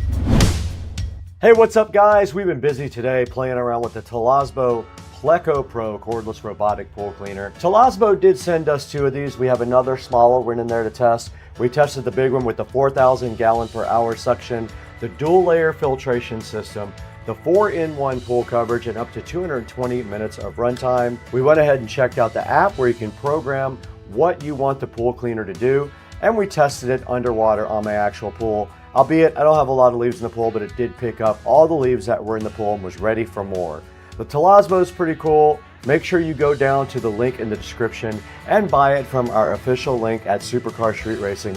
It comes in 3 different colors. Grab your favorite color and let them know Supercar Street Racing sent you. Thank you for 1 million views on one video. We just got that. And 250,000 subscribers. We couldn't have done it without you. You're all that matters to us now. You are our biggest help right now. We got to get out of here.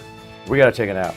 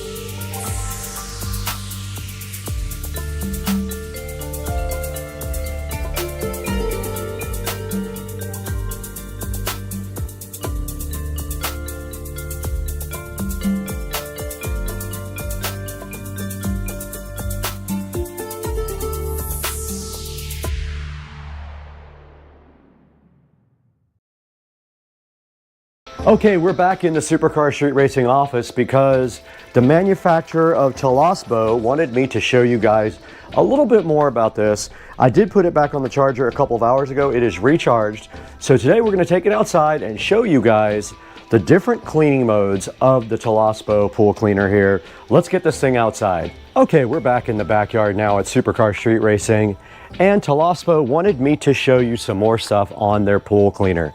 Now, there's not a lot in the pool, but they want to show you how this thing operates by going through the different modes that this thing has to offer. So there are different modes available in the app, and those are right here in front of me. If we take a look at the app, we have standard mode, bottom mode, wall mode, waterline mode, eco mode, turbo mode, and wall then floor mode. Why don't we go ahead and show you guys the wall mode by pressing that now. Let's see what it does. Now it should start up once it gets the sense that it is in the water. We'll see if it goes on to wall mode. We should start seeing some bubbles pop up. There goes our motor turning on. You can see the water moving. Now this guy should go into wall mode. And here's the Toolless doing exactly what it's supposed to be doing, climbing the walls and cleaning the walls right up to the top.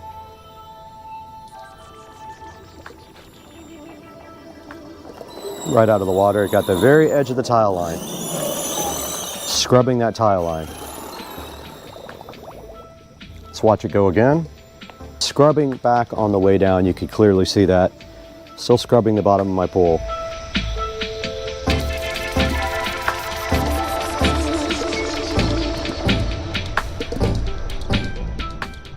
We did set the Pleco Pro to waterline mode. We're going to see how it acts now. Let's see what it decides to do. And it's climbing my stairs. Look at that. It climbed right up the steps. And right up the next steps.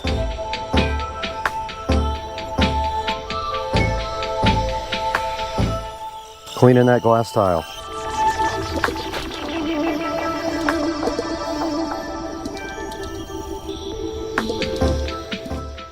It came right back up. And check it out, scrubbing that tile.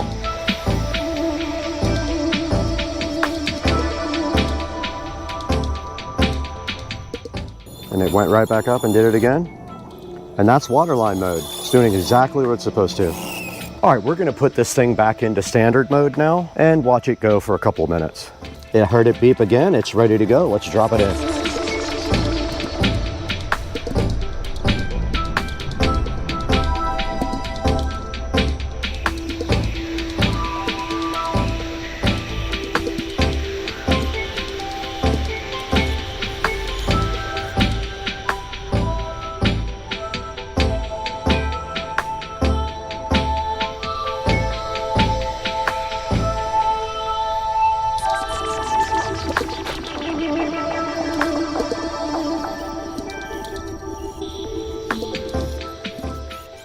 The only mode I haven't showed you guys is turbo mode, but you get the idea on that mode. It's the same as floor, but it concentrates on floor only. Turbo mode is strong cleaning on the floor only. Guys, so that's it from the backyard at Supercar Street Racing in the Humble compound. Check out Toolless. They wanted me to reach out to you guys and let you see their cool robotic pool cleaner. If you have any questions, drop them down in the comments. We'll do our best to ask the manufacturer or answer them ourselves. That's going to do it for today though, guys. We'll catch you later. All right, guys, I was able to find my own nut and bolt and finally MacGyver that thing back.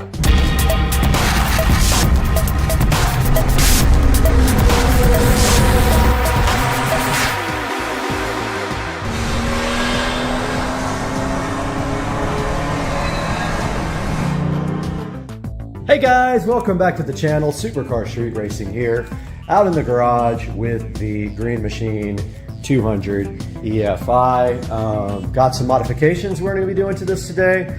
We are going to remove the top speed limiter, and that limits the cart to 25. However, the cart does 28. We are also going to be installing a battery tender on the cart so that it stays charged when I'm not using it. And we are taking a look at the part of the cart that is annoying, and that is the backup warning chime. We are going to be removing that. So let's start with the backup chime. All right, guys, taking a look at the speed limiter on the cart, it is mechanically limited to 25 miles an hour with this set screw. So I removed the bolt from underneath the vehicle. All we had to do now was just pull out this speed limiter here. And what we're going to do is I have a little baggie for it marked in case I ever sell the cart. If somebody wants the speed limiter back on, we've got our speed limiter right there. So the top speed is now unlimited on the golf cart, whatever the motor can do. However, the guy who I bought it from said don't keep it at high speed for a long period of time because the oil will run up, stay in the top of the engine, and it will do damage to the engine. So you're not supposed to run it hard for a long period of time. The next thing we're going to do here is we are going to install our battery tender so that we keep this battery charged when we are not using the cart. So we're going to get our tripod out and go ahead and do that now. All right, we are back out here in the garage with the Green Machine 200 EFI, and here is the battery. Looks like it is just your standard hex nut with screw terminal. Now here we have our battery tender that has the screw holes to attach it permanently to a battery. We're going to use this. And what we are going to do is look for a good place under here that we can secure the connector on the end to, so that when we want to use the battery tender, we can just reach under and plug in the cord here. So here's the end that plugs in. It's a quick connector. We're either going to try to do that in the front of the cart or the back of the cart. The front is more convenient. The cable is not very long at all. That's the only issue, is we may not have enough to really do that. We may have to extend this cable. Yep, I think we got to extend this cable because I kind of want it to be underneath. And let's see how long it is. So when it's fully connected here, it's going to be about that long. Let's see if I can actually reach under there and still grab the cord. If I can, then that's fine. We'll just tie it off and use it like that. So let's see, we probably need that much. Yeah. Let's see. So it's kind of inconvenient. I think I am going to go ahead and extend this cable. So we will go ahead and do that now with my new heat gun and my new connectors. All right, guys, we are back, and here is the original cable.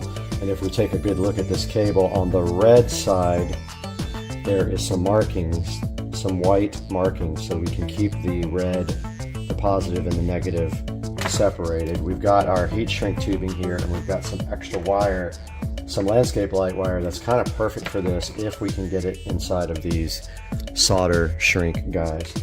So I'm going to go ahead and cut towards the end, not all the way to the end, but semi towards the end. And maybe right there is fine. Okay, now let's go ahead and separate the wires.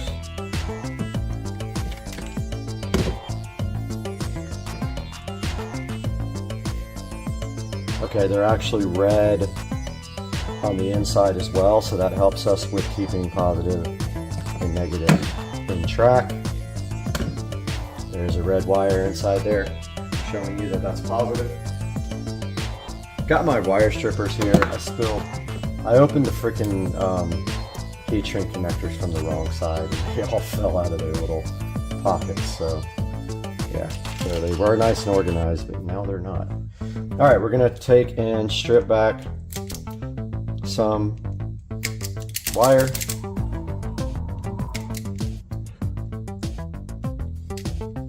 Now this wire has to reach all the way to the center where the solder is on your connector. If you look right here, so it's got to go all the way to the middle. So we're going to do the same with the other side.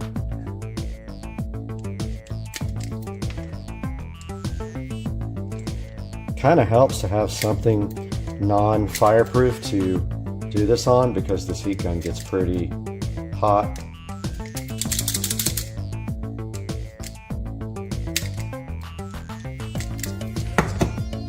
Not working very well on that one. doesn't want to strip that side off very well. Because there's also a wire inside of this. There's insulation, not a wire, there's insulation inside the insulation. So it's not able to strip completely. So there's that one. We'll go ahead and twist these up.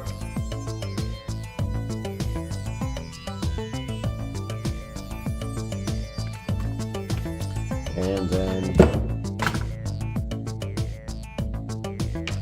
we got our heat shrink solder terminal here. It's a little big. We gotta do this twice also. Remember, we're extending this thing. We don't need that much, but let's extend it by like that much. So here's our, we're using landscape lighting wire, which is fine. And then of course, we want to make sure that we get heat shrink tubing also over it before we connect, or we won't be able to do it afterwards. So I want to see how big this insulation is on this pretty thick insulation, because outside the wire tends to deteriorate fast. So the other wire is a little bit too big for the yellow size, but I think it's perfect for this. Let's see. Go ahead and twist this up. Now we got to make sure we get positive and negative correct. So we're going to do positive with the white marking on our landscape wire. It actually fits perfect on these. So what you do is you put it inside the tubing to the solder point. Then you insert your other wire, the same amount. But we already messed up because we need heat shrink tubing. So we're going to go ahead and put heat shrink tubing on this. Do I have enough? Yeah, I have 4. So let's pull that back off. Well, actually, we could have done it from the other side as well, but let's pull it off and put our heat shrink tubing on. Yeah, this is the only size that will fit.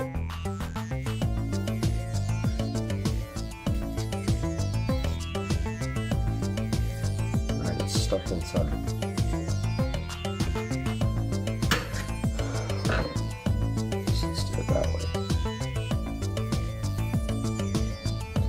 Shrink on this side. We honestly don't need that much. Let's shrink that. Yeah, we do. We do need that much. Let's put it back through.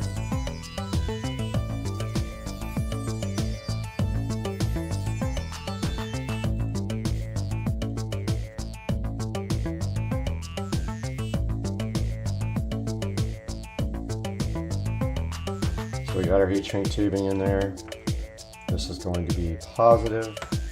Make sure I still got that positive. It is. It's the side with the marking on the wire. Get our wires inside there. Make sure inside of your connector that the wires are through the part with the solder, okay? Because otherwise they are not going to solder down. Now, ideally, I wish we had something better to heat gun on, because this gets pretty hot, and all we have is the table here. So we don't want to shrink our tubing yet. So this is kind of a pain, like when you're doing this. Like when you do the first one, it's kind of a pain, honestly. Okay, so positive. Try this again. I'm trying to figure out where to put it when I actually start. I guess that's fine. Oh, I ripped it right out. Nice job. See what I mean though? It easily comes apart. So that's the only complaint I have. It'd be better if you had some clamps or something. See how the other wire always tends to get in the way and stuff? It's awkward doing the first one.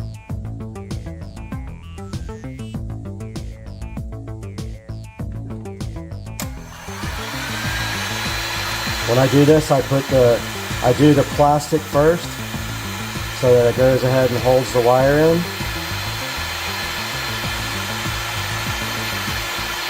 Like that. See how it shrunk around the plastic?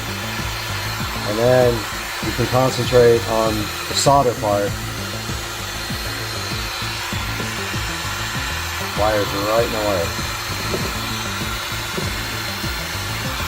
Now you melt the solder in the center.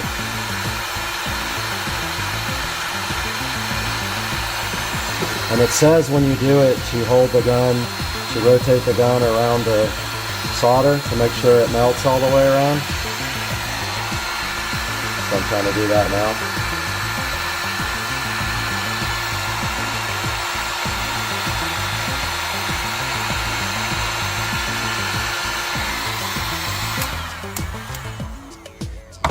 All right, I think I got it. Remember, this is very hot.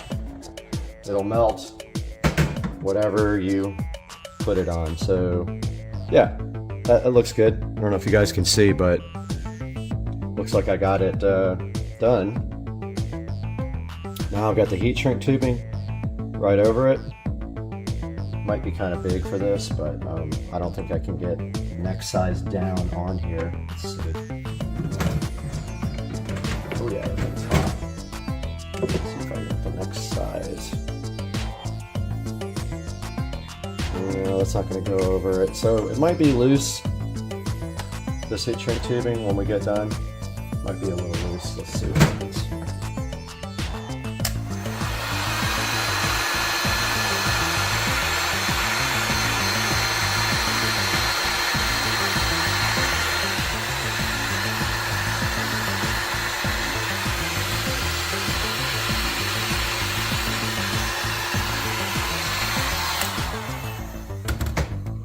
Okay, got our first one on.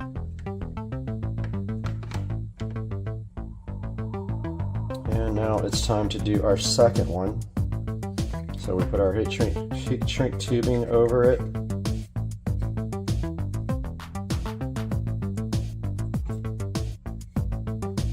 And we got our connector here.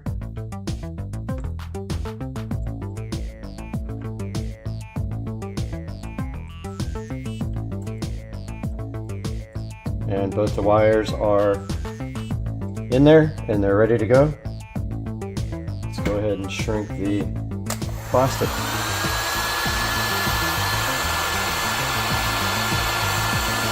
Plastic is shrunk. Now I'm going to work on the solder part.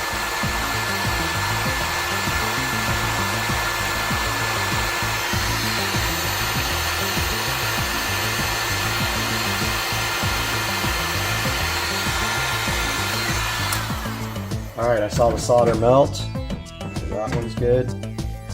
Yep, now let's get our heat shrink around it. Uh-oh. Is it coming out? Oh, my tubing melted too soon.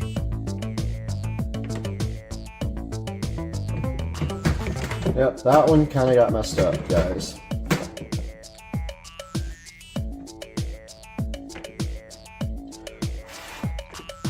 I'm not sure if it's still connected or not. My tubing melted before I got it on. Oh well, it was looking good until that one.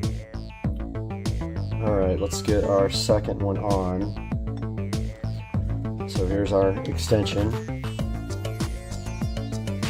Need another heat shrink. This time we got to make sure we don't put our heat shrink tubing across it until it's completely dry.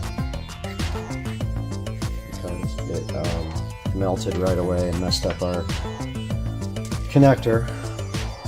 Alright, we need plus, which is right here.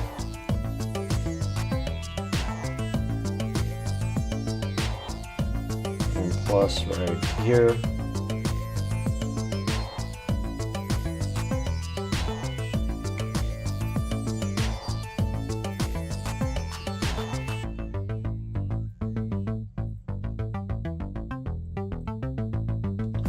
Okay, let's go ahead and melt our heat shrink. And now our solder.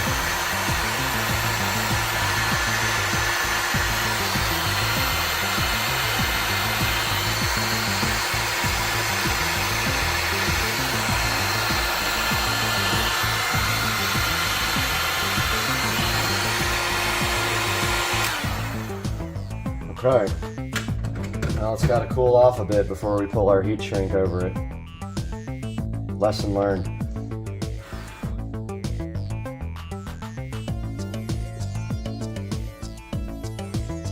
So that's cooling off, it's still quite hot. We need another heat shrink and another connector. Put our heat shrink tubing on. I really messed that one up down there. I'm so bummed because it was perfect before that.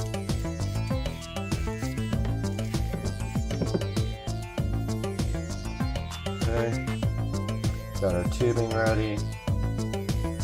Put our wire through it.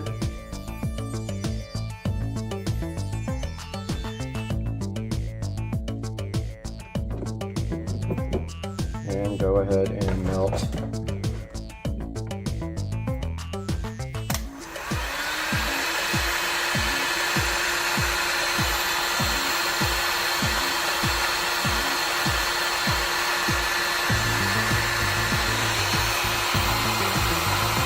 the solder.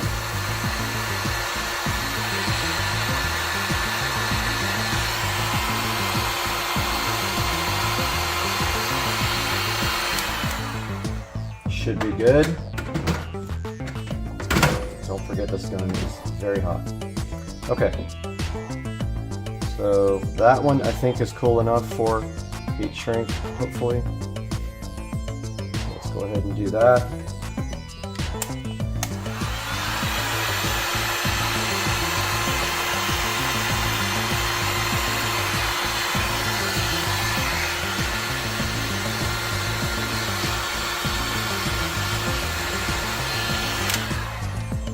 All right, one side done.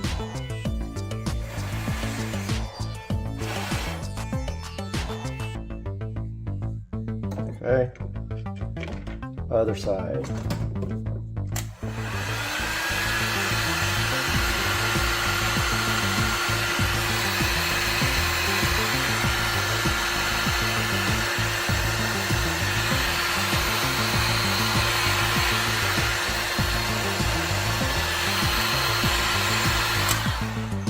Okay, so we got that one mistake down here. Pretty crucial.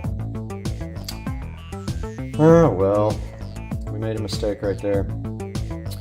So, I don't have another bigger piece that I can actually get around there. So I'm going to use the tried and true method of electrical tape at this point.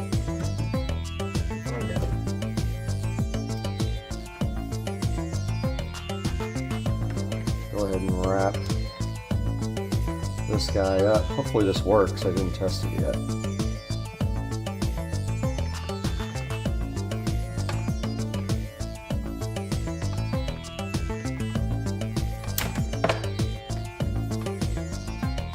It's a good connection there. Go ahead and do this side. All this really is for is to keep the wires nice and neat. They're already insulated.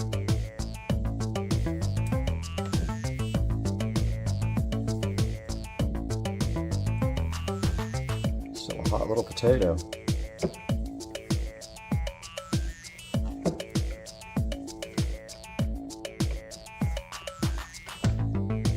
All right, guys, we have our extended battery tender cable here. Let's go ahead and put it on. All right, we're back out here trying to install our battery tender. So we are looking for the right size wrench, and it appears to be metric. I don't think I have it. I don't have a lot of metric wrenches. Let's see what I have here. It's not an 11, so it's pretty small. I don't know if I'll be able to get socket on it. I think it's, let me see what I have. Got a 10. Problem is I think it's blocked by the, that might be it.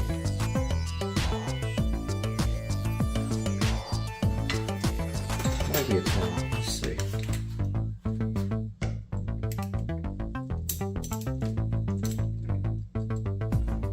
Okay, 10 worked. Ooh, that's interesting. What kind of connector is this? We have to get it all the way off for almost like thinking we should just do the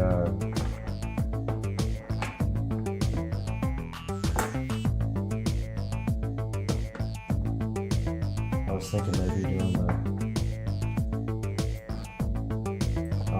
can't even talk. Negative last, but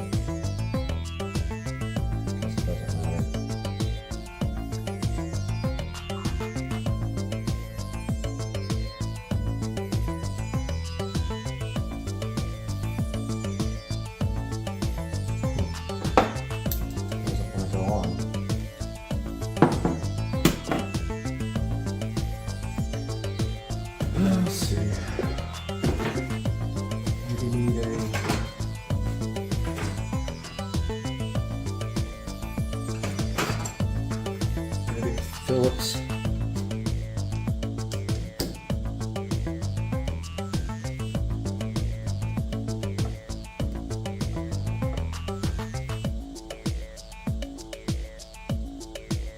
Okay, what did I do? Oh, there's a nut on the bottom.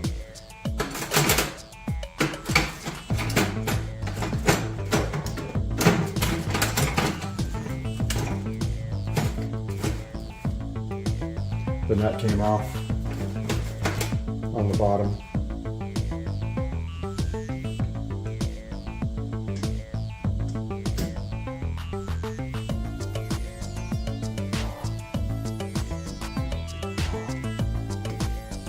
Dude, really?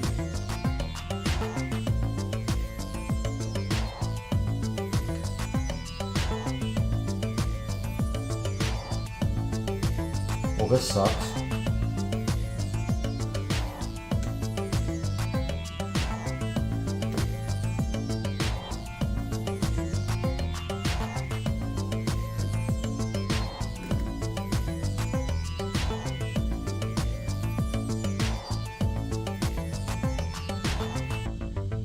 Well, this is a pain.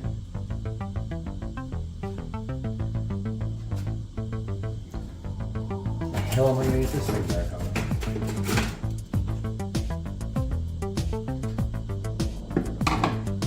Dumbest design ever.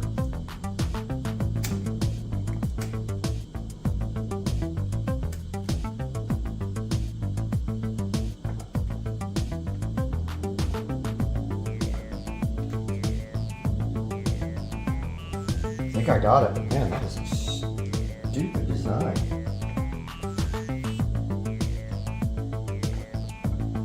Yeah, that did it. Now, when you do this, you got to make sure that you don't touch any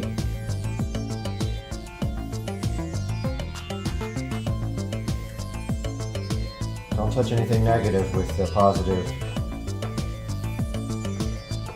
terminal.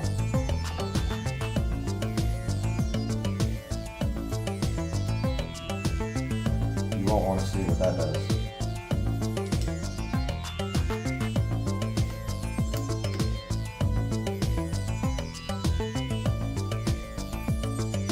Once again, stupid screw.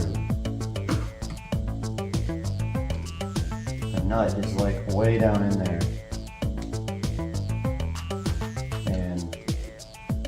Kind of a pain to get back on.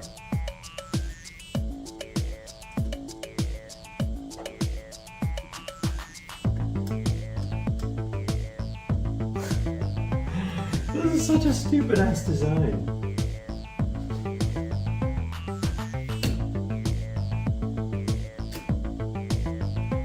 That's the way to do it.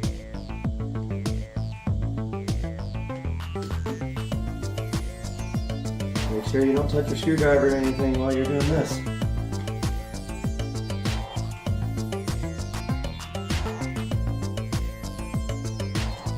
This sucks. Next thing that's going to happen is it's going to fall out. You know it. So what's happening is the nut is in a place where you can't get to it, and it falls down.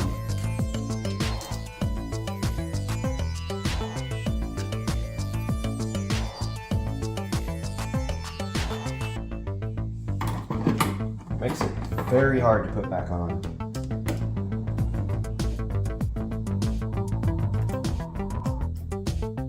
Oh my god. Really? This is the dumbest design I've ever seen. The nuts, the screw is not long enough.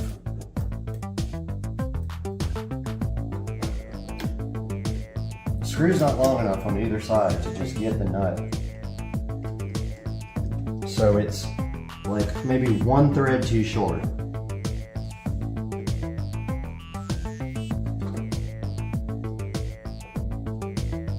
Or the bolt or the post is like, you can't get a screwdriver in there either. This thing sucks, I hate it. I gotta figure out a better strategy for that one. Wish you guys could see this dumb design. It's like there's a nut that holds, there's a nut that you have to screw down into and you can't get to it. The problem is the bolt itself is too short. If it was like one thread longer, it would work. But it's not long enough to bite on the screw.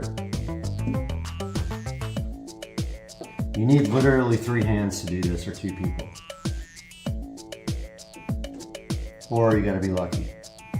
And I think I got lucky on that one, on the negative cable. But that's what happens.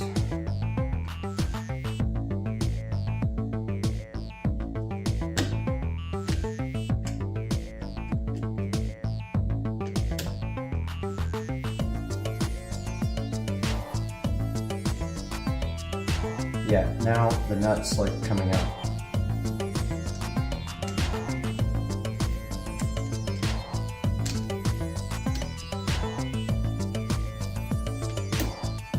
This sucks big time.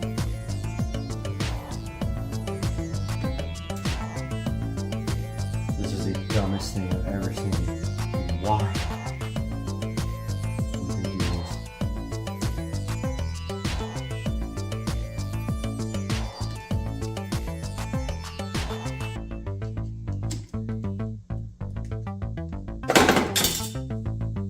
Did I just lose it? Yep.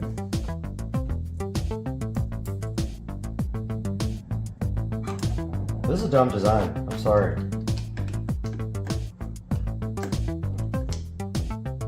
Stupid, stupid, stupid design. And I think they fell.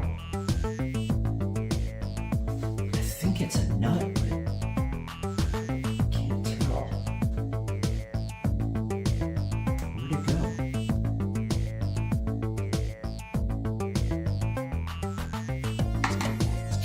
Well, I think I lost. I think I lost it. Great. How could it go? Alright guys, I don't know what to do about this guy because other side tightened right up. This guy's not tightening. I lost a little thing, I think. I heard it fall, but I don't see it anywhere. Unless it fell on this tray.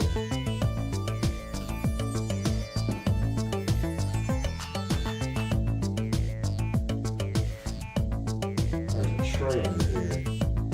Could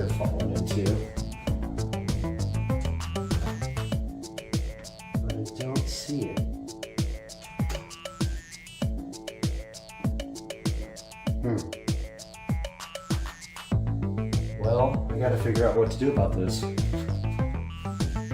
Alright guys, I was able to find my own nut and bolt and finally MacGyver that thing back. Not ideal. I'll go ahead and look for a replacement bolt for that. I don't know where the bolt or the nut went. Barely got a nut underneath that thing.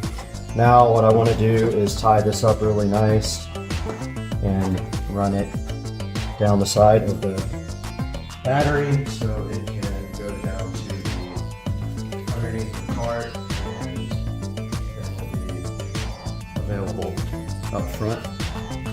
So I'm going to get some zip ties here. And I'm going to first tie it off to this battery clamp. Battery clamp's just a bungee cord, by the way.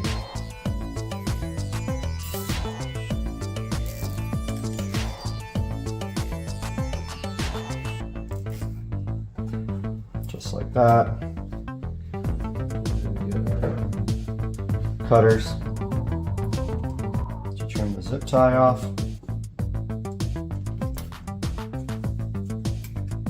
Which isn't working at all because they're too big. And rotate the zip tie to the back so you can't see the ugly clamp part.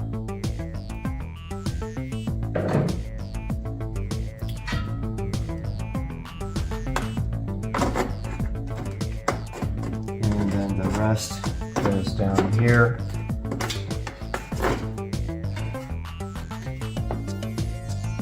I'm gonna put one maybe around this break.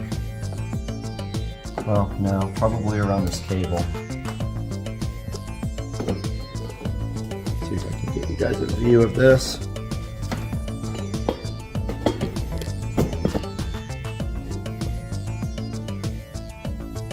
You might not be able to see this, it's hard to get a camera view, but I'm going to tie it up to, there is a throttle cable or something here.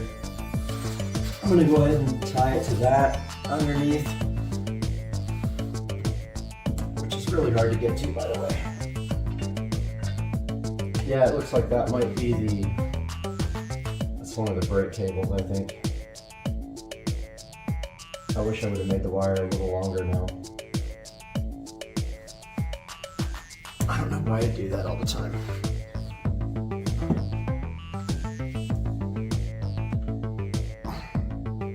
It's not quite long enough to be effective, I don't think. Which means it's going to require a little bit of getting underneath the cart to connect, which I don't like. They do sell these longer, so I have that option. And also I can get a little bit more slack out of it. Right here. Need my scissors. Grab my scissors real quick.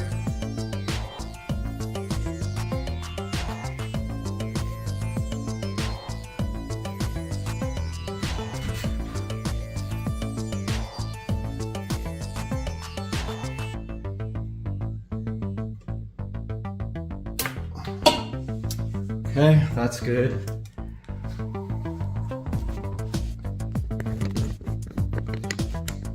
So what I'm doing now is up under here, I am tying it off to this cable.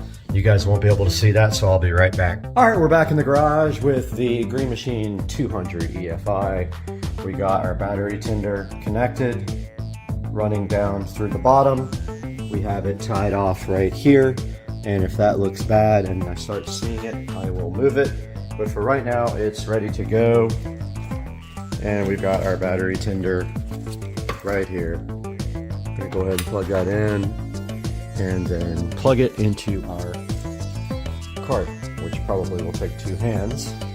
But all we have to do in the future is just undo this little cap here and plug it in. I'm gonna do that now.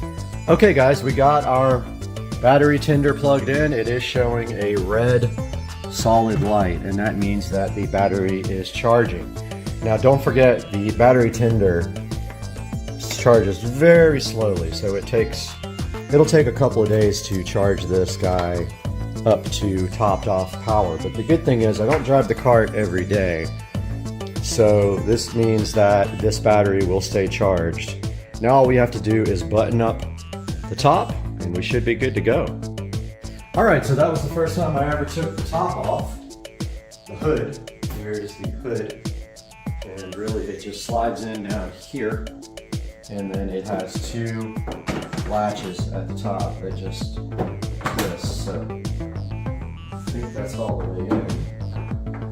And then I had a difficult time with this last time. I don't know why, because it's super easy. It's got two slots down here. Bummer, every time I do this, I get fingerprints on it. Alright, so that one's it.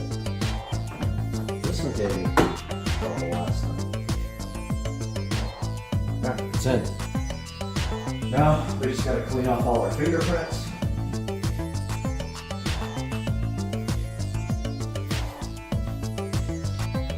Got the clean and shine out.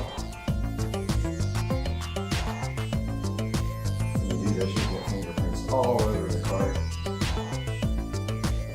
Clean and shine will get it right out.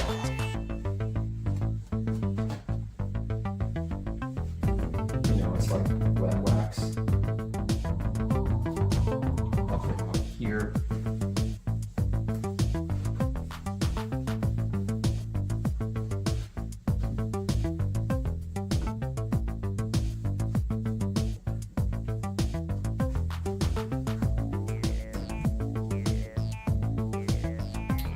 Okay, guys, I hope you enjoyed this episode of modifying the golf cart. That will charge now for, say, probably 24 hours. It will flash green first, and then when it is fully charged, it will stay green. That is the Battery Tender Jr. and the Green Machine EFI 200. Like and subscribe. Love you guys. Peace out. Hey everybody, this is Dave, and this is my new Tesla Model 3 2025 in ultra red. I think it looks more like candy apple red. I think it's a really good color. The front end has been redesigned, codenamed Highland, and I think it looks really good. I think it takes a lot from the Tesla Roadster. As we come across the side here, really sleek design here. I got the 18-inch Photon wheels, and on the interior, we got the black interior. Coming across the back here. Back seats with the screen in the back here. Coming across the back, let's take a look.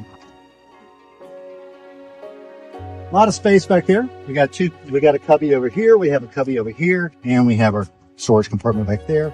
And I'm keeping my mobile charger right there with the adapter. And last but not least, if we go around the front here, inside the Tesla, we can open up the front just to give you an idea of the size of the front in the front.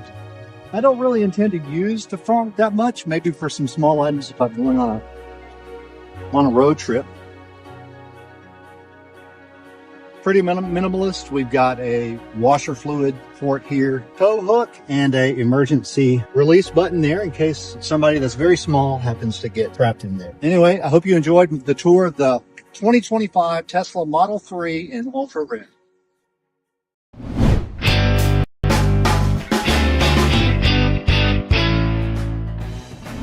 Hey guys, welcome back to Supercar Street Racing. I'm Brad. I know you know me by now, but today we have a special mission. Kingsfield.ai invited us to check out the Sora 2 and Sora 2 Pro cool video AI platforms. We've got some Jesus Juice here. We're going to be checking these out, try to generate some cool videos, and I hope you guys stick around. I am hyped for this, and we are going to also be generating stuff from ChatGPT. Let's get it done. Let's do it right now. Cheers, guys.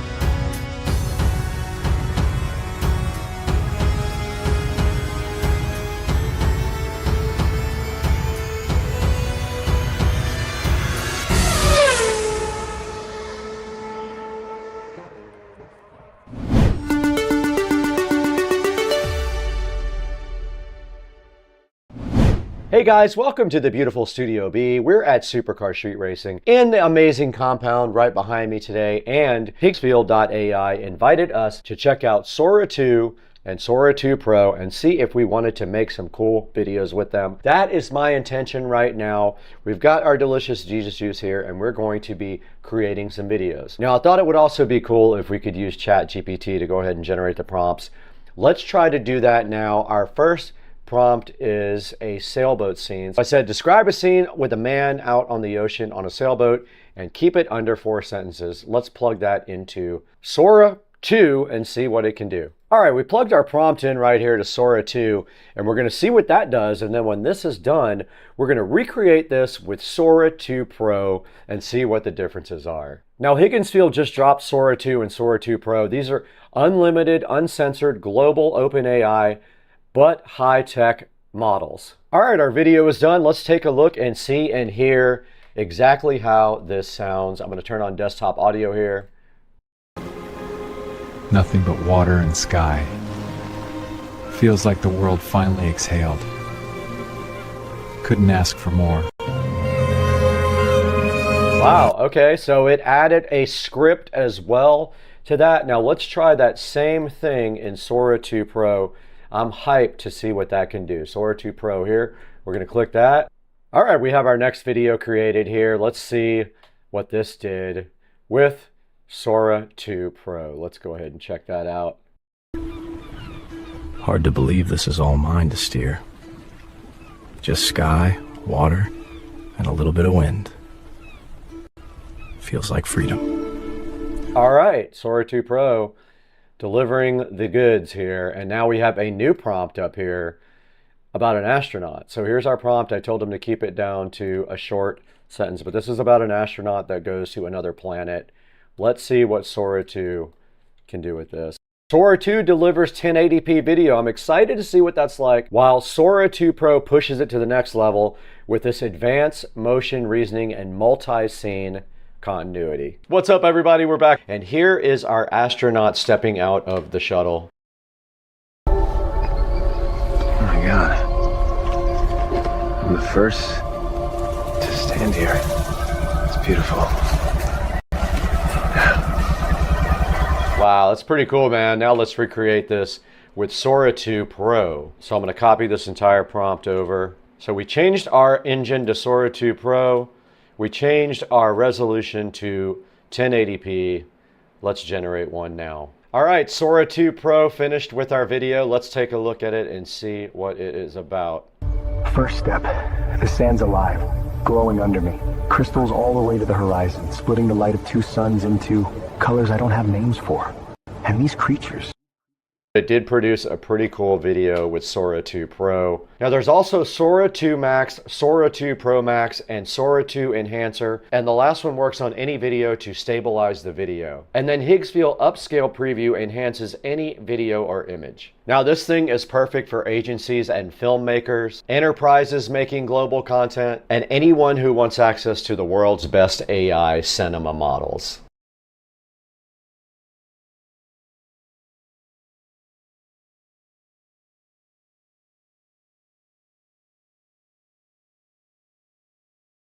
Holding steady now. How does it look from your side? Perfect. Stars are straight, stripes are smooth. Almost feels like it's waving back at Earth. Copy that. Never gets old, does it? Not when you can see home hanging like that. Flag's holding steady.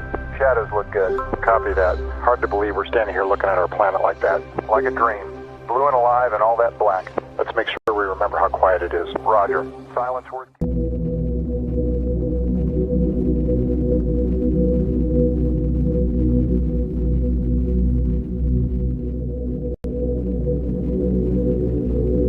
They think they own the night. Then we'll take the sunrise. If we don't stop this, the whole grid falls. Tell me where. Everywhere. I'm not running anymore. Then make your stand count.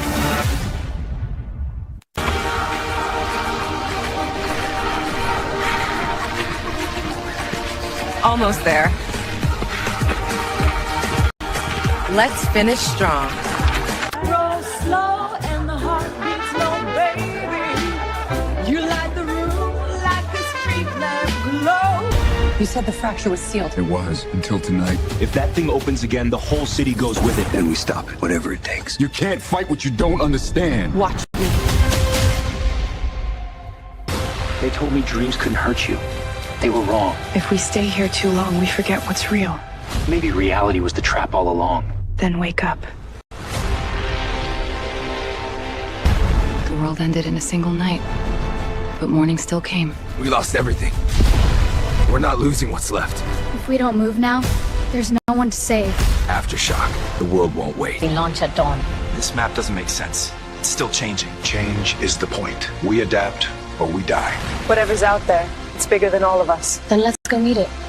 Hope isn't a destination. It's you. I've spent every dawn hoping to find you. Then let this be the last we ever spend apart.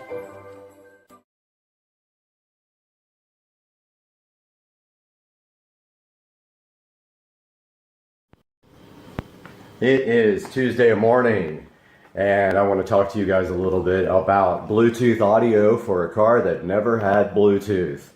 So the SL65 AMG, obviously, this model started in 2005, and of course back then Bluetooth did not exist at all. So there are ways to get Bluetooth in this vehicle. Now, unfortunately, for whatever reason, Mercedes thought it was smart to not put an auxiliary port in this car. They had them before this year, but they deleted it on this year model, which makes 0 sense. So in order to get Bluetooth in this car, there is a device installed called the Stream Blue. Now, the person who owned this car before me paid a ridiculous amount of money for that, about $1,200 or $1,300, I think. You can actually buy it for $400, and I will be selling the one that's in this vehicle because I'm going with an aftermarket head unit. So let me show you exactly how this Stream Blue works. First things first, well, I do have the keys. I was trying to figure out if I had the keys.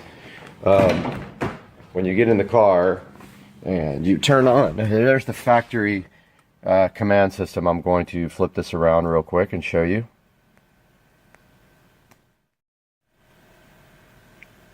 So there's the factory command system, of course, almost 12 years old now. When you put that in there and you turn it on,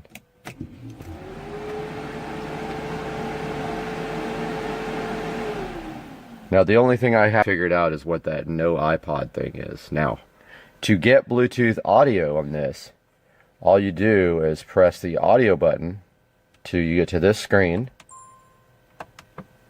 And then once it's on that screen, on the phone, there will be a Bluetooth that says Stream Blue. Now, I will include a screenshot of that. And then once that's on, then you have Bluetooth audio. And there it is. So that is Bluetooth audio playing from my phone right now. There's the old school navigation. If you press audio. I don't know what this no iPod means. Not figured that out yet. But steering wheel controls work only for volume, nothing else. So that is the Stream Blue audio adapter for the most M.O.S.T Mercedes fiber optic Bose system.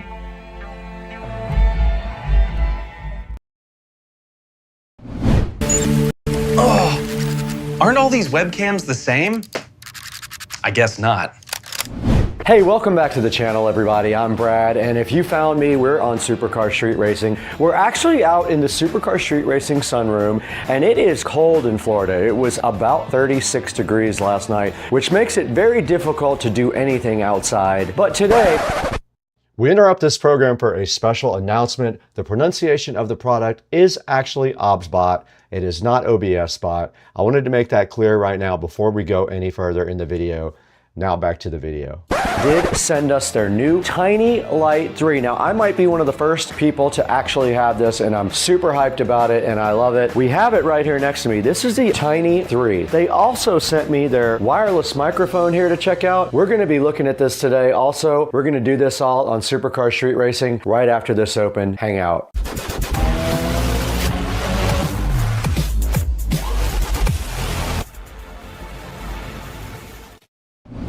Aren't all these webcams the same? I guess not. Welcome back to the channel, everybody. I brought you guys outside to the Supercar Street Racing sunroom because I wanted you to see this cold, cold day in Florida. But inside, it is nice and warm, and we have something special for you.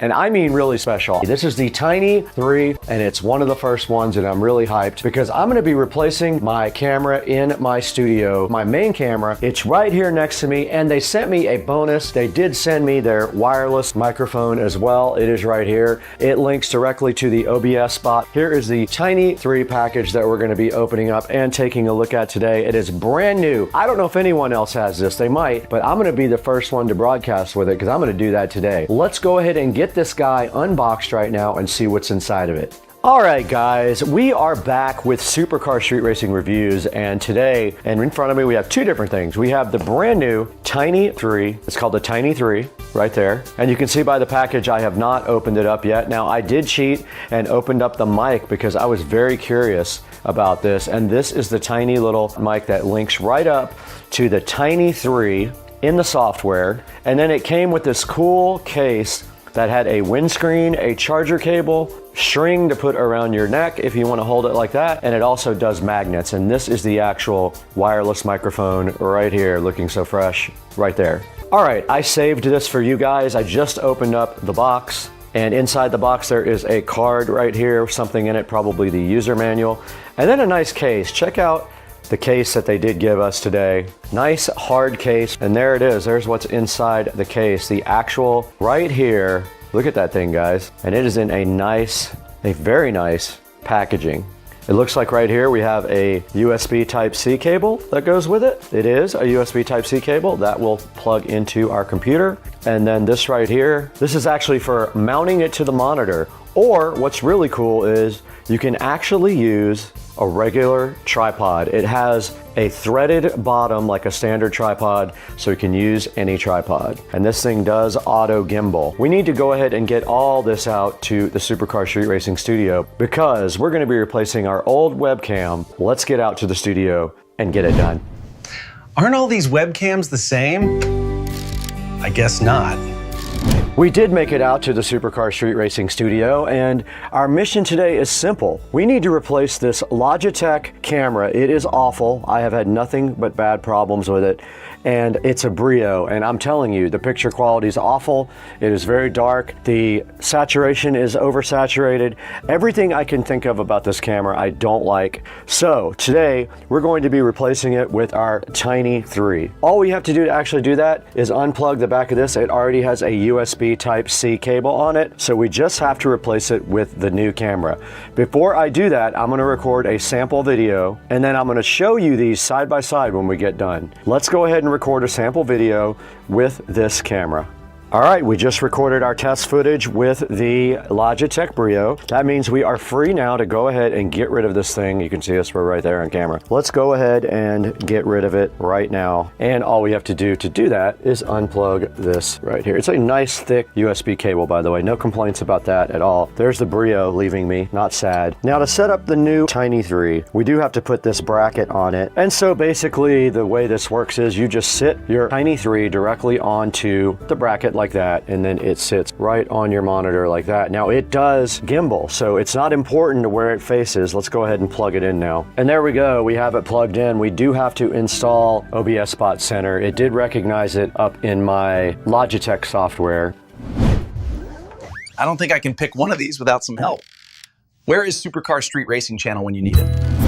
Okay, we're rolling now on the PC. You can see where I'm frozen up there where we removed the Brio, but we do have to get the software. So we're gonna go to resources and download. And since this is so new, I'm hoping that the Tiny 2 Lite has the same software, or the Tiny 2. Let's try it. Our camera is asleep now. You guys can't see that. Let's see where it opens up. I did full mode, and we're gonna allow it opened up on the top. Ah, it did light up. Okay, cool. Let's do video preview. There it is, guys. We can drag the mouse here to gimbal it, and let's go ahead and see what kind of image settings we have. Let's do HDR. We did it. We're on auto exposure. Anti-flicker is off. And of course, we want to get this thing set up to 4K. It's on hardware encoding, and I changed to 4K 30 because I record at 24 frames per second.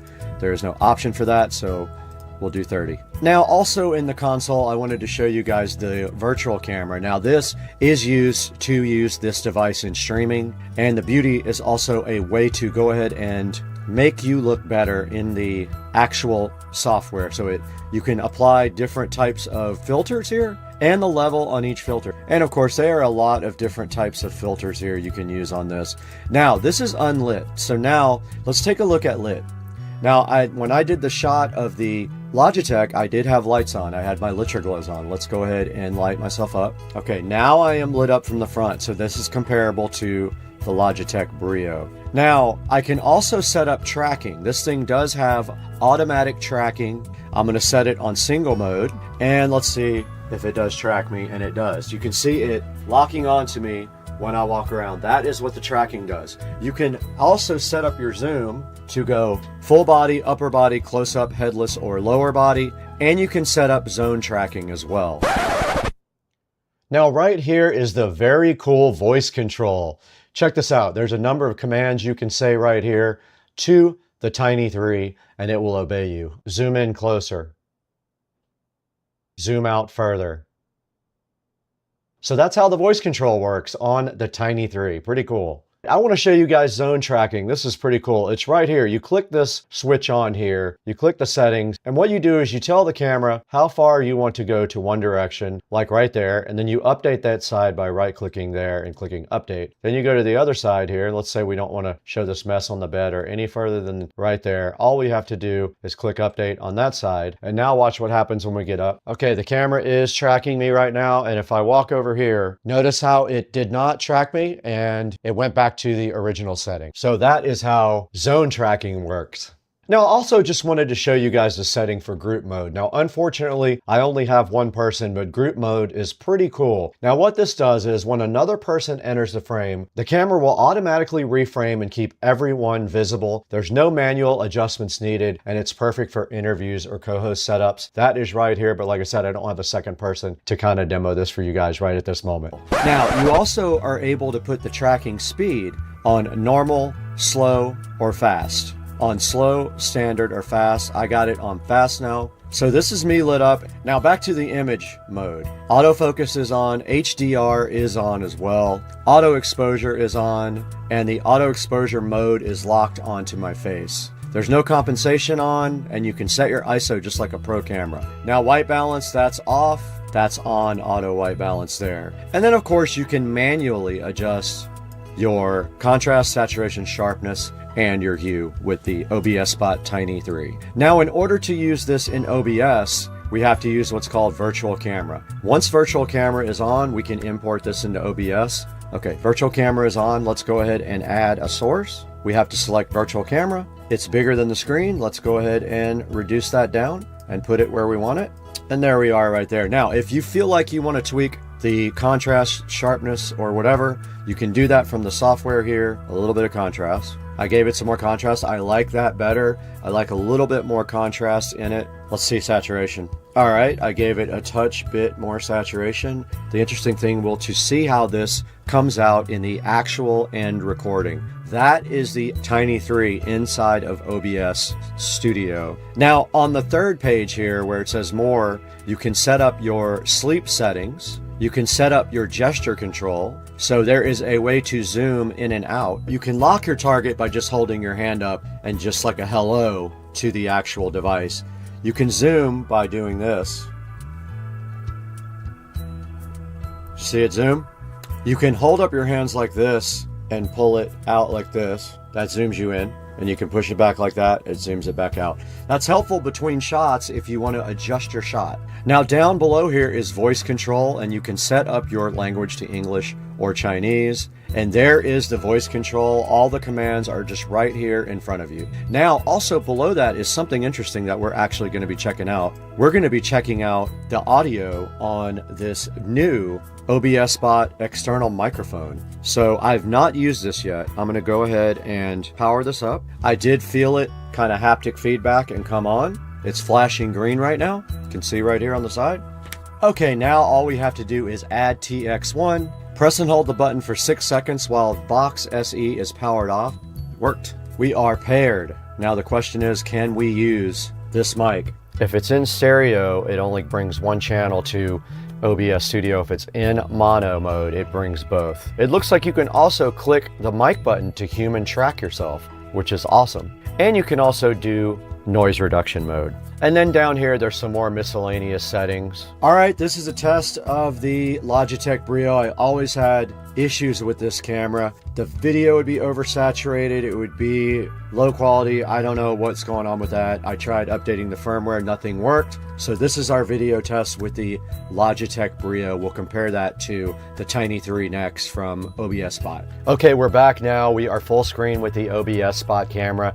This is what it looks like full screen. I purposefully have the monitor off back there so you guys can see exactly what this looks like. This is also with my tweaks to video. Now I have increased the contrast a little bit extra saturation, and this is what it looks like now. Okay, I wanted to real quickly show you guys desk mode. Now this is a setting right here where you click desk mode, and check it out. Look what it does. So it shows you the top of the desk. It also changes your perspective, and this is very practical. It lets the camera just tilt down for overhead shots, which is great for product demos. And it also can detect board or paper and correct the perspective so it keeps everything readable. Let's try that with something. I did see it make a perspective correction here on my, yep, it is working. It's doing perspective correction right here on this flyer for DaVinci Resolve. That is desk mode. All right, the last thing we're going to talk about here is the Vox SE mic. It is right here and how you pair it. Now, if you go up here to the OBSBot app and you click more, here's your audio input here. It says external mic here, but you can see there's nothing paired here. I'm going to add TX1 and then I'm going to go ahead and hold the mic button for 6 seconds. Let's see. There it goes. It is paired already. Normally you would hold it down for 6 seconds, but there is the Vox SE mic paired right here. You got your mic level right here, and I have already updated the firmware on this, so it is all up to date and ready to go. So that is the Vox SE right here in my hand. Let's listen to the audio. Now we're on the Vox SE mic, guys. Just wanted to give a little bit of a mic check here. How does this sound?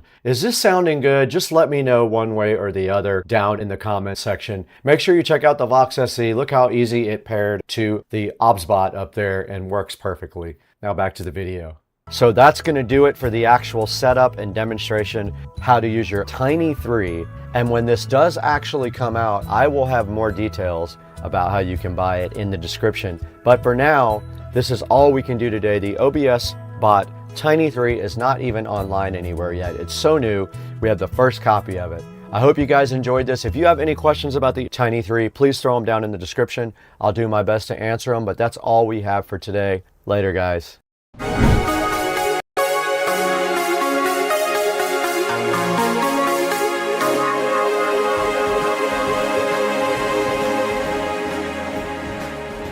First part of the install was done, and let us see if it does power up. And now I'm going down to the Ubiquiti. We no longer need this cable modem. We can go ahead and remove it. I wanted to show you guys where the fiber does come in on the side of the house.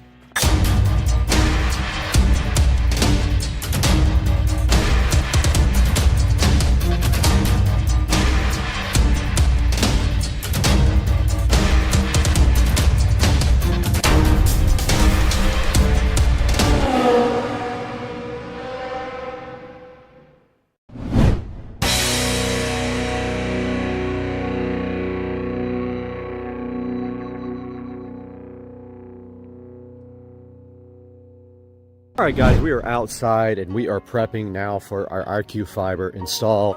The first part of the install was done about a month ago, and you can see right there where they put their access point in the neighbor's yard there with that big green cover. I'm glad it's not in my yard. But today they are here prepping for putting the box on the side of the house. And I just wanted to let you guys know, if you are expecting nothing to be done to your yard, you are wrong. They will be digging your yard up twice. Once to get the main fiber pulled through your whole neighborhood, and then the second time they come through, they are going to put the fiber to your house. And you can see they're really good at not breaking your cables. You can see TV cables there and other cables. Before they leave, they'll make sure everything works properly. And you can see here, with all of these pavers, they could not put a drop on the side of the house right here because they don't do paver stuff. They're going to be actually doing the drop on this side of the house. Over here, they have already dug through the yard here. So they have the grass dug up right there. You can see they're going to go through my garden, they're going to put the drop right here on the side of the house. It's going to go right there, right? So it's going to be inside of that little trench right there, and they're going to put it right here. They're going to go straight up through the side of the house right there, and then inside of the house, they will come to my demarc area where I will assist them in getting fiber run. But for now, they were actually working on tunneling across the driveway. They have their machines out here. I think their machine broke and they had to go get a belt put on it. But they are going to be running tubing. They already did it. So they have the hole already bored all the way across the driveway. They go underneath it. And then they go like right here, and you can see their pipe right there. And that is their machine that does the burrowing. It goes straight under the driveway. Pretty crazy, guys. That is the first step, or the first 2 steps of getting fiber installed at your house. And this is going to be 5 gigs compared to what I have at Comcast with 2, and it's asymmetric as well. So we're waiting for them to come back, and we'll see them in a few minutes.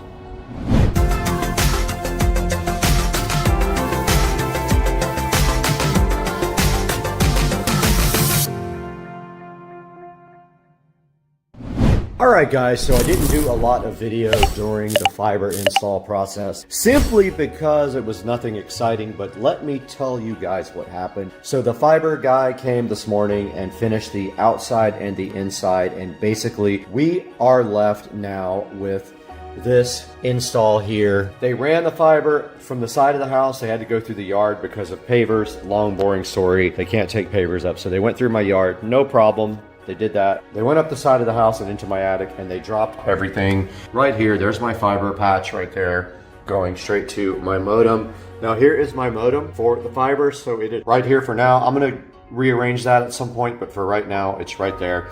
And then on top of that, my Eero device is sitting so fresh and fly. Now here's the thing. So I want to explain to you guys that this is 5 gig fiber, right? So my maximum speed is going to be 5 gigs, but let's think about this path. Coming in from the WAN side, so our WAN port, IQ Fiber, it is that green connector right there, is 5 gigs. Coming into the modem then demodulates the signal into whatever, Ethernet, okay? Comes out of my Ethernet port here, and it is capable of doing. Now, on the LAN side of the Eero back here, which is this black cable, the maximum speed is 1 gig. You're never going to get more than 1 gig on the WAN side of this network because of the limitations of this Eero here. Even if the Eero did 2.5 gigs, the big switch only does 1. So therefore, if you don't have anything more than 1 gig right there, then you're not getting more than 1 gig to the endpoints. Now, what is the advantage of fiber? Asymmetric. So I can upload now at 1 gig. And also, we won't saturate the 5 gig links ever because we just won't. If we ever want to be as fast as the fiber, we're going to have to get some faster networking gear. And that's going to mean a bigger switch there. Also bigger, if your computers don't have the network cards to support it, you'll need a bigger network card as well. We have 5 gigs there on the fiber. We have 2.5 out of the fiber to the Eero. We have 1 out of the Eero to the switch. However, we do have 2.5 from our NAS to our computers for editing, so we do still have that, but we're just not going to get 2.5 to the internet at all. Why? Even though we have a 2.5 gig switch here, we can't use it because the router needs to be 2.5. I think that the Eero 7 does 2.5G on the LAN side, so I'm going to go ahead and research that, and maybe I'll pick up the Eero 7 for this guy here. Let's go see what they have.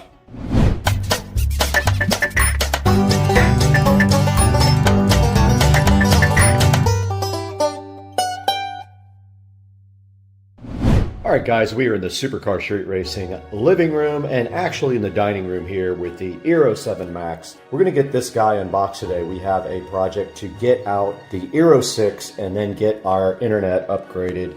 We're going to get this over and replace the Eero 6 and try to uplink at 10 gigs on IQ Fiber.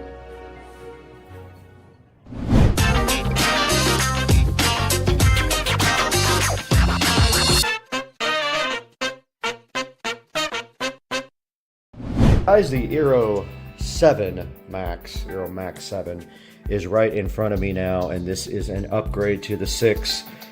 And it has 2 10 gig ports and 2 2.5 gig ports, as you can see there. Tri-band and wireless up to 4.3 gigabits per second. And let's go ahead and get this unboxed The Eero 7 Max is sitting right in front of us right now, having some bad reviews. We're gonna find out if those reviews are accurate. And to get it out, you simply remove the top of the box, and they have a nice presentation here with the Eero, and it definitely is larger than the Eero 6. And then inside the box underneath is the power supply, and they give you a nice braided LAN cable as well, which is very good. And looking at the actual Eero itself, on the back there is two 2.5 gig ports and two 10 gig ports as well. So it does support 10 gig. We are going to try to uplink at 10 gig and then link to our Ubiquiti network at 2.5 gig. Now, they have a way to replace a device on your network with another one, so that's what we're going to be doing in the Eero app. We're going to replace the 6 and go ahead and put in the 7 when we do that, and this guy is going to go right up here. Powering up the Eero is as simple as plugging in this adapter and plugging in this USB-C port.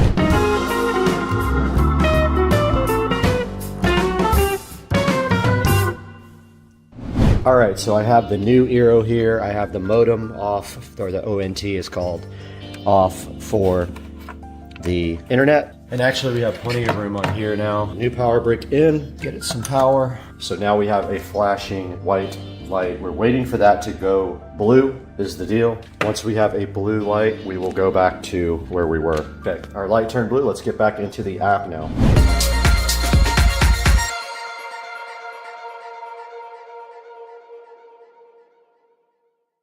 Need to connect our gateway, so I am connecting Ethernet 10 gig port on fiber. I never did plug that back in. I was supposed to do it at the same time. Okay. I have plugged in 10 gig and now I am powering up the fiber ONT. It says looking for gateway. All right, it did find the gateway. We're gonna hit next. It says it's connecting to the internet.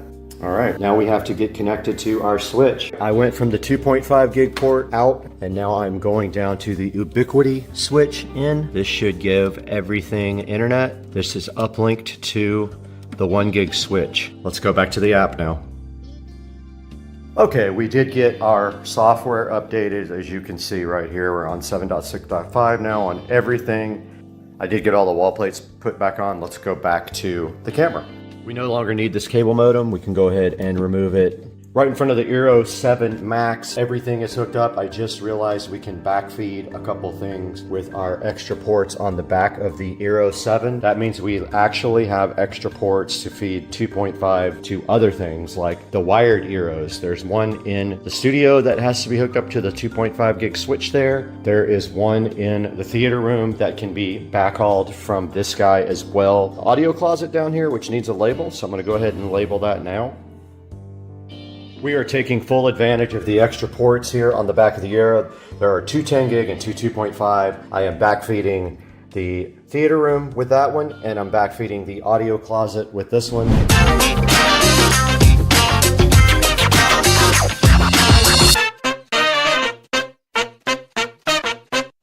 All right, we are out here. I'm trying not to be super loud because my neighbors are all asleep. It's early, but I wanted to show you guys where the fiber does come in on the side of the house. So it comes in right here from in the yard through my garden. They could not go over my pavers. They didn't want to do that. And there is the demarc. Fiber goes up my house. They could have done a better job of tucking the wire up there. I'll probably do that, but it goes up to the attic right there. The fiber did run through the yard just like that, all the way under the driveway to their box, which is located in my neighbor's yard. Okay, we are inside of the living room here. I wanted to recap what we have in here. So basically down here behind the entertainment center right here, you will see the incoming spot for the fiber. It is that plate right there with the green plug on it. That's where the fiber comes into the house. It is patched right there with another fiber cable that then is connected to their modem. And on their modem, you will see on the front, there is power, broadband, service, Ethernet, and phone. A phone is not being used. And on the back, all you have is a fiber input, a Ethernet jack, a phone jack, and a reset button, and where the power goes in right there. It has a small power brick. It does get very warm, so if you have a concern about cooling, make sure you have adequate ventilation wherever you put this. For example, if you put it in a closet, it is rather warm. And do not stack it with other devices either. I am actually going to move it down when I redo this whole area, and I might get another different entertainment system here, like a shelf like I have back there. But for now, I wanted to get in here and show you guys the actual equipment and what you can expect from the fiber. I do not use their Wi-Fi equipment. I am using my Eero Wi-Fi 7 there. I'm not using their stuff at all. The installer was amazing. He did a lot of extra things for me, and I was really appreciative. He helped me fix a few cables and run a couple of extra Cat 6 cables. Love those guys, give them the highest possible rating.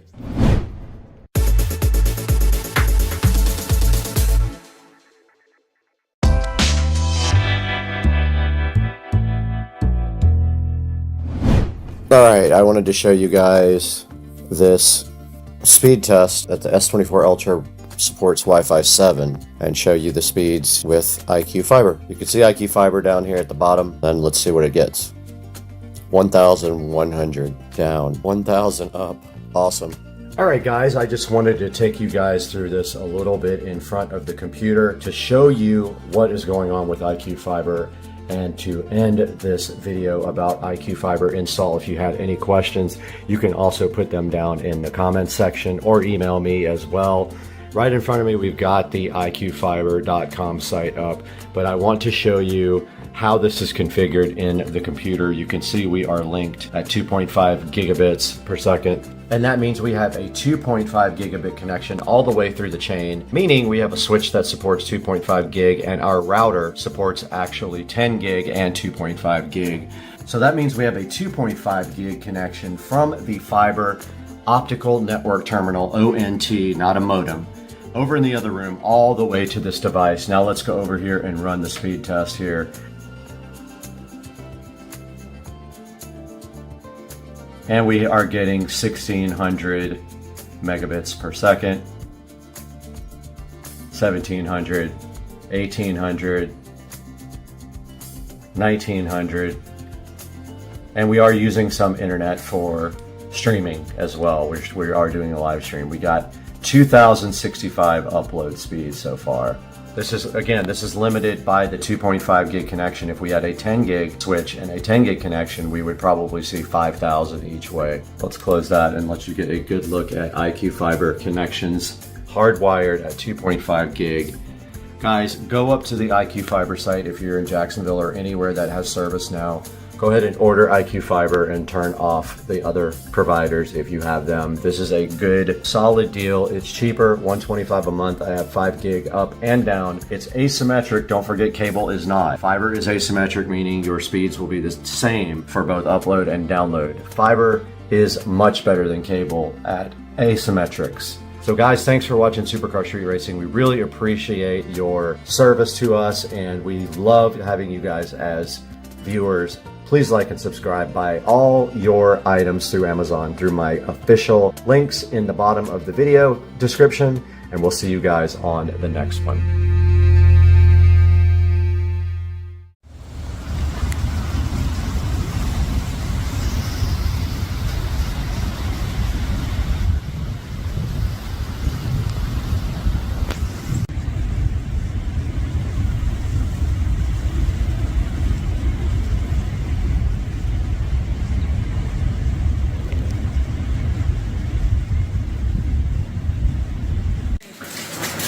All right, we got Rich out here. Yeah. YouTube star. Cleaning up cars. So we're over at Tina's, and she's giving me this beautiful motorcycle. Take home, and it's got patina on it. This is on purpose, right? No. I don't know what that is. What is that? Patina. What It's just, you know, rust. Oh. It's well patinaed. We're gonna take this home and see about maybe getting it running again. Watch out for your foot. We got to get this out of here right now.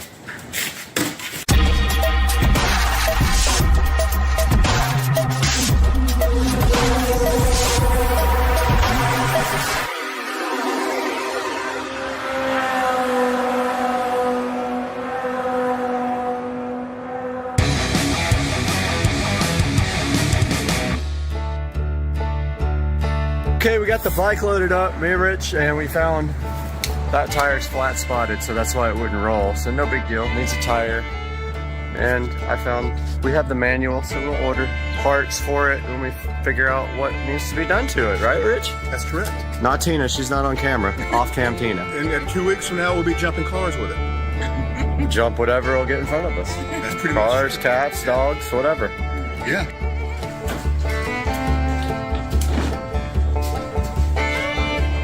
Man, feel rich on minimum wage.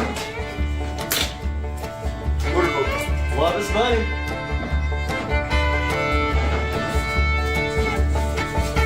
Flat spot.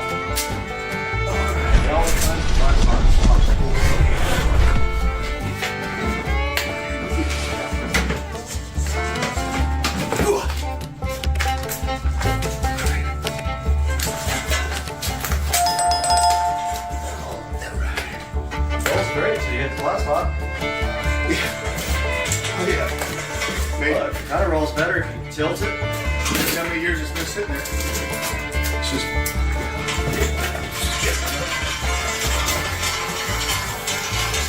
Right here. All right. Extend.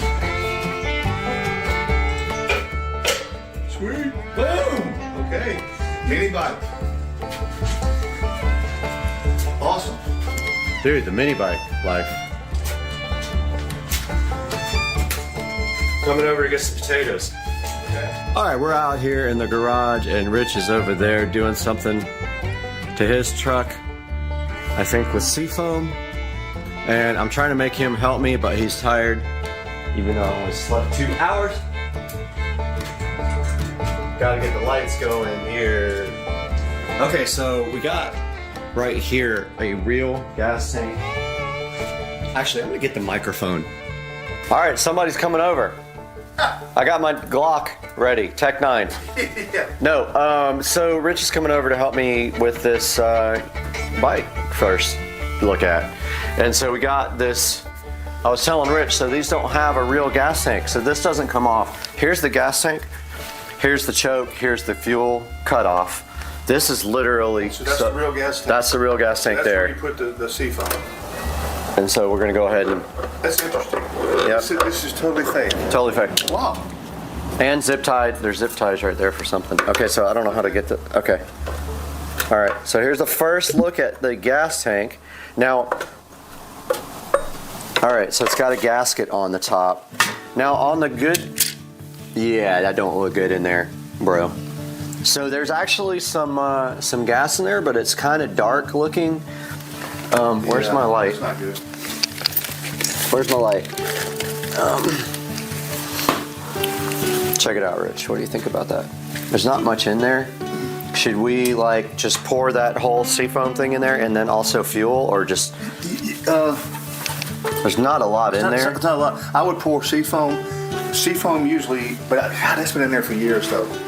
I mean, how you want to get it out? Is there a drain? That's what I was gonna see if we could drain it.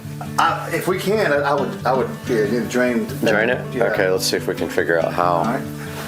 So, all right, so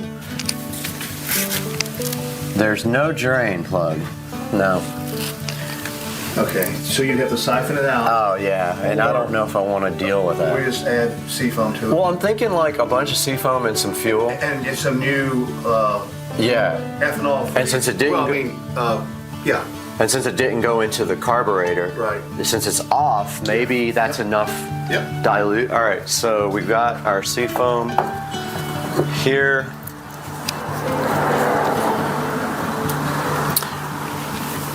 And is that, let me see that. There might be something in that tank. Oh, that's the float. I'm almost like, should we just put a bunch of paper towels in there and suck it up? You can try. Okay, here, hold that. All right. So I'm gonna grab some paper towels. We're gonna try to get this out.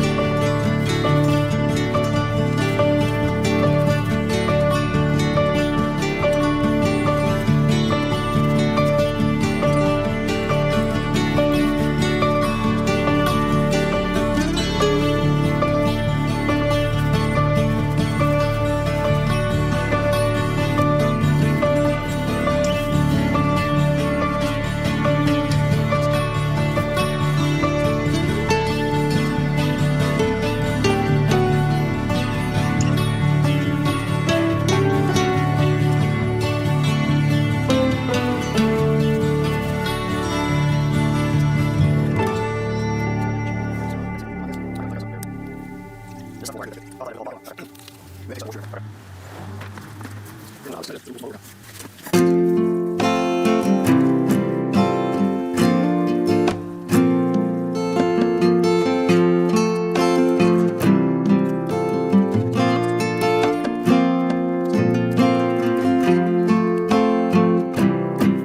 right, we got a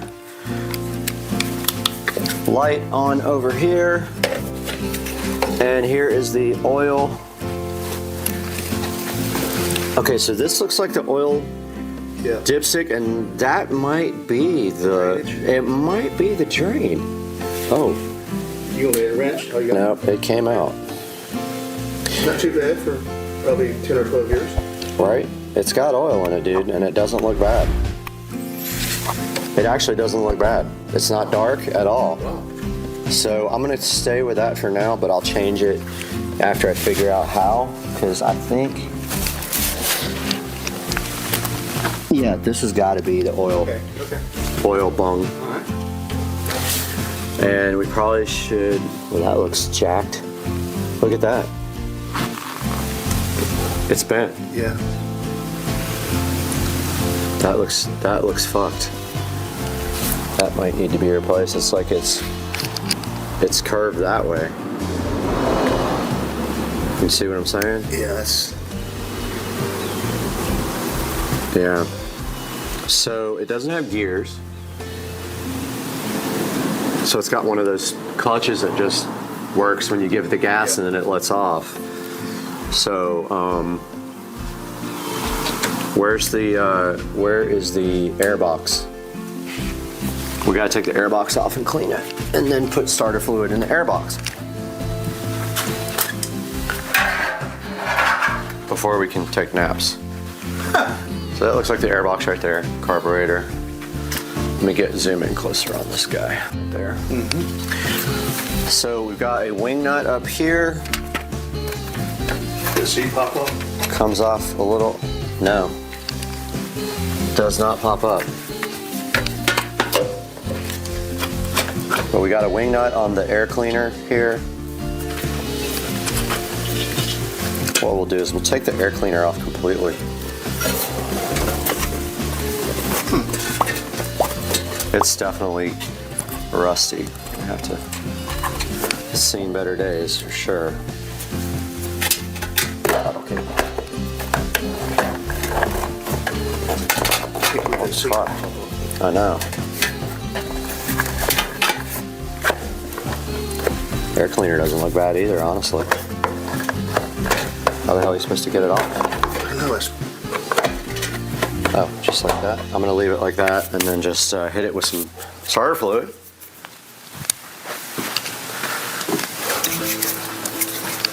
And hope the spark plug doesn't need to be pulled out. Does it have a spark plug? It must. Yeah, it's gotta have one somewhere. All right, so fuel. So this is a fuel switch, so fuel on. This is a choke.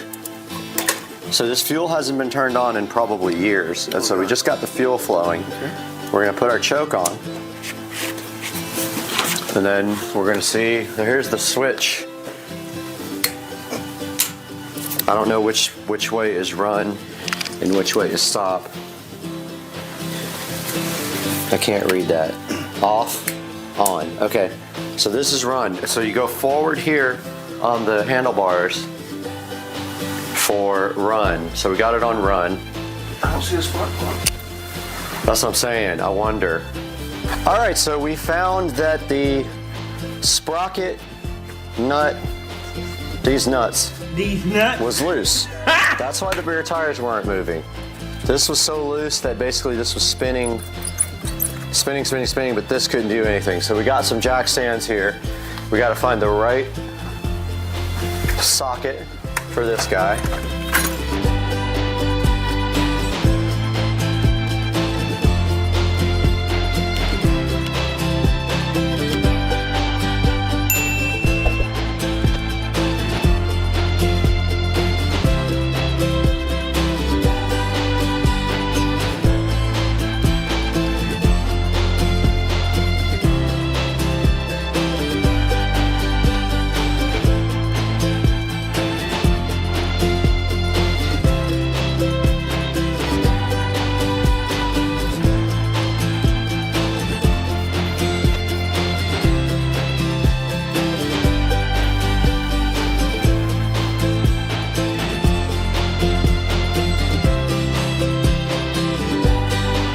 Now I'm just looking at the throttle cable and seeing what it's doing.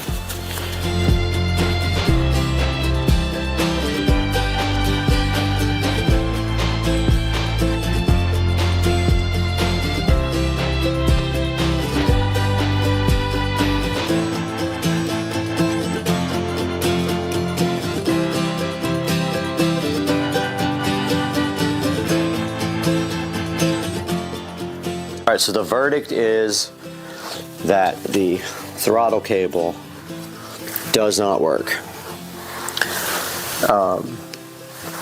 It is not doing anything and the bike is stuck on wide open.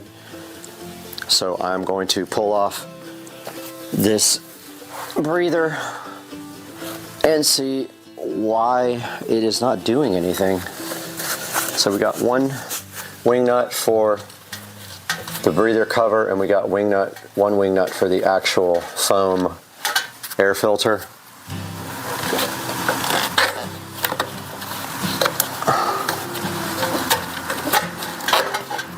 Air filter's off.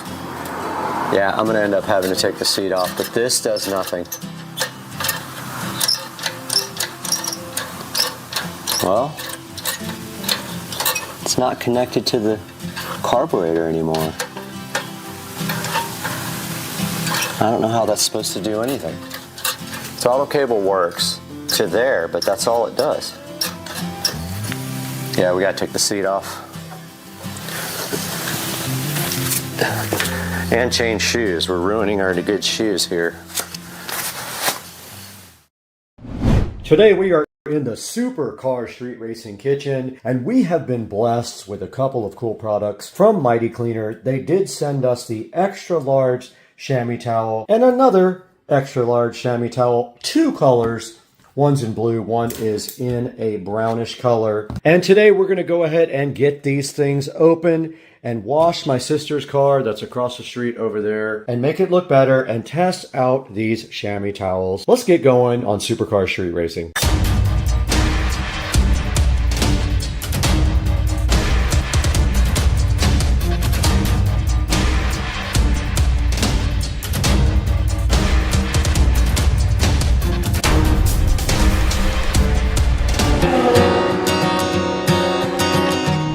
Back on Supercar Street Racing, we have another sponsor today. We have the Mighty Cleaner extra large chamois towels here, highly absorbent. You can see their website right there on the side. There's some nice directions back on the back. So what we are going to do is go see that we have all the proper stuff to wash my sister's car, which is parked across the street at Rich and Trisha's house. And then we are going to proceed to wash her car, and we're going to use these chamois towels to dry it, and we're going to follow the instructions on the back when we do that. Now, the first thing you're supposed to do on these is warm water them for 5 minutes. You're supposed to soak them both in warm water for 5 minutes and wring it out. You're supposed to wring it out a lot to avoid sticking to your car's paint, and when you're finished, you wring it out again. On out to the Supercar Street Racing shed and make sure that we have a bucket and some car wash.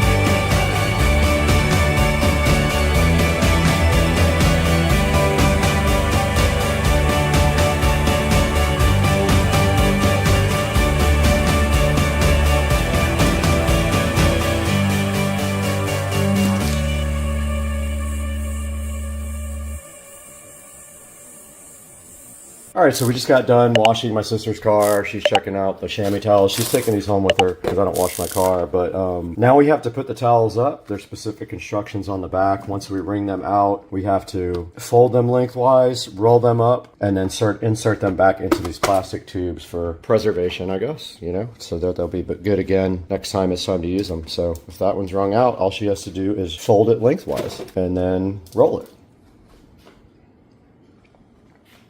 That pretty easy? I think so. I'm fixing to try it. Okay. Let's see. And then it should just go right back in this holder. Pretty cool. And those are going home with you. Yay. Oh. Did we roll them the wrong way? What happened? We rolled them the wrong way. They said lengthwise. And then like this. Yep, that's it, because that's tall enough to fit.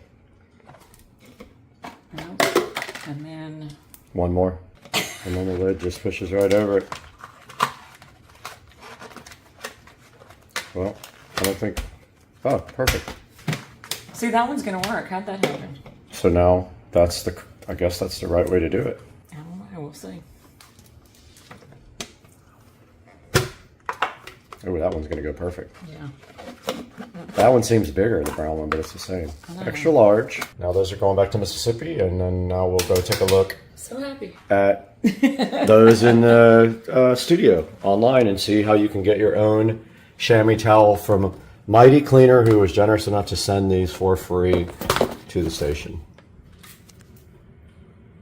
Hey guys, welcome back to Supercar Street Racing in the 4K production studio. And let me just start by saying it is absolutely pouring outside. So you might be hearing the background noise because the mic can definitely pick that up. But today we got the Premium XL Chamois Towel for the car. It's a 2-pack. This was generously given to us by Mighty Cleaner to go ahead and check out and test with you guys. And you do see that I went ahead and washed my sister's car with the chamois towels. Now, part of the process of using the chamois towels is that you have to warm them up first. So you get a bunch of hot water or warm water and you put the chamois in there for 5 minutes. Then you wring them out, then they're ready to go, and that is every time you use them. I believe you have to do that. And looking online right here, you can see we have the XL chamois towel in 25 by 34. Here is a good picture of it right there. You can see it is from the company Mighty Cleaner. And then here it shows you the absorbency, and I did notice it was very absorbent on my sister's car. I only had to wring it out 1 or 2 times for the entire car. You can see right there it's extra large, and you actually probably could dry the whole car in one go. I did wring mine out a few times though, and I probably didn't have to. This thing is totally safe for your car's paint and won't scratch it. It is very soft. And right here you can see it's easy to use, doesn't leave lints, just keeps going and going, and you just keep drying your car off with one big towel. Also good for interior of your car, it says. I didn't think about using it in that way, but apparently you can use it on the inside too. And it lasts for years, hardens if left to dry, and should be stored in the case to keep it damp. My sister asked that question. What about the fact that it still has water on it when you put it in the case? It has to be wet, otherwise they turn into like a hard rock. Right here you can see it works for boats and trucks as well. I can see where it would be great for a boat to keep it on board and keep things dry and wring it right out across the side. These towels have a 4.6 star review. They're $22.95 right now, and you get 2 towels for $22.95. And like I said, Mighty Cleaner was generous enough to give us these to review for you guys, so I hope you enjoyed it. Now we're going to play a little video for you from Mighty Cleaner.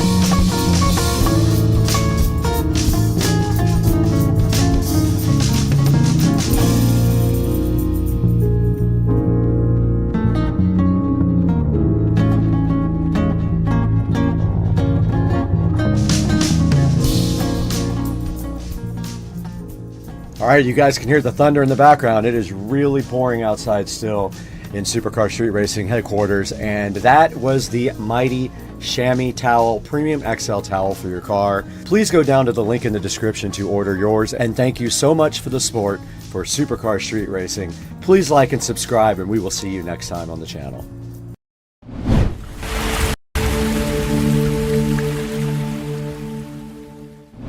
We're out here at Kennedy Space Center. All right, we're at the Rocket Garden now. This is the gateway. Artemis going to the moon.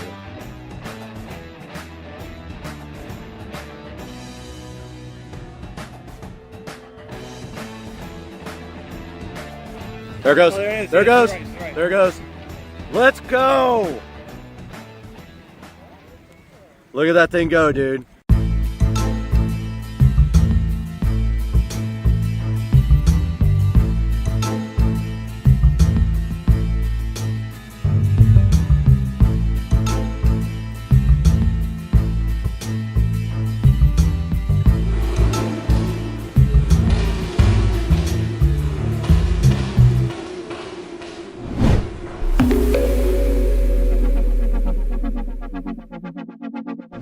This is going to be all wind, but we're out here at Kennedy Space Center. We're about to go to the Rocket Garden right in front of us here. These guys, crazy people. And this is the line we're in. Excited. We're actually here. Yeah, so we're out here at Kennedy Space Center. We're doing Explore Tour on the bus at 1:30. We got time to walk around. We got plenty of things to see here. All kinds of adventures and rides to go on with these two rugrats. We're going inside now. All right, we're at the Rocket Garden now at Kennedy Space Center. But look at this. So cool, man. So cool. And then they got a ULA rocket right over here. This is the Atlas. 105 feet tall. Runs on liquid oxygen, RB1. Atlas, man. We got another capsule right here. These guys are so hyped to get in the capsules. And then right over here, we have the big daddy of the crew. There's a Saturn. It's a 1B though. Saturn 1B. We're going to see a Saturn 5 in a little while. It's bigger than this guy. There's a Saturn 1B. And then over here we got a rocket motor F1 engine from the Saturn 5 rocket. And if anything happens to us, it doesn't delay the program, which of course it did.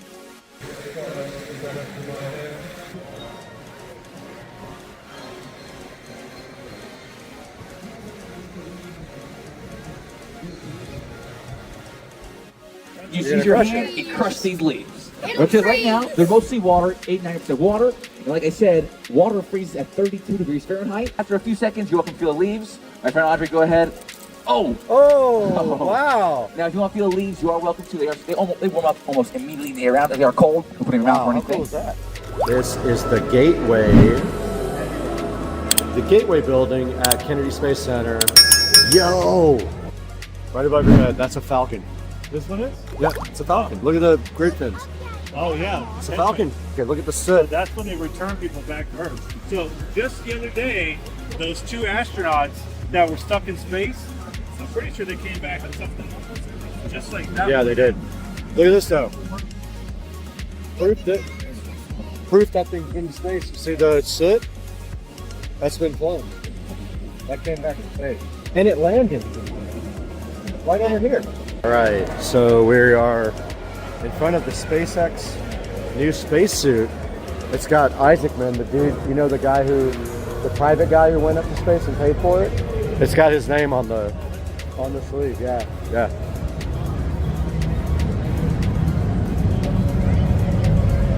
Very cool.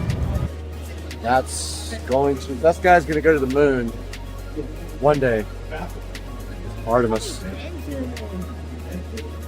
Pretty cool, huh? Yeah, section 305 feet. So it's 322. Oh, the sun. We're gonna see this. We're gonna see that in person. What is this? All right, we're going into this IMAX thingy now. There's a bunch of people already here. We are going straight in, guys. If you're too cool to sit with us, I understand.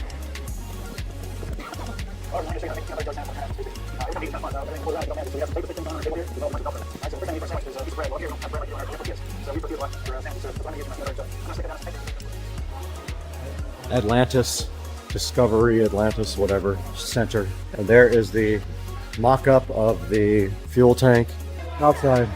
I'll get video of that outside.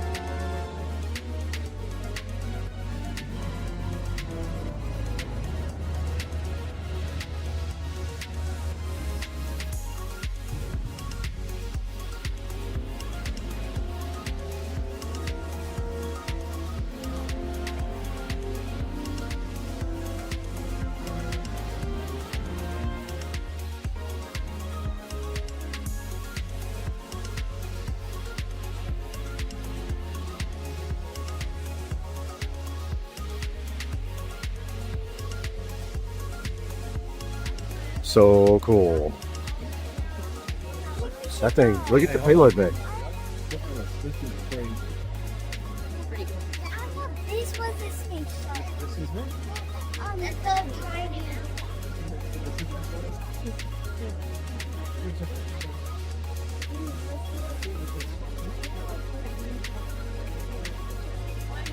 This thing is so sick.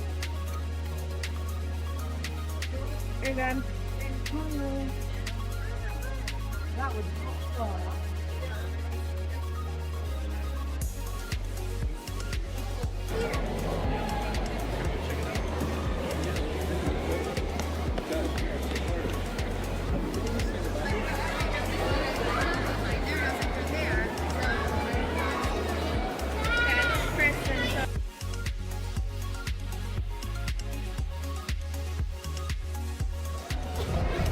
Audrey, you gotta go back in your shoes, you crazy. You can't walk on it.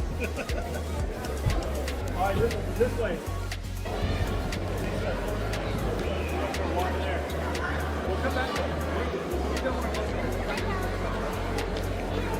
That is insane.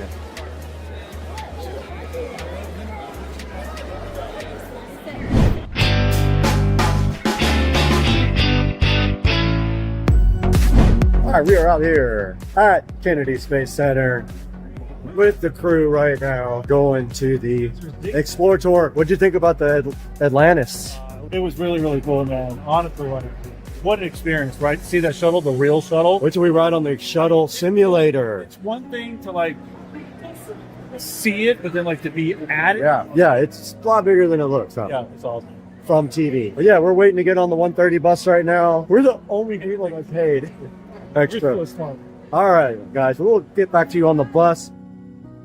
All right, we're out here. I know it's probably windy, but we are at the vehicle assembly building now at Kennedy Space Center, and this thing is insane looking. Absolutely huge. It's those doors on the side open right up. You can see those doors will open so they can bring a rocket in there vertically, and they roll it right in there into those doors. You see the doors? There's the VAB. You said about the lines of the American flag. The bus could drive on those lines. Right? Can sit down there too, and we were launched because launch complex 41, 40, 37, 36 are all in the vicinity, and it becomes a great prime viewing location for our guests. Insane. Just the greenest water ever. And right over there is where the astronauts get launched for SpaceX, right? Across the way, and then there is the new Starship Tower right there.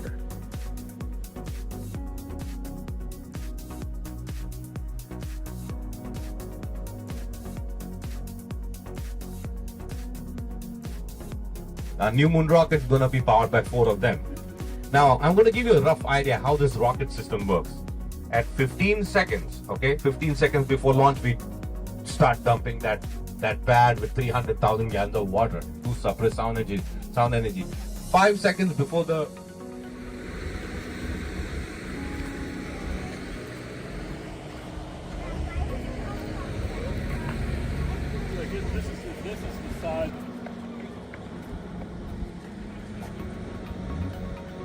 It's where the astronauts would walk out to get into the rocket.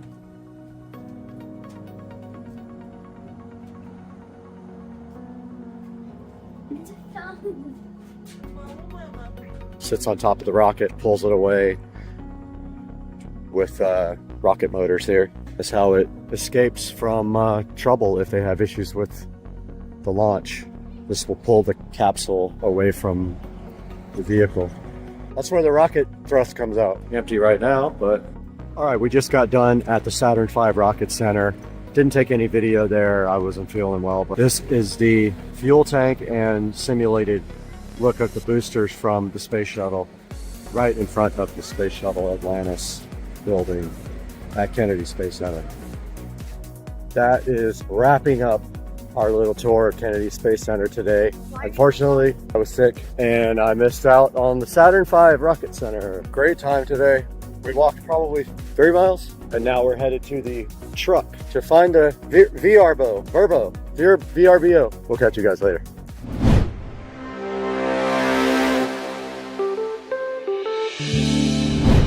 Today we are right in front of the Beard Club PT145 trimmer. The Beard Club is so kind to have sent this new trimmer to us at Supercar Street Racing. We have worked with them in the past. They asked if we could work together one more time, and they are a proud sponsor of this visit to Kennedy Space Center for myself and Joe and his 2 kids. And right here, the PT145 is still in the box, and I just wanted to tell you a few things about this guy before we go ahead and unbox it. This PT145 has 8 color-coded guides for 45 unique trimming lengths. This guy has extra sharp mowing blades. It gives you a quality cut just like at the barber shop for both your facial hair and your body hair. This guy has a 7,000 RPM motor. It has a lithium-ion battery, and that battery will provide you over 3 hours of use. That means if you go on vacation and you don't even bring the cord, you still will have enough power to last you probably your whole vacation. Now, this guy is simple and easy to clean. All you have to do is just wipe it down, and its blades repel oil, dirt, and buildup. That makes it great for you when you need to clean it because you don't have to go through a lot of trouble. It just cleans right up. This guy comes with a 1-year limited warranty. It also comes with built-in travel locks, which makes it both completely portable and convenient. Now, this is a great gift for anyone. This makes for a great Valentine's Day gift, birthday gift, or Christmas gift. Someone would really enjoy getting one of these guys for a present for themselves. And it's sitting at a strong 4.5-star review. Now, here is the trimmer itself sitting right here, and also inside the box will be a cord, and this is the rechargeable base. This did come with a charge already on it, so when I go ahead and push the power, it lights up, and it is at 61% power left. It's pretty strong. You can actually feel how strong it is when you're holding it right in your hand right here. And to charge it, you simply turn it back off and stick it right in the base right there, and it will just start charging right up for your trips or just your overnight stays at your house. Opening up the box here, we do see the included length guards right here that come with the PT145. There is also a cleaning kit in here and a nice power cable for you as well. There will be a link in the description to the PT145 beard trimmer from the Beard Club. We encourage you to use our affiliate links and go ahead and pick up a PT145 beard trimmer from the Beard Club. Now back to the video.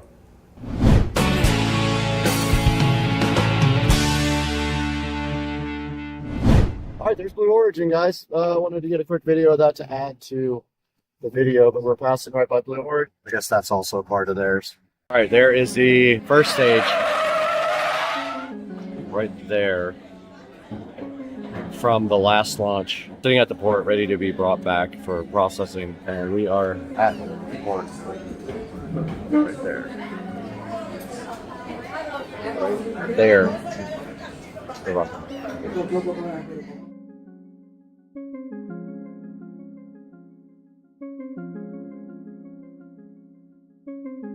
should be a minute away, less.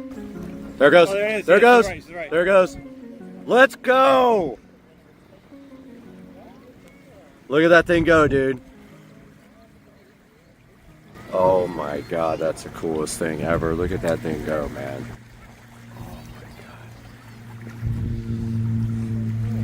We're gonna hear it and feel it. Here it comes. Look at it go through the clouds, dude. That's sick. Look how bright.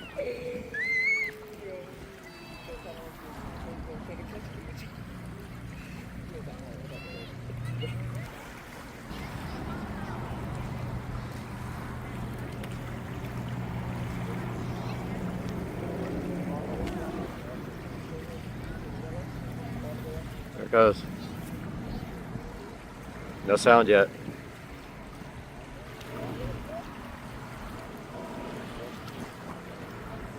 There it goes, man. You're gonna see it stage in a second. You're gonna see it break apart. Where's the sound? You can hear the build up and everything. It took that long. Look at it pitching downrange. They just staged. It's coming back. Where'd it go? It's gotta be over to the top left.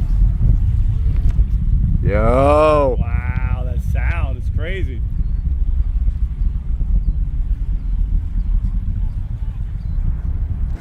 There it goes. Right over there. I don't see it. Oh, there Right it is. there. Yeah. And we're gonna feel it.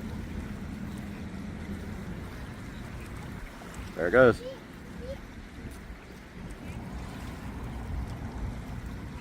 We're gonna get that sonic boom. Land, baby, land. That looks good. Yeah. Oh. Oh yes. Yes. Let's go. There it goes. Oh, there it is. There it Yeah, goes. to the right, to the right. There it goes. Let's go. Look at that thing go, dude.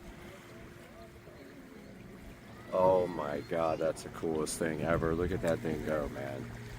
Oh my God. We're gonna hear it and feel it. Here it comes. Look at it go through the clouds, dude. That's sick. Look how bright.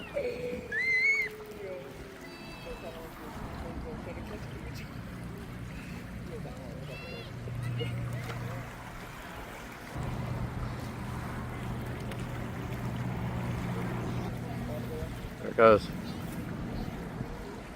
No sound yet.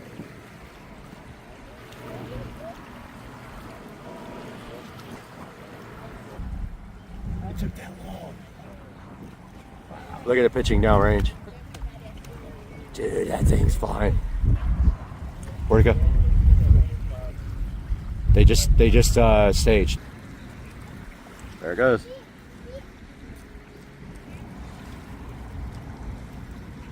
We're gonna get that sonic boom. Land, baby, land. That looks good. Yeah. It's good. Woo! Where's the sonic boom?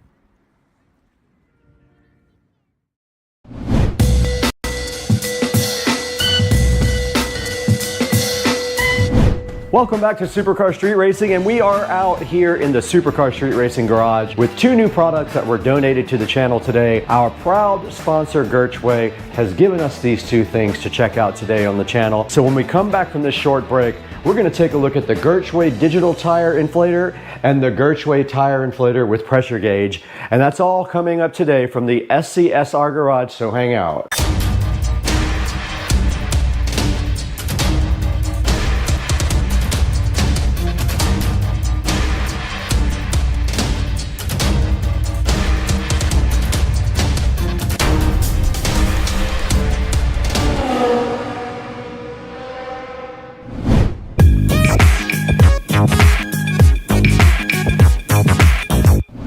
Welcome to another unboxing and review on Supercar Street Racing, and you can see right here and right now, we are out here in the SCSR garage with two products from Gertway. Gertway was so kind to go ahead and send us these two tire inflators.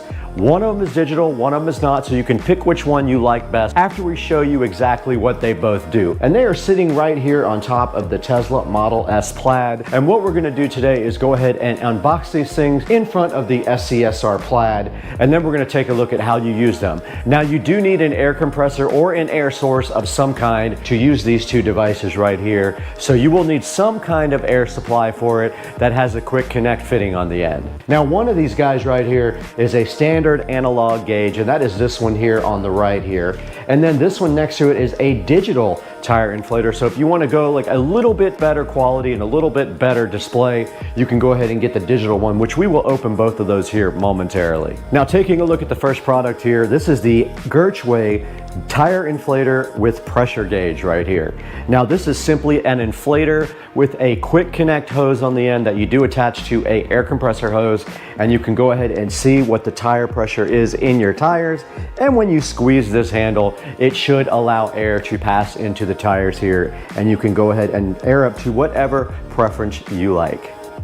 Now, on the back of the box, it does say it's useful for any kind of automotive or bike, truck, car application. It tells you that it has a 100 PSI limit to its inflation range, a plus or minus 2% accuracy, a dial resolution of 1 PSI, and it measures in PSI. It has an NPT connector on the end for any air compressor. The tire inflator with pressure gauge. Now, this other one sitting right here in front of us is the one we talked about that's a little bit upgraded from this guy right here. Now, this is the Gertway digital tire inflator with pressure gauge.